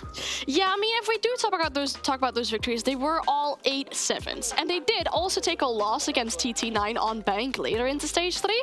So yes, it was one of the better maps for Secret, but there's also a lot of footage on how Secret used to play on that map. Oregon, then once again, I want to touch up on as well. It is a pick from Secret. They did 7-4 Outsiders on that map in the last chance qualifiers, but it was picked against them. And yes, indeed, like you mentioned, it is Heroic's most banned map.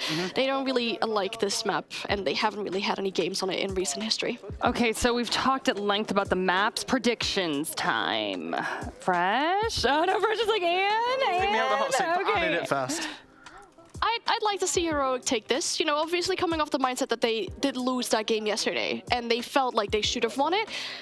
With them, obviously, you know, maybe having a bit of a better chance going into this map ban phase, with me having said that, you know, Secret have a bit of a smaller map pool. Yeah, I'd like to see Heroic win this. How's your bracket doing? My predictions are not going. Mine is not going mine are well. in the mud, but it's okay. I like it. There's a few upsets. too. I'm really not upset about it. Okay, what are you thinking, Fresh? Well, look, if Secret played the way that we saw Secret play in qualifiers, I think they will be going into this as favourites. And I think the map ban suits them. Because they clearly play Oregon. We saw that in the LCQs, and Heroic don't. And they love Bank. So I think at least those two maps, they might not get it over the line in Clubhouse, but those two maps, I would back Secret probably 2-1. All right, well, we cannot wait to get things rolling. Our teams are almost ready to go here, so let's hand it over to Intero and Pengu. Also, we got Stream B pre-show soon stuff coming, so don't go anywhere. We'll be right back. My name is Murat, aka Mr. Officer. I'm the head coach and manager for R6 team at Heroic. I started with Rainbow Six the very first day, 1st December of 2015. Started with PlayStation, played with my friends, had a lot of fun. The way I prepare for matches is obviously being a head coach of a team. I'm really about being a good ambassador for my team. So if I'm stressed, I know my boys are gonna be stressed. So I try to act a little bit gangster about it, you know, give that confidence to my boys, but also make sure that everyone is smiling, everyone is having fun. I use humor a lot in my work. That's my main approach to my team. The coach that I looked up to was Shaz from the old G2 roster. I think everyone wanted to be like him if the coach was the direction we wanted to go, so it was a long time I looked up to him until I got better. Making Six Invitational for me means a lot. Throughout the year, obviously, it's a lot of sacrifice, being away from family as much as I have been and whatnot, being able to lift that trophy, that hammer at the end of the day, amazing. It would really feel good.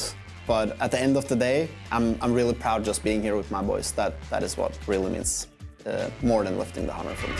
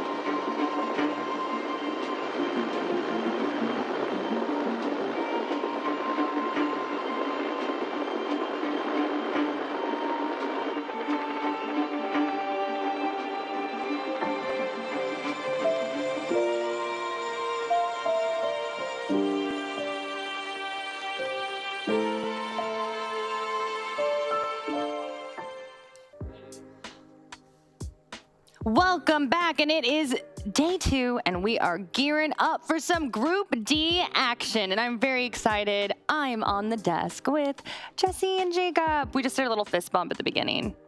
Don't leave me hanging. Boom. Thank you. Jacob, fine, I'll get you 2. Thank you. Sorry, we have long arms. You said so don't leave easy. you hanging, you almost left me hanging. I know, but then I got you. Also, Jesse, did you grow? Yeah, you know, You're it's... making Jacob look short over there. Hold on, go to the Whoa. What's going No one on? makes me look short. Go to the 3 shot. No one makes me look short. Okay. Jacob's almost... Jacob's clearly the tallest today. Jesse's almost as tall as me right now. It's crazy. I'm 6'2". I'm gonna fix that. There we go. I ate my breakfast today, you know? It was the Wheaties, I see. Okay, well, let's talk about some matches, shall we? And we got a very fun face-off ahead. DarkZero versus FaZe, 2 storied programs. Jesse, how are you feeling about this one? This is always a fun one, Jackie. We've seen it a couple times before. It's their 4th invitational in a row facing off. DZ won all the way back in 2020. FaZe took the last 2. So we're trying to equalize the series if we're DarkZero fans for FaZe, maybe make it even more of a dominant showing, 3-1 overall and 6 invitational records. So yeah, these 2 teams, bit of a different roster than what we've seen through the past 3 years, but you know, they're always happy to battle it out and settle the score. Jacob, I know you are particularly fired up about this one too. Especially because the last time these 2 teams played, it was FaZe knocking DarkZero out of the Invitational. That was the last time we saw them play last year. And as far as I'm concerned, you can't ask for a better matchup for an Invitational at an international perspective. 2 teams that really are the epitome of their regions overall, but both of them also coming in with some of the same questions. But a big one for this matchup, 4 players in Invitational history have attended every single one since 2017. 3 of them are in this match, Canadian and Skies against Astro. It's a really big deal to see legends like this who have been at every single World Championship since its inception get an opportunity to face off like this. If they were in the same group, we might not have seen this. We may not have had an opportunity to even see this in playoffs, depending on what the bracket looks like. So it's a really, really special matchup to see these guys in particular have an opportunity to face off. And if you remember, Skies and Bosco played back on Xbox in 2017, so they absolutely do qualify for this list, and they have just as comparable stats. Everyone's sat about like 63-65% cost. That's a really that's like historic as far as career stats go. Yes, some absolute legends playing, but I do want to zero in on DarkZero. I love saying that. I know. You can't help yourself. He's great. Jacob's just shaking his head. I know. I'm not punny. Anyways, let's begin with them. So Jacob, Heroic gave them a run for their money, but you know, as we saw, DarkZero has their war paint on, and I have said this many a times, I would never want to be the enemies of Canadian or Skies. They get fired up on a different level. There are some people that really don't like the war paint thing because they think it's an American sports ideology. It's maybe kind of getting a little bit too deep into it. That, or you know, you're trying to channel Rambo maybe a bit, and you haven't actually proven it yourself. But that's just the mentality for DZ, in spite of there being somebody new coming into the fray, and a lot of questions surrounding what that incorporation will look like. It historically takes a while for a new guy to actually come into DarkZero and start winning. That was when Skies came on the roster initially with Eclipse, when they made changes before then, and now we've seen them win their very first series. It came against a Heroic that still has a myriad of things that they have to sort through, but just the fact that they won their first series is a good step in the right direction. I'm just not sure where they're actually going to come crashing down, and if it comes against a FaZe team that's historically pretty good. Yeah, okay, well, talking about FaZe, let's talk about the opponent a little bit more for DarkZero. FaZe lost to M80 yesterday. They did, Jackie. Yeah. It was maybe not the first showing that they wanted with Vitaking coming onto that roster, of course. Big move for them, taking Cameraman away from that team.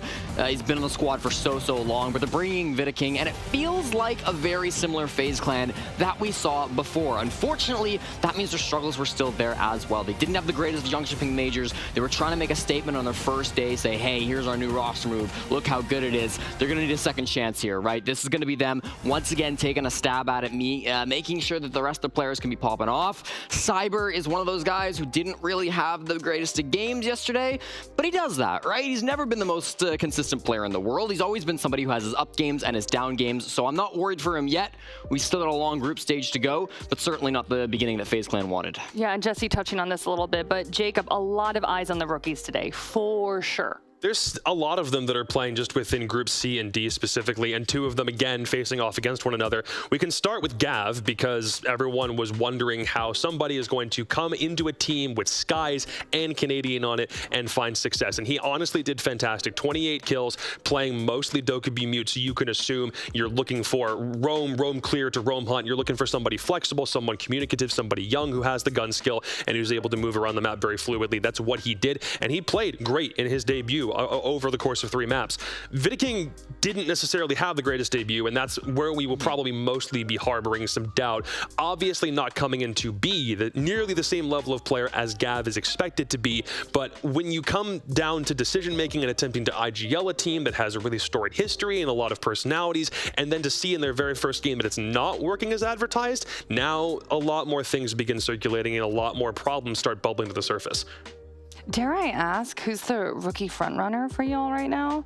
Rookie frontrunner? Yeah, like one that you're just particularly keeping an eye on. I met Spiff in the makeup room. Absolutely lovely, yeah. I mean, our Cully upset BDS the other day. Truly. That's kind of hard to argue against for me. Yeah. Probably the best debut you could have had, let's be real. Even if it didn't come with a positive KD, that's an accomplishment and a half right there. Sure. Okay, well, our teams are almost ready to go. We're taking a live look at the play area right now. Oh, our map info is on the screen. Jacob, what are you thinking?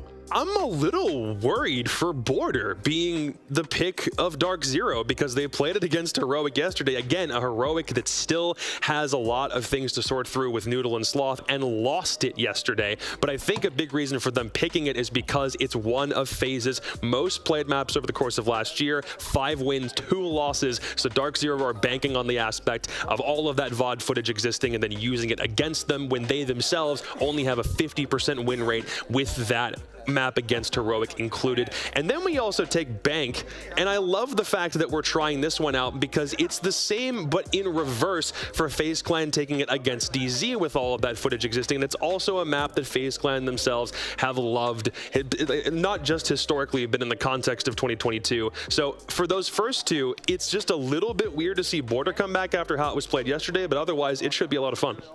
Okay, I'm gonna just roll into predictions. Jacob, I'm looking at you for some reason, so you gotta go first. You just really want me to talk more often than No, Jesse. I love Jesse. Don't say that. Jesse, I'm sorry. Look, initially the You problems just made eye contact first. I don't have to do anything. I'm happy. Oh, stop. The problems that we saw with FaZe Clan yesterday are the kind that I'm worried will not be fixable against a DZ team that already seems locked in with the new formula. So I'm taking DarkZero on principle. If something changes in this game, great. I'd love to be proven wrong because I love it when I say something and then another team comes out of the water and does the inverse of what I expect. So for right now, I'll take DarkZero.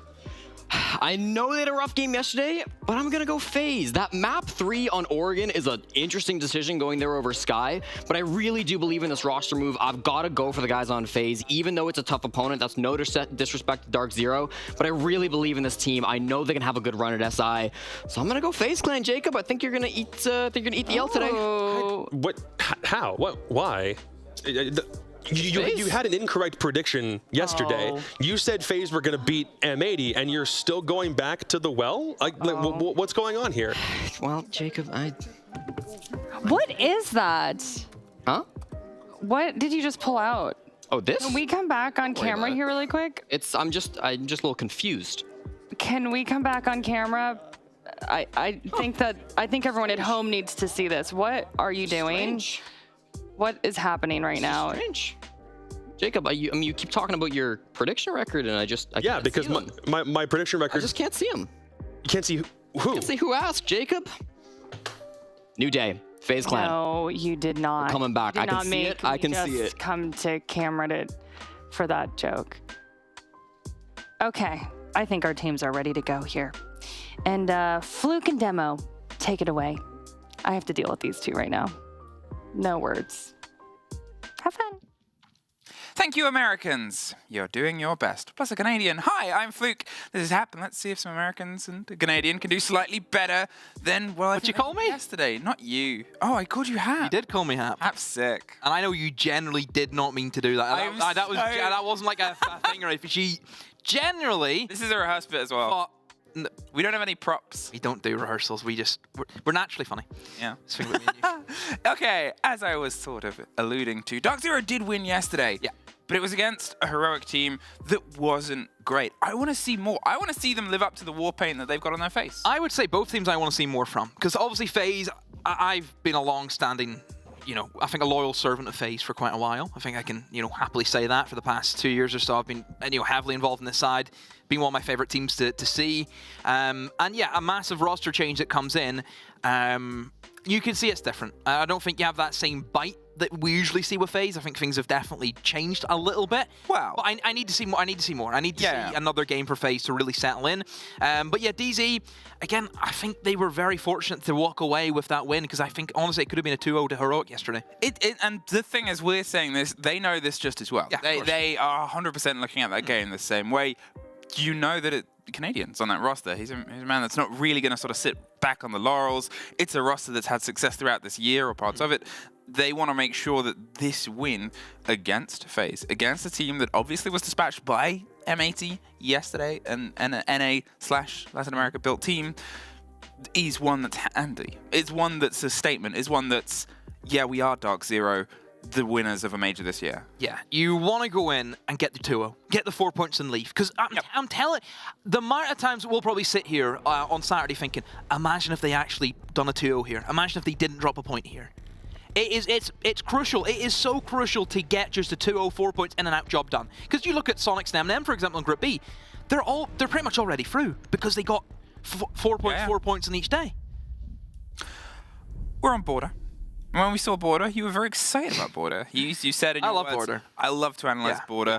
Osagon, it makes a lot of sense. If you are new to sort of watching Border, the best way of sort of describing it is if you used to watch Seeds, it kind of functions in some way similar to Coastline, instead of paper thin. You'll go into fights, you'll go into executes very, very quickly in multiple different locations. You usually have a lot of different interactions on a side of the map rather than single room spaces. It's a lot more rush focused, I feel, more than anything with Border. And it is very, very different to every other map we have in the pool. In the current pool, yeah. And I think that's why I like it so much, because it's just chaos. It is chaos. Look at the bans. Also makes a lot of sense in terms of the plans that you can execute for Armory. You're looking towards the top floor. Ying is such a powerful operator on Border, you would not believe. With the size of the rooms that you have, with obviously I mentioned before, the rushes, the executes you can have. Ying can be used in multiple ways. You think about Sandwich Window, it's great for clearing out Armory. Throw one in towards Archives, you can clear out, Lockers area, really good for those rushes. Even if you've got Bathroom Tellers, you can roll a Candela through the bathroom drone hole and it covers an entire bomb site. Stuff like that is really potent with the Ying.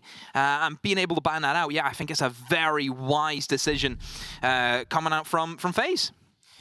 Opening up here with DarkZero leading on their defense, and Vent is actually where we're going to find ourselves to first. There was a couple of different sites they rotated through there, a bit of a discussion and see how they can play against it. A couple of points of curiosity that I really want to see play. One is in the pockets of Soulless and Canadian, because I just really enjoy seeing Soulless. She's been banned a little bit today. She was let through a lot yesterday and did a lot yesterday. The other is in the pockets of Pamba.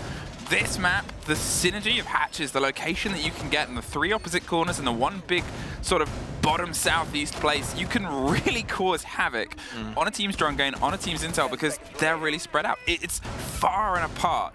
Now, it's still Oryx. It's still one of those things where it's a risk, it's a noisy one, but if an Oryx player is feeling themselves, if an Oryx player is feeling the rhythm of the game, I mean, they can be devastated. Yeah, that T5 SMG is pretty good, isn't it? 1.5x as well on it. Oh, yeah. Also, I want to say that looking at the DarkZero lineup, it's aggressive to all accords. Yeah. No denial in terms of utility. No Jaegers there, no Wowmeister there, so that's one thing that you have to worry about. And I think it's a big risk, considering that on Border, you will find a lot more, I think, lenient attack strategies coming out from the attack in terms of very little hard breach. Which, oh wow, look at that. No hard breach at all. A lot of nades, flashbangs are there. Obviously, it's all well and good bringing the utility, but you still have to use it in the correct way. Same way that I said, sure, Siege is a shooter, you still have to hit your shots to, to win. The pressure starts pretty direct towards the site itself. You'll see a little bit of a swing round from Astro on the opposite side. Soul's going for the second story, the clear towards break. And this is what I sort of talk about of this map is if you're attacking one point, you'll very often still have to get attention, focus paid to the rest of it. There's no clean sweeps. There's no ignoring a corner or a portion of this map because there's not a huge amount to it. Small map. Yeah, the space isn't so malleable. You can't do these big stretches extended because if you do, well, you go 2 rooms and you're in an entirely different map itself. The pressure rolls up towards the top. Nobody is currently set in the corner of Armory, but Astro, he's going to see if he can try and find them out face to face. Yeah, you look at the kind of approach here that we're seeing from FaZe. They're looking to try and execute just into the bomb site. They have Astro lurking above. He misses the kill though on the man who's trying to hold the verticality. In comes the defuse from Bullet. Cyber does find NGR. Astro, he's not looking to go above.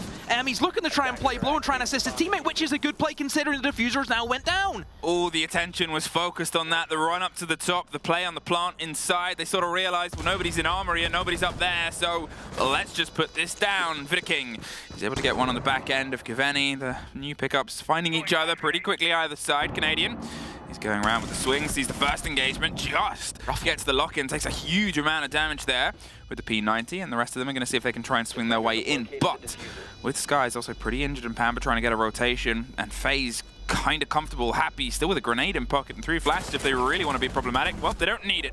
Sprayed right down the core of the site itself. The corridor gets broken up, the timer is gone, and the first round is FaZe's. Nobody's home. Knock, knock. The lights are on, but there's nobody home. We'd like to talk to you about this diffuser. Oh, no, well, we'll just leave it here in the corner. Yeah, DZ obviously extending towards the top floor.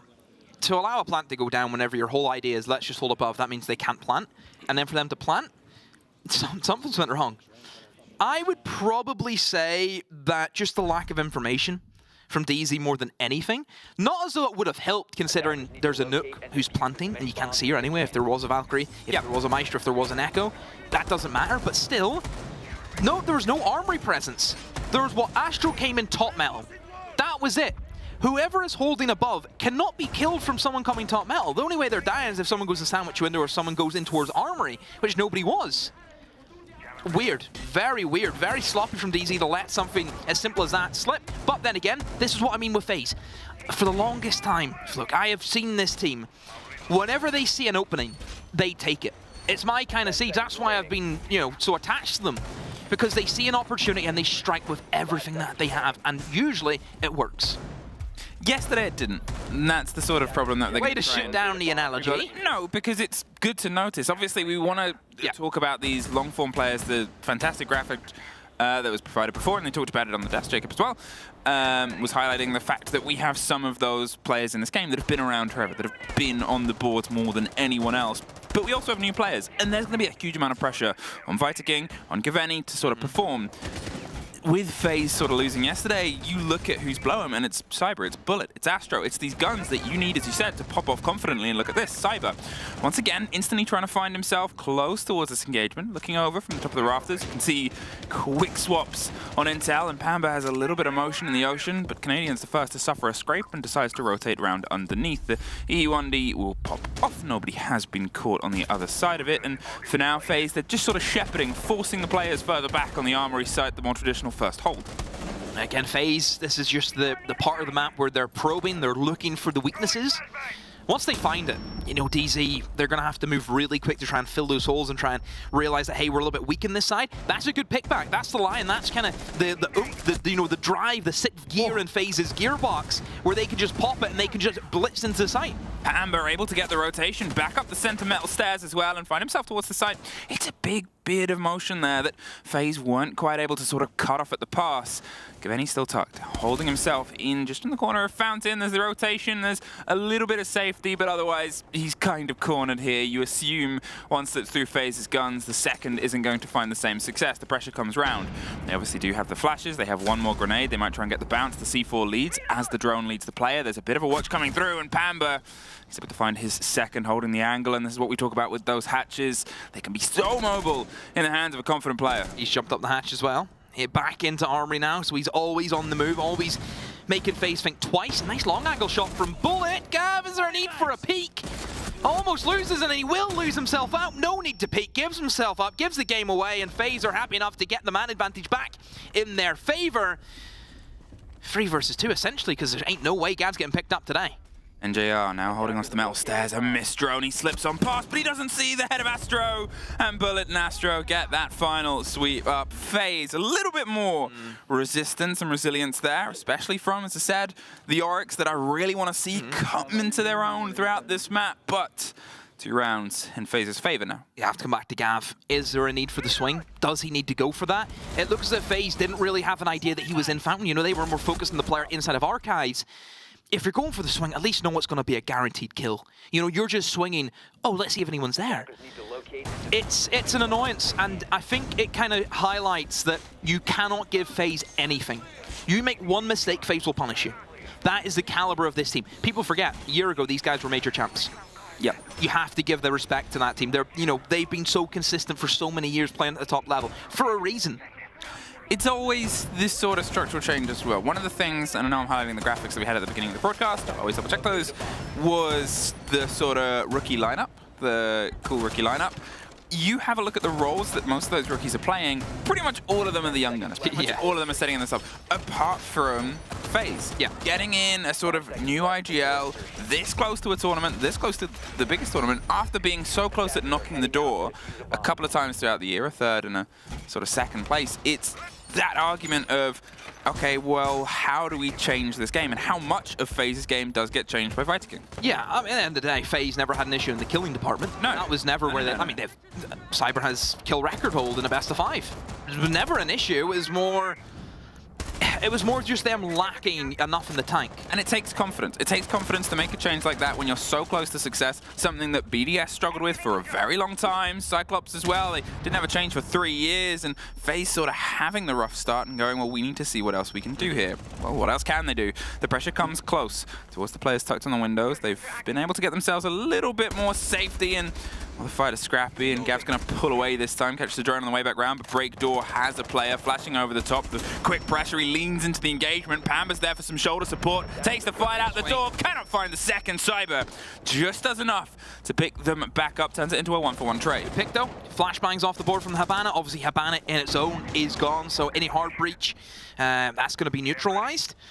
But for FaZe, I suppose it's an okay trade. You've taken out Pamba, who at the moment is one of 2 players who only has kills.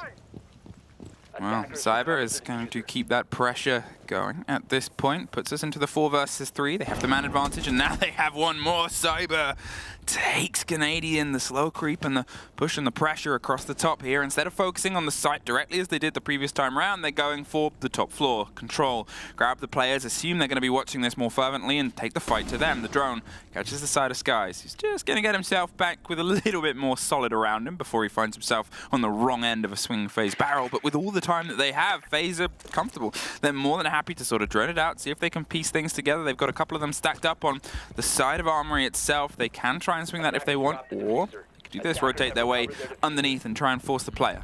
FaZe have done well with just controlling the game. You know, the aggression, apart from Pamba here or there, hasn't really taken them by surprise. I think they've been very ready for what DZ has thrown at them.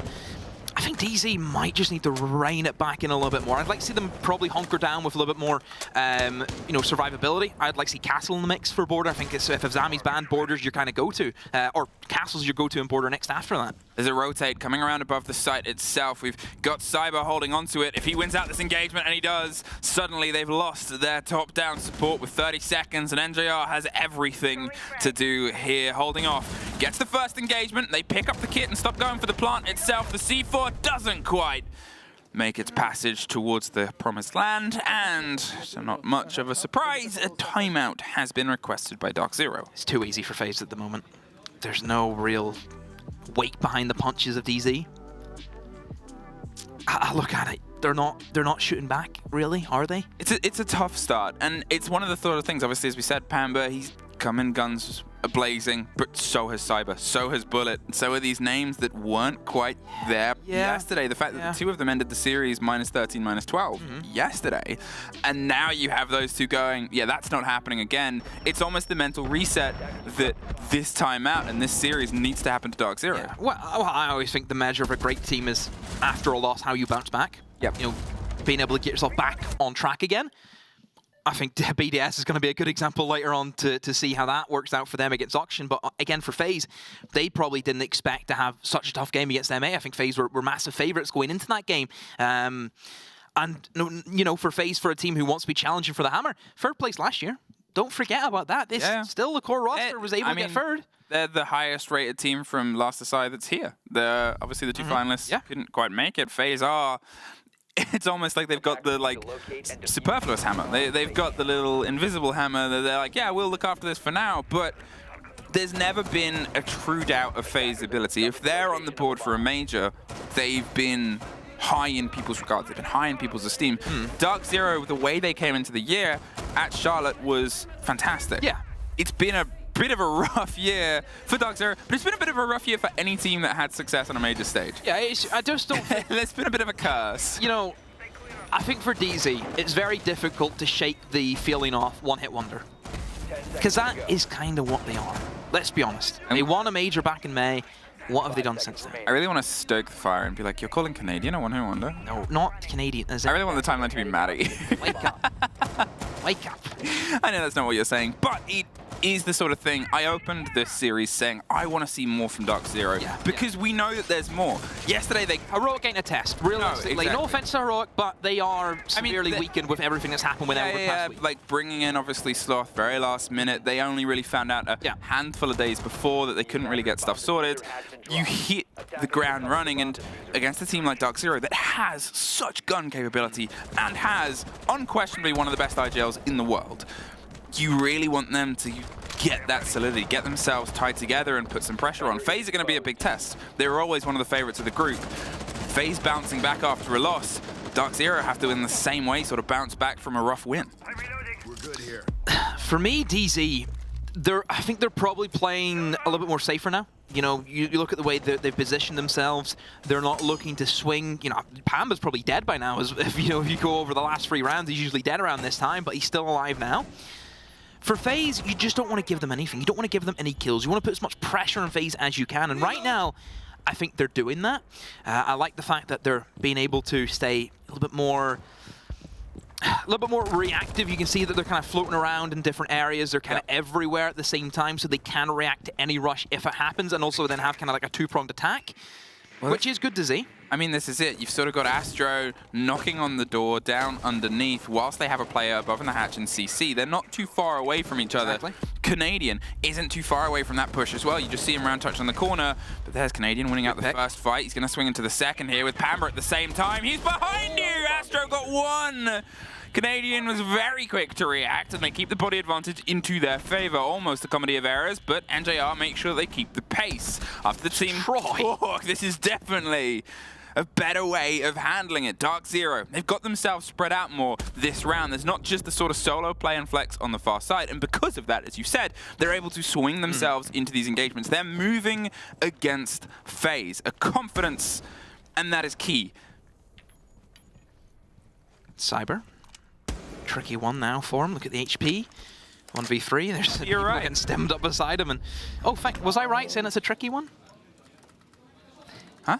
Did you just say it's right? Or I said it was a tricky one? No, I said he's to your right. Oh, I thought you said it's right. I was like, thank you for the support. It is a tricky one. I thought you it is a tricky one. Yeah. A 1 versus 3 is quite tricky, yes. Thank you. I don't think I needed to say that. What were you talking about? I don't know. It's your point. I was saying there's a player on his right. Yeah, basically that round for FaZe, if you don't give FaZe an opportunity, they struggle to actually, you know, figure out what to do. And most of the time, they're kind of like, they fall back into the way of, oh, if nothing's happening, someone has to go for like a solo play. Solo plays either work or they don't. You know, it's 50-50. I said, you know, 60% of the time, they work every time. I mean, it was very close to a tragedy there. It was almost like a pantomime where you're like, he's behind you. As they sort of careen around the corner. It's very... Did you see how he killed Gav, by the way? He hip-fired him through the wall. Yeah. And then he didn't... Oh, yeah, mental. But that's that sort of growth. And that's what I kind of wanted to... You know, you want to see from any team when you're on the back foot on your defense on Border is lean into what Border offers. I see a Castle. And I always love Castle on Border. I think a great operator just to add layers. Border is a map for me where it's a massive Jenga tower, where if you take away one part of the map, everything else crumbles around it. And I think Castle just reinforces that up. I think it gives you more of a fallback. It kind of gives you a second stone wall to get in behind. Especially represented by the bans. Azami and Ossa play into that sort of same mindset as well. Azami ban Castle's always going to come out. Yeah, exactly. That sort of trade-off there is they can fill similar roles. Here's something maybe a little bit more pacey. Detention is opened up quite quick. They're looking over the top. Yeah, this is it. They're trying to find that single player. They're just tucked around on the corner. They pull themselves back in. Look at the rotation towards the window behind them, though. They're suddenly going to find themselves with probably 2 layers of pressure either side. The Flores drone opens up the angle there, up towards the stairs. They force the player even further and further around and make them uncomfortable. How many players have we got upstairs right now for DZ? It looks as if there's 4 of them. They don't have any holes, though. They don't have any vertical holes made for the actual window jump in, which is the only worry for me inside a B bomb site. There's nothing there. That's it. Now with that angle open on the bottom of the stairs, they give themselves a little bit more room. You can see they very quickly gone, yeah, I'm under a huge amount of pressure here. NJR pulls himself further and further back. There's the ping on the player. They're going to see if they can try and thread this grenade. There's the E1D to make sure they don't move. Oh, he missed it. Hit the cabinet. Oh, yeah, just didn't get the catch. That one is sort of baiting the play. They're expecting a fight. You can see FaZe has rotated their way up top to see if they can limit the players holding off. Jumped in the window. Yeah, Gaveni has it on the far end. They're inside the window. Everybody is blind, including our observer right now. But here's Vitaking going for the plant as NJR does get caught out finally inside the site. There is so much noise. And Gaveni's making his own, but it's a post-plant situation. Takes the drop on the hatch. Quite a risky move, but you can see FaZe quickly picks up everything and heads their way away. They still have some pressure, some presence either side. One out on the breach. And they're still there. Vikings able to find out the trade. Souls gets Canadian on the back end. Skies slips his way inside the site, gets the drone that's keeping a bit of an eye on the watch as Pamba gets caught out. And there's one more. FaZe went back to square one, round one, and said, let's get the site down. DZ, missing out on such a basic thing. I mentioned it before, there's no vertical holes above the window. And I feel like a broken record. If you give FaZe just a weakness in your defense, they will expose that to the highest degree. See the way FaZe operated that? They got the drones in, they were looking above, they were seeing where the vertical holes were. Oh, there's nothing stopping us jumping the window. Straight in, bang! Nothing stopping him. Diffuser goes down. I'm shook beyond belief. You're shooketh. I don't understand. Is it too? It's that sort of my head. It's that sort of play and positioning, as you said. The one angle, but you also have to give credit to FaZe to reading. Well, yeah, it's not just the of course. Sure, they were missing that, but FaZe read that as a weakness and were able to push behind it. Here's the thing: I don't give FaZe a lot of credit because they always they're so good. It goes without saying. You know what I mean? That's what they do. I've seen it so many times. They're so good at just exposing your weaknesses. I know it may seem a little bit. Oh, I'm not giving FaZe credit. Trust me, I love this team. You're like glass half full. I'm glass. Oh no, you're. Glass half empty. I'm a perfectionist. You're glass empty. I'm like, oh, this juice is really nice. All right, DarkZero, one more round here. See if you can try and get something else on your defense, your map pick as well. And FaZe, ever the happy to rotate ideas. We now have a Monty in the pockets of Astro. Where is he? Where's the Monty? There he is. Oh, it's an east stairs take. It's going to be a plant behind the Monty or a deep push Monty. Going to be difficult, though, to try and actually go for the Archives plant, considering there's no Ying. Ying is a big operator for this. You know, you look at Army, you look at Archives, very small rooms. One Candela is going to get everyone inside of it. So, in terms of, you know, this actual play, it could be difficult. Maybe they're going to go against that. They're actually going to try and take in towards office, almost use the Monty as the kind of human drone this time around, so not necessarily used for the plant advantage that you get. It's about the information game. Gav's got himself in a slightly different angle this time on Fountain, and NJR has the hatch if things get a little bit too spicy, and spice seems to be what FaZe want to serve up right now. A lot of pressure that's coming through the Impact EMP just to make sure that they can get this wall open. It's a dangerous place. Great. That will force the hatch drop now, and they've been able to take some control here. Slight difference to the hold on to Fountain as well, as Gav's not going to stick it either. He drops out of there before he gets caught out. That's brilliant from FaZe. Using the Habana pellets to open up the single wall and sandwich, and using the Monty to block any potential impact trick. That's a great little technique. Well, they've been able to get some quick work of it, but Bullet gets caught out as well. They lose the sledgehammer, they lose the grenades as well. And there's a shark in the water. Please tell me. Okay, I was like, please tell me he saw that. He's fine. There was a second, there was a moment where you're like, oh, have they seen it?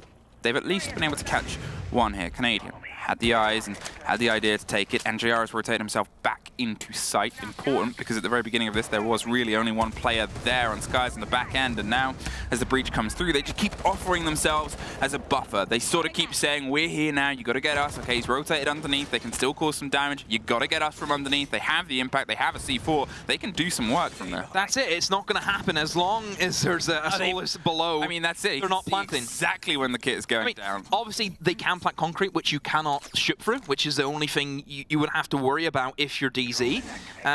But then again, it's an easy pre-fire for anyone else who's still remaining inside the site. In comes Astro. He will move towards Concrete. He is on the Monty. He could go for the turtle plant behind.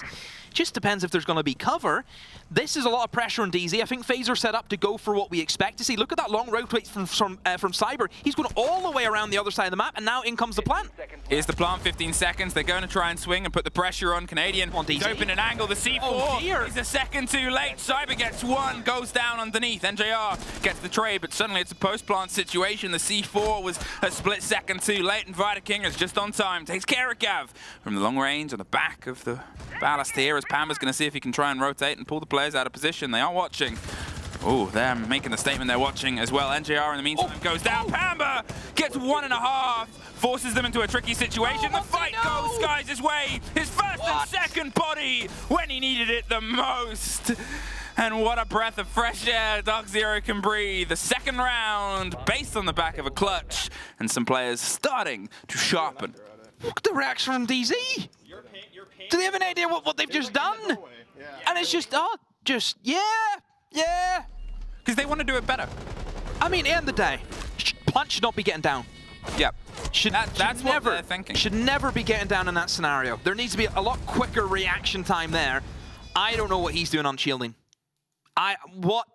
In what universe he gives himself up like that as a Monty is beyond me. Pamba was the real savior. Being able to win that engagement on East Stairs, that puts the pressure onto the Habana, can no longer hold that long angle. This is what I mentioned about Jenga inside a border. One piece gets removed, the whole thing goes kaput. There was about 14 seconds left on the diffuser time as well. If the Monty had just sat on the kit, they would have won. Don't know why he's on shielding. I don't get it. But we are sitting in this position of omnipotence where we get everything. There might have been a different call. I mean, he knew he was in an engagement. There's no two ways about that. But still, maybe they were concerned about some other factor. Either way, it leads to the same result. I have to also, remember I mentioned I seen Cyber go for a long rotate. I'm trying to think, why has he done that? Because if I'm Cyber and I know the diffuser being planted on concrete, I'm straight up the bus. I'm straight on that vent's window. I don't know what the long rotate idea is. Did I remember there was a bus on this map for a second? I thought that was just like a phrase. No, straight up the bus. You know the bus. Yeah, straight up the bus. Yeah. Look at this, Cyber. He's trying to find a fight outside with the P90 from range, but they are not quite there yet. It's a statement and an idea, and that's. Why'd you say yet like that? Yeah, yet. Doing the X Factor, it's time to see what happens. Souls playing the bottom of the east stairs. They have that castled off. The swing round onto the balcony. I mean, it's. What do you think about that? Right, so this setup we see a few times. You'll see this extension for the armory. You will see teams create the break room rotate. You will see them open up that single wall, and then you have the castle barricade to stop the long corridor kind of swinging, so it stops anyone going over towards the catwalk. This has kind of been a general thing that we're seeing now. This is kind of where the meta's taking us. But yeah, to see that doorway actually castle's a bit surprised, because generally teams would like to keep that just soft, so the defenders can actually use that to challenge onto like potentially an archives rush. Astro, he's tempted by that window, and if you missed it there was another castle door that's sort of cut off. There it is, just in the corner. That one's been popped open, so it means Souls isn't as safe with a back door as possible, and he definitely isn't. Gav, underneath, gets the take from the slight slip in, and can now rotate away. A pretty clean removal of the player there. A minute 30 gone is obviously the big trade-off. 2 Valcams below, which is an interesting point as well to think about. So I think FaZe have an idea that DZ, they're a team that like to go below. They like to utilize maybe a buck, utilize the nades. DZ, for me, their lineup doesn't scream that. Severe lack of nades has to be said from DZ. They're almost bringing the budget Ying. They've got the 9 flashbangs in pocket. Vidaking holding the angle, leans into the fight with NJR. There's some pressure that might come down from above, but as he said, no nades, so it's only really drones and intel that can really be fed, and at some point you're going to have to take the rotate and see if you can get down there yourself. A Flores drone, even, is actually what Canadian's sending down to force the player. It's a very scrappy engagement. Pamba's in the window behind him, though. Vidaking will get picked up by the swing round with the skeleton key, and now he's going to see if he can lean into the engagement. No! C4 bullet over the top, make sure that the game was one that was not entirely won by DarkZero. Not a single body was left unfazed. You can still see the Flores drones trying to catch out Astro, but at this point, it's so much time that's still just being forced. Look at Souls, look at Viking. No cams to be used, no Valkyrie cameras up for them. You would see them flicking through it, so nothing of use in terms of the information game for FaZe. DZ, on the other hand, I'm sure they're going to have a couple of flank drones placed there, but I would be really surprised if any of FaZe want to leave the bomb site and look for the flank. Cyber, they're in a good position, holding top metal. Canadian not aware of that. Maybe it looks like he was thinking someone was in customs of all places. I mean, with 20 seconds left, you got to try and drive yourself back in, regardless of the intel that you think you've got the pre-fire on the angle. They know that they're in a statement piece. They've pulled themselves round to the side of the site. They're tucked in the corner. The Valkyrie just gets caught out. They thought he was low. He went high. And FaZe, they went out their first defense 5-2. Yeah, good defense there from FaZe, really running down the clock. DZ, I think losing that opening pick kind of hindered them a little bit. It slowed the round down quite a bit. And then I think that C4, I think it was great C4, has to be said, from FaZe, being able to pick up that refrag onto Pamba, that one right there. And yeah, from there, not much that we really seen from DZ. There wasn't much of a bite there to really play together. You know, I think they were very separated, weren't they, at stage? You've seen Canadian downstairs, dies, no refrag. Skies in, pushes 90, dies, no refrag. It's the sort of trade of things. And, you know, it's Border. It can still play itself well to attackers. We've seen that on the other half. There's still a game ahead of DarkZero here to be played.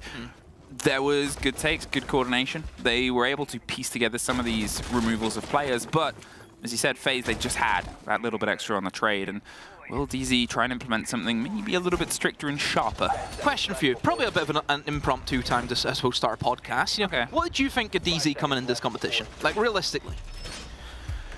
I mean, it's always tricky to tell because DarkZero, as a roster, I think they've got because of the huge amount of experience they've got, they often perform better in best of threes. I think best of ones isn't where we get the truest taste of this team.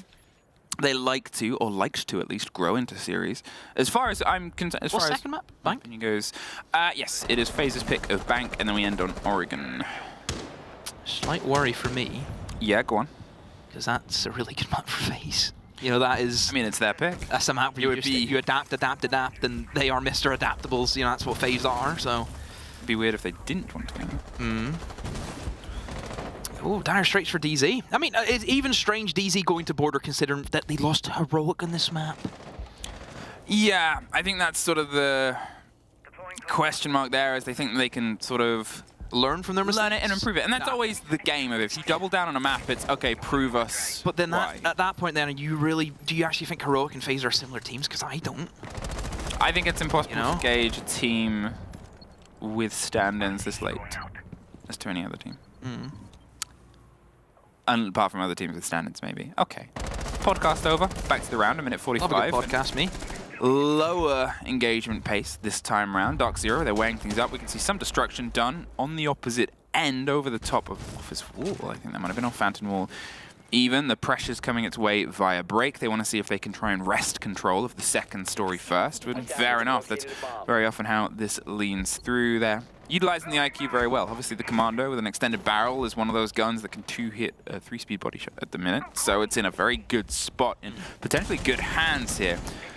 And the catch on those Valkyrie cameras is going to prove continually problematic for the intel of the game of FaZe. As you said, they sort of lost it earlier on last time around. Yeah, they did. I kind of think you're forced into the IQ pick. If you're DZ, you're losing all your utility. You don't have the flashbangs, you don't have the nades that you'd maybe want to bring in other operators. So just, yeah, Valkyrie forces you into that playstyle, which can be a little bit annoying just in terms of, oh, we need more burn. Oh, we need to be able to clear somebody out of this position. Causes a few hiccups. FaZe, I think they're doing a really good job at not dying, which is a very important thing, I think, for Borders. Just don't give up. Don't let yourself be picked off as easily as what you can. At least if you're going down, take someone with you. And that's exactly what we've seen Souls do.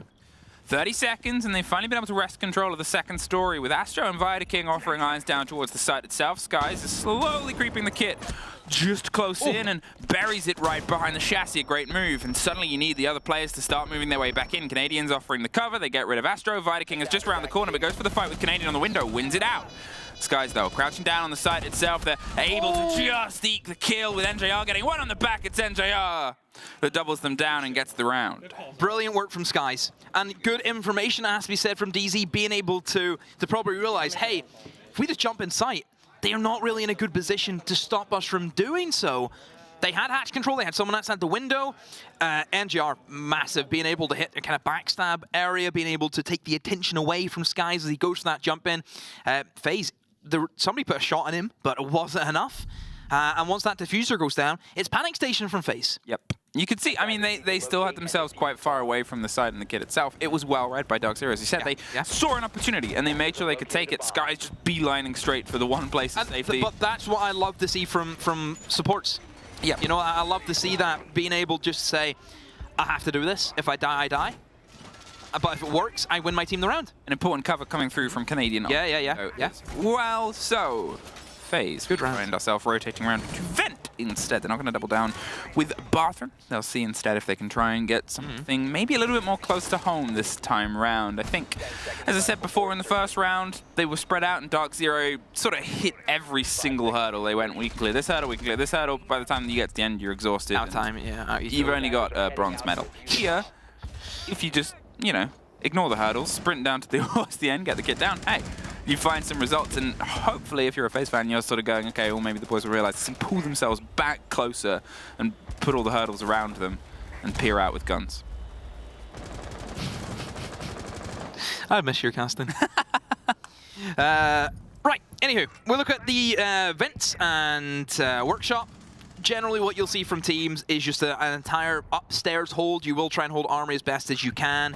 You'll try and deny any access for DZ, trying to get in there, rip open the floor using breaching charges, using the sledge if they can keep them alive, of course, that is. I've actually seen quite a few times where, you know, sledge has been being the first opening death. This is not just in this game, but throughout today's games. A couple of teams struggling with that. It's nice from IQ being able to spot out knowing there's a guy in customs, because obviously not only can Sola see people on their gadget, IQ can also see the defenders in theirs. So it's a bit like, what's that meme? It's like that meme where like you, I forget. I'll come. It's alright. You'll come back. I'll come back. What might come back towards DarkZero right now is the 4 C4s that are currently in the pockets of FaZe. Whatever they want to do here, it's a little bit hands off. They're hoping the vertical control will start to potentially fall into DarkZero's. They've got the Valkyrie cams to get ready for the pings. The IQ should find those and make things a little bit less easy. There it is, and it's very important that Gav's doing it from a pre-play safe C4? I think it distance. is. Yeah, this is it. The IQ is really coming into their own right now. They've got it ready on the door. They're going to see if they can try and pop that off on the approach, but they're just not risking it. DarkZero have read the game. They have the perfect operator to try and counter this, and let's see if they get at least one from their fishing. Nade being cooked, being fired straight at Souls, and it does push him out into Pamba's crossfire. Astro, he's going to be really the only man inside of the site to try and hold it down. NJR actually in a bit of a tussle. He gets shot from the vertical that's actually been opened up by himself, I believe. He has a Valkyrie camera there pinging it out, and it will actually be shot now. Good spot from NGR. So again, the information is going to be lacking. I think one Valkyrie camera remaining. You can see Souls on a Valkyrie camera at least. So we know there's something still available for FaZe that they can play against DZ with. I mean, they put a lot of weight in the idea of their C4 strategy, and now with 30 seconds and not really finding any success on the back of it, they've got to see if they can try and scrape the rest with the hefty guns, waiting for just to drift into an angle. The pings on the players, they're vaguely above us, but to be fair, DarkZero aren't really hiding that. What they need to try and do, though, is see if they can shepherd the players to a pocket of safety, exactly, for Skies to slip his way in and try and get that kit planted once again. He's going to get himself a rotate down towards the main door. There is a player so close round onto that fight, and if he goes uncontested and the kit goes cold, that'll be devastating. The grenade goes through, there's the swing! Cyber and Bullet are able to get one apiece with the kit so far away, and Canadian down upstairs. Cyber pops off with the Solus, and FaZe put themselves onto map point. Wow, now that was special. That was special. I have to give credit to the Observer. Sino, brilliant catching all of that. It was like a montage reel. Just the POV all the way through. Wow. That was great. Cyber showing his caliber. You know, we mentioned before, one thing that FaZe didn't need to pick up in terms of a rookie was the fragging potential. Oh, no. You still have these boys doing it week in, week out. Oh, incredible stuff. DZ at the time, I think the Valkyrie slowed them down so much. Yeah. DZ were really worried about losing out on a C4 kill. They tried to play it safe, which you mentioned before, which is good, but playing it safe, it means you're probably not going as fast. I mean, that's the thing, is what you kind of, if you saw how FaZe lost the round before, the change that needed to be made was, okay, let's put ourselves back in. Time is a factor for DarkZero, and it's a problem that almost sort of change one of those rounds. It's a problem that came together. Even the push that was let's beeline towards the site with like 9 players still alive was in the final 20 seconds, was in the final 15 seconds. There was obviously work done in the round before that, but still, time is the 6th player for the defenders. It is something you can put pressure on, and the best teams will find ways to adapt themselves and against their opponents to put the pressure onto it. Will they do the same here? Slightly different hold. No castle this time around. They don't quite have the big backline bastion at the top of these stairs. Instead, they're going to put themselves somewhere else. Another change? No, we still have no frag grenades on the opposite side. Yeah, probably is what they're missing realistically, isn't it? There's a couple of positions. 9 you think flashes, though. You think a fountain, even the sandwich wall. You know, all positions that you can get naded out from quite easily. No real interest in it from DZ, which is a bit of a shame, but like I mentioned before, they're headlocked into the IQ pick. Yep. They can't do much about that. You always think maybe you should have banned the Valk. If Valk's on the board for Border, you just kind of have to play IQ. It's kind of like how Consulate used to function, where if Valk's on the board, you have to have a response for that Valkyrie. It's not the case of like, you know, IQ in terms of the gadget is bad. It's just she doesn't have like flashes or nades, which is a real big killer. Breach and charge and claymores ain't gonna cut it. Slightly better gun now, though. Because you have that on like the supports, like Ace has all that. So why do you need someone else? Deploying nitro cell. IQ nades, let's go. Not again. Let's go. Astro.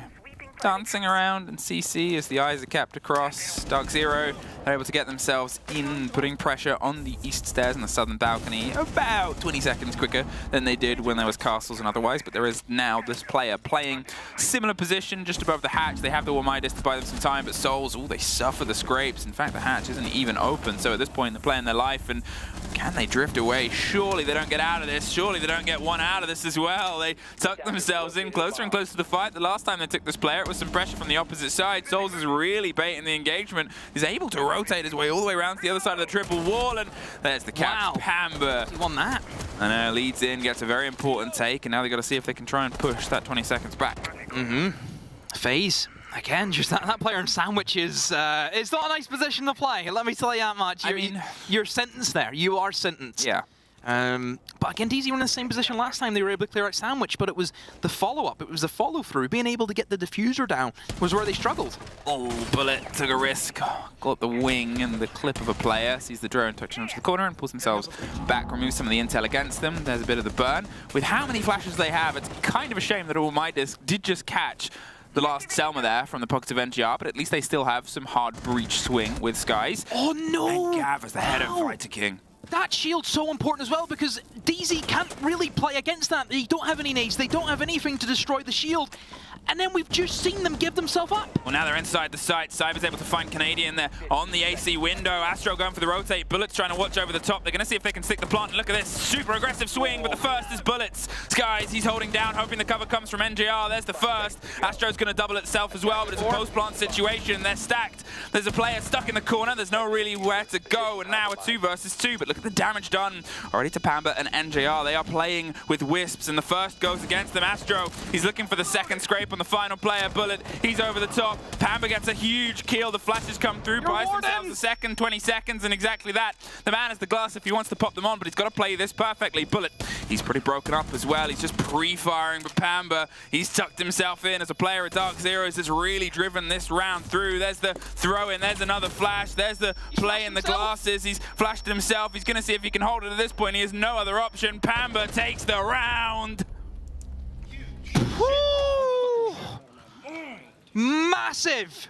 Massive from Pamba! Dude, the Solus actually fucking dropped and landed on my phone. Beep!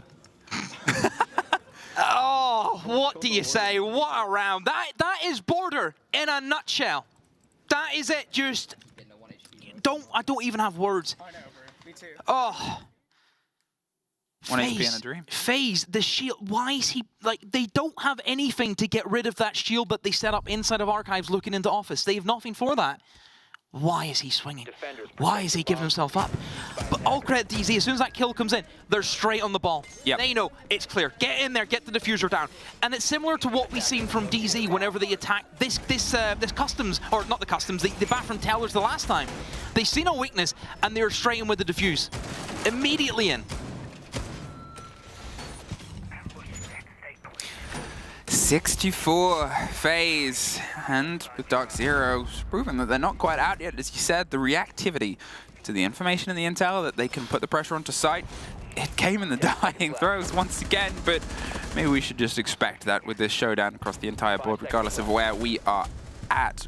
FaZe, they almost eked it back into their favor. They just missed out on getting that plant. A handful of seconds, maybe even less than that, and it could have been a very different story, but it's the story we have. 2 rounds separate DZ here from OT. They got the castle in again. Again, I think for FaZe, it's all about the map control, isn't it? That's what they love to do. It is a very strange setup considering the bomb site back from Tellers.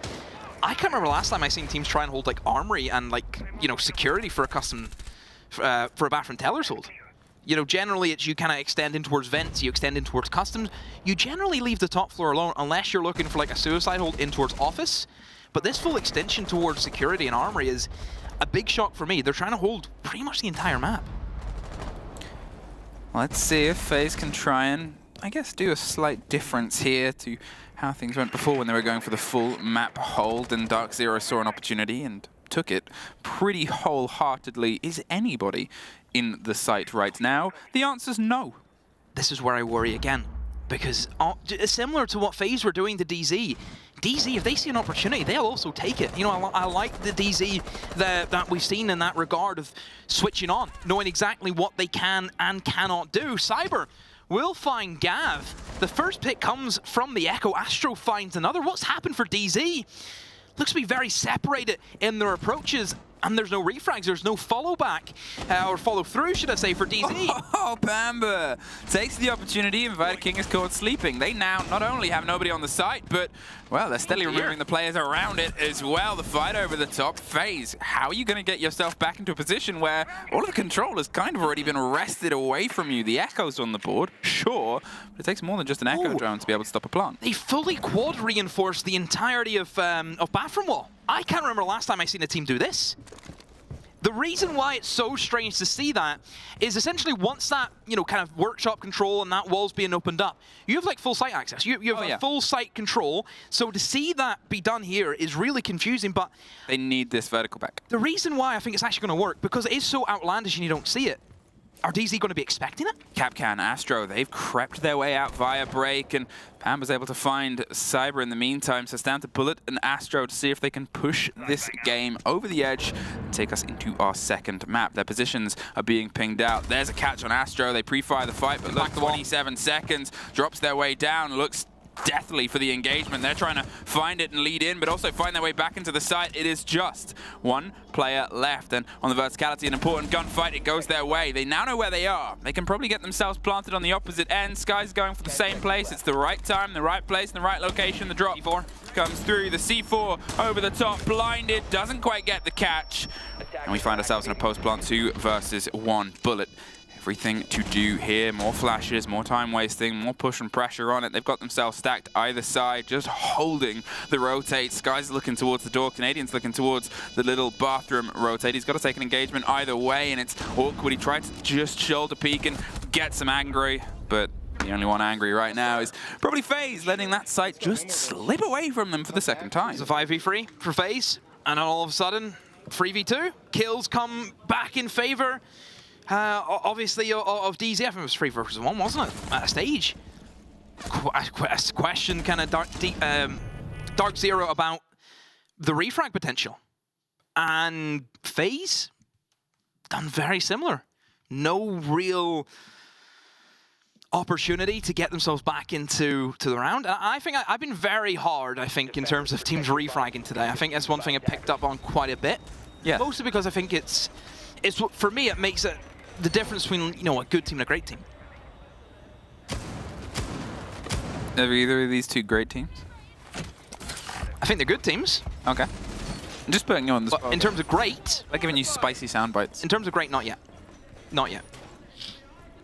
Well, let's see if they can prove you wrong.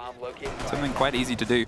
DarkZero, One round away from getting themselves clawed back into overtime, and how this game opened up 4-1. Since then, they've made sure that they can sort of keep pace, and now they've stolen a bit of it. But look at this.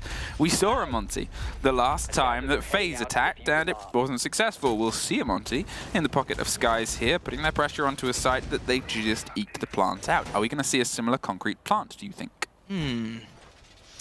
I think it comes down a lot to probably where the Warden's going to be positioned, because I think if you want to go for the Archives, if you know a Warden's like really close, you don't want to be going near that. If you know the Warden's like maybe in security, go for it, because he's not home, he's not there to try and deny, you know, the smoke's going in, the plant goes in. So I think there's definitely potential if they can do some good drone spotting and figure out what the weakness is.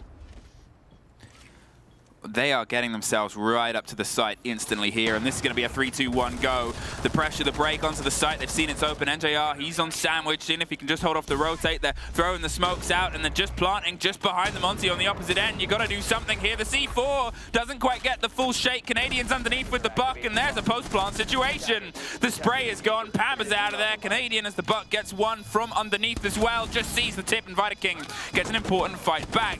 The Monty's stacked up. There's pressure coming from Vents and AC, and now it's just a 1 versus 4. NJR cannot quite make the stick, and they gambled and risked it all, but on FaZe, never bet on red. And they're able to just lock it out and find the first map. There we go. FaZe finally being able to clutch up and get that defuse, finally being able to get a retake. We had an inkling that there was maybe going to be some form of concrete plant. And again, I think FaZe showing a good example of, if you need to, let them plant. Use a couple extra seconds just to get yourself set up in position. Bullet and Cyber at the races today, the two players who, in my mind, need to show up for FaZe at the moment. Obviously, they're still dealing with a new player, but if those two are on form, they should be fine. Well, the form is something that I guess we'll see as we go further into this. It was close, and we'll see if they keep that pace on our next map bank after a quick break.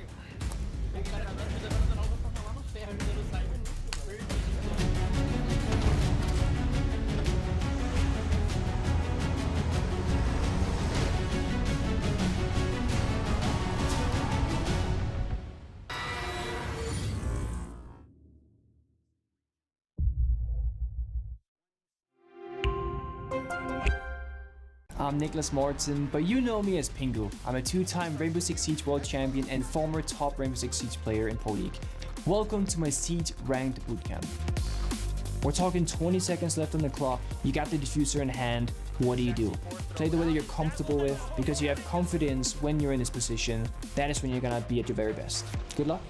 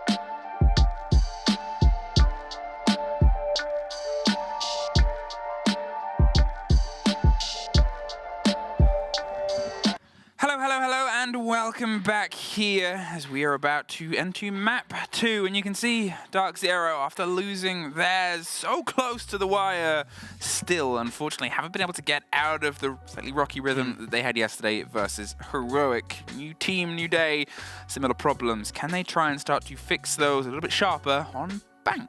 They need to. Keep in mind, DZ, they've already dropped the point, essentially. They can't get 4 points now, so it's going to have to be either just 0, or they have to try and fight for something. I think DZ, probably the board, I don't agree with it. I think picking that after what happened against Heroic probably wasn't the smartest move. I think there's probably other maps that they could have went with. Also considering that, you're up against Bank next. If you don't win that border, there's a big possibility of a 2-0 happening to you. And I think that's where we're at. I'm going to find it very difficult to, well, for me to convince myself that DZ are going to beat FaZe on Bank.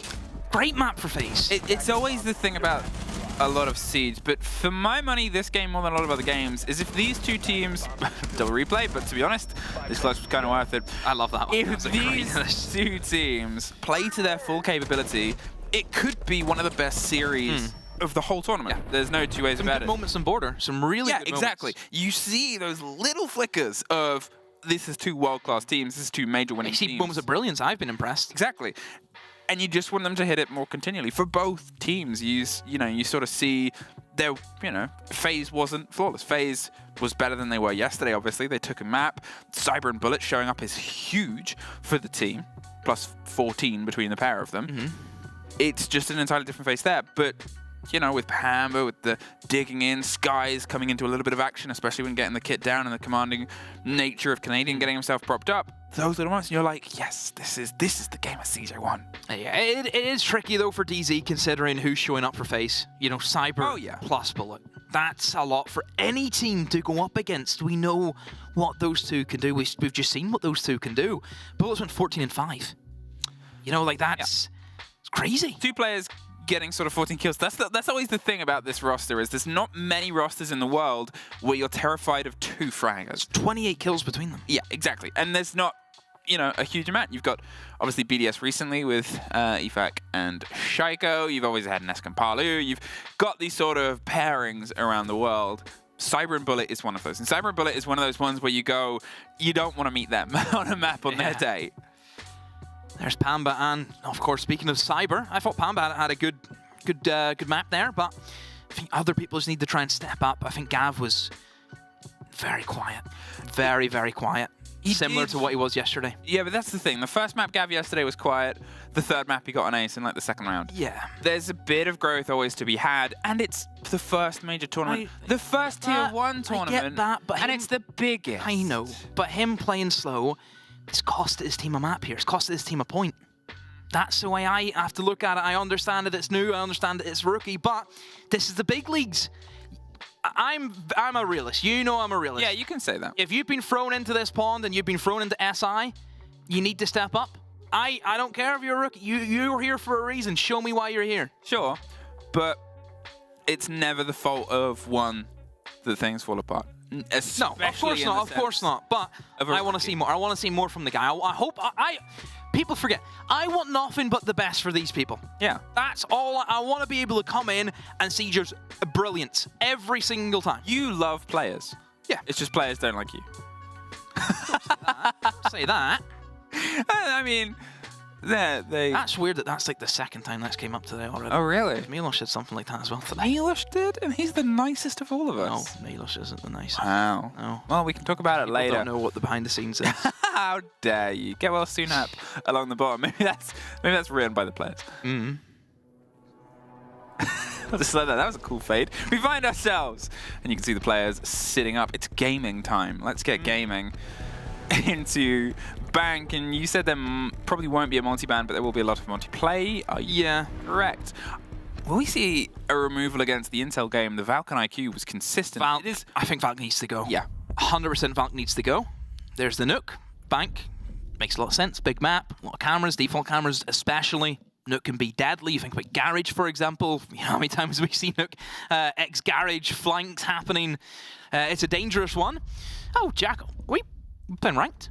A Jackal ban? Come in with a cav. Come in with a Jackal cav. No, I mean, you've got to look at what Bank can offer. You've got to look at who was the biggest threat on the previous map as well, which was Pamba playing that Oryx role, the space that they can control. If you can find a way to maybe eke against that and maybe be the drive-in, that could be a thing. It's not that reason, but at the same time, you look at the play. Azami is the follow-up. You were pointing at Kite. Yeah, interesting Kite ban considering that Thatcher's open. I would understand that FaZe starting on the attack. If Thatcher is being banned out, yeah, you don't want to play against the Kite, but makes no sense to me, you know. If Kite's up, Thatcher is just gonna be there. Unless they themselves see that we just can't fit Thatcher into our lineup, which then makes a lot of sense. Valk's on the board. They still have themselves a presence. It's not going to be the biggest thing, especially on this basement site. What we saw on border is top floor is going to be tricky though with all cams up. Yeah, oh for sure, but not really down here. This is a lot more familiar. However, I am super curious to see what the Ying will do. Obviously banned in the previous map and removed from the showdown. We'll see if that can be a little bit more of a presence. Another op that's also open is Ossa for Bank. Yes. And people may be like, oh, Ossa's really good for, you know, maybe setting up plants for this attack, for example, in towards basement. In terms of the upstairs, in terms of the windows, she's scary. She's extremely strong up there, so it'll be interesting to see if FaZe will use and abuse that. I think the tone will be set in the first round. It always is for me. DZ, I think, need to get off to a good start. So DZ, they're going to go for a full upstairs extension with mirror windows included in that. Have they reinforced the hatch? No. Yes, they have. Okay. They reinforced one of the hatches. I was looking at the other hatch that was obviously open. And they've also reinforced blue. Yeah, blue is done. This leaves them very susceptible to just walking into the site if you're FaZe. There's not a lot of denial. There's only just realistically, oh wait, no, there is a Goyo. Never mind. I'm talking. Don't listen to me. There's a smoke and a Goyo. That's enough. I didn't see the Goyo there. I thought it was only the smoke. What I am going to highlight here is there has been a change. Obviously, the Ying has gone, but suddenly they have the Twitch. Twitch is good on board, and the only hard breach they have is in the pockets of Astro. So if you're looking at lobby hatch being done, if you're looking at the other two over here as well. Oh, it's a lobby hot drop. It's a lobby hot drop. Here we go. Here we go. Here we go. And they are going to try and find themselves down right into the fight. There it is. They're quickly making a move. Bullet has gone down on the opposite end as well. The attention's being paid. Cannot win the first engagement. And as the calls come through, Sky is a very important opener. There's pressure above, though, and Cyber finds one. Gav gets the response. Bullet, they're stuck up and waiting to see if they can get the angle. With that mirror window popped open as well, it becomes a lot more dangerous. They rotate away from gold. They're not going to take the fight intently from there. They're also watching from the hatch above as well. So it's very dangerous. Without any pressure on that player above that hatch, they should be free to just keep that locked in. An attempt, a miss. Yeah, crucial kill by Skies. You know, if a rush happens, the first kill is so important. So Skies being able to hold his nerve and win that engagement has just stopped FaZe in terms of what they wanted to do. And of course, that's diffuser dropped. Now Skies has the diffuser. Everyone from DZ will be aware of the idea. Now they know that FaZe, eventually they will need to try and fight in through vault because you have to get the diffuser. You just can't now skip that. You know, you've almost baited in the fall back in the site. Then you can go for your general push of moving in towards server.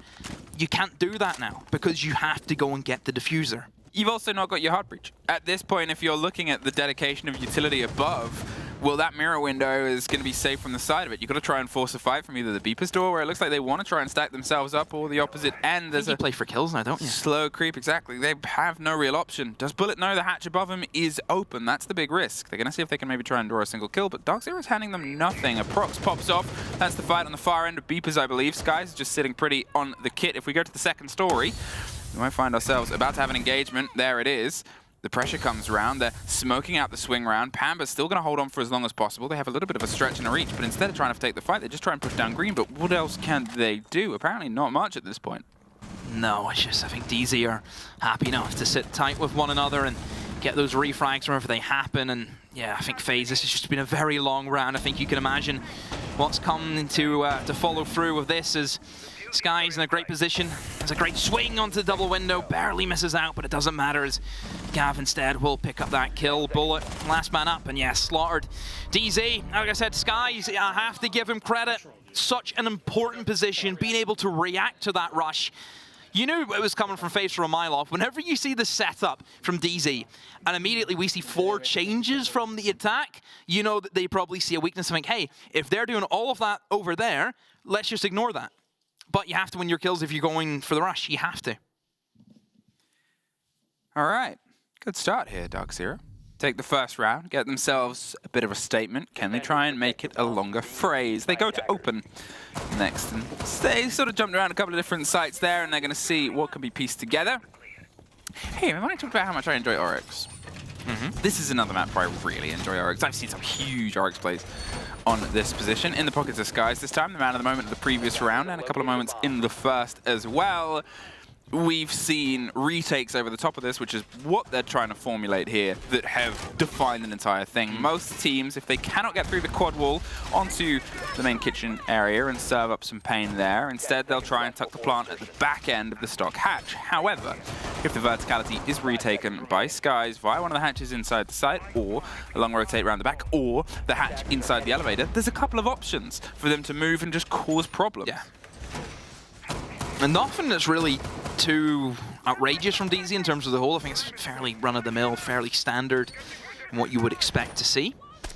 FaZe, for me, I think they'll probably look at this and think, yeah, there's nothing here that we're really surprised about. I think they'll have a go at attacking upstairs. I think with Janitor Hatch already being opened up, it makes it a little bit more worth it, you know, to being able to take above. Hatch is already open for you. You can play off that. The only thing you would say is there ain't a lot of soft destruction from FaZe in terms of, you know, a sledge or a buck. Sure, they have breaching charges, sure they have Sophia, but it doesn't really hit the same. Oh, there's one way to get rid of the cap cans, pop the Grismot and drive in behind it with Astro getting Canadian. The first frag is his this time around. Instead of being caught out, the Solace gone quite early on. And as the spray comes towards the back end of the white stairs, they're just going to keep them at bay for a moment and slip their rotate back towards the side itself.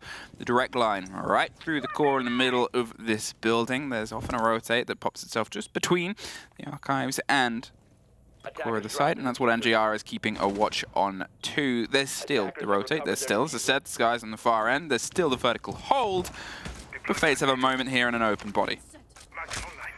Yeah, FaZe being able to take early control of what they wanted, which is Tellers, and Tellers sets you up for, I would say, a good opportunity to take quad wall, because the main issue with quad wall, if you're trying to play from, you go above, then you rotate down towards skylight, you open up quad wall. The main issue is, if you don't have Tellers and archives, you can just get shot. You can't really open up the wall. If you try and firm it, you could get shot. Selmas could get just shot off in general.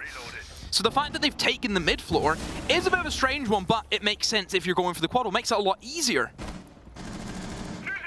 Now they have the quad wall open and they have some attention being paid to it, but as Bullet wins out and hefty engagement with Skies on the top end, Pamba is going to see if he can go for something and does. Bullet is caught out. They're able to push aggressively across the top of square. Astro gets NJR. In the meantime, can Cyber win this fight? The swing round the bottom. It's Astro over the top though that's able to get it, leaving just Gav on the back end. Viking is down. Will get picked back up, I believe. There it is. And well, not for very long. Souls gets the final one and FaZe get one back. Yeah, it kind of happened just in a flurry. All of a sudden, the kills came out of nowhere. I would say DZ, they've made the call of, okay, let's try and retake it. Let's try and retake what they've taken from us, which is going to be that skylight. I think Pamba kind of led the charge, but you just don't win the engagements. FaZe were on it, FaZe were ready to go. DZ just caught in the mud. Good approach from FaZe, and different approach. Nothing that, something that we don't see every day is, very minimalistic. Take mid floor and that's it. You don't have to worry about top floor. As long as we can deny them killing us while we're trying to push in towards quad wall, we'll have no issues. Here is the top floor CEO, and you'll often see it, not as the most common, a good tertiary for a lot of teams. It gives you a little bit more wiggle room. How you hold at the top, though, is one of those things that changes up. The mirror window in Sky is going to be placed inside janitors. They've got a bit of soft there, just inside the CO wall, the close one, so they can give themselves a bit of wiggle room. Makes the top of square very dangerous to get in. 4 changes from FaZe. I think they have a really good set plan here for the top floor. You can see that from them, so they've obviously prepped this. No Ossa, which is a surprise for me. I think Ossa is a great operator for the top floor. You can place them on the windows of CEO, and you just sit behind them, use like a mirror window, of course, that we see in the game, and you just have that advantage against your opponents. DZ haven't really went for a crazy lineup where we'd see Castle sometimes in towards the top floor, which is kind of like the sub for Azami being banned out. The importance here, the 2 stories of control underneath Skies. If I talk about the importance of that mirror window, that's the thing they've got to protect the most. Viking and the Candelas are going to head up towards the little alleyway window here and see if they can try and put some pressures across the bow of B. You'll sometimes see this become a bit of a back and forth, but it's also a nice place to try and just lead and shepherd.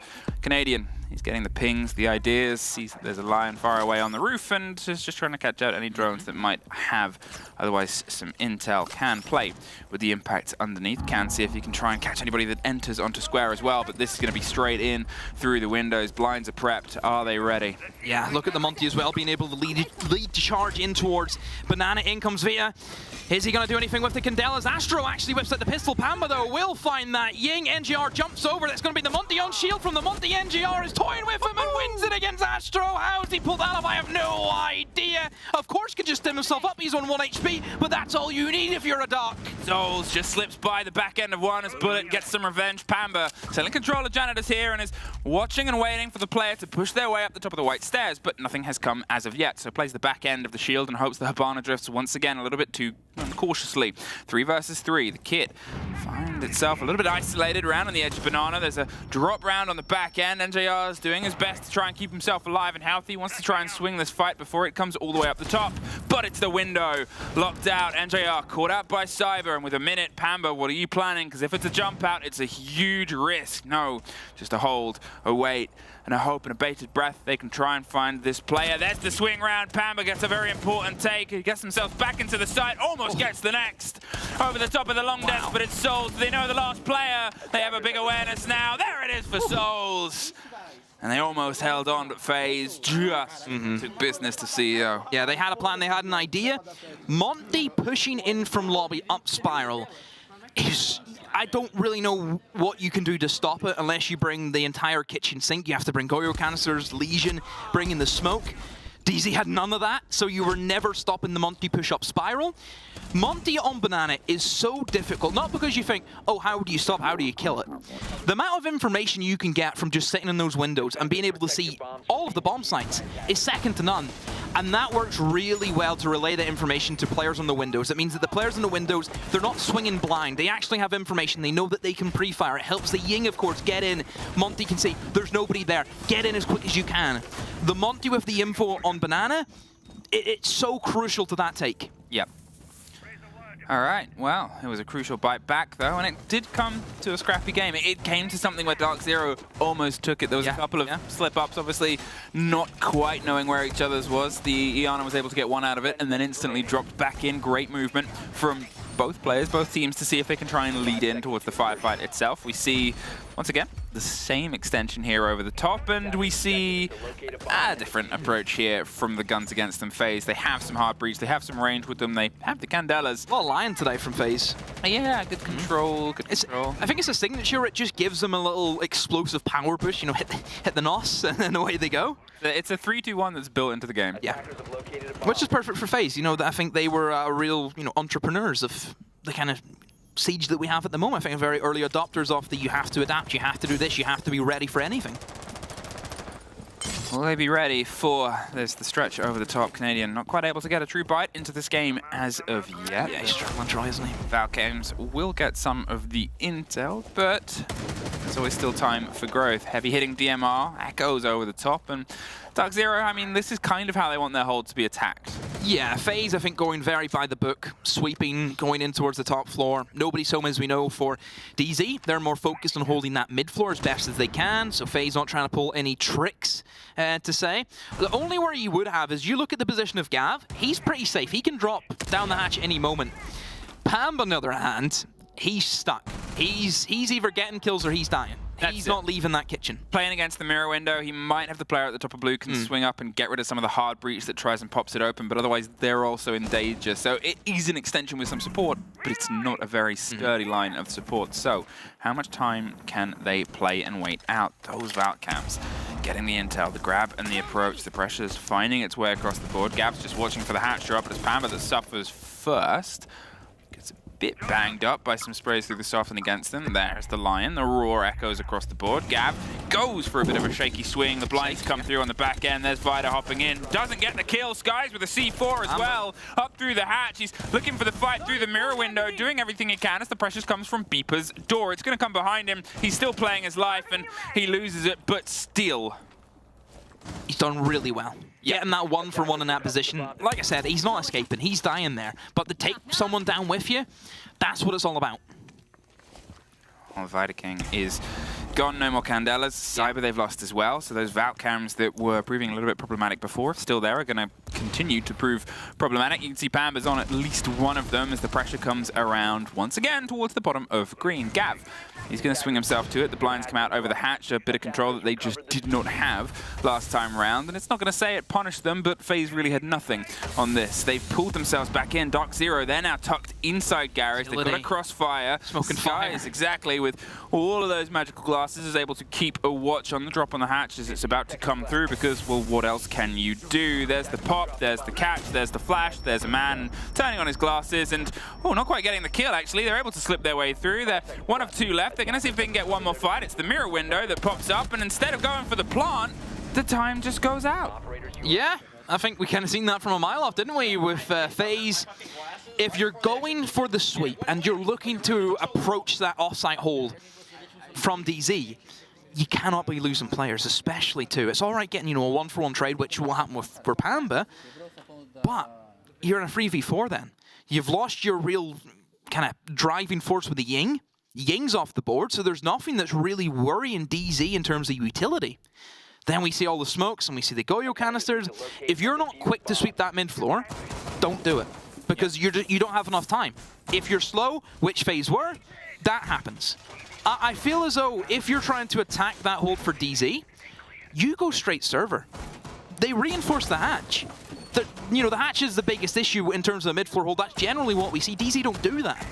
I FaZe clocked that the hatch is, reinforced. Well, it may be now, because obviously they were in mid-floor, but the first round they had no idea about that. Can DarkZero do it on a site that isn't the basement? That's the test now. Obviously, they've taken both their rounds on the same site, and they'll see if they can try and extend. It's not entirely been pushed aside, but still, out of the 3 rounds, this has been the one that FaZe seems to have the best control on attacking open. Yeah, pretty easy for FaZe, wasn't it? Not a huge amount in terms of player count inside the site as of this moment. Still doing the setup across the top, as we talked about the importance of that second story, and it was well watched by FaZe last time round. Will there be a little bit more pushback? No mirror this time, which I don't think they did have the last time. Vigil comes into play from Canadian. I wonder what he's going to get up to on that operator. It's one that we don't see all too often, especially whenever, Solus is available. If you want to deal with the drones, don't be invisible to them, just go shoot them. Skies playing close around Kanto, hoping somebody drifts up onto the windows to see if they can say hello and wave them goodbye, but it seems like there's pretty direct pressure towards the quad wall. Soul's going to head up to the top window. Cyber has the kit just tucked around by the quad wall. They're droning it out. They might see if they can get a quick slip through. There is thinking, yeah, look at utility. This. There's cap cans just tucked around towards the side of the door as well. Cyber wants to see if he can lean in on the fight. Bullets on the back end. They're going to go for the double-timed push here, and yeah, I think it's another quick play. Blinded and swung around. Cyber's able to win it out. They've got the drop on the hatch. They're going to see if they can try and bite back. And Canadian, a huge kill on Bullet. Canadian, he's inside. Skies and Gav get one of their own. There's at least one back for the guns of FaZe, but Cyber is isolated. He's in danger. He needs Souls' support structure, and he still has the kit in his pocket. The pings on the player. They're above the hatch. That's the risk. As soon as he puts his head down and the call comes, then it's suddenly a 3 versus 1.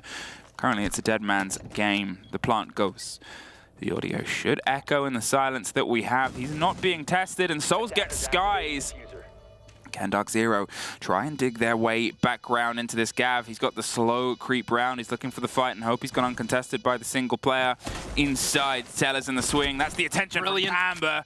Buys one way, gets him on the other. 30 seconds. There's still one player left. And, they almost get the first strike and swing. But it's Gav over the top, and they have time to get this kit and pull themselves into the lead. Oh, quality. Quality all around from Pamba and Gav. FaZe, I had a feeling. I'm seeing an Ash with a diffuser. I had a suspicion they were going to try and go for something pretty quick. Pamba, that kill on Souls, he's hit some really good shots today. Oh, yeah. Really, like round-defining shots. All credit to him. I think he's been very, very impressive and keeping his team in it. I mean, when you need to show up, you need to show up, and they're showing up right now. DarkZero. They find themselves 3-2 up at this moment in time, a position that they haven't really had in the showdown. They were getting closer to eking out an even half in the previous map, but just fell short of it. So this could be a slightly different story. If they can get on the other end on their opponent's map with the 4-2, maybe a bit of energy might start to spark as they head over to their attack. Still worried? I'm still worried. You're always worried. Reason why is FaZe got 2 attacks, which I think is really good for them, considering DZ, I think, on the attacking front, have been a little bit too slow, and Bank is a map where you cannot afford to be slow. No. If you're slow on border, what does that say? How's that going to work out for Bank? Considering as well, you're going to have to go against Goyo, Smokes. It's going to be tricky for DZ. I think they need the 4-2. I think they need to give themselves as best of a chance as they can. 4 technical repicks there. The Habana went back to the Habana. For a different approach here. Onto Teller's, probably statistically the rarest scene of the sites on Bank with the current meta. It's a little bit awkward. Let me tell you why. Yeah, go on. The reason being is the top floor. Every inch of those bomb sites is destructible from above, and that's never a good thing to have. There's nowhere safe that you can sit, And it's not one of those sites where, okay, sure, you can open up a lot of the flooring, but there isn't really any good places you can actually fall back into apart from open area. You can't fall into Skylight because there's windows and a massive skylight. You can't fall in the lobby because all the windows over there. The only place you can go is open area. That doesn't give you a lot of room. You're telling me you can only defend 2 rooms from 1 room?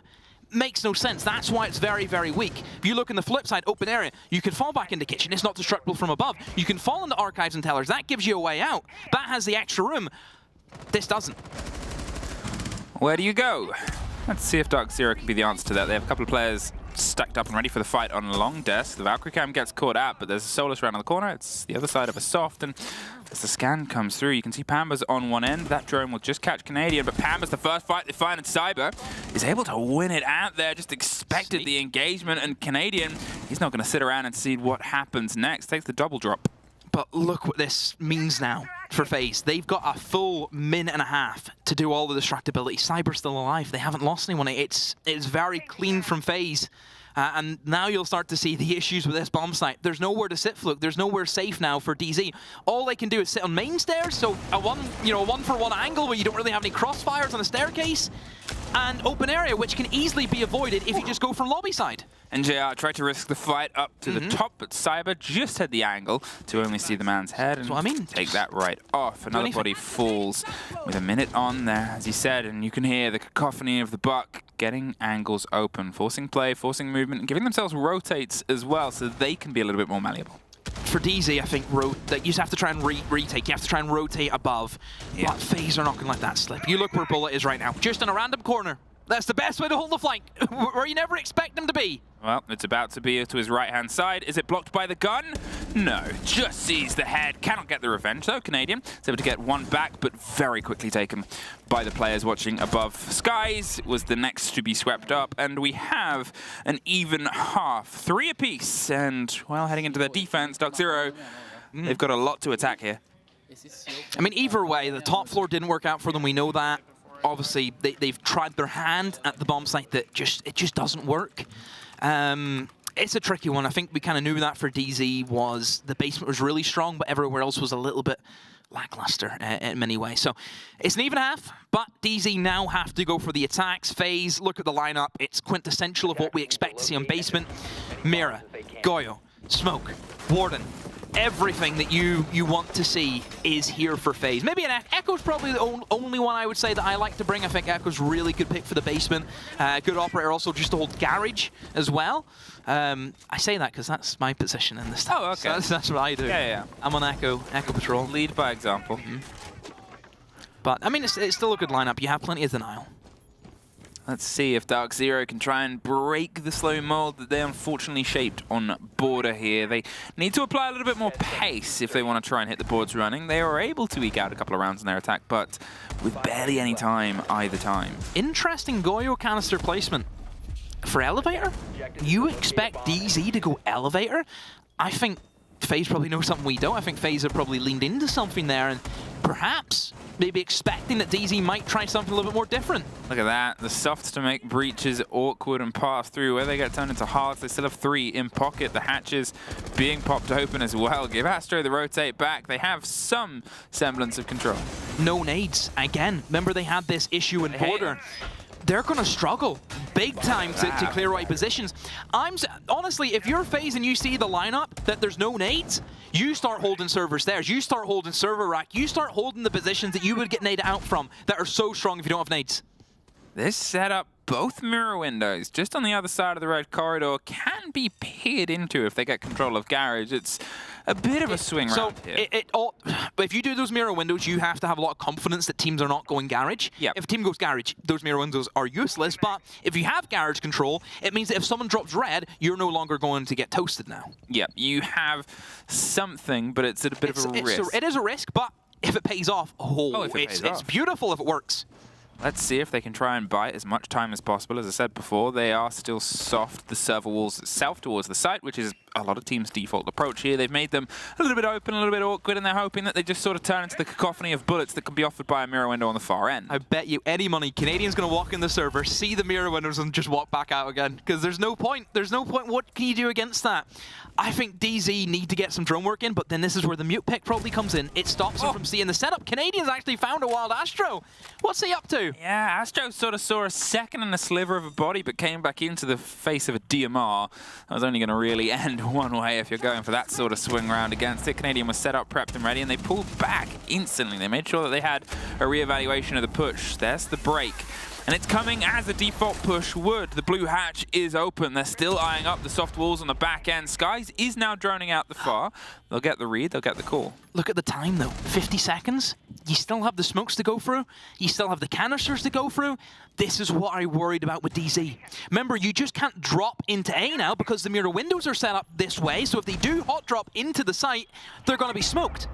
There's the drones, there's the bit of support that's coming through. 2 drones just rolled through garage, and at that point the warning signals are like, we've got to try and put pressure onto this because we think you drop, you die. See, I mean, you realize that. They pull back, they rotate lobby all now. the way to the far end of lobby, but it is being watched. Genius! See a couple of players, you can see a couple of bits of position here. There's also a player above elevator as well. You said, are they going to be using that? What do they know? Well, they know enough. Apparently the smokes come through, the man is able to turn on his glasses, the pressure goes for an attempt at a plant, but 11 seconds. They have to move now, and Pamba gets caught out. There's Cyber getting one, there's Gaveni and Cyber getting one back apiece. They're inside the site, they've got the kit, now they're going to see if they can try and hold F. They went around the back end, and that gives them this rotate, a very important angle to watch. They miss it out though, and Cyber is able to pull that one back. Good adaptation from DarkZero, a better one from FaZe. FaZe had their number every step of the way. Remember I just mentioned, just randomly, maybe they know something they don't.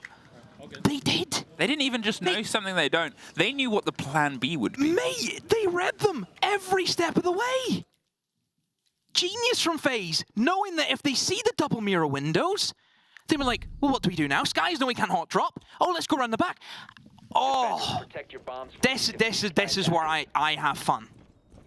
This is where the fun begins. This is what I enjoy. DarkZero, they were close though. And that's something that you can't really take away from them. The plan B still almost came together, regardless of the preparation that came down from FaZe. It was, I believe, a 2 versus 2 at the end there. They just had themselves in one position, and there's a lot of angles to watch at that. But the kit wasn't too far away from being planted as well. There was a difference of a second or two between a 45 count and out or not. So, DarkZero, you still got to keep that under your belt and see if you can try and apply the pressure here. Obviously, the only site that you really found continual success was that site. It could be the same story for FaZe. Now's your chance to prove it. Still feel as though DZ, with no nades, is really letting them down. They've got to be one of the few teams that over an entire series, not just like a map or an attack, but over an entire series hasn't opted for any names. Again, I just think about the IQ. Like, is that what's really holding them back? You know, obviously they respect the Valkyrie. They've brought it every single time, but I keep mentioning you don't have the same utility clearance with the IQ as what you would with nades. It's probably the only thing I'd say about DZ that just, it really, you know, confuses me in a sense. I'd love to hear, you know, why they're not bringing nades, because everyone else does. I would. You would? Yeah.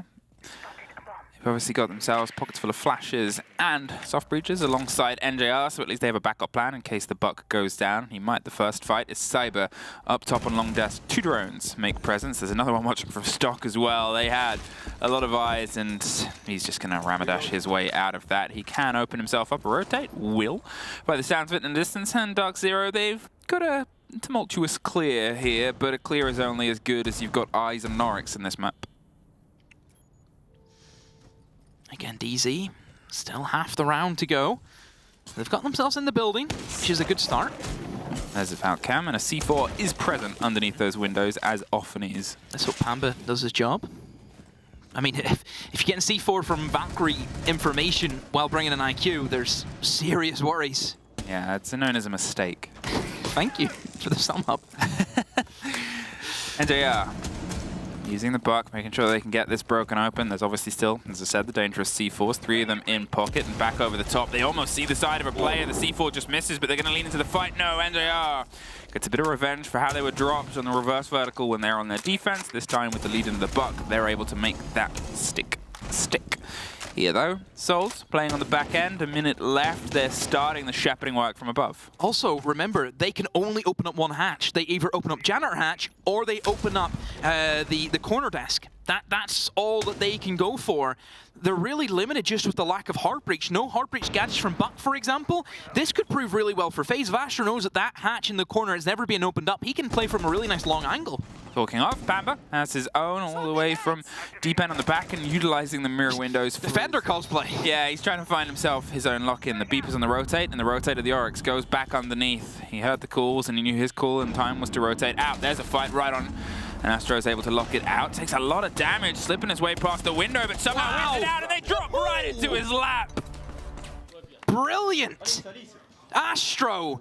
Just right place, right time, isn't it? They're tossing themselves at him. I mean, you couldn't have asked for a better place to be there. The engagement came from the opposite end, and, well, they were pushed for time. DarkZero Easy once time again. Yeah. Time is becoming this ever-ticking problem. It is the one of the couple of things true in life is time will forever keep ticking. It's the worry I had with DZ on the bank and attacks after what we've seen in Border. How's it going to get better on bank? It just isn't. Again, lack of heart breach, lack of nades, I'm just not vibing with it. I'm just not. Oh, I think they heard me. And Jar with Diana. They might not have nades. Imagine if they play Diana without nades. Just imagining from you to Wait, what does Diana have as a secondary gadget? I don't know. Does anyone know? I don't think I've ever... Probably soft breaches. Is it smokes? Oh, and... Oh, well, never mind. Pamba's on it now. Pamba's got you. 10 seconds left. I mean, it's that sort of thing. It's late in the day, late in the game. It's still I actually need to look it up. tricky. It's actually annoying me that I don't... To get a catch. But... I actually have one job and I can't even do that. Remember what... Yeah. Yana. Fired. A lot of claymores in pockets this time around. They're going to see if they can try and limit some movement. But to be honest, with Bank, you know, how they're playing, Souls with the pockets there, watching a Valkyrie camera, I'm not sure what he's anticipating. If he wants to try and Ramadash and pull a fight quickly or not. He seems to have Smokes. some I knew it was Smokes. to go for a battle here. They're watching over square and holding himself in, but for all the time and all the intel that Solus is feeding them as well, they can sort of sit and wait. Yeah, Solus. I mean, Vita's taken up the mantle, not having the greatest of games, 1-6 at the moment. A lot of pressure, I think, to put your Solus player on, you know, on that operator where he's not having the greatest of games. And considering that Solus, I think, is an operator that you want to keep alive right until the last second, it's a risky one if someone's having a bad game, because if he dies instantly, it's a waste. Seen a lot of makers whenever they're playing in the open quals. It happened a lot. You know, their Solus players was like dying within a minute every single time. A lot of attention being paid over to stock. They're going for a pretty standard take here over the top of square, and with all the wall locked as it is, it makes sense. Fighter is underneath, but apart from scanning and getting an idea and doing a little bit of impacting, not a huge amount that he can do to intently stop this. NJR goes to put pressure onto the windows as Astro's sort of dancing around the idea of a fight itself, but as I said, with that wall, with both pairs entirely locked to the top of square, it should be DarkZero able to get control and start getting this popped open. More than enough hard breach, more than enough range. DZ, a lot of window play, of course, using the Habana from the window to open up the site walls as best as they can. No denial from FaZe on that wall. Of course, the mute jammer easily being shut off. However, on the other side, there seems to be some sort of clipping there. They have the mute jammer on the very far left. It's gotten some, but not all. Do they know about Canadian? Yes, is the answer. Cyber able to pick that up. We saw the Solus as well, not too far away, so they definitely had that awareness. Nobody is currently on the windows as of yet. Biggest worry now for DZ is you can't plant. Because if you know there's a Solus plus a C4 operator below, you're not. It's not working. Oh, he missed him. He found him. Tiber at first. Just the timing popped together. Gav right down the corridor is looking for a fight, but it's a flawless. Out of nowhere, DarkZero tried to shove themselves in at the end there after losing that open body, but we find ourselves here. 3 rounds. DarkZero have to try and claw their way back. Attack timeout. They had to do 3 rounds before. They got 2 of them. Can they have the difference here to take us to a map 3? Cyber again, top of the pops. At the moment, 11 and 4. is where he stands, and Cyber's having a good game. Honestly, there's not a lot of teams that could really go against that. He is that good. Souls, who, in my opinion, has been the best support over the past year. Again, he's just there. He's one of the very few supports who can go toe-to-toe in terms of fragging power with the entries, which is incredible that you have someone like that. It's not the most common statistic. Could you imagine if you rock up into your rank stack and Tim's actually gunning on all fours? How dare you? Tim is always good. Could you imagine? It's like having a centre-back with a huge amount of finishing. Yeah, scores the goals. That's what you need. It's incredible. This is it. This is the rocky situation now. The only thing DarkZero have between them and a point is just the game ahead of them. The tack timeout has been called. Obviously, FaZe still have the option of utilizing theirs, but they didn't last time. They sort of, a couple of rounds slipped away from them, and they were still like, we can push this over the edge, and they did, and that's an important mental game to be in. Look at the difference between FaZe attacking and DZ. This is what I mean whenever I mentioned, it's a great map for FaZe.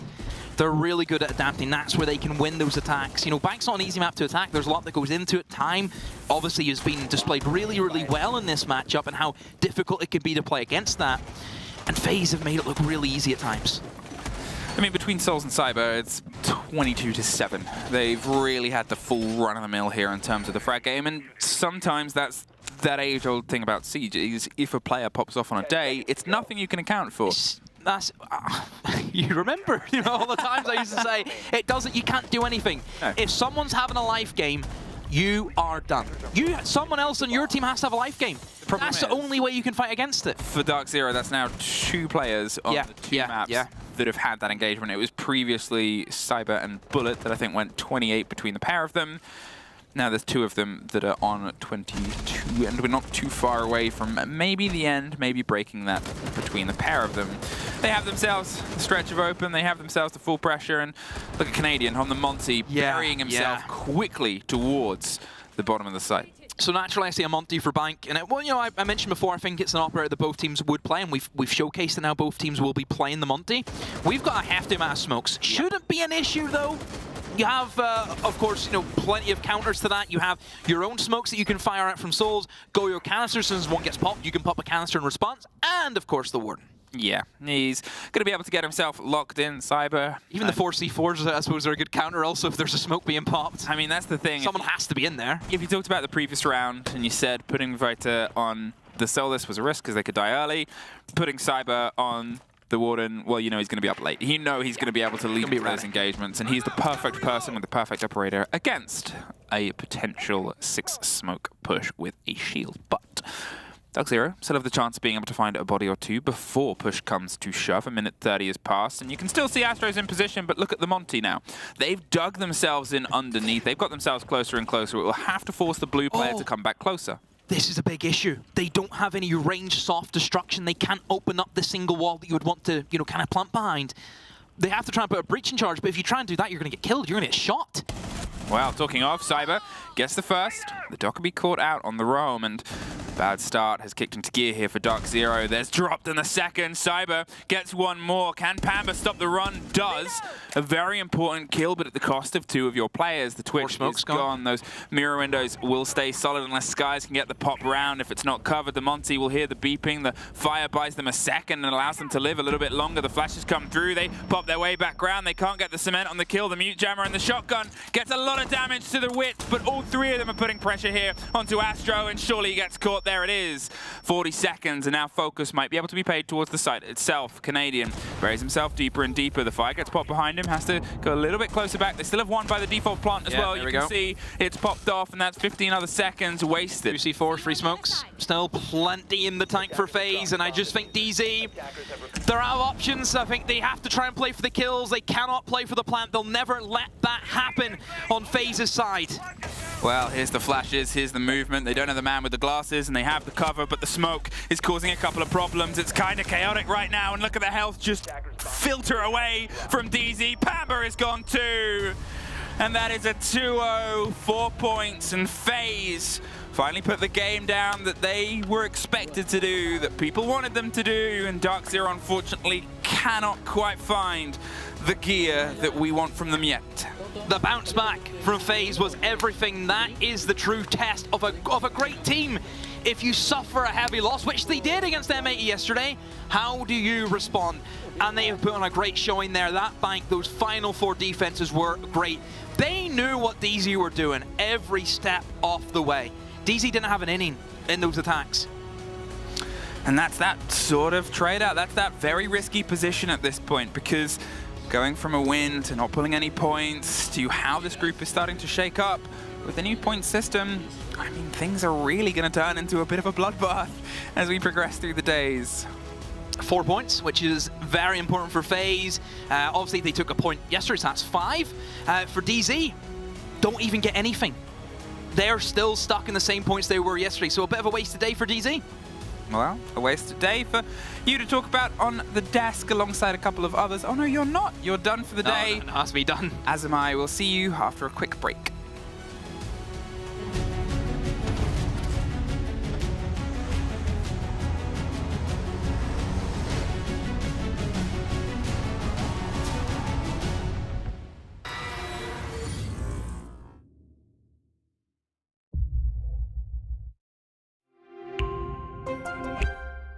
I'm Nicholas Morton, but you know me as Pingu. I'm a 2-time Rainbow Six Siege World Champion and former top Rainbow Six Siege player in Pro League. Welcome to my Siege Ranked Bootcamp. We're talking 20 seconds left on the clock, you got the diffuser in hand, what do? Play the way that you're comfortable with, because you have confidence when you're in this position. That is when you're gonna be at your very best. Good luck.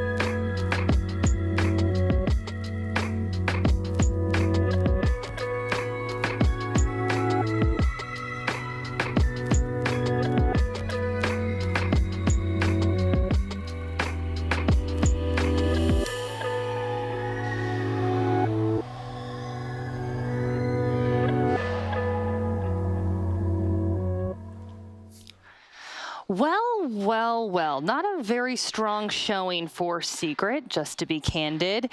Okay, so first map, it was a pretty tight battle, am I wrong? I don't really have words for map 2. A little bit of a comeback there, but honestly, it was a little bit hard to watch at times, Anne, and apparently a very vocal play area from what I'm hearing. Yeah.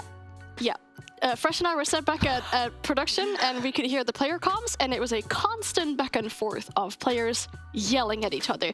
It could be anything, really, even if they did something well, even if someone got entry killed, and then someone, like an enemy team, didn't hit their shots, they would still yell back at them, and it felt like a very grudge-heavy match. There's not a lot that we can repeat that they were shouting at each other, unfortunately.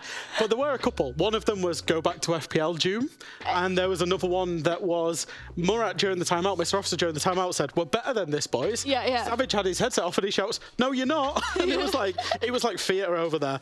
Oh my gosh, the intensity, right? Yeah, I think it was a very emotionally charged map 1 for both teams. Yeah. And speaking about map 1, we have the summary up on screen right now, and actually that is map 2. Excuse me, I'm sorry about that. We'll just go into map 2 then. So this was Secret's map pick. Oregon wasn't Borgen. It was hard to watch, but it was kind of one of those situations where you couldn't stop watching. Am I wrong? I think it was ugly, to be fair. There's some ugly siege going on in Oregon. And I think we did talk about that, how emotionally charged that first game was. And I think particularly Secret is that they put a lot of emotional energy into winning map 1. As soon as they didn't, they found it very hard to recover. That, in terms of that fortitude that you need to try and recover that. Obviously, they went 0-6 down. Tried to drop a little comeback in there, only got 3 rounds on the defense until Heroic finally took one. And yeah, I was saying to Anne, quite early on in Oregon, I think the writing's on the wall here. So, I mean, frankly, this was almost a blowout. They did have their little comeback at the end there. And was this a mental breakdown, mechanical breakdown? Would you say both?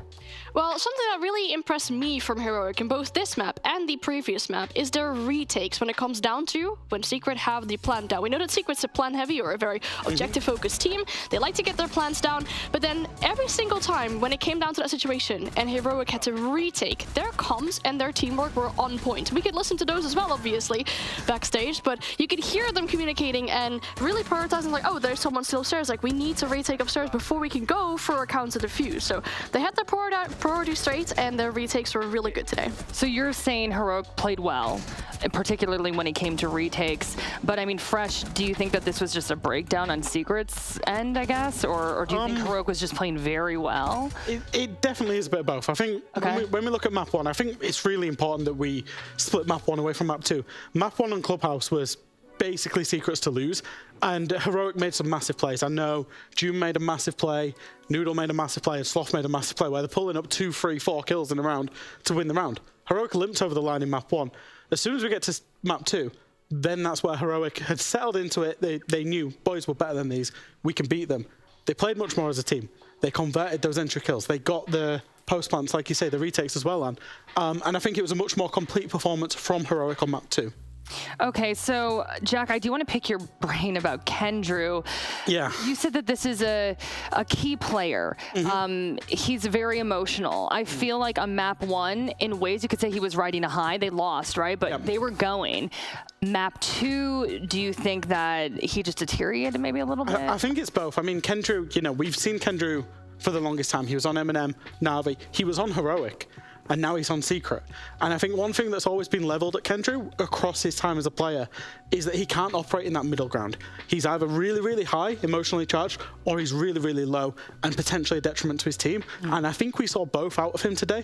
Obviously, it's been a long time since we've seen him internationally, and some of these players are brand new to International Siege, and I think that affected Secret too much today. Okay. Anne, any standout players for you? We're working to get the MVP up, so I want to see who's running around in your head. You're like, okay, we'll give them an award. In regards of people that I heard talking constantly, it has to be Sloth. He's really vocal in the game, giving call-outs, helping his team, really, forcing them in the right direction. I've seen some really good performances from Noodle as well. On the other side, we did see previously in EUL some shakes coming from the newer players on the side of Secret. That seemed to be okay today. There were some gunfights on both sides that were missed a little bit, but yeah, for Heroic, definitely those two that I would mention. Okay, well, I believe our MVP is Joom. Thoughts? When I worked with Doom, because I was actually on a team with Doom back, the middle of last year, is nothing phases that kid. It really doesn't. He is just... He's doing a Vogue pose right now. You'd almost be... you'd almost forgive him for being just absolutely oblivious to anything that goes on. Aww. He feels no pressure. He just plays his game. Doesn't matter who's in the server with him, just plays his game, and he is an incredibly talented player. Yeah, I think I saw this in an interview that they did with Mr. Officer, where he talked about Joom and said Joom is a old man captured in a young body, and he doesn't really get phased by anything, like you mentioned, but he's also extremely motivated. And we did see that today. Huge performance by him, really getting in those kills where it was needed.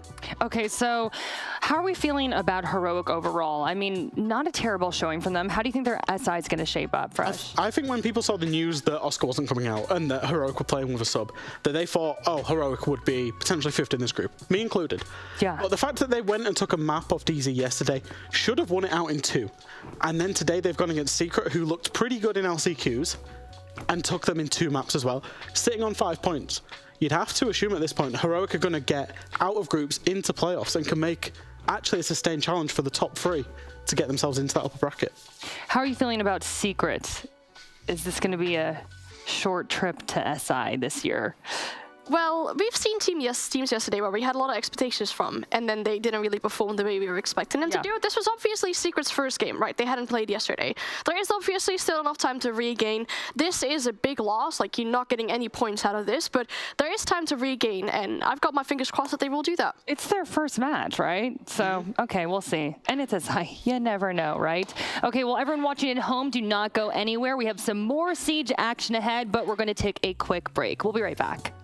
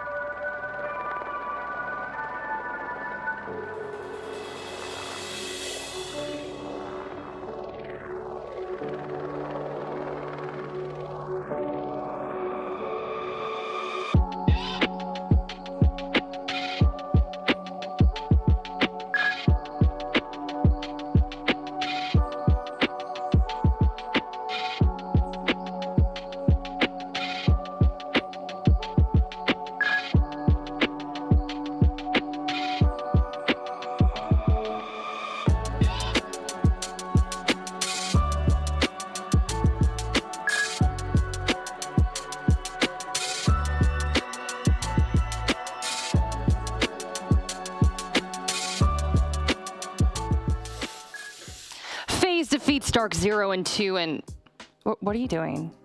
Just looking for the attacks for DarkZero, Jackie. It seems like they've all disappeared. Couldn't find them at all on bank.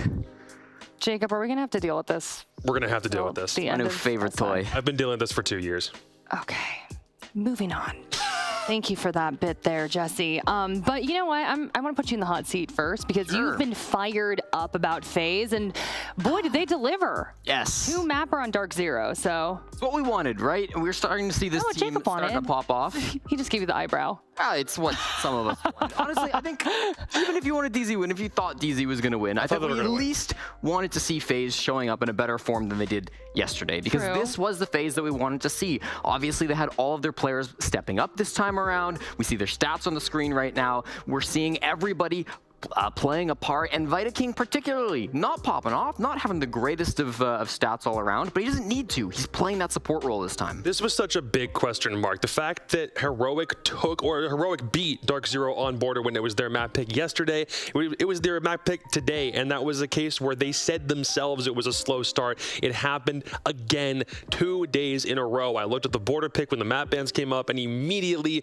was questioning the decision making, because surely there are other options on the table for DarkZero to go to, but they know that FaZe Clan play border often enough. They know that they should be able to take them to that map and do something substantial. It was only good for 5 rounds, and I hate the fact that we're now looking at a DZ team and thinking, 2 days in a row, you've gone to the same map. Let's try to not do this again in the future, boys. Just take that off your plate for the rest of the group stage at least. It's the defenses as well, right? I believe it was 2 defenses yesterday that they won out of 6, 2 defenses again today. They really can't seem to lock down this site or this map, and I get it. You know, it's attacker side of map, it's border. It's a tough site to hold sometimes. However, certainly DarkZero struggling on that aspect in particular, ran it twice and didn't really manage to find those adaptations last night. So maybe put it on the back burner for now. We'll see what the rest of the tournament looks like.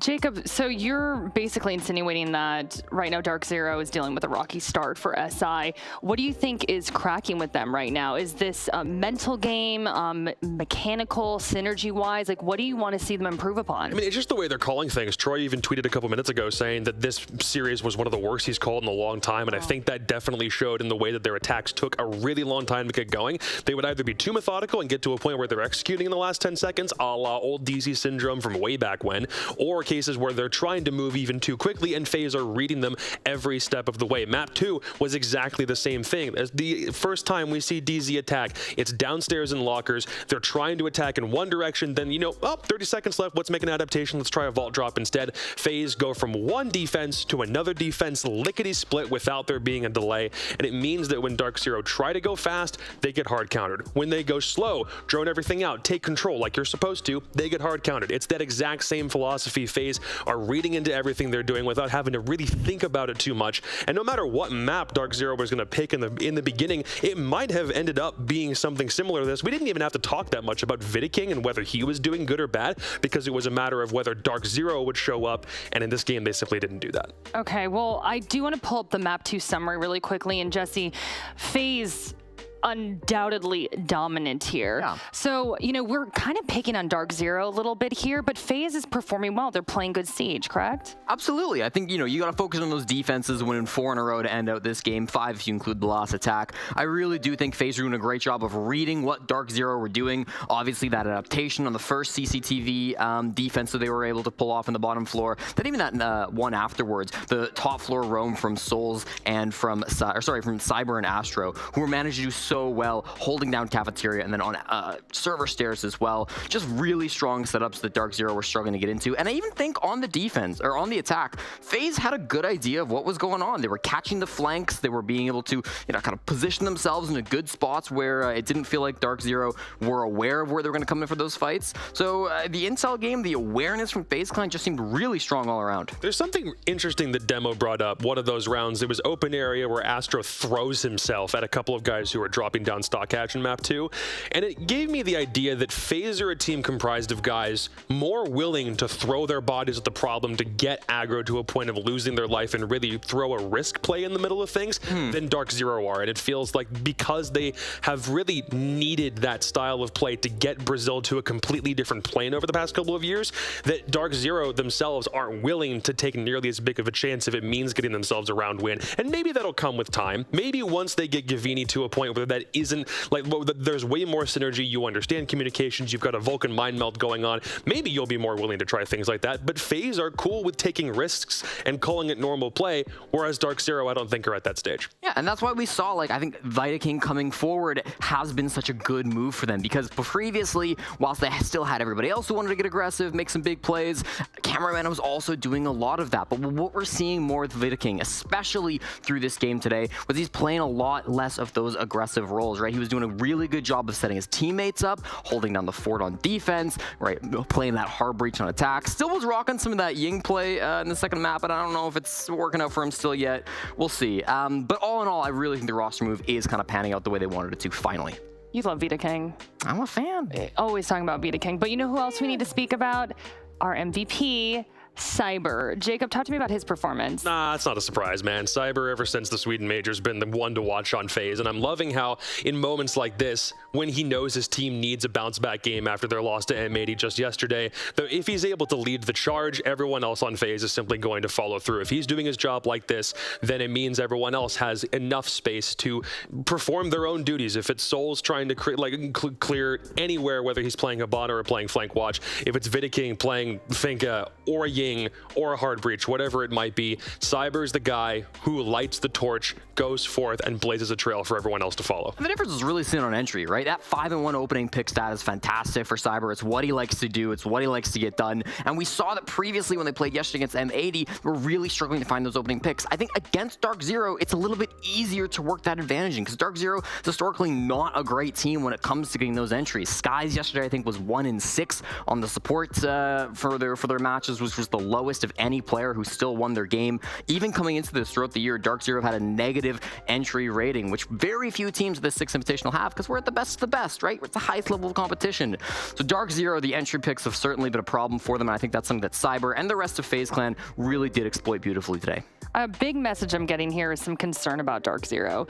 Jacob, let's talk about their future here at SI. Are you feeling confident about it? Are you like, it's too early, I don't even want to say anything? What are your thoughts? I'd love to say it's too early, but we're halfway through their group stage already, and they only have 3 points to show for it. Sorry, they have 4 points to show for it. Sorry, no, they don't. Think about the amount of points that DarkZero have, and it's not as many as they need to have through the first 2 games. That's more the point. You're looking at a team that came in with high expectations, figuring they'd be able to incorporate a new guy very early on. But the thing with DZ is historically, once they make a roster move, it takes a really long time for them to find a form or figure out exactly how to utilize them properly. That might still be the case here, and that's also the risk that you run with making a roster move in this transfer window right before the Invitational. So if FaZe Clan were 2 or 0-2 down, we'd be criticizing the move about Viking a lot more, wondering if it was a little bit too premature.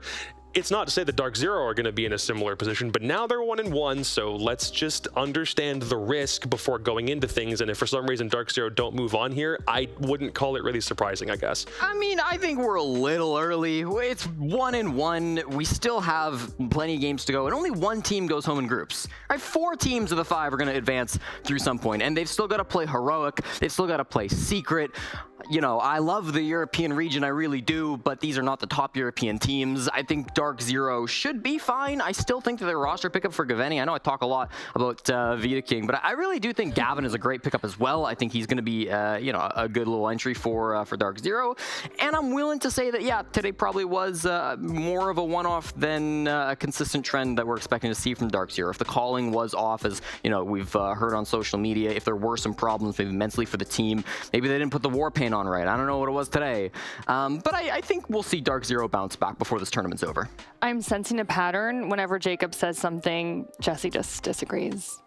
That's factual. Not always true. I totally get always Actually, true. you know what I was going to say? I do think that we can say right now FaZe is in great shape, and I think you could both agree with that, correct? Yeah. Or are you going to disagree? I'm still not really convinced after that and that M80 game specifically. Just disagreeing because no, it might be a case where FaZe having a good game against DZ is a nice way to propel themselves towards something bigger, but they still had a pretty hard loss against M80 yesterday, and the only map that they won was overtime match points. So if we're calling like a grand scheme thing for DarkZero, we can do the same thing for FaZe Clan. They're not quite there yet. They're not there yet. You can't say that they are. M80 had a fantastic game against them yesterday, and there were more reasons to discredit the way that FaZe Clan were playing than to praise the things that M80 were doing. That's the road that we're on right now. Okay, I'm going to break these two up. But all of you watching at home, don't go anywhere. We got some more matches ahead. So just a quick tiny break and we're gonna be back in a flash. So stick around. Stop fighting. Stop.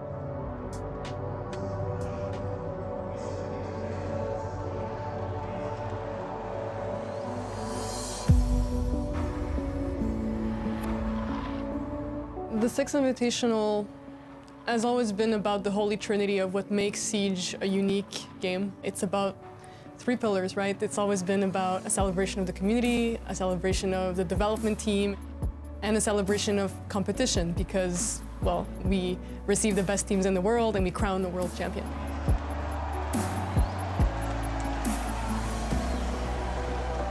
Watching major competitions and seeing anything that happens is pretty exciting.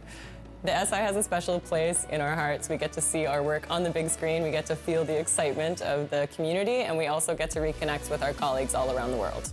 We get to see the people that actually enjoy it, play it, and actually bond with them. The 6i is always like just an amazing gathering of people. Je crois que pour nous, en fait, c'est un événement qui donne de l'énergie à tout le monde, aux gens chez Ubisoft, à l'équipe de développement. On partage un moment en commun, ensemble. Et c'est vraiment, je pense, cette espèce de réunion de famille où il y a les devs, les pros et la communauté. The Six Invitational for us is always the highlight of the year. It is the biggest celebration of the game and also the pinnacle of competition for our players. As the event progresses, you get a bigger and bigger sense of communion. Like everybody really comes together. So in the dev corner and for a lot of devs, when I had a chance to kind of sit down and talk to them, people were just really excited in that moment. It's like you get to live the best version of the game you work on. You get to see community and fans be super excited for the things you're working on. For us, it's like the end time of the year. Like we're always running, so it's the one time that we have to stop and enjoy and celebrate. So it's pretty cool. This is a really humbling moment for us as developers too. We get to see some of the most talented players come together and do things we never thought possible in the game. We always build it in a way, but you always see it played differently. So this is a great opportunity for all of us. To see how far it can go and how far we can push the limits of Siege. And so to have that at the Six Invitational is huge and what makes everybody want to watch it. It's like the culmination of all we've worked for. So seeing the best players in our maps, it's just such an enjoyable moment. It's very exciting to see. For us being there, it's pretty insane, and the vibe that we get from this event every year makes us want to do more and better the following year. The Invitationals has always been a time where we work really hard to put together our game plan, where we can share the roadmap for the next coming year, but also internally, we're talking about the next couple of years. It's our moment where we can actually have a conversation with the community, and it's also a promise to ourselves what we want to do in the coming year and how that's going to look. For us, making sure that the Six Invitational can deliver these things to all of our players, but also for us as well, is extremely important. And in these trying times, it's just as much important to celebrate our victories and realize how far we've come after these 7 years of development.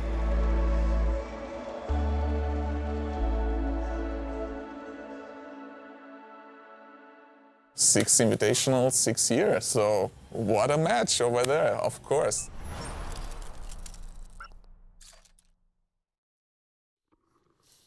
Welcome back to the Six Invitational, and we are moving into Group C now. Woohoo! Triple J's here. Okay, enthusiasm. I'm excited, Jackie. Isn't Triple J an Australian radio station? What? I think it is. I'm pretty sure Dev can back me up on this if he's watching. Okay, someone in Twitch chat figure that out and let us know. I definitely don't know. Cannot confirm or deny. I love how my intros with you two, I just never know what's going to happen. You had a telescope, you're talking about a radio station, but you know what we're going to talk about now? The face-off at hand. I don't know about y'all, but I am particularly excited about this one. BDS versus OXG. I like this because the last time we saw BDS and Oxygen face off, Quarterfinals of the Charlotte Major, 2-0 for OXG. Both of them were overtime maps in a bona fide upset that knocked BDS out of the tournament when they were one of the favorites. Back when Rafal was still on the team, back when they thought they were about to take the world by storm after a really, really good stage 1 in the EUL, it wasn't to be. OXG would not go very far in that tournament. They would lose their next game to Astralis in pretty heartbreaking fashion. But now what we're seeing is a rematch. BDS are going to want revenge, and OXG are going to want to prove that BDS losing to CAG yesterday is a really bad sign of things to come for the French. BDS, obviously a team that everybody was kind of expecting to do really well this tournament. Most of us analysts have them winning the entire thing. I think I still do, despite the fact that they did lose yesterday. It was a tough game against Cyclops. It was one that I think kind of caught them off guard. CAG, first match of the tournament, is always going to be a little bit of an interesting one. But at least they kind of bounce back, right? They have that opportunity now against Auctions, another tough opponent. Okay. But I still do have a lot of faith in BDS. They've been through a lot as a team, and it does feel like they're finally at their peaks.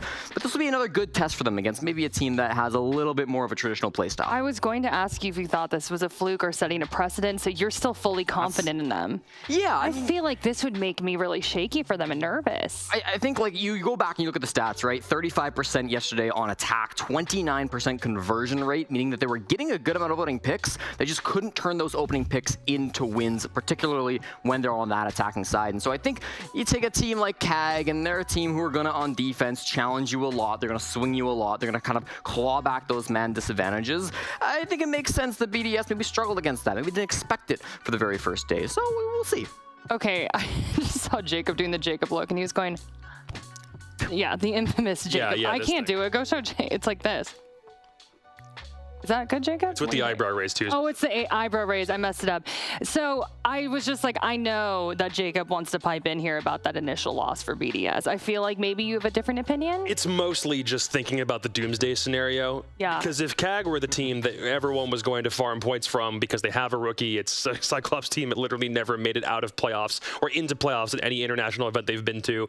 They just took down everyone's favorite. And how much further can this ship sink for a BDS squad that was meant to be favorites? That's just what goes through my head, especially as someone like me who was turned into a BDS fan off a meme from 3 years ago, now seeing how far they've already risen to the top and how quickly it all could come crashing down. Something about teams winning a major and then 3 months later, all of a sudden not coming back in the exact same form that we thought. That same trend is continuing, and we don't want to see BDS slip even further than this. The CAG game needs to be the low point. Any lower, and they're going to be in trouble. Yeah, I mean, I don't know if BDS, if they were the type of team who lets one loss get to them and throws them off tilt for the entirety of the tournament, I don't know if they would have won back-to-back international tournaments. And sure, the first couple maybe weren't the highest of level. However, they won the major, right? They are going to be the favorites coming to this still, and they went through a lot to get to that point. I don't think BDS are a perfect team, right? I think this is a team that does struggle. They've struggled when they won Young Shipping. They struggled when they won the Japan Invitational. They've had their faults absolutely in every one of those tournaments. However, they've always been able to bounce back. And so I'm not super worried about BDS. Shaiko still had a fantastic day yesterday, right? They still had some great players, some great moments. So yeah, I'm not too worried. If things get bad today, as you said, Jacob, then we're panicking, then we're scared, but we're not there yet. Yeah, I mean, Jesse's making valid points. BDS may be a little bit off kilter, but Jacob, they're still a fierce opponent. I do wonder how OXG is thinking about all this. Like, what are they planning? OXG are heads held very high right now. I caught them in the elevator last night, and I specifically asked Redeemer, who I've had a couple disagreements with in the past. I asked him, do you want me to say anything, or is there anything that you're thinking about for tomorrow in order to set the record straight? Now is your opportunity. He looked me dead in the eyes and said, don't say anything. All we want to do is prove it because we know they're weak. And that's a really big problem. That just gave me chills. Especially considering OXG's win against Astralis yesterday. Looked pretty impressive and is also on track for the way that they were preparing from the end of stage 3 last year onto this event. It's on the right track, and it seems like if that momentum can keep it going into a BDS win, OXG are probably an underdog not that many people saw coming, and that's what's feeding them a lot of this energy right now. Okay, Jesse, I just want to give you credit because you were hyping up Newers. Is that me? Yes, it was you. Me, Jackie? And Newers certainly popped off our day 1 MVP. So love this kid. He's popped off all throughout the NAL. It's been his standout year, of course, rookie year coming Wait a second. We're comparing him to Shaiko? We absolutely are. And take a look at those stats. He's beaten Shaiko, or at least very close in the majority of them. He had a fantastic day yesterday. These are the previous day's stats, of course. They did play slightly different games. Shaiko, of course, playing against Cyclops, Newers against Astralis, but they both had really strong performances. And Shaiko, many people would tell you right now, is the best player in the world. And I wouldn't disagree with that. But Newers is absolutely making his case. And by the end of this tournament, who knows what we'll be saying, right? So yesterday was a great showing from Newers. I also wanted to take a look at some of their previous stats throughout the year that they've had, because again, these are two players that have been dominant across multiple tournaments, across multiple international events where they had to face the best teams of the world. We'll get those stats up in a minute. I really do think that Newers is a standout player who can come in, especially when it matters, right? He's that type of player who can make those huge plays. We saw him on Border yesterday. We, of course, saw that ace back on Bank. I think he started a little bit slow on the entry because he is that entry player. It's always going to be his role. However, he turned it up by the end of it. He was 8-3 entry yesterday. Started off, I think, with one opening engagement on map number 1. For him to step that back up, for him to kind of reclaim that throne was really, really impressive. And here we go, the stats. LAN year 7, all previous international competitions from this season.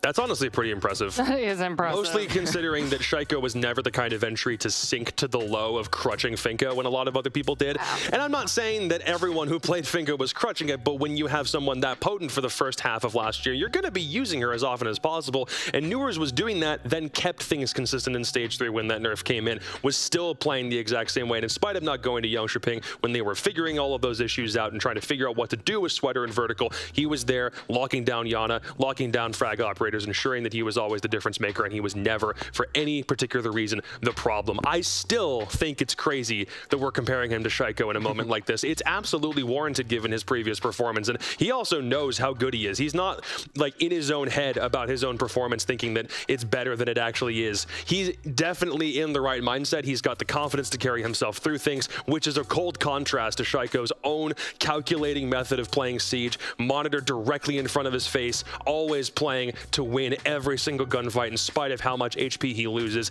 It's a dramatic comparison, but it's absolutely worth it given how we've seen Newers play. Okay, I really like that side-by-side of Shaiko and Newers. Newers seemed like ready to go and excited, and Shaiko was like dialed in, right?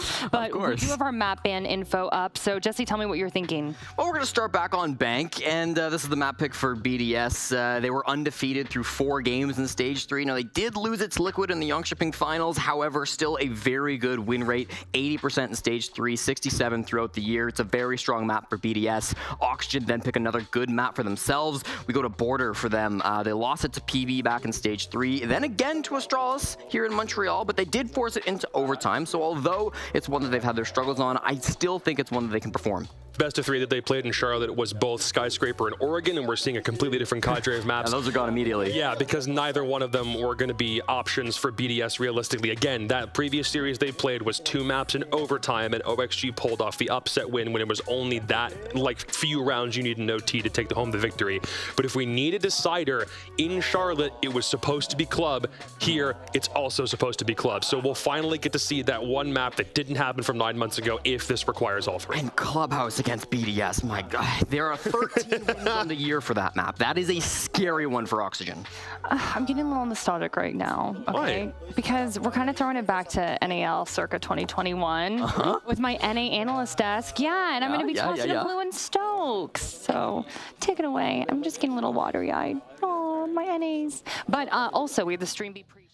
All right, thank you very much, Jack. We had to cut her off there a little bit because it's game time, ladies and gentlemen. We are getting ourselves ready for BDS versus Oxygen to round out the Alpha stream here for the day. 2 of the currently top-rated players in the tournament as well on either team for this one, so it is bound to be an interesting game just on that basis alone, not to mention expanding beyond that, of course. BDS having a bit of an upset against them, and Oxygen having to really work their way through their own first match yesterday. Yeah, I don't think there was a lot of people thinking that Cyclops is going to beat the recent major winners, BDS. BDS. You know, Shaiko playing lights out, but the rest of the team not there. I hope we don't have the same case here today because Oxygen is definitely firing on all cylinders. I'm excited to get into this one. We have a pretty interesting map pool here, especially with Clubhouse coming into play. So, I mean, I don't know, man. Maybe Oxygen hits them where it hurts in Clubhouse, as they have that fantastic record. As Jesse was saying, I believe 13-1 in recent history, which is just ludicrous, honestly. We're going to be starting out on Bank. We actually got to start our other series of the day out on Bank earlier. Big tail of the tape going into that match was just how attacker-sided Bank has been of like the 2 to 3 plays we had going into that one. Stats, I believe, remained relatively the same since then. Things looked a little bit better when we saw G2, of course, hop onto that defensive side, but we'll be testing both of these teams once again and paying close attention to how they do, because once more, it has shown itself to be a very, very tough map to rack up a large number of rounds on that defensive side so far from the plays we've had here in Canada. Absolutely. Initially, it was not a very fun map as we started things off for our previous series, but things started to work in the favor of the offense more and more as we did get things down. Had a couple of nice stand-up rounds from the defense, though, especially from the basement. I think we had one pretty successful one inside of open area as well, so still have a couple of opportunities for them to work their way into this map defensively, but I do agree with you. I think it's going to be pretty hotly contested from that point of view, so we'll have to see what BDS can muster as they'll be starting from the downward position when it comes to this map. Looks like we're not going to have to wait long to get some results here, folks. LickyFac and the rest of the gang ready to jump into Bank, and so are we here at the 6 Invitational. Well, getting into it, we'll have the bands up on screen in just a moment. Let's see your community poll results first. 65% of you believing that BDS is going to take this one. Let's find out if you are correct about that one as we get ourselves into it. And the bands indeed begin. BDS has the first and final ban. Oxygen has the last attacker ban and first defender ban. Those will be the 2 orange ones you see in the middle. Zero is up first. Zero is actually very useful specifically on this map as well as a few others, and not only that, but Oxygen specifically loves to use Zero here, so this is basically a target ban against them. Oxygen as well going to bring Knock out of play once more. Knock sees far too much action on this map specifically and across quite a few of the others in more recent times as well, so a very good choice to be removed here. Making a lot of sense so far. Really, really liking that Zero ban as well. Because as you said, Oxygen loves this operator. They also like to use him a lot on Chalet. So just a good thing to take off of their menu. Knock and Mira also obviously gone, and we're going to round this out with Azami. So making so much sense across the board here. Really just trying to thwart a lot of the defensive setup, defensive preparation with the mirror windows as well as the keep up barriers, and the Nook also taken out so that they don't have to worry about somebody trying to avoid the cameras down low, although for BDS's setup they really wouldn't have to in this scenario in the first place as they look to have a LEMS on the pulse for this one. Basement's up first, which shouldn't really be too much of a surprise. We've already seen both teams earlier when we played this map, when we cast this map in our second series of the day. Go directly for that one. It's still by far kind of the safest pick for most teams with regards to their defensive setup. So once more, BDS is going to be leaping directly on top of that. Shouldn't see a whole lot of repicks as a result of that from Oxygen unless they see an operator pick or two that surprises them. You can see here the repicks that we are getting are relatively minor in scope, but potentially going to evolve a little bit more. Fox is going to add that extra firepower, of course, by going over to the Twitch, feeling that the drone as well as the carbine that she'll be more likely carrying is going to be more needed than the Ash in this scenario. And the same can be said, of course, for Sweater. Swapping out the sledge, going to the Dokkaebi instead for the extra intel, and of course, just changing up the style of Hard Breach by moving Dream over to a different one. Looks like we're going to have a little roam game going on here inside of open area initially for BDS, and this is honestly going to be a pretty strong play centralized around the pulse, being able to coordinate a decent amount of this, especially for the top floor clear. That will more than likely come in from Oxygen once they recognize what the situation's like. We might have some initial fights here. That's what I was waiting on right there. I was just giving it some space. Sweater, dynamic when it comes to the DMR. A single shot's all that's needed, and Shaiko's already dusted. A terrible start for him. Clean one from Sweater, though, and a nice start for him, as we did see him struggling a little bit in the matchup yesterday, so good to see him getting off to the right foot as soon as we get ourselves into this matchup immediately as well. 2 out of 4, excuse me, of the Goyo cans now gone from Renshiro's arsenal as the Twitch drone sneaks right in and pops them both out of there. So all that delay utility now down for the count. Good news is they've got some fallback on that, though. Brede still with the smoke. We could see some usefulness come out of that in the eventuality that we get the security plant from Oxygen in about 2 minutes. They have plenty of utility to try and get out of this situation. The issue is the way that they've set up the map, because a lot of this is open to the taking for Oxygen. They have to try and fight back, and that's exactly what they're going to do. They're going to try and take it to vertical here on Marble Stairs. And it's working out initially. He's going to try and send a drone in here as well. Newers on the other side of the map, though, down inside of the garage, dealing some considerable damage over to Renshiro. They're trying to send some shots back, and Newers thinking about a reposition here. And why not? I mean, you're really just delaying time while the rest of your team tries to gather control of stock here, or rather, these servers trying to work their way in towards the offices here. So they get this plant down on the main wall. Oxygen doing a pretty bang-up job of keeping things open across the entirety of the map. You can see FaZe still up towards the lobby space as well. Keep BDS guessing. Also keep those avenues open for later on in the round. Never know when you can sneak in behind and get some big kills like this. Newers the patience play. It works out for him in garage. 2 big kills coming his way, and more than likely a guaranteed plant. Time continues to tick down. Oxygen feel they have the safety to be able to go for the plant themselves. They may be right about this dream, maybe too deep into it and just hard commit to it. Indeed, he will, and just barely escapes as well. One more tick from that one. He would have been a dead player here. Thankfully, wouldn't have meant too much, would have been lost for the Oxygen roster at the end of the day. They still had pretty much full control over this situation. Anyway, one more quick kill seals the deal, and they're first on the board at 1-0. That's already 4 kills for Newers, by the way. Which, wow, just wow. All from the garage position. Able to gather that while the rest of the team is working the mid-floor, and constantly the Cloak and Dagger waiting out in the garage, picking people to shreds as they tried to cross over his line of sight. It's going to be the first round going over to Oxygen, and led off by a nice pick as well there from Sweater. As we go deeper into the prep phase for round number 2 here. Oxygen, we'll see what they potentially look to change up with regards to their operator selection. They're specifically trying to cater anything for this specific site take. This tends to be a little bit more of a trickier one in terms of how players try to handle it. Yes, of course, not giving us too many surprises with the way that they are looking to handle this one. Going to be bringing the Solus in to allow Lems to get that extra roam presence upstairs, and your Stocks as well as Janitor. And we'll have players like Renshiro still trying to trip up the entry game from Oxygen by throwing those goo mines out on the usual access points and the usual pain points the attackers will be looking to take control, giving them that extra audio cue from a distance as well as just slowing them down in a tense situation if this goes down to the timer when everything is said and done. BDS are looking to get it back in blood, John. Going for the initial spawn peak here, but I don't think they're going to get too much. Oxygen playing it close to the chest, close to the building. Want to try and get themselves into any area where they could potentially be taken down by BDS. Lots of angles being played out now. Some castle barricade destruction coming in via the Flores drone. Plenty of soft destruction here in the likes of Sweater. Verticality could work its way in here, but doesn't mean that Oxygen just can't take this horizontally. A lot of options for them there as well. As you can see, E2 actually isn't reinforced. That would be a great positive angle to try and adopt into this play here. Cut down on some of those rotations over from Marble Stairs. So have a lot of presence on that top floor as well. Looks like FaZe wants to try and deal with this. He's going to readjust to the ATM repel. Nothing to be found for that Twitch drone, but still a little bit more work for FaZe to do. We're going to checking things out here before he's going to feel the need to try and move forward and begin creeping into BDS's territory here. BDS doing a much better job of at least stemming the tide for that opening minute or so, not giving anything away here, but could very well change as FaZe nearly clips the head off of Renshiro. This time, though, it's going to be Shaiko getting revenge for the opener on the last round as he takes down Sweater first this time, compared to the last round where he was the first to go down, if I remember correctly.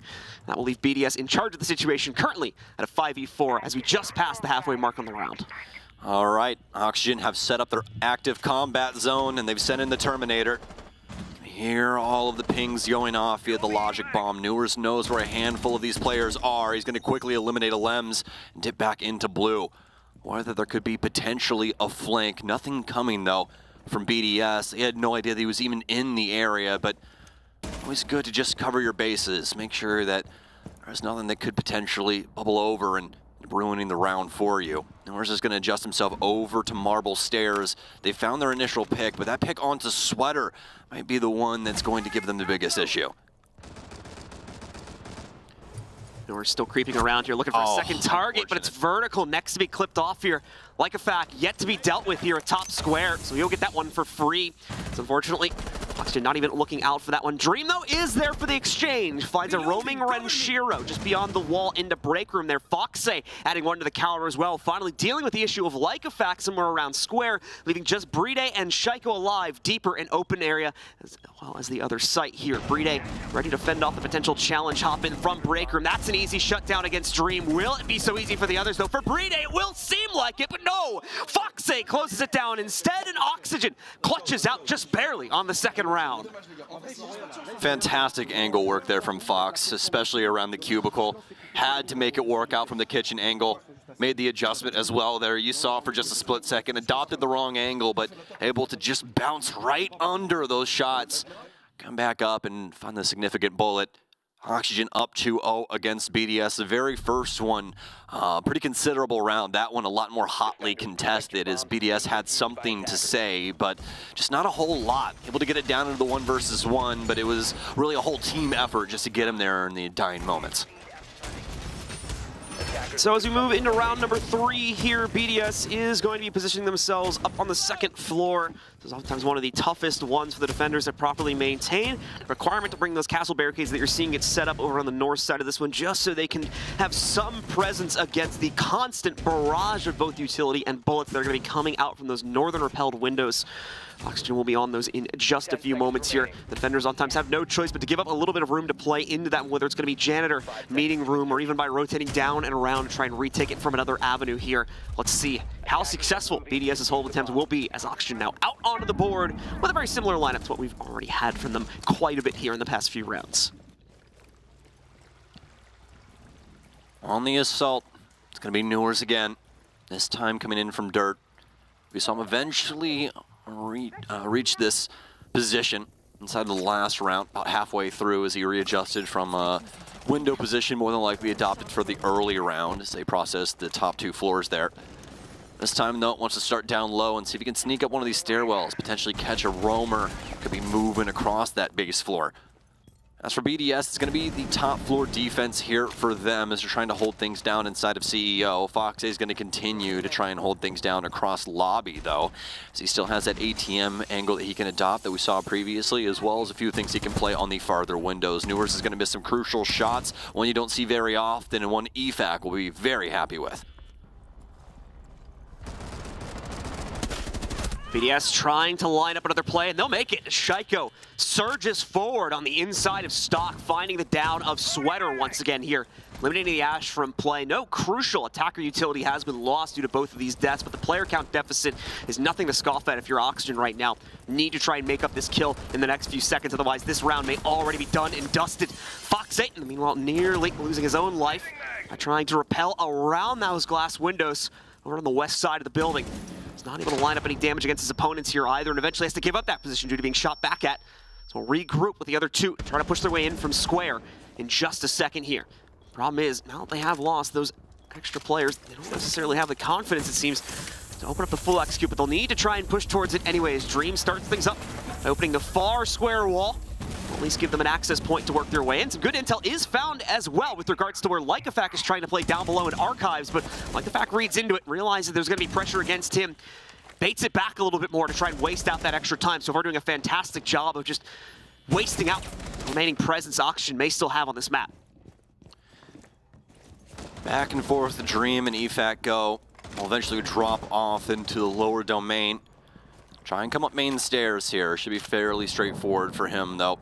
FaZe is going to adopt top square. Oh, BDS.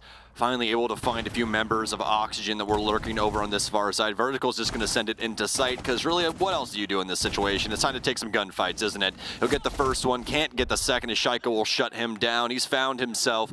No more soul searching here for BDS. They have a round. Clean coordination from BDS there as well. Basically no mistakes made along the way there. Yeah, 1 or 2 trades end up happening just as a result of gunfights being taken when they possibly could have not been taken. But at the end of the day, it's still BDS in full control of this entire map all throughout the round. Never really a risk of Oxygen taking it the other direction there. So some clean stuff indeed to finally put them on the board after 2 successful pickups so far from Oxygen. That also means that BDS is going to get access to the lockers here again. They obviously complete things on the top floor, but not having won this, that means they can just send it right back downstairs and try and work it out all over. That complex of a puzzle, all about the hatch play here. Last time it was more of a open area kind of play, though, as they were trying to get in the faces of Oxygen, but it was pretty ill intent, as it seems. The Sweater was quickly able to take down Shaiko. That was the very first kill of this entire game, and it was a singular shot. That's all he needed, as he one-tapped him over inside of open area. And that really led to BDS just falling apart for the remainder of that round. You know, when your roam game kind of falls down and you have every hatch open for the basement site, not exactly going to benefit you all that well, and all that led to an Oxygen flawless round. So hopefully this one goes a tad bit better. Looks like BDS is going to have some certain tidbits around the site to slow them up, whether it be, you know, the Goyo canisters or the Yokais or the smokes. It's all going to work fairly well for them. We are going to have Shaiko on the Pulse here. That is something that you kind of touch on. This is a fantastic site for Pulse. Anything basement oriented is usually pretty solid for him, especially if there is verticality. On Bank, not so much, but he gets a fantastic read on the plant inside of the main bomb site over near the server end, just by standing over inside of Gold Vault. So that's usual we'll tend to see out of our Pulse players. Newer's going for a very slow swing. Already past Beeper, so has given off a small amount of intel, but they won't know he went for the actual stairs transition just yet, hoping there may have been a player from BDS at the halfway point down this next staircase itself. However, not really going to be met with much. He has to go for the full peek on this one and breed it.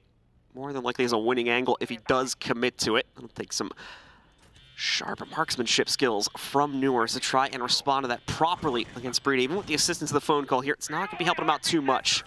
So you can understand the hesitation for most of Oxygen here, not wanting to try and push that play further forward. FaZe, of course, now opening up the back Gold Vault hatch here.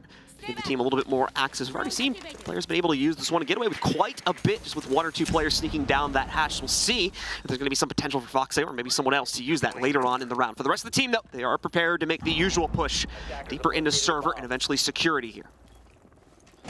Plenty of time here for Oxygen. Newers with a big pick. Sweater trying to progress through the other angle. You can see the pinch kind of going on there as they attempted to distract from one angle, get a pick on the other. Doesn't work out for them. Fortunately enough, though, that will be Shaiko off the board. And it seems like Newers time and time again able to best him in these positions. These two titans of Siege go back and forth here on Bank. Oxygen looking for a position to try and get this bomb down. Let's see if they can try and force it onto the A site. Get rid of some of these Goyo canisters with that frag grenade, as Newers is going to go for a little swing. Get rid of the other canister here, and that'll clean up the majority of them, I believe, inside of the bomb site. So making things a tad bit easier for them to get this plant down. They have one on the far end here that they might have to deal with, but don't know if that'll roll over. Might be just out of reach if they just plant that at the proper point right past the cusp of the bomb site. Norris has realized it.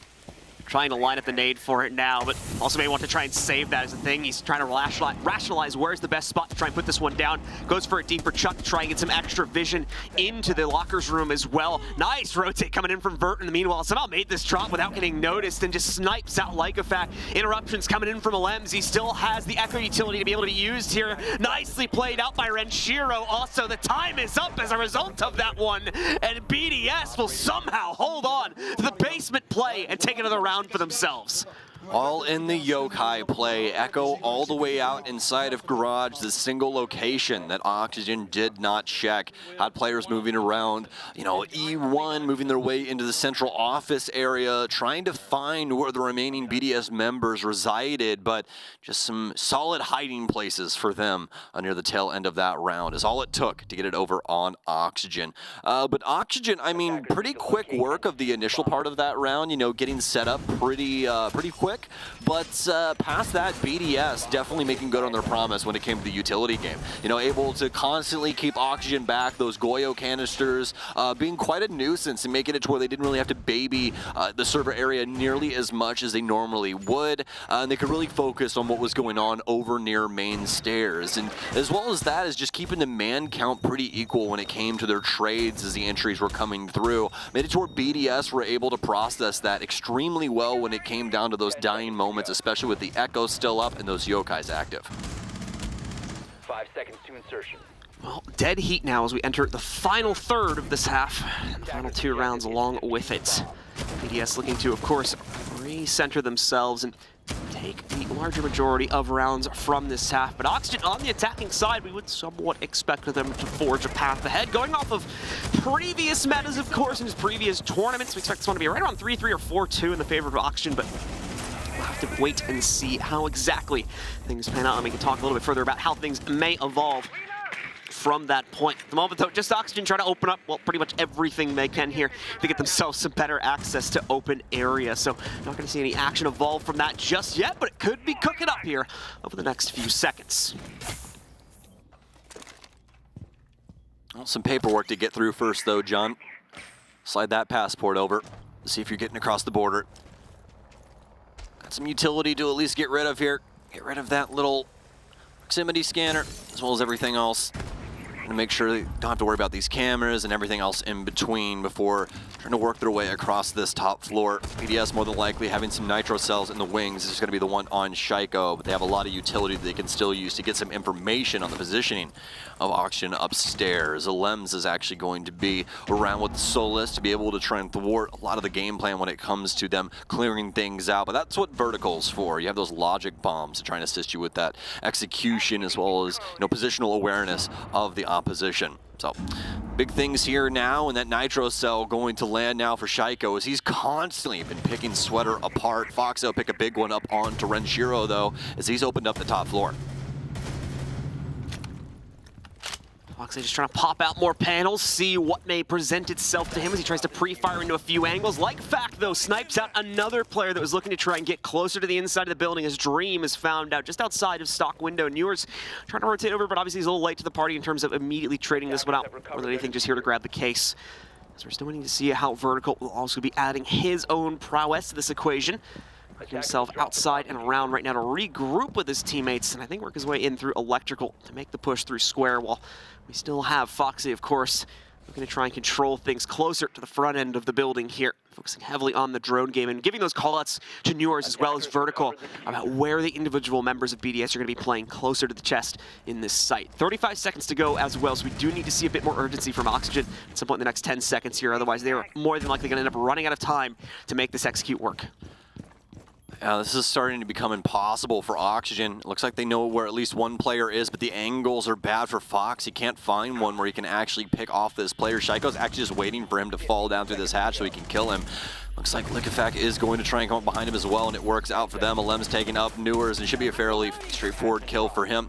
Take him down. Vertical will get one, but I don't believe he's going to get these next two, especially in 3 seconds. Smoke in, and well, not able to kill. Valkyrie can't get it, but neither can the Dokkaebi, but it'll be a BDS round there as BDS delays all of the time in staff room open area. Oxygen not happy with what's been occurring over the past 3 rounds or so. BDS has made a massive swing comeback here with 3 rounds back to back to back, so that is going to prompt the early TO to come in from OXG before we reach halftime here, as they do need to figure out not only what they are doing wrong, just of course from this half's perspective, but on an overall game perspective too, potentially some things that could still be changed up when they go to the other side.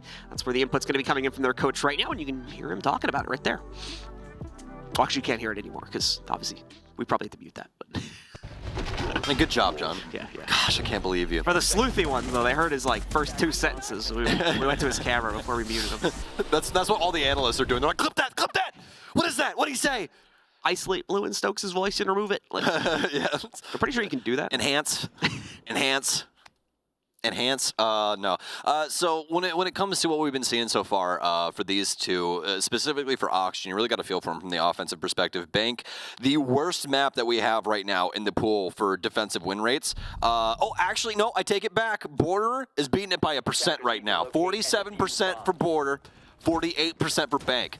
But either way you cut that, it's still pretty trash. So as of right now, BDS giving a lot better than they should when it comes to this side. Locker CCTV tends to be obviously the most beneficial one for the defense, 64% for that. Second, CEO Lounge at 40%. Open area has actually fallen off. It's the 3rd highest now at 38, and obviously Teller's Archives wrapping that up with a bow at a 25% success rate when the defense goes there. 10 seconds remaining. So Oxygen with those 2 additional repicks. Not anything ground shaking, just moving FaZe onto the Dokkaebi that Vert had originally selected. Vert apparently wants to play with Zof, so that's what we've brought in for him. Like I said, though, nothing shattering with regards to how it's changed up the overall meta of this attacking composition for the defenders. As well, no huge surprises here for BDS as they play into Tellers. Lots of cam intel needed, so they are going to bring out the Maestro. Their Renegades as well, quintessential in trying to block out some of those pivotal rotation points. And then your usual fare beyond that. A lot of info game here for BDS. Bulletproofs, Evil Eyes, Valkyrie cameras. I mean, they know every single move that Oxygen's going to make throughout this. 3 Nitros prepped and ready to go as well. Right? Like, they're just going to drone strike them. It's going to be ridiculous calling the kill streak here. They're also playing that extension over into open pretty good too, where like I think I saw like even a Cade Electrical into one of those. Oh, yeah. So this is going to be a bit of a difficult one to crack for Oxygen here, but we'll see how exactly they look to approach it, as they're actually going to try to work their way in from the lobby office side here, getting them access to the elevator hallway.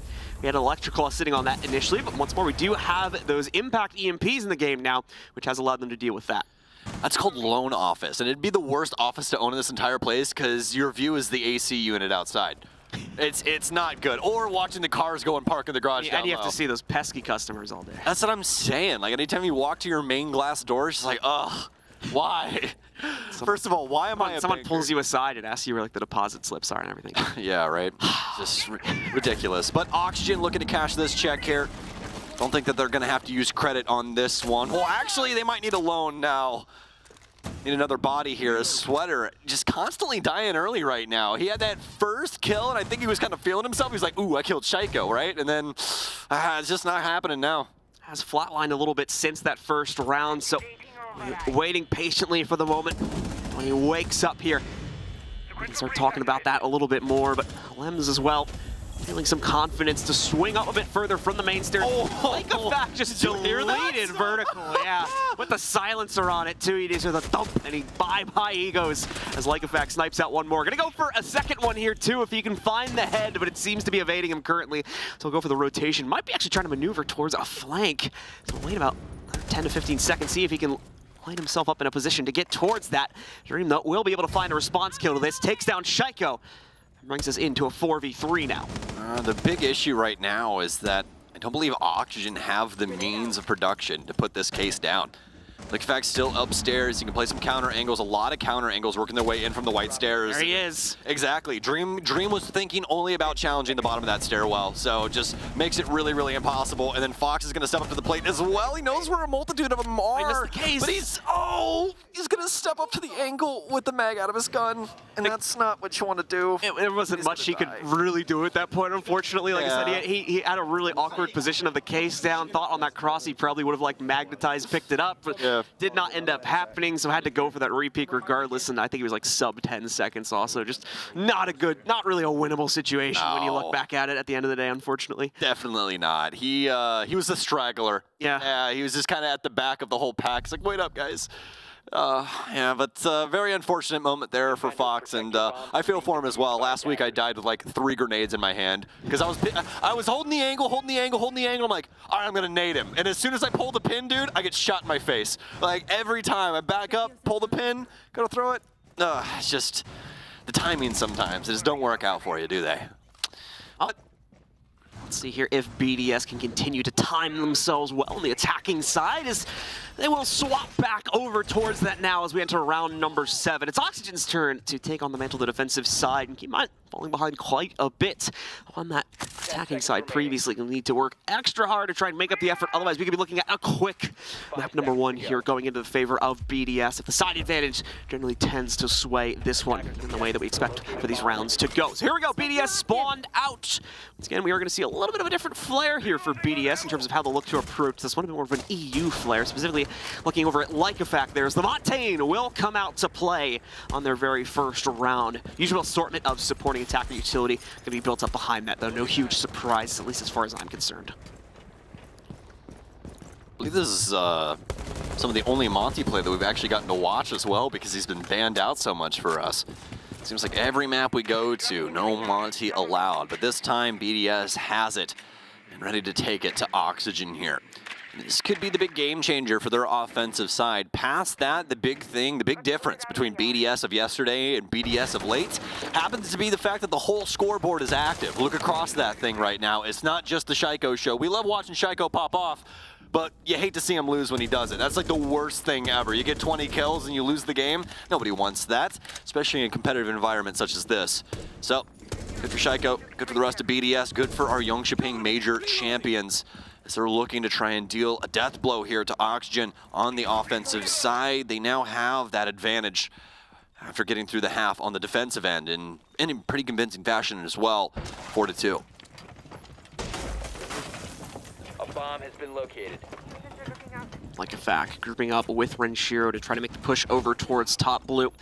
Have reached that pivotal rotation point here. Let's see how they try to push it further than this. They just bully their way in with the Montaigne. Well, unfortunately, they're not going to be able to do that, as there's a shield in the way, and a few toxic babes too, so that'll immediately prompt Like a Fact to turn himself around, and this is pretty much a direct counter to him until he sees some utility chucked in that can actually eat up the shield and allow for Like a Fact to get a tad more aggressive.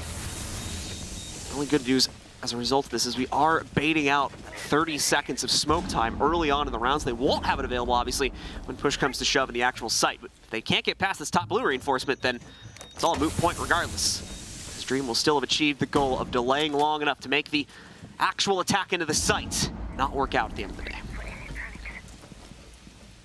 Well, this is what happens when an unstoppable force meets an immovable object. The mountain versus smoke. Can he get around the shield? He can. Now this is going to make things pretty interesting for Dream. It was either get absolutely eviscerated by an AR or just let Monty beat the crap out of you. So pick your poison, my friend. I don't really know what you're into there. So whatever you want to get done. Looks like, well, at least for Auction, might be able to get this Nitro Cell out. Oh, and no. it will. It gets around the shield as well. Oh my God, how does that even happen? I'm so impressed that Nitro Cell actually pulled that off. That almost never happens. Able to get all that damage off and around, all because of the Soul Nitro Cell. It wasn't shot, the damage splash went through. Fantastic there from Oxygen. Excellently played by OXG. A bit of a stroke of luck, like you said there, with the Nitro Cell ending up actually making the impact against the planter there. I thought for sure it wasn't going to work out as well there, considering the Montaigne, even I think it bounced off his shield onto the floor as well. There's a key thing about Monty here that we always have to notate when it comes to explosions. He has a certain damage mitigation towards it, but it's only for himself. Anybody that's behind Monty, the explosive splash still hits them. There you go. Full breath. So makes perfect sense there, even though the Monty did try to ping-pong it a little bit further away from his teammate, just didn't get it far enough at the end of the day. It still ends up impacting him. He goes down. BDS will start to falter a little bit with regards to their scoreline here, but only by that one round. Oxygen now just chasing the lead here. We'll have to see if BDS can hold on to it as Oxygen goes for the direct rotate up to the second floor here instead of trying what most teams have been going for, which is the open area for their secondary site. And this is actually the second most winning defensive site as well at 40% here. Obviously the basement the most winning, as we touched on earlier. Oxygen is definitely bringing a heck of a different look than what we saw from Team BDS when it came to this site. We're going to have the shield in the hallway. We haven't seen people trying to benefit as much from that position there right outside of stock, at least when it comes to this tournament so far. We didn't have it in our last game. Nobody playing there this time around. I mean, you know, 3 months and all of a sudden the whole map's changed. What's going on with this, man? Now we have to see how these teams look to evolve to that as BDS out and about once again here for round number 8. Looking to move themselves forward from the lobby side where we have this heavy amount of drone presence currently. We'll see if they follow that through with their own player count, because obviously they still have the 2 on rappel that are going to be trying to harass the interior of the site just from these positions as well. There's the team more likely looking to take control of the square, or lobbies was being droned out a few seconds prior here. Twitch drone also going to try to work its way in, see if any big ticket items get taken out. I like a fact here. Certainly going to try and go for them. I'm going to try and locate these as well. Just trying to give the pings out right now as well towards the Evil Eye. Better suited being taken out by a nade there. Don't believe that one banks the way they needed it to. I also think it goes way too short on it, but the second Twitch drone chucked in there as well, going to be lost by Like a Fact. So that utility phase, for him at least, is over. Phone call is going to come in though, as now it's time to frag. Smokes follow it through as well. The swings coming forward. Like a Fact, the first to get inside. 2 others are going to follow that through once he gives an all clear call, but he has not been able to find any entries to support this push yet. Sweater, however, will will be knocked out by Shaiko, and finally, like a fact, strikes true, opening the gateway for the rest of BDS to swing in here and take full control of the site. May not even really need to go for the plant here when everything is said and done. We're already down to just FaZe and Dream. Scratch that, just Dream, and he only has J control here. Starts to fight back though with the first refrag. 4 more to go. It'll be a 1v5 ace from Dream if he could pull this off. BDS still does not have the plant down for themselves as well. Well, what a way to etch your name into Rainbow Six history if you can get it done, but it'll be EFAC to take him down. And not only that, EFAC with the F2, baby, it's back. We got somebody using it still on Twitch after the nerf. No grip, no problem for EFAC. He'll get 2 kills inside of that round with the weapon and propel them to a 5-3 scoreline here. Oxygen not able to get a defensive round just yet. Well, actually, rather, able to get 1, but nothing really considerable past that. BDS mostly in the driver's seat for this one. Attackers need to locate. BDS looking to drive this one all the way up to 7 rounds here. Just 2 more to go after Oxygen sneaks away their victory. That is very clutch Nitro Cell down in the basement play from round number 1 here. They'll potentially get at least 1 more opportunity to return to that on the next round after this one. But for this one, they will still have to play into an unfamiliar site as far as their defense is concerned. We'll be back over here in open area. We're going to get a lot of the same flair they had from BDS when they chose to go into this site as well. The castle, for instance, being brought in here for Sweater. This all is still being used, as you would kind of expect with most compositions at this point in the meta, by Vertical there to add that roaming prowess. Aside from that here, it's more the usual assortment. Nothing poking out too heavily. The IQ is going to come in from BDS, though, to try and get some counter onto that Soulless roam. Well, let's see what Vertical can do with said Soulless roam. More than likely a lot of damage to the drone game just first off, but past that, could have a solid read on some of these other players like Olems, as these two have a staring contest through a wall. I was about to say, they're just looking at each other right now, aren't they? Yeah, right? Not very many people that can straight up stare at a wall and be like, no, I'm looking at another person. I mean, that's kind of, it's kind of interesting how bringing Soulless into the meta has, to an extent, reintroduced IQ back just as a hard counter to her. When previously IQ was like pretty much dead because of the fact that we had the context pinging introduced like 2 years ago now. So yes, yeah. Ever since Z-Ping came in on drones, she's been kind of a moot point. There's really no reason to bring IQ, but she's really, really good at you know, playing around Soulless. You know where Soulless is whenever she turns on her her scanner. Same thing with, you know, kind of a pulse situation. So makes it pretty easy. Plus, she has a really, really fun gun. Don't know if you guys have ever used the 5.52 Commando before, but if you're not living under a rock, then you know it's a very, very solid weapon with a great damage model. Oh my God! Express delivery right to FaZe's face. If I was Fox, I'd just take my hands off the keyboard right there. It's like, well, I'm dying. Like, what are you going to do to that one? Perfectly shot by BDS. Ace in the hole indeed as they shut down Fox. Nothing he can do to respond to that one. And BDS will take the opening kill yet again here. All but follow through though. We are halfway through the round and they've only just now claimed that first kill. So a bit more work needing to be done here by BDS. But they are, as far as I'm concerned, well on schedule here with all these top downs being opened up. And Oxygen's positioning being forced into a corner very, very quickly. Yeah, pretty problematic for Oxygen right now. You can see them trying to work their way towards the southern side of the building, trying to play the hallway downstairs and play these angles in towards, you know, the bomb site, as well as just the area where BDS are looking to abuse and try and wrap themselves around this space. BDS, as of right now, trying to build upon what earlier success they found on this top floor in that pick of FaZe. Everyday has been able to break up some flooring here, and AFAX began moving his way down white stairs, but Oxygen not willing to show the goods just yet.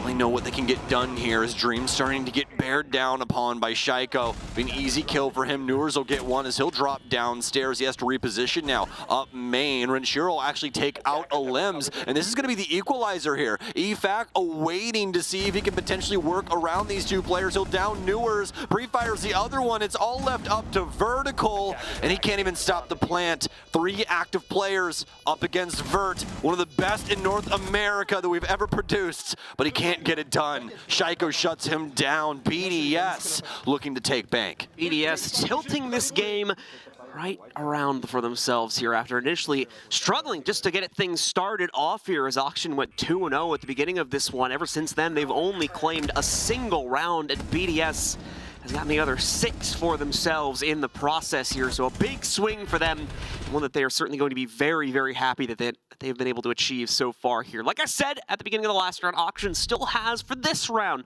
a bit of a saving grace that they can now return to the basement. So far, the only successful site they've played out in this half. So hoping to repeat that success and at least get them that 1 extra round out of the 3 that they now need to trigger overtime here and prevent BDS from having the 1-0 advantage entering map 2 and as well entering their own map pick. Well, the French monsters have seemingly come to play today, especially for Shaiko and EFAC's case. Both of them lighting the world on fire right now. 12 kills for EFAC, 11 for Shaiko. Oxygen, a couple of players stepping up. FaZe having a good game, but can't really say so much about the others. Newer's negative right now. So many interactions that he's went for. Just hasn't really worked out in the same way that we're used to. BDS looking much stronger today than they were yesterday. FaZe going to look to see if he can find himself any drones in the dying moments of this prep phase for what could be our last map here. And speaking of maps, remember, this is BDS map's choice. So, you know, doesn't mean the worst thing in the world for Oxygen here if they end up losing this map. Is BDS definitely prepared, it seems, to play things out here on Bank. So as the time continues to tick down inside of the actual round itself here, we've got BDS exploring their options and more importantly looking to quickly take down some utility pieces that are going to be out in the open from Oxygen, such as the support sitting over there on top blue. I think he got 2 out of 3 of those ADSs right there. May have snuck the 3rd one in before going down, but I believe he got shot out before he could achieve that one. Either way, the hold at top blue is much weaker than it was a few seconds ago, and that's what's important here as BDS tries their best to press their way through it. They didn't get tripped up here on the last occasion. Cool, calm, and collected across the board right now by both of these teams. Nobody willing to take that extra inch. So much trouble right around the corner for either one of these squads. They just don't know it. Angle being adapted here from EFAC, making mincemeat of that wall. Nothing really on the other end, though. It's going to force all of Oxygen back downstairs. They will immediately escape hatch straight out of stock. As well as open area. Just do not want to be around this space. They'll relinquish it over to BDS, but this is also going to provide them quite a few angles here. And to be completely honest with you, this really does match the time that you'd regularly see a team going for this kind of a play. Around that halfway point is where you want to start getting hatches open and starting to make plays around this base floor. So Oxygen just kind of guaranteeing that that process would happen. The drone is out here now. Yeah, don't worry, Newers. I think we're all sweating there for just a split second. It's like, what the? Oh, it disappeared. Okay, thank God. Whew.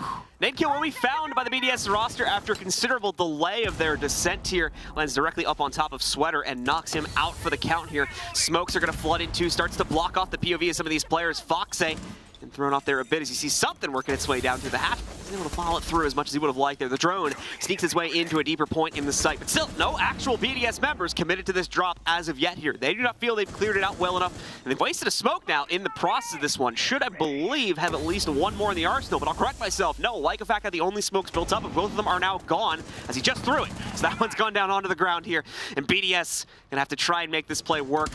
As we've reached that pivotal 20-second marker here, where is the execute? Are they going to go for it here at all as they try to swing themselves in finally through security?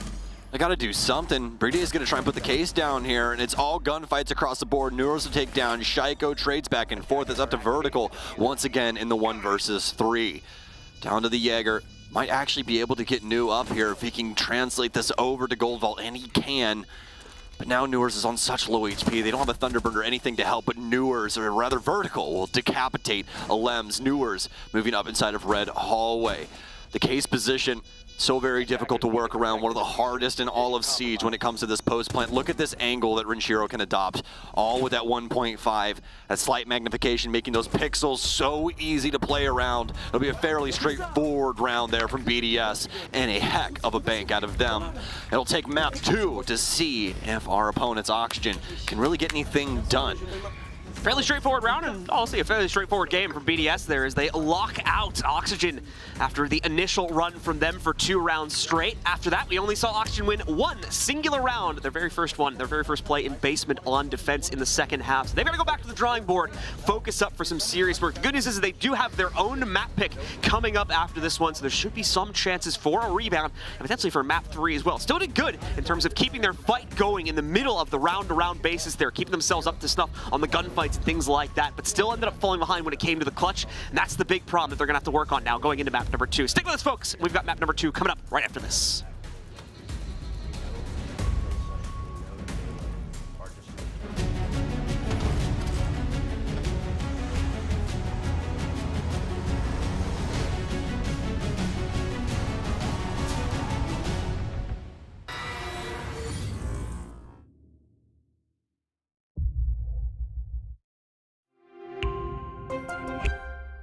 I'm Nicholas Morton, but you know me as Pingu. I'm a 2-time Rainbow Six Siege World Champion and former top Rainbow Six Siege player in Pro League. Welcome to my Siege Ranked Bootcamp. We're talking 20 seconds left on the clock, you got the diffuser in hand, what do? Play the way that you're comfortable with, because you have confidence when you're in this position, that is when you're gonna be at your very best. Good luck.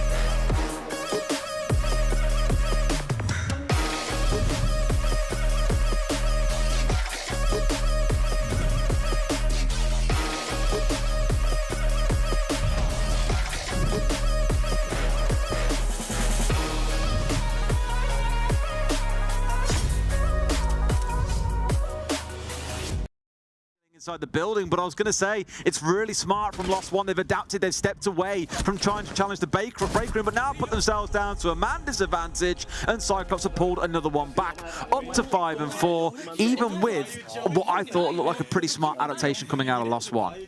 I think we knew this wasn't necessarily going to be a runaway. Cyclops have always got something to say about a game that's not going in their favour, and they're certainly having their say over the last couple of rounds. Heading into round 10, we've seen Cyclops take the last 2 and bring themselves back within 1. They're in touching distance of Lost One, who are going to move on. Interestingly, they're not going to go to Initiation and Office. They're going to actually head downstairs, not back to Armory and Throne. It's going to be Lab and Storage for Lost One, which is not an often picked side. I think we have seen it so far at SR23, maybe once. But yeah, it's not too common.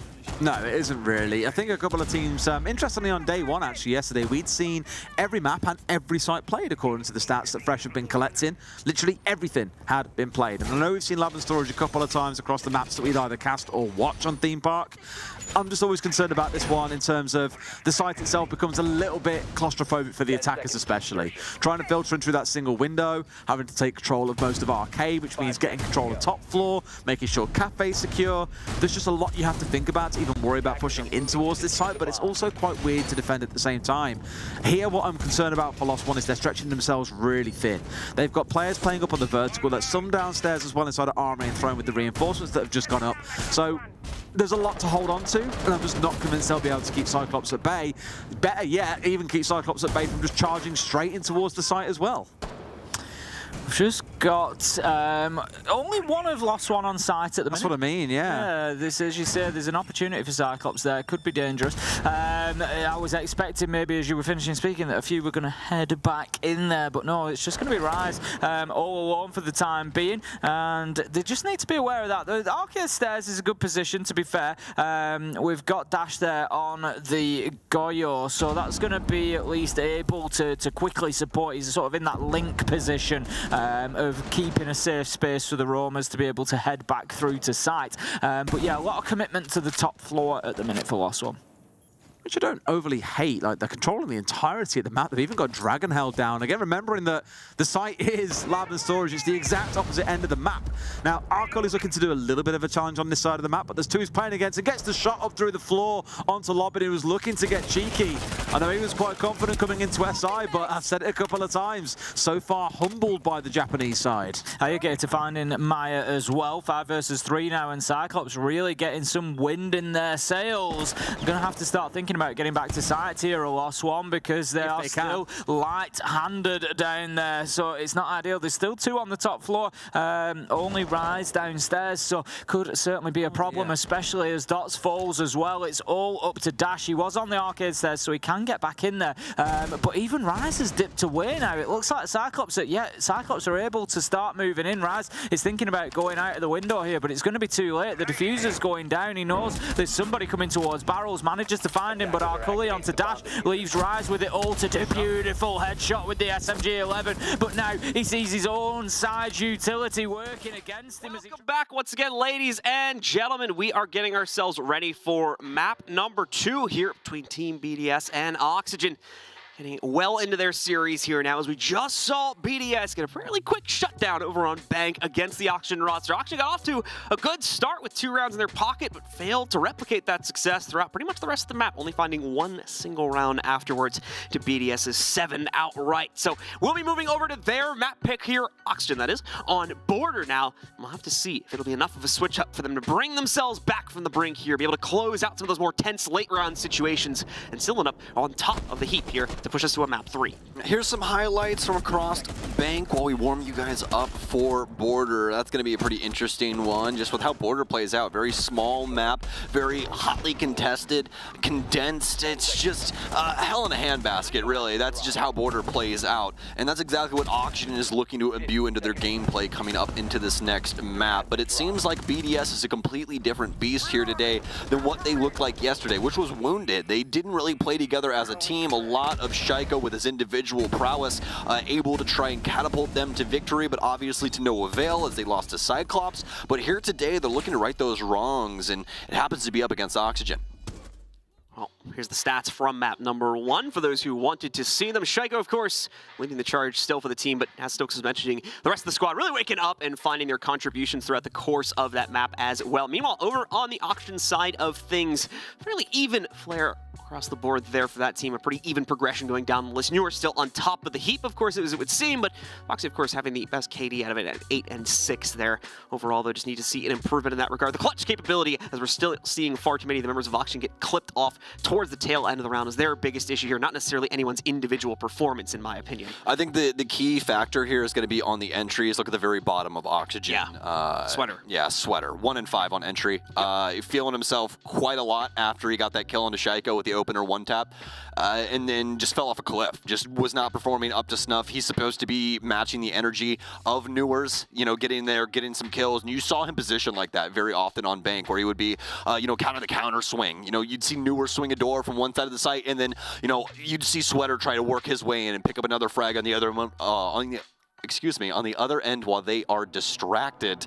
But yeah, it just really wasn't working out very well for him. So hopefully Border will be the big map change for him that could bode with some positive progress and hopefully show us a better form of Oxygen. Not reformed, just back to their basics, what we're used to seeing out of them. As they try to take it here to BDS and elongate this game into the full breadth of maps in this best of 3.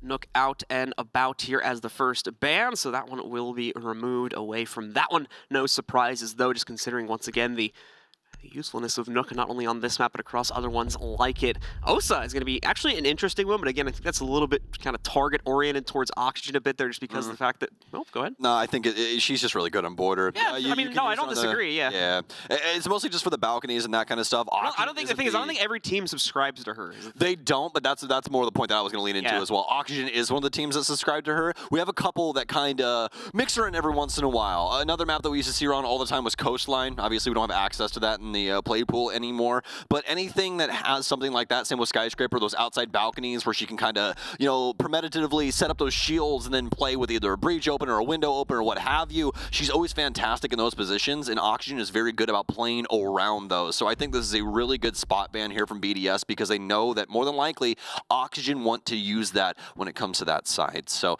very well done from them. But now we are through. Solus banned out as to be expected. You got to remove one of those extremely powerful defenders. It's either her or Azami that we usually see selected along the likes of like Valkyrie or Mira. I think we've only had one game so far where actually Solus as well as Azami were banned out at the exact same time. All right, well, let's see here now how exactly this round, or well, how this game will evolve for both Oxygen and BDS. They're now looking for the shutdown 2-0 against them here. We really rocket them forward on the inside of the group. For Oxygen, nope, not going to see any huge surprises for their first hold, which is not even going to be upstairs in lockers as well. They're actually going to go down to the vents for the first one here, but we'll still see that extension into lockers in the oriented areas here to keep their own extension alive, and of course to waste the time for BDS, prevent them from just completely collapsing the defensive setup downstairs by having access to all those top-down angles. BDS has the correct read for this one, it seems, so not really a whole lot of change-ups needed, just moves the Twitch over to the Buck instead here, just to have that little bit of extra soft breach for those top-down angles. So much soft breach here for BDS, and just said, really going to be useful for trying to break up some of these angles, whether it be flooring or some walls, to be able to create some new angles for them. So we'll try and hound down on Oxygen's location, being this top floor. Obviously, the site is going to be downstairs, but the majority of the defense will be up as they're looking to try and slow down BDS's assault. Lems is going to at least get the initial door open here.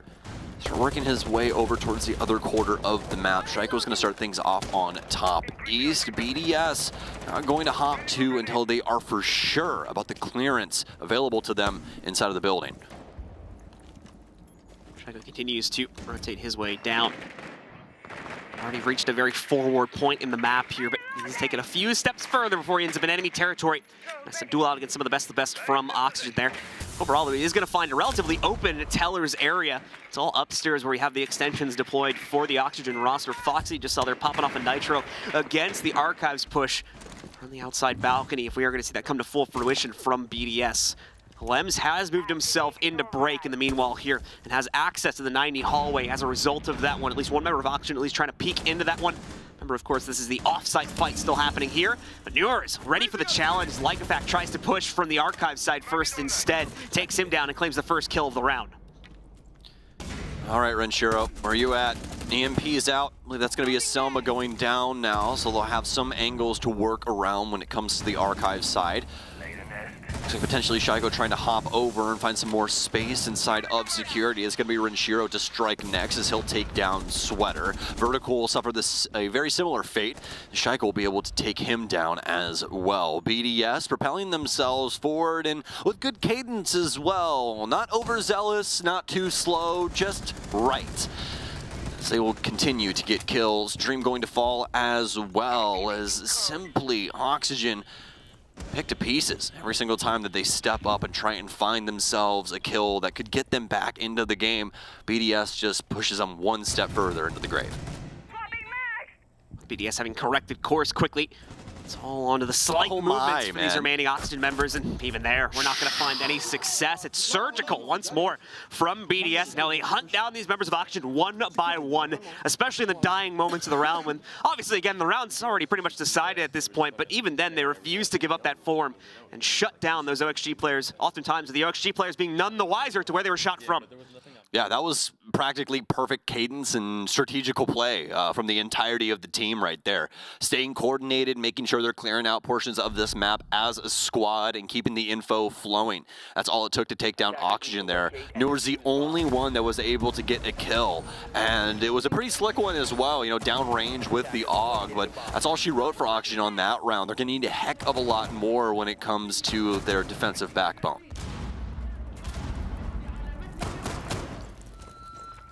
Setup phase as well begun here for Oxygen. We'll take a peek here as once again not going to that traditional second floor site, instead going to be rotating over towards Tellers for their second attempt instead here.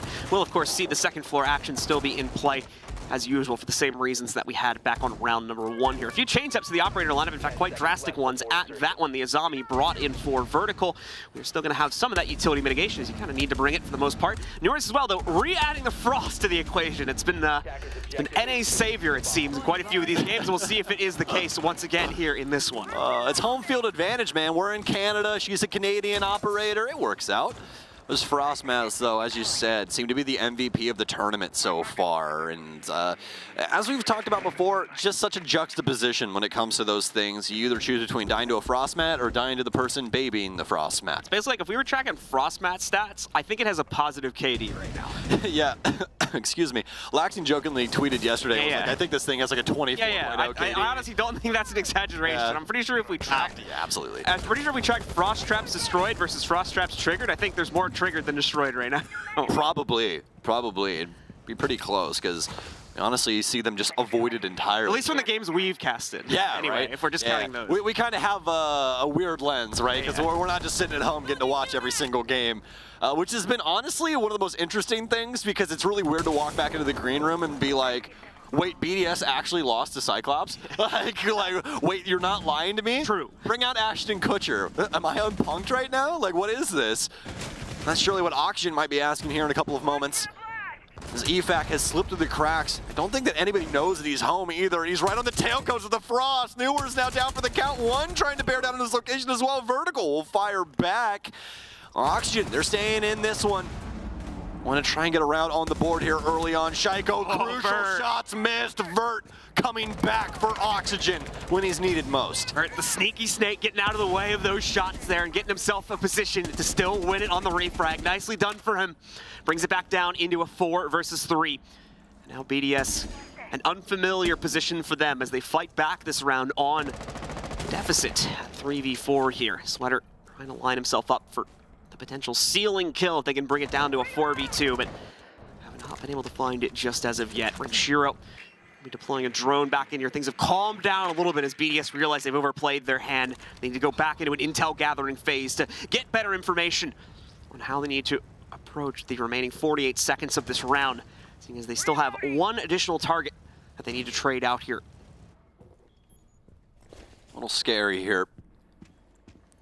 Not very much time remaining, but in siege time, you can really just take all of this. As long as that case is going down by the Zero Merker, that's all that really matters. But the big issue is that Oxygen have so much control over the top of the site. A lot of verticality going to play into this.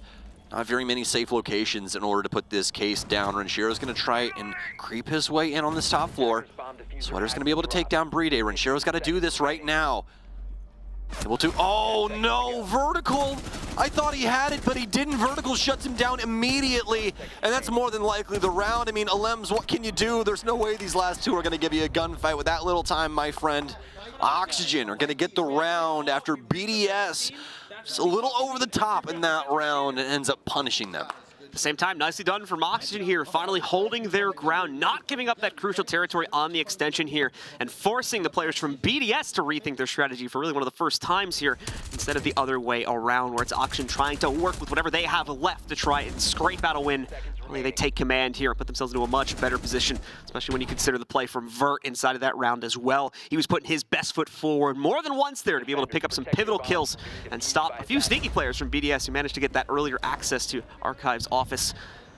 Put them down before they could become a bit of a problem. So into round number 3 here, where Oxygen rotate back to their original site choice. We are going to see a bit of a different flair for this one. We've got double electrified operators here as well. Both the Bandit and the Cade have been brought onto the roster, so very curious to see how much this is going to be utilized. Going to be holding things down across the base floor, making sure to reinforce detention, not giving BDS nearly as much access, at least initially, to the base floor. Also looks like they want to do some reconstructive surgery on the top floor here as well. A lot of bandit batteries going down on these single panels to make it pretty difficult for BDS to try and work across the floor, as, well, they really only have a limited amount of EMPs. They only have the 2 on Renshiro, as well as 3 Selmas from Bride, so they're going to have to make good on this promise. If they end up selecting something incorrectly, then might be the downfall of round 3.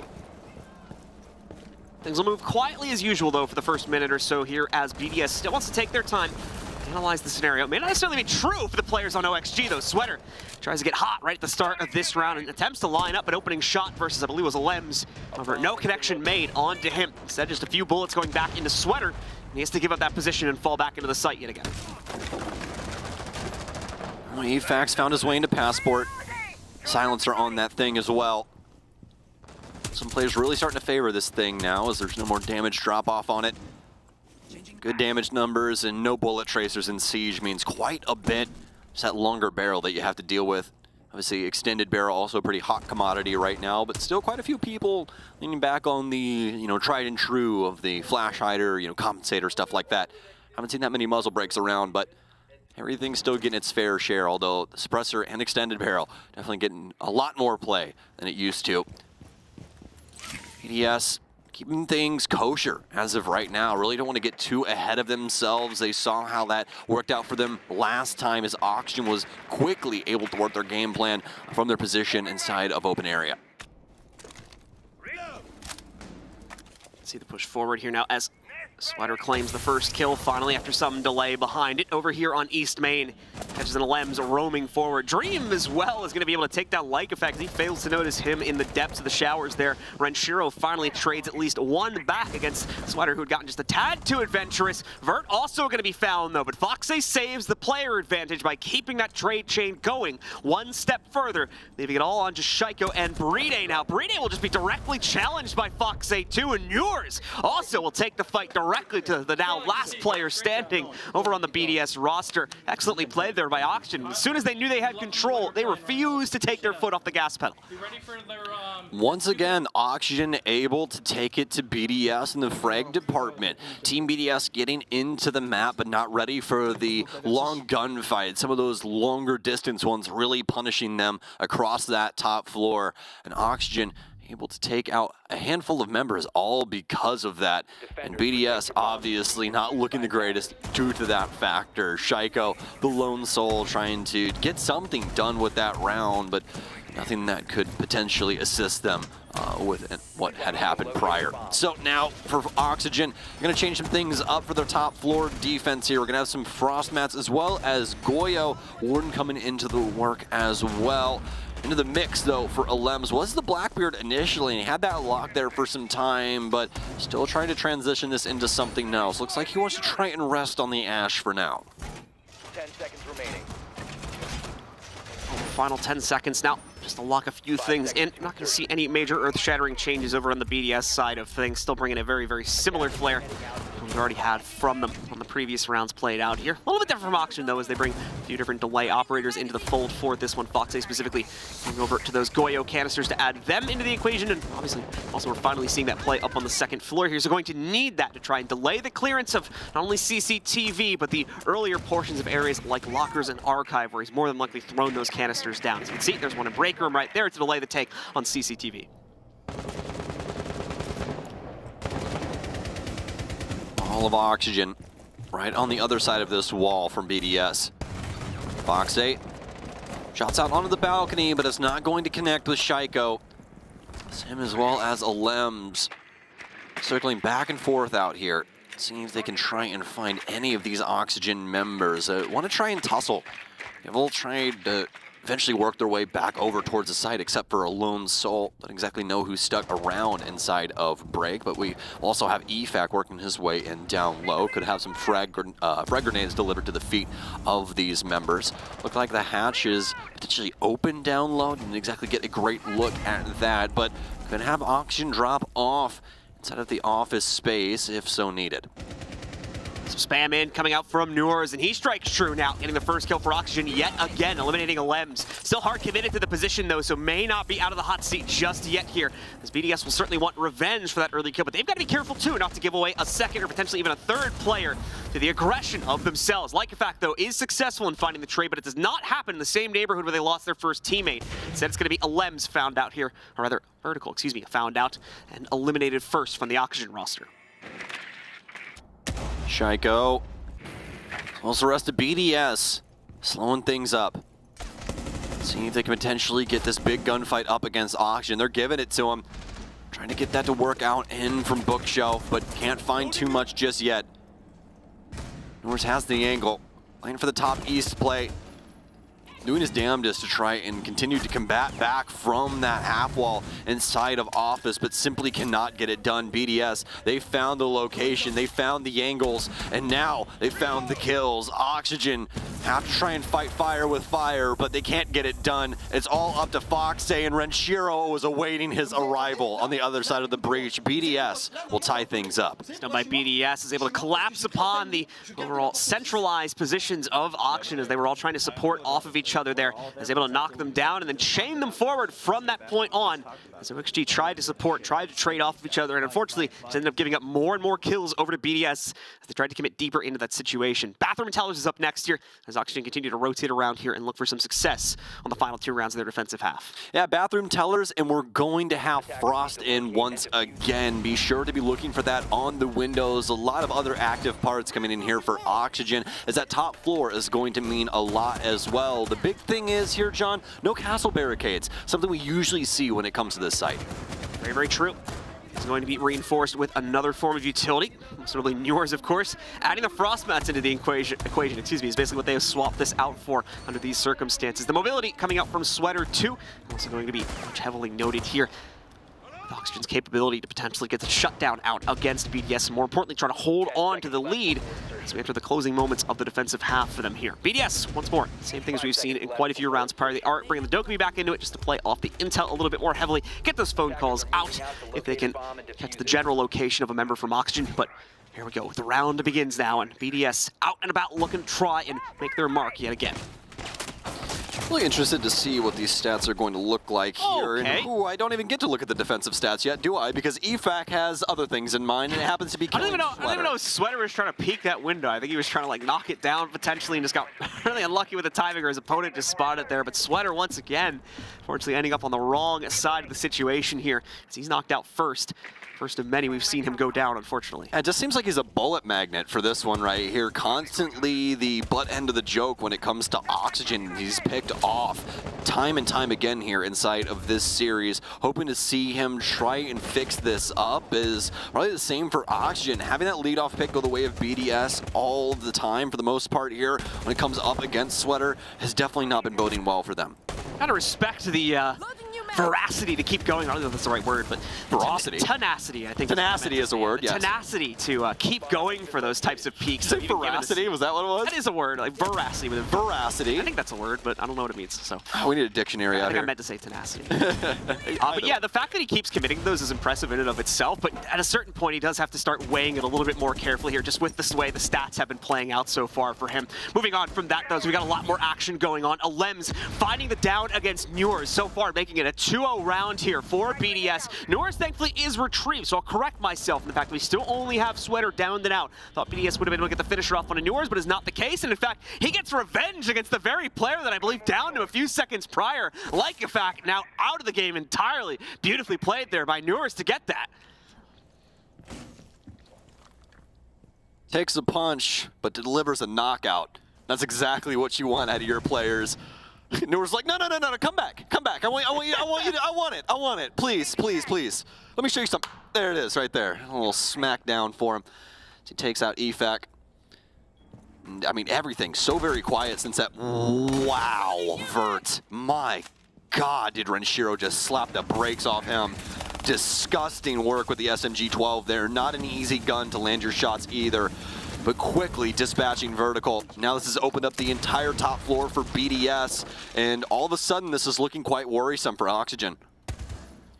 Oxygen once again Has had some impressive early round play here throughout the course of this map, but far too often it has fallen to pieces in the mid and late round. FaZe, though, with a nice scoop, prevents the plant from going down. Newers, however, still far too low on his HP after the shenanigans he got himself into earlier on in the round, and as a result, BDS can shut him down nice and quickly. Yet again, like I said before here, even though BDS looks like they have the control, they refuse to give up their composed form, and it just makes it so difficult for OXG to try and bring back those outnumbered scenarios. Yes, indeed. And now we are quickly approaching the last round of this half here as BDS takes that round and is able to make the scoreline 3-2. Hopefully Oxygen can shore this up, making it a 3-3, but that would also kind of be beating the odds of the map as well. Defensive overall win rate for Border right now is 47%, with the hotly contested site being Archives Armoring with a 57% win rate. Everything else below 50, minus actually Supply and Customs, which I don't actually believe we've seen in between these two just yet. I don't think Oxygen played it their entire side. So see if we get that from BDS, but we haven't had it in any of our Border just yet. So here is Oxygen once again. Looks to try and secure things for themselves. One final round to tie us back up. The Pulse is coming out onto FaZe as well, which I don't believe we have seen from him just as of yet. Try and get a little bit of a better read as to where those opening attacks are going to come from. I think this is a good adjustment when you consider the swarming nature with which BDS has approached some of these opening kills, and the fact that Oxygen may be missing some of those players. And that could be explaining why they are struggling to keep up, even though they may be able to get themselves that opening kill or two. It's the trades where they tend to fall apart. So hopefully the extra intel drip from FaZe is going to help with that.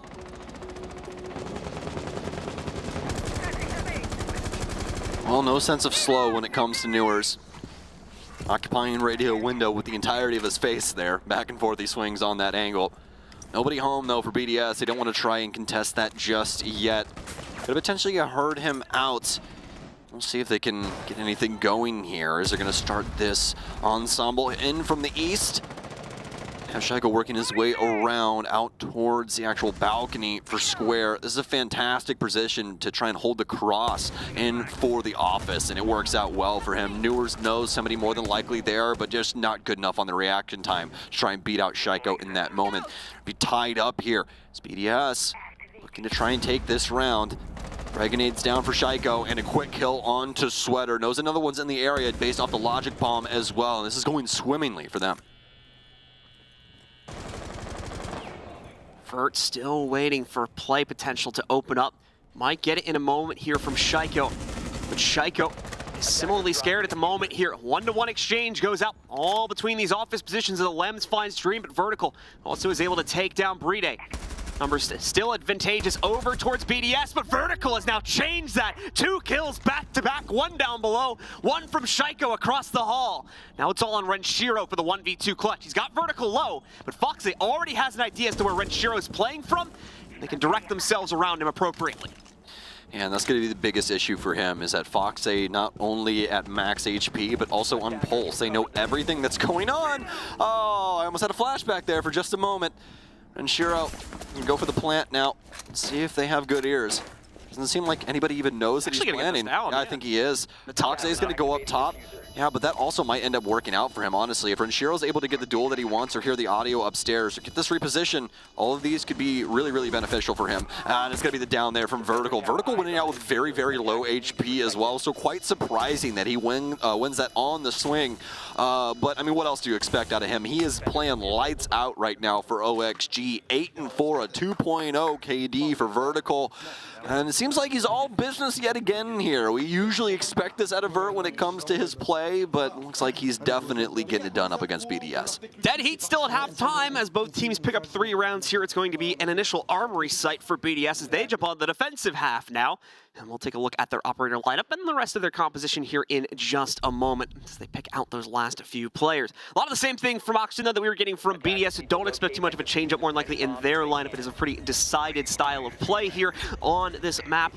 And for BDS, of course, now we get to see their very utility-heavy defensive setup that they're going to be going for on this first upstairs hold. Yeah, they got everything you could potentially want for this kind of a setup here, all the way down to the Mozzie Pest to try and deflect some drones away from the site. Although for Oxygen, they've got a couple of different tools working their way in for the offensive side. Happens to just be vertical here with the air jabs on Nomad. I'll be interested to see what weapon he's bringing along for the ride here as well. We saw Citizen favoring that AK. Obviously, quite a few people favoring the ARX as per usual. So just to see what his personal opinion is on this. It's going to be the ARX for this go-around. We continue to see here now as Oxygen deploy out further and further into the map. They'll start to take up those positions on South Balcony and eventually work themselves over towards West Main. We can see them begin the workings of the site entry, assuming that is the path they are going to take, of course. There's a few tricky elements here that BDS is set up to get in the way of that, so they have to try and take things a different way. If that proves itself too hard to work against, such as this bulletproof, giving out the intel about what may be approaching West Main pretty much immediately as it rounds the corner. And this isn't even considering, of course, the hole that is going to be maintained on the inside of CCTV security too, currently being played out by Shaiko on BDS. Well, FaZe able to land a nice punch here. Alems will go down, and they'll open up the gates for their very first offensive round. Very well placed as well, as it's over there inside of office. Take him down. Shaiko's going to be manning, wow. He's going to be manning security. Pre-fires in through the soft paneling for the main hallway and immediately kills Dream. And I do believe, yes indeed, that is the only hard breach that Oxygen has available to them. So with that going, it's going to create some serious issues trying to work their way in from really either side. Doesn't matter how they wanted to try and play this one. They would have needed that hard breach to get access. And now they've lost not only that, but an additional player, which has put them at a deficit here. Things are not looking good, to say the least. But half the round still remains, so it may not be done just yet here. Efak, for instance, getting spotted out there, loses a pretty significant sliver of his HP. However, that instance baits Newers in, leads to his death. Yes, Vertical finds a trade, but we're still at the same exact position we were the last time things had calmed down. And the only advantage Oxygen had in this was the initial kill onto Alems. Past that, BDS has been in the driver's seat ever since Shaiko stepped up. 3 versus 2 in favor of BDS with a minute remaining. Vertical and Sweater both alive. We'd love to see a big round here from Sweater. He's been silent all day when it comes to this matchup against BDS. One of the mainstays now for Oxygen, a player that they had a lot of faith in, and one that we really, really want to see considered in this matchup. His time is now. He's going to move into Fountain, and will it be the death? No, it'll be the kill onto Brede. Vertical's going to go down. Sweater has 2 to deal with. Knows where at least 1 is based off of Vertical's call. Going to come in via Fountain. Does not have Case in his hand. Knows where 1's location is. Takes down Renshiro. But does he know about the one around Metal? Which one was the one that ended up downing Vertical? That's a real question. He's going to be the only one to be able to assist him with these comms. He's got it! And Lickafak, he can't get it done. He adopts the angle at the wrong time. And Sweater finally able to get around under his belt. A successful one all to his name. Put that one on the mantle at home. Tape it to the fridge for your mom. Fantastic round from him.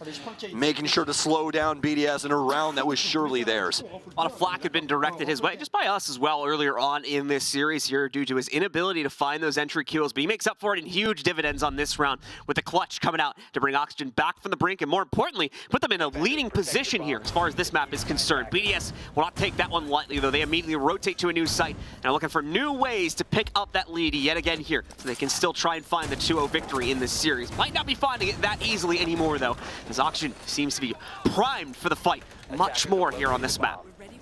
Yes, indeed. The whole scoreboard getting in on this one. Dream, not so much, but he's had some hard tasks to try and accomplish for this unit up against BDS. It's been pretty hotly contested from him, so hopefully he just gets a little bit more going in the kill department. We'll have to just see what their remaining cards are, in play for the offensive perspective. BDS, though, they're going to send things down to the base floor as they will be protecting vents and workshop. Obviously, that's also going to consider the top floor as well with the amount of verticality that works into this, so a lot of reinforcements as well as a lot of utility, more than likely going to be placed up top. And you can already see Shaiko on kind of a god spot here. He kind of just wants to be a nuisance constantly in the side of Oxygen, play around the balcony, play here inside of security, come and try and get me. It's basically the whole strategy here from Shaiko. Sweater ready to make his mark on the inside of CCTV, but the initial position of his opponent will evade him here as he tries to work into it.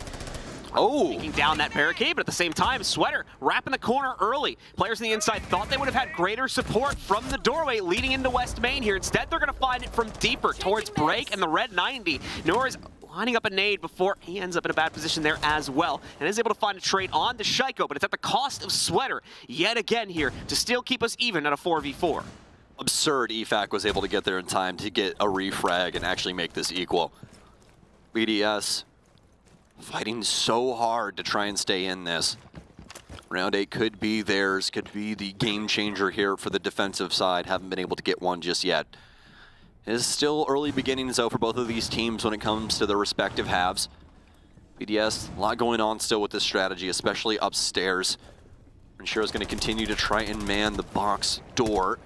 Got Newers trying to adopt a new side of the map into their play as well as he's working his way in via radio, but now he can't even hop into that window as there's potentially some vertical play coming in down low that could spell demise for him if it's being manned.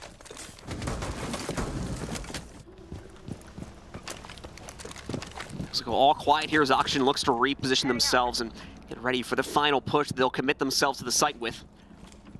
Vertical, only one really positioned inside of the building right now over here by East Main. So they can set up any potential air jabs to fend off the flank maneuvers from BDS later on in the round. But where exactly will Auction still try to deploy themselves towards here? That's gonna be the big question. Looking like a main door push, trying to work their way into the supply closet to the left of that afterwards. But hold our breath for just one more moment here, as they're still fairly split up here with only 35 seconds to go.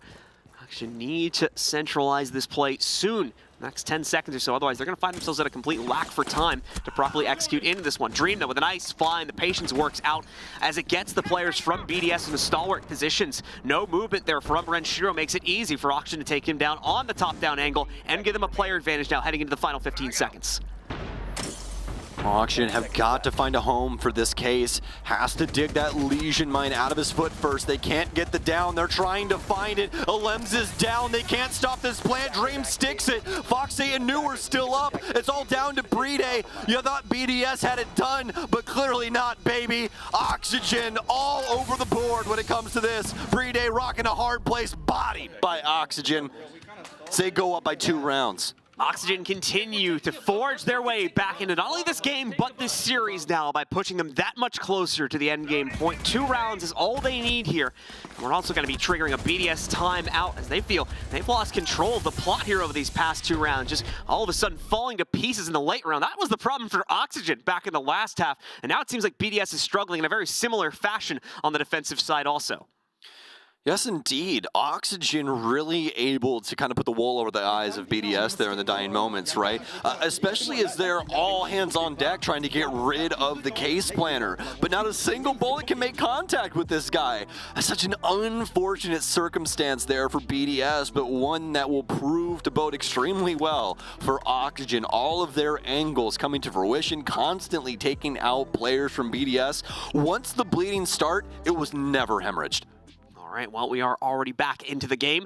Really quick tag pause coming in there from BDS. So let's see what they've been able to talk about and if it's going to make an effective change to this one. Otherwise, they need to get themselves prepped and ready for a 3rd map in this series, as Auction is on a tear right now. Clubhouse is going to be that 3rd map if we do need to trigger it over the next few moments here. BDS retrying the same site as well. They feel that the last play was close enough to where they can make immediate corrections upon it and find overall success here to lock this one down and bring them with another round's grasp of the OXG scoreline. Overall, though, BDS has yet to find any success on this defensive side. So it'll be a tough ask for them to suddenly change up their fate. Finally lock in at least one of these 3 rounds they will have played so far. Well, Oxygen, quite dynamic when it comes to their defensive side so far. Looking to add some other things into the mix here for round 9. Dokkaebi coming into play for Vertical. He's been really favoring the air jab so far, and they've been working out masterfully for them, honestly, especially with the ARX work overall, the gunplay, really standing tall for him today here too. So BDS looking to see if they can finally muster a defensive round. It's been pretty difficult here for them, especially that last round, looking like one that they could have potentially have had, but just slipping through the cracks as Oxygen found a home for that case. Nora's ready to burst in through East Main after it's been initially droned out by his teammates. follow that through. However, the drone needed to go around the hallway as there's 2 additional members of BDS trying to stare down Newers as he attempts to push through the doorway. Nearly manages to clip him off here, but he survives with a little under half of his HP. So still keeps him into it at the end of the day. Now he's got a bit of information as to at least 2 players from BDS and the fact that they're going to be trying to extend out here from the depths of the office. Impact will finish things off against Sweater, though, as he's going to be down yet again on the opener here. Shaiko nearly caught on the fallback towards the office hatch, and still may get caught here as this nade comes in and indeed gets the finisher up onto Shaiko from up above. I have not seen a frag grenade into Taco or Suicide in so very long, John. That makes me so happy that that ended up killing Shaiko. That is one as old as Border right there. What a lineup from FaZe. Again, goes to show you that something that's used in year 1 doesn't not necessarily work in year almost 8. So pretty crazy stuff. All about that map knowledge at the end of the day, and Shaiko getting outwitted there as that frag grenade poured into his location. Lems still trying to lead here, and he will. Nicely done as he locks in the headshot against Newers, takes him down. Oxygen struggling to a much greater extent to make these opening kills theirs now. It's going to make that late round crunch a heck of a lot less successful without the opening advantage here, as they try to look for some way to swing this one back. All the big players being knocked out here as well. We still have Vert in the fold, as well as FaZe too. But Dream, it's been far and few between that we see him able to leverage these types of individual plays out. So not necessarily expect that to come from him. Looking to Vert or FaZe to potentially change up the fate of either of these players, and we'll just have to wait and see what they can pull out of the hat here, because BDS, once again, is in full control as far as this round is concerned. Logic bomb out. Oxygen looking to pick up the pieces. They have got to get kills here. That's what matters. Eliminate a couple of these BDS members will surely open up the gates. Make it a little bit easier to get a plant down here. Try and play around the objective. Oh, but the angle's been found. Alems, he's going to step up and he'll take down Vertical. 2 BDS members with 2 big kills, as it's all down to Dream, the man with the least amount to his name for Oxygen. So he's going to quickly work his way in through, and as you can tell, it's not the fact that he can't get those kills, just really the situations haven't been working out for him. Don't know if they've got the hatch open here, and they do. He's going to drop in right on top of his opposition, but it won't even be him to take him out. It'll be a Limbs working his way in from the other side of Workshop, as BDS will stave off map point here. Won't be match point, as that will be the one that they're working towards, but Oxygen trying their damnedest to push this to a map 3. At least putting them back in the driver's seat as far as that round is concerned. We'll see what the follow-up response is going to be from OXG. BDS also going to be rotating up to a site which they were not able to lock down for themselves the first time they played into it over in Armory and Archives. So we'll see if things work out a little bit better for them on attempt number 2. Coming up here on this round. Oxygen playing into a more intel-oriented lineup, at least initially, to try and suss that out. Vertical, of course, with the Dokkaebi to get those calls rolling and figure out what's going on in CCTV. I'm curious how the BDS is going to potentially change up their own security hold, if at all. We do see the Mira being added to this one, which I don't believe was present the last time they played into this site. Everything else, though, remaining very similar, if not exactly the same, to the original play. Well, it looks like they don't want to get rid of the air jabs now, and that honestly makes so much sense as to how we saw BDS operate in that last round, right? Just a lot more free reign over the building when there's not this pesky little jab that'll knock you on your butt anytime you cross a door or an angle that it's set over top of. So Oxygen are going to adopt that back into the lineup. They're also going to have Newers over on the floor, as don't usually tend to see him on more of the utility-heavy operators. Sometimes we see it on defense. Obviously, we see some Kaid playing, some other things working their way in, but usually he's a soft breach guy. But right now, the floor is coming through. Could see some good drone work from him, and obviously doesn't mean that he can't get aggressive after he gets his job done. That's the trick about Siege. Once you get your task done, you might be Thermite. As long as you get that breach open, go shoot somebody. We've got Newers and the rest of OXG working their way forward here to take their first steps into Border yet again. Newers quickly opening things up over towards East Main, as he'll start himself out here. As I imagine Sweater will also be doing in just a second here. You can see him just on the other side there playing Diana. He's going to be working his way forward as soon as the opportunity presents itself. Sweater, though, like we said before, has been a little bit hit or miss when it comes to these opening kills. So we'll see if it's going to be a hit or a miss this time. In just a second, he's already creeping forward down the red hall. Trying to see if he'll get any challengers from the BDS side of things, but they're not taking the bait on that when they know that those air jabs are alive and well from OXG on this round. A minute off the board, Oxygen have gotten themselves around the portions of the building that they want to try and get control of, at least initially, with these window plays as well as the east setup here. But BDS, you can see the way that they've set up, the security space. It makes it so very difficult for Oxygen to get any considerable angles in towards Shaiko, and makes it more of a bunker-esque setup than even it normally would be, with even some deployable shields and everything else in there. He's so much safer. Look at the angles that he can play around this. If somebody even wants to walk below that, he just gets to shoot him right in the ankles as they cross the Kiba barrier. Reload. Sweater primed up, ready to try and commit himself to the swing over here by Westmate. We do have some challenges, but they're waiting behind the wall, so he's not going to find an immediate contestation of that as he approaches the actual breach. 1 minute remaining here as well, so BDS making good time, bleeding it out and away from Oxygen while giving out very little themselves. The nades, though, going to be unsupported there for Renshiro's position as it goes in. He's not going to be able to take out the window outright, of course, but still will deal some pretty considerable damage to Renshiro here, as the rest of the team also is getting ready to move in for the clear on security. Shaiko played it back, played it passively here behind the half wall, and as a result of that, he'll now be ready for the swing coming in from Vertical. Will win out that first fight, guarantees a 1-for-1 at a minimum here. He'll certainly be trying to go for 2 in a second as well. Oh no. There it is. Sweater tries to slip through the crack of Fountain and take out the player on the other end, but Shaiko's so quick to the trigger. No one paying attention to this man's location. Put some respect on his name. He will end the round himself if you let it keep going. Fox 8 down, BDS alive and well here on border. That'll be the tie now at 5-5. BDS completes the comeback yet again. We've evened ourselves out to the same score line. We were sitting around at halftime. This is me. I'm Vert right now. I just got my arms crossed and I'm like, man. Like, we were winning this 10 minutes ago. Like, I want to go back to 10 minutes ago. I'm just going to play with my fingers. Listen, you got to keep the fingers warm, okay? That's a finger day. Yeah. You don't know about that, okay? You've been playing farming games and driving sims recently.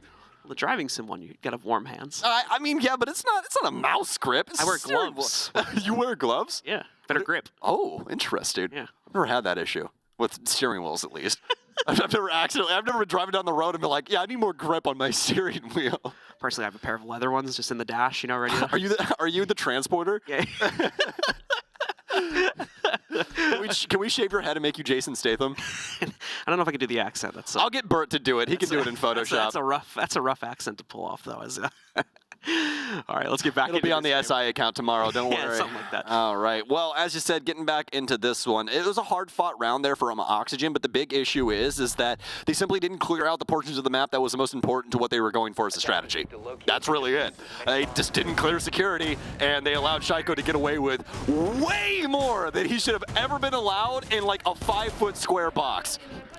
He didn't move, man. He stayed in the same spot. He killed 4 people. Never really using the full depth of security there. Like you said, just playing entirely around the half wall / like red rotate area and just takes command of the entire situation there. Maybe some confusion from Oxygen as well. Potentially Sweater not realizing that he was still there when he went for his own play and nearly was able to clip off another player deeper behind beepers or something like that, I think. So just a little bit of potential mix-up there from Oxygen, as you said, that unfortunately stops them from closing it down as they just cannot get rid of Shaiko's position there.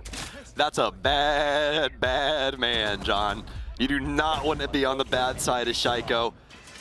Can quickly end an entire round all with his own shoulders. I'm going to try and take a game with him right now. 15-6-1. He does not need your assists. He just needs those kills. Now Oxygen have to try and deal with the unkillable Demon King that we've now spawned on BDS's side. See what Shaiko can possibly perform, as it's been heroic so far for BDS.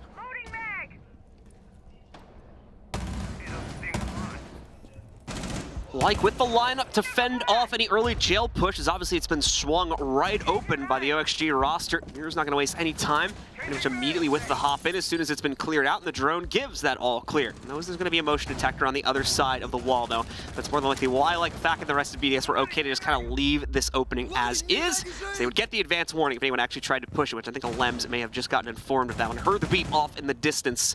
I think they're now going to try to push the envelope a little bit further out from that position. Sweater, of course, primed from that spot, is ready to make himself into a good position to push back through into the lobby here and start taking some control away. But not able to immediately daisy chain that into anything against BDS. BDS has thrived on being as passive as possible until Auction, of course, have been baited into their own setup, at which point we'll try to snap the jaws shut and pick up all the kills at once. Yeah, BDS, very similar to a lion's den here that Oxygen is working around, but Vertical, quick to the trigger here, almost a third one. This will take out Alems and Liquefact. Shaiko finally able to get a kill, and it'll be on to Newer. Sweater potentially with another big one, and yes, taking down Shaiko. I think they found a home for this case as well, but do they know Bride's at the back of this? SMG-11 in hand, and it will travel. Takes down Sweater. Case is going to be on Dream. Immediately to Bride's left here.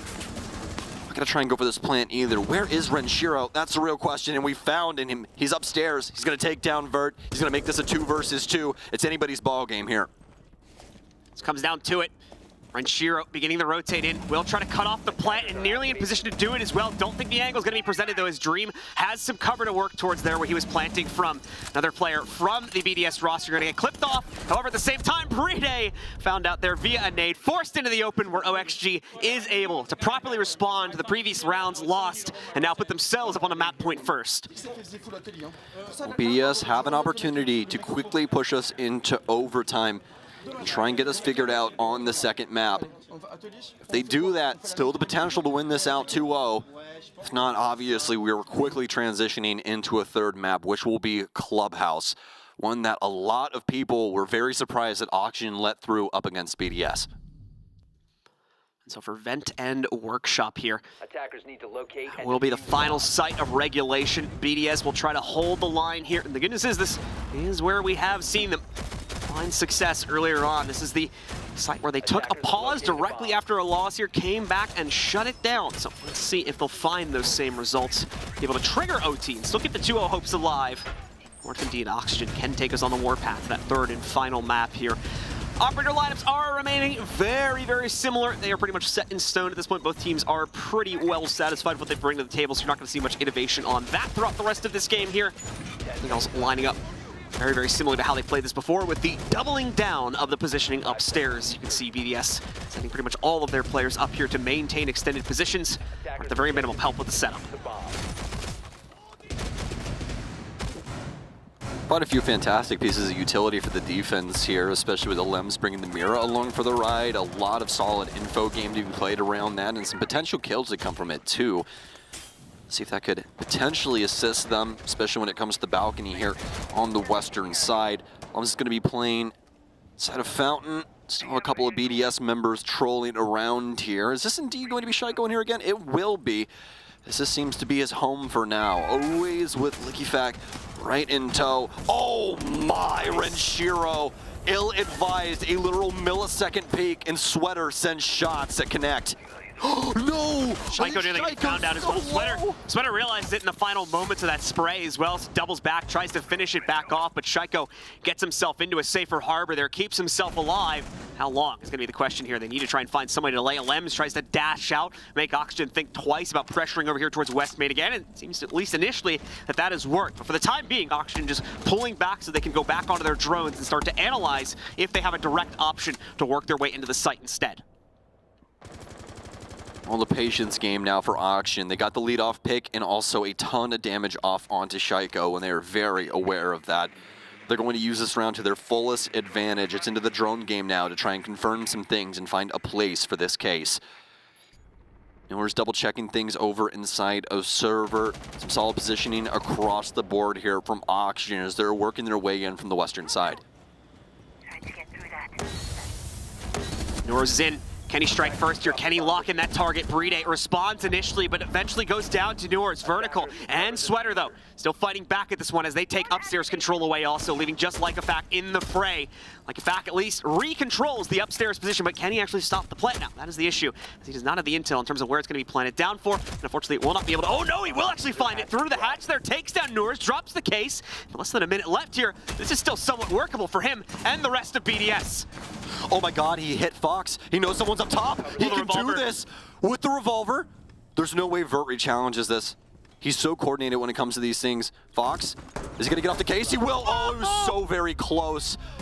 Wow. That gosh darn revolver, man. Just so hard to control the recoil on that one. I think he lost himself a little bit after he actually, I think, did kill the planter, but then got immediately traded. And like I said, reeling from the recoil, just was not able to adjust his aim appropriately enough in time. What an attempt, though, but it's still, importantly enough, goes over to Oxygen at the end of the day. They take it at the bitter end of regulation here, and are going to be able to push us on to map number 3 on Clubhouse. Incredible game there from Oxygen, having to shut down Shaiko all over again. 16 kills out of the machine.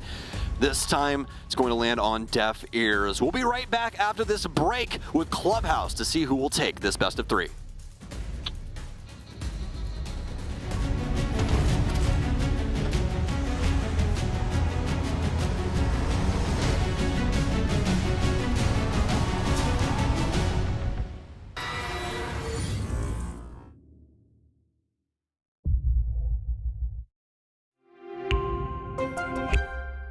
I'm Nicholas Morton, but you know me as Pingu. I'm a 2-time Rainbow Six Siege World Champion and former top Rainbow Six Siege player in Pro League. Welcome to my Siege Ranked Bootcamp. We're talking 20 seconds left on the clock, you got the diffuser in hand, what do? Play the way that you're comfortable with, because you have confidence when you're in this position, that is when you're gonna be at your very best. Good luck.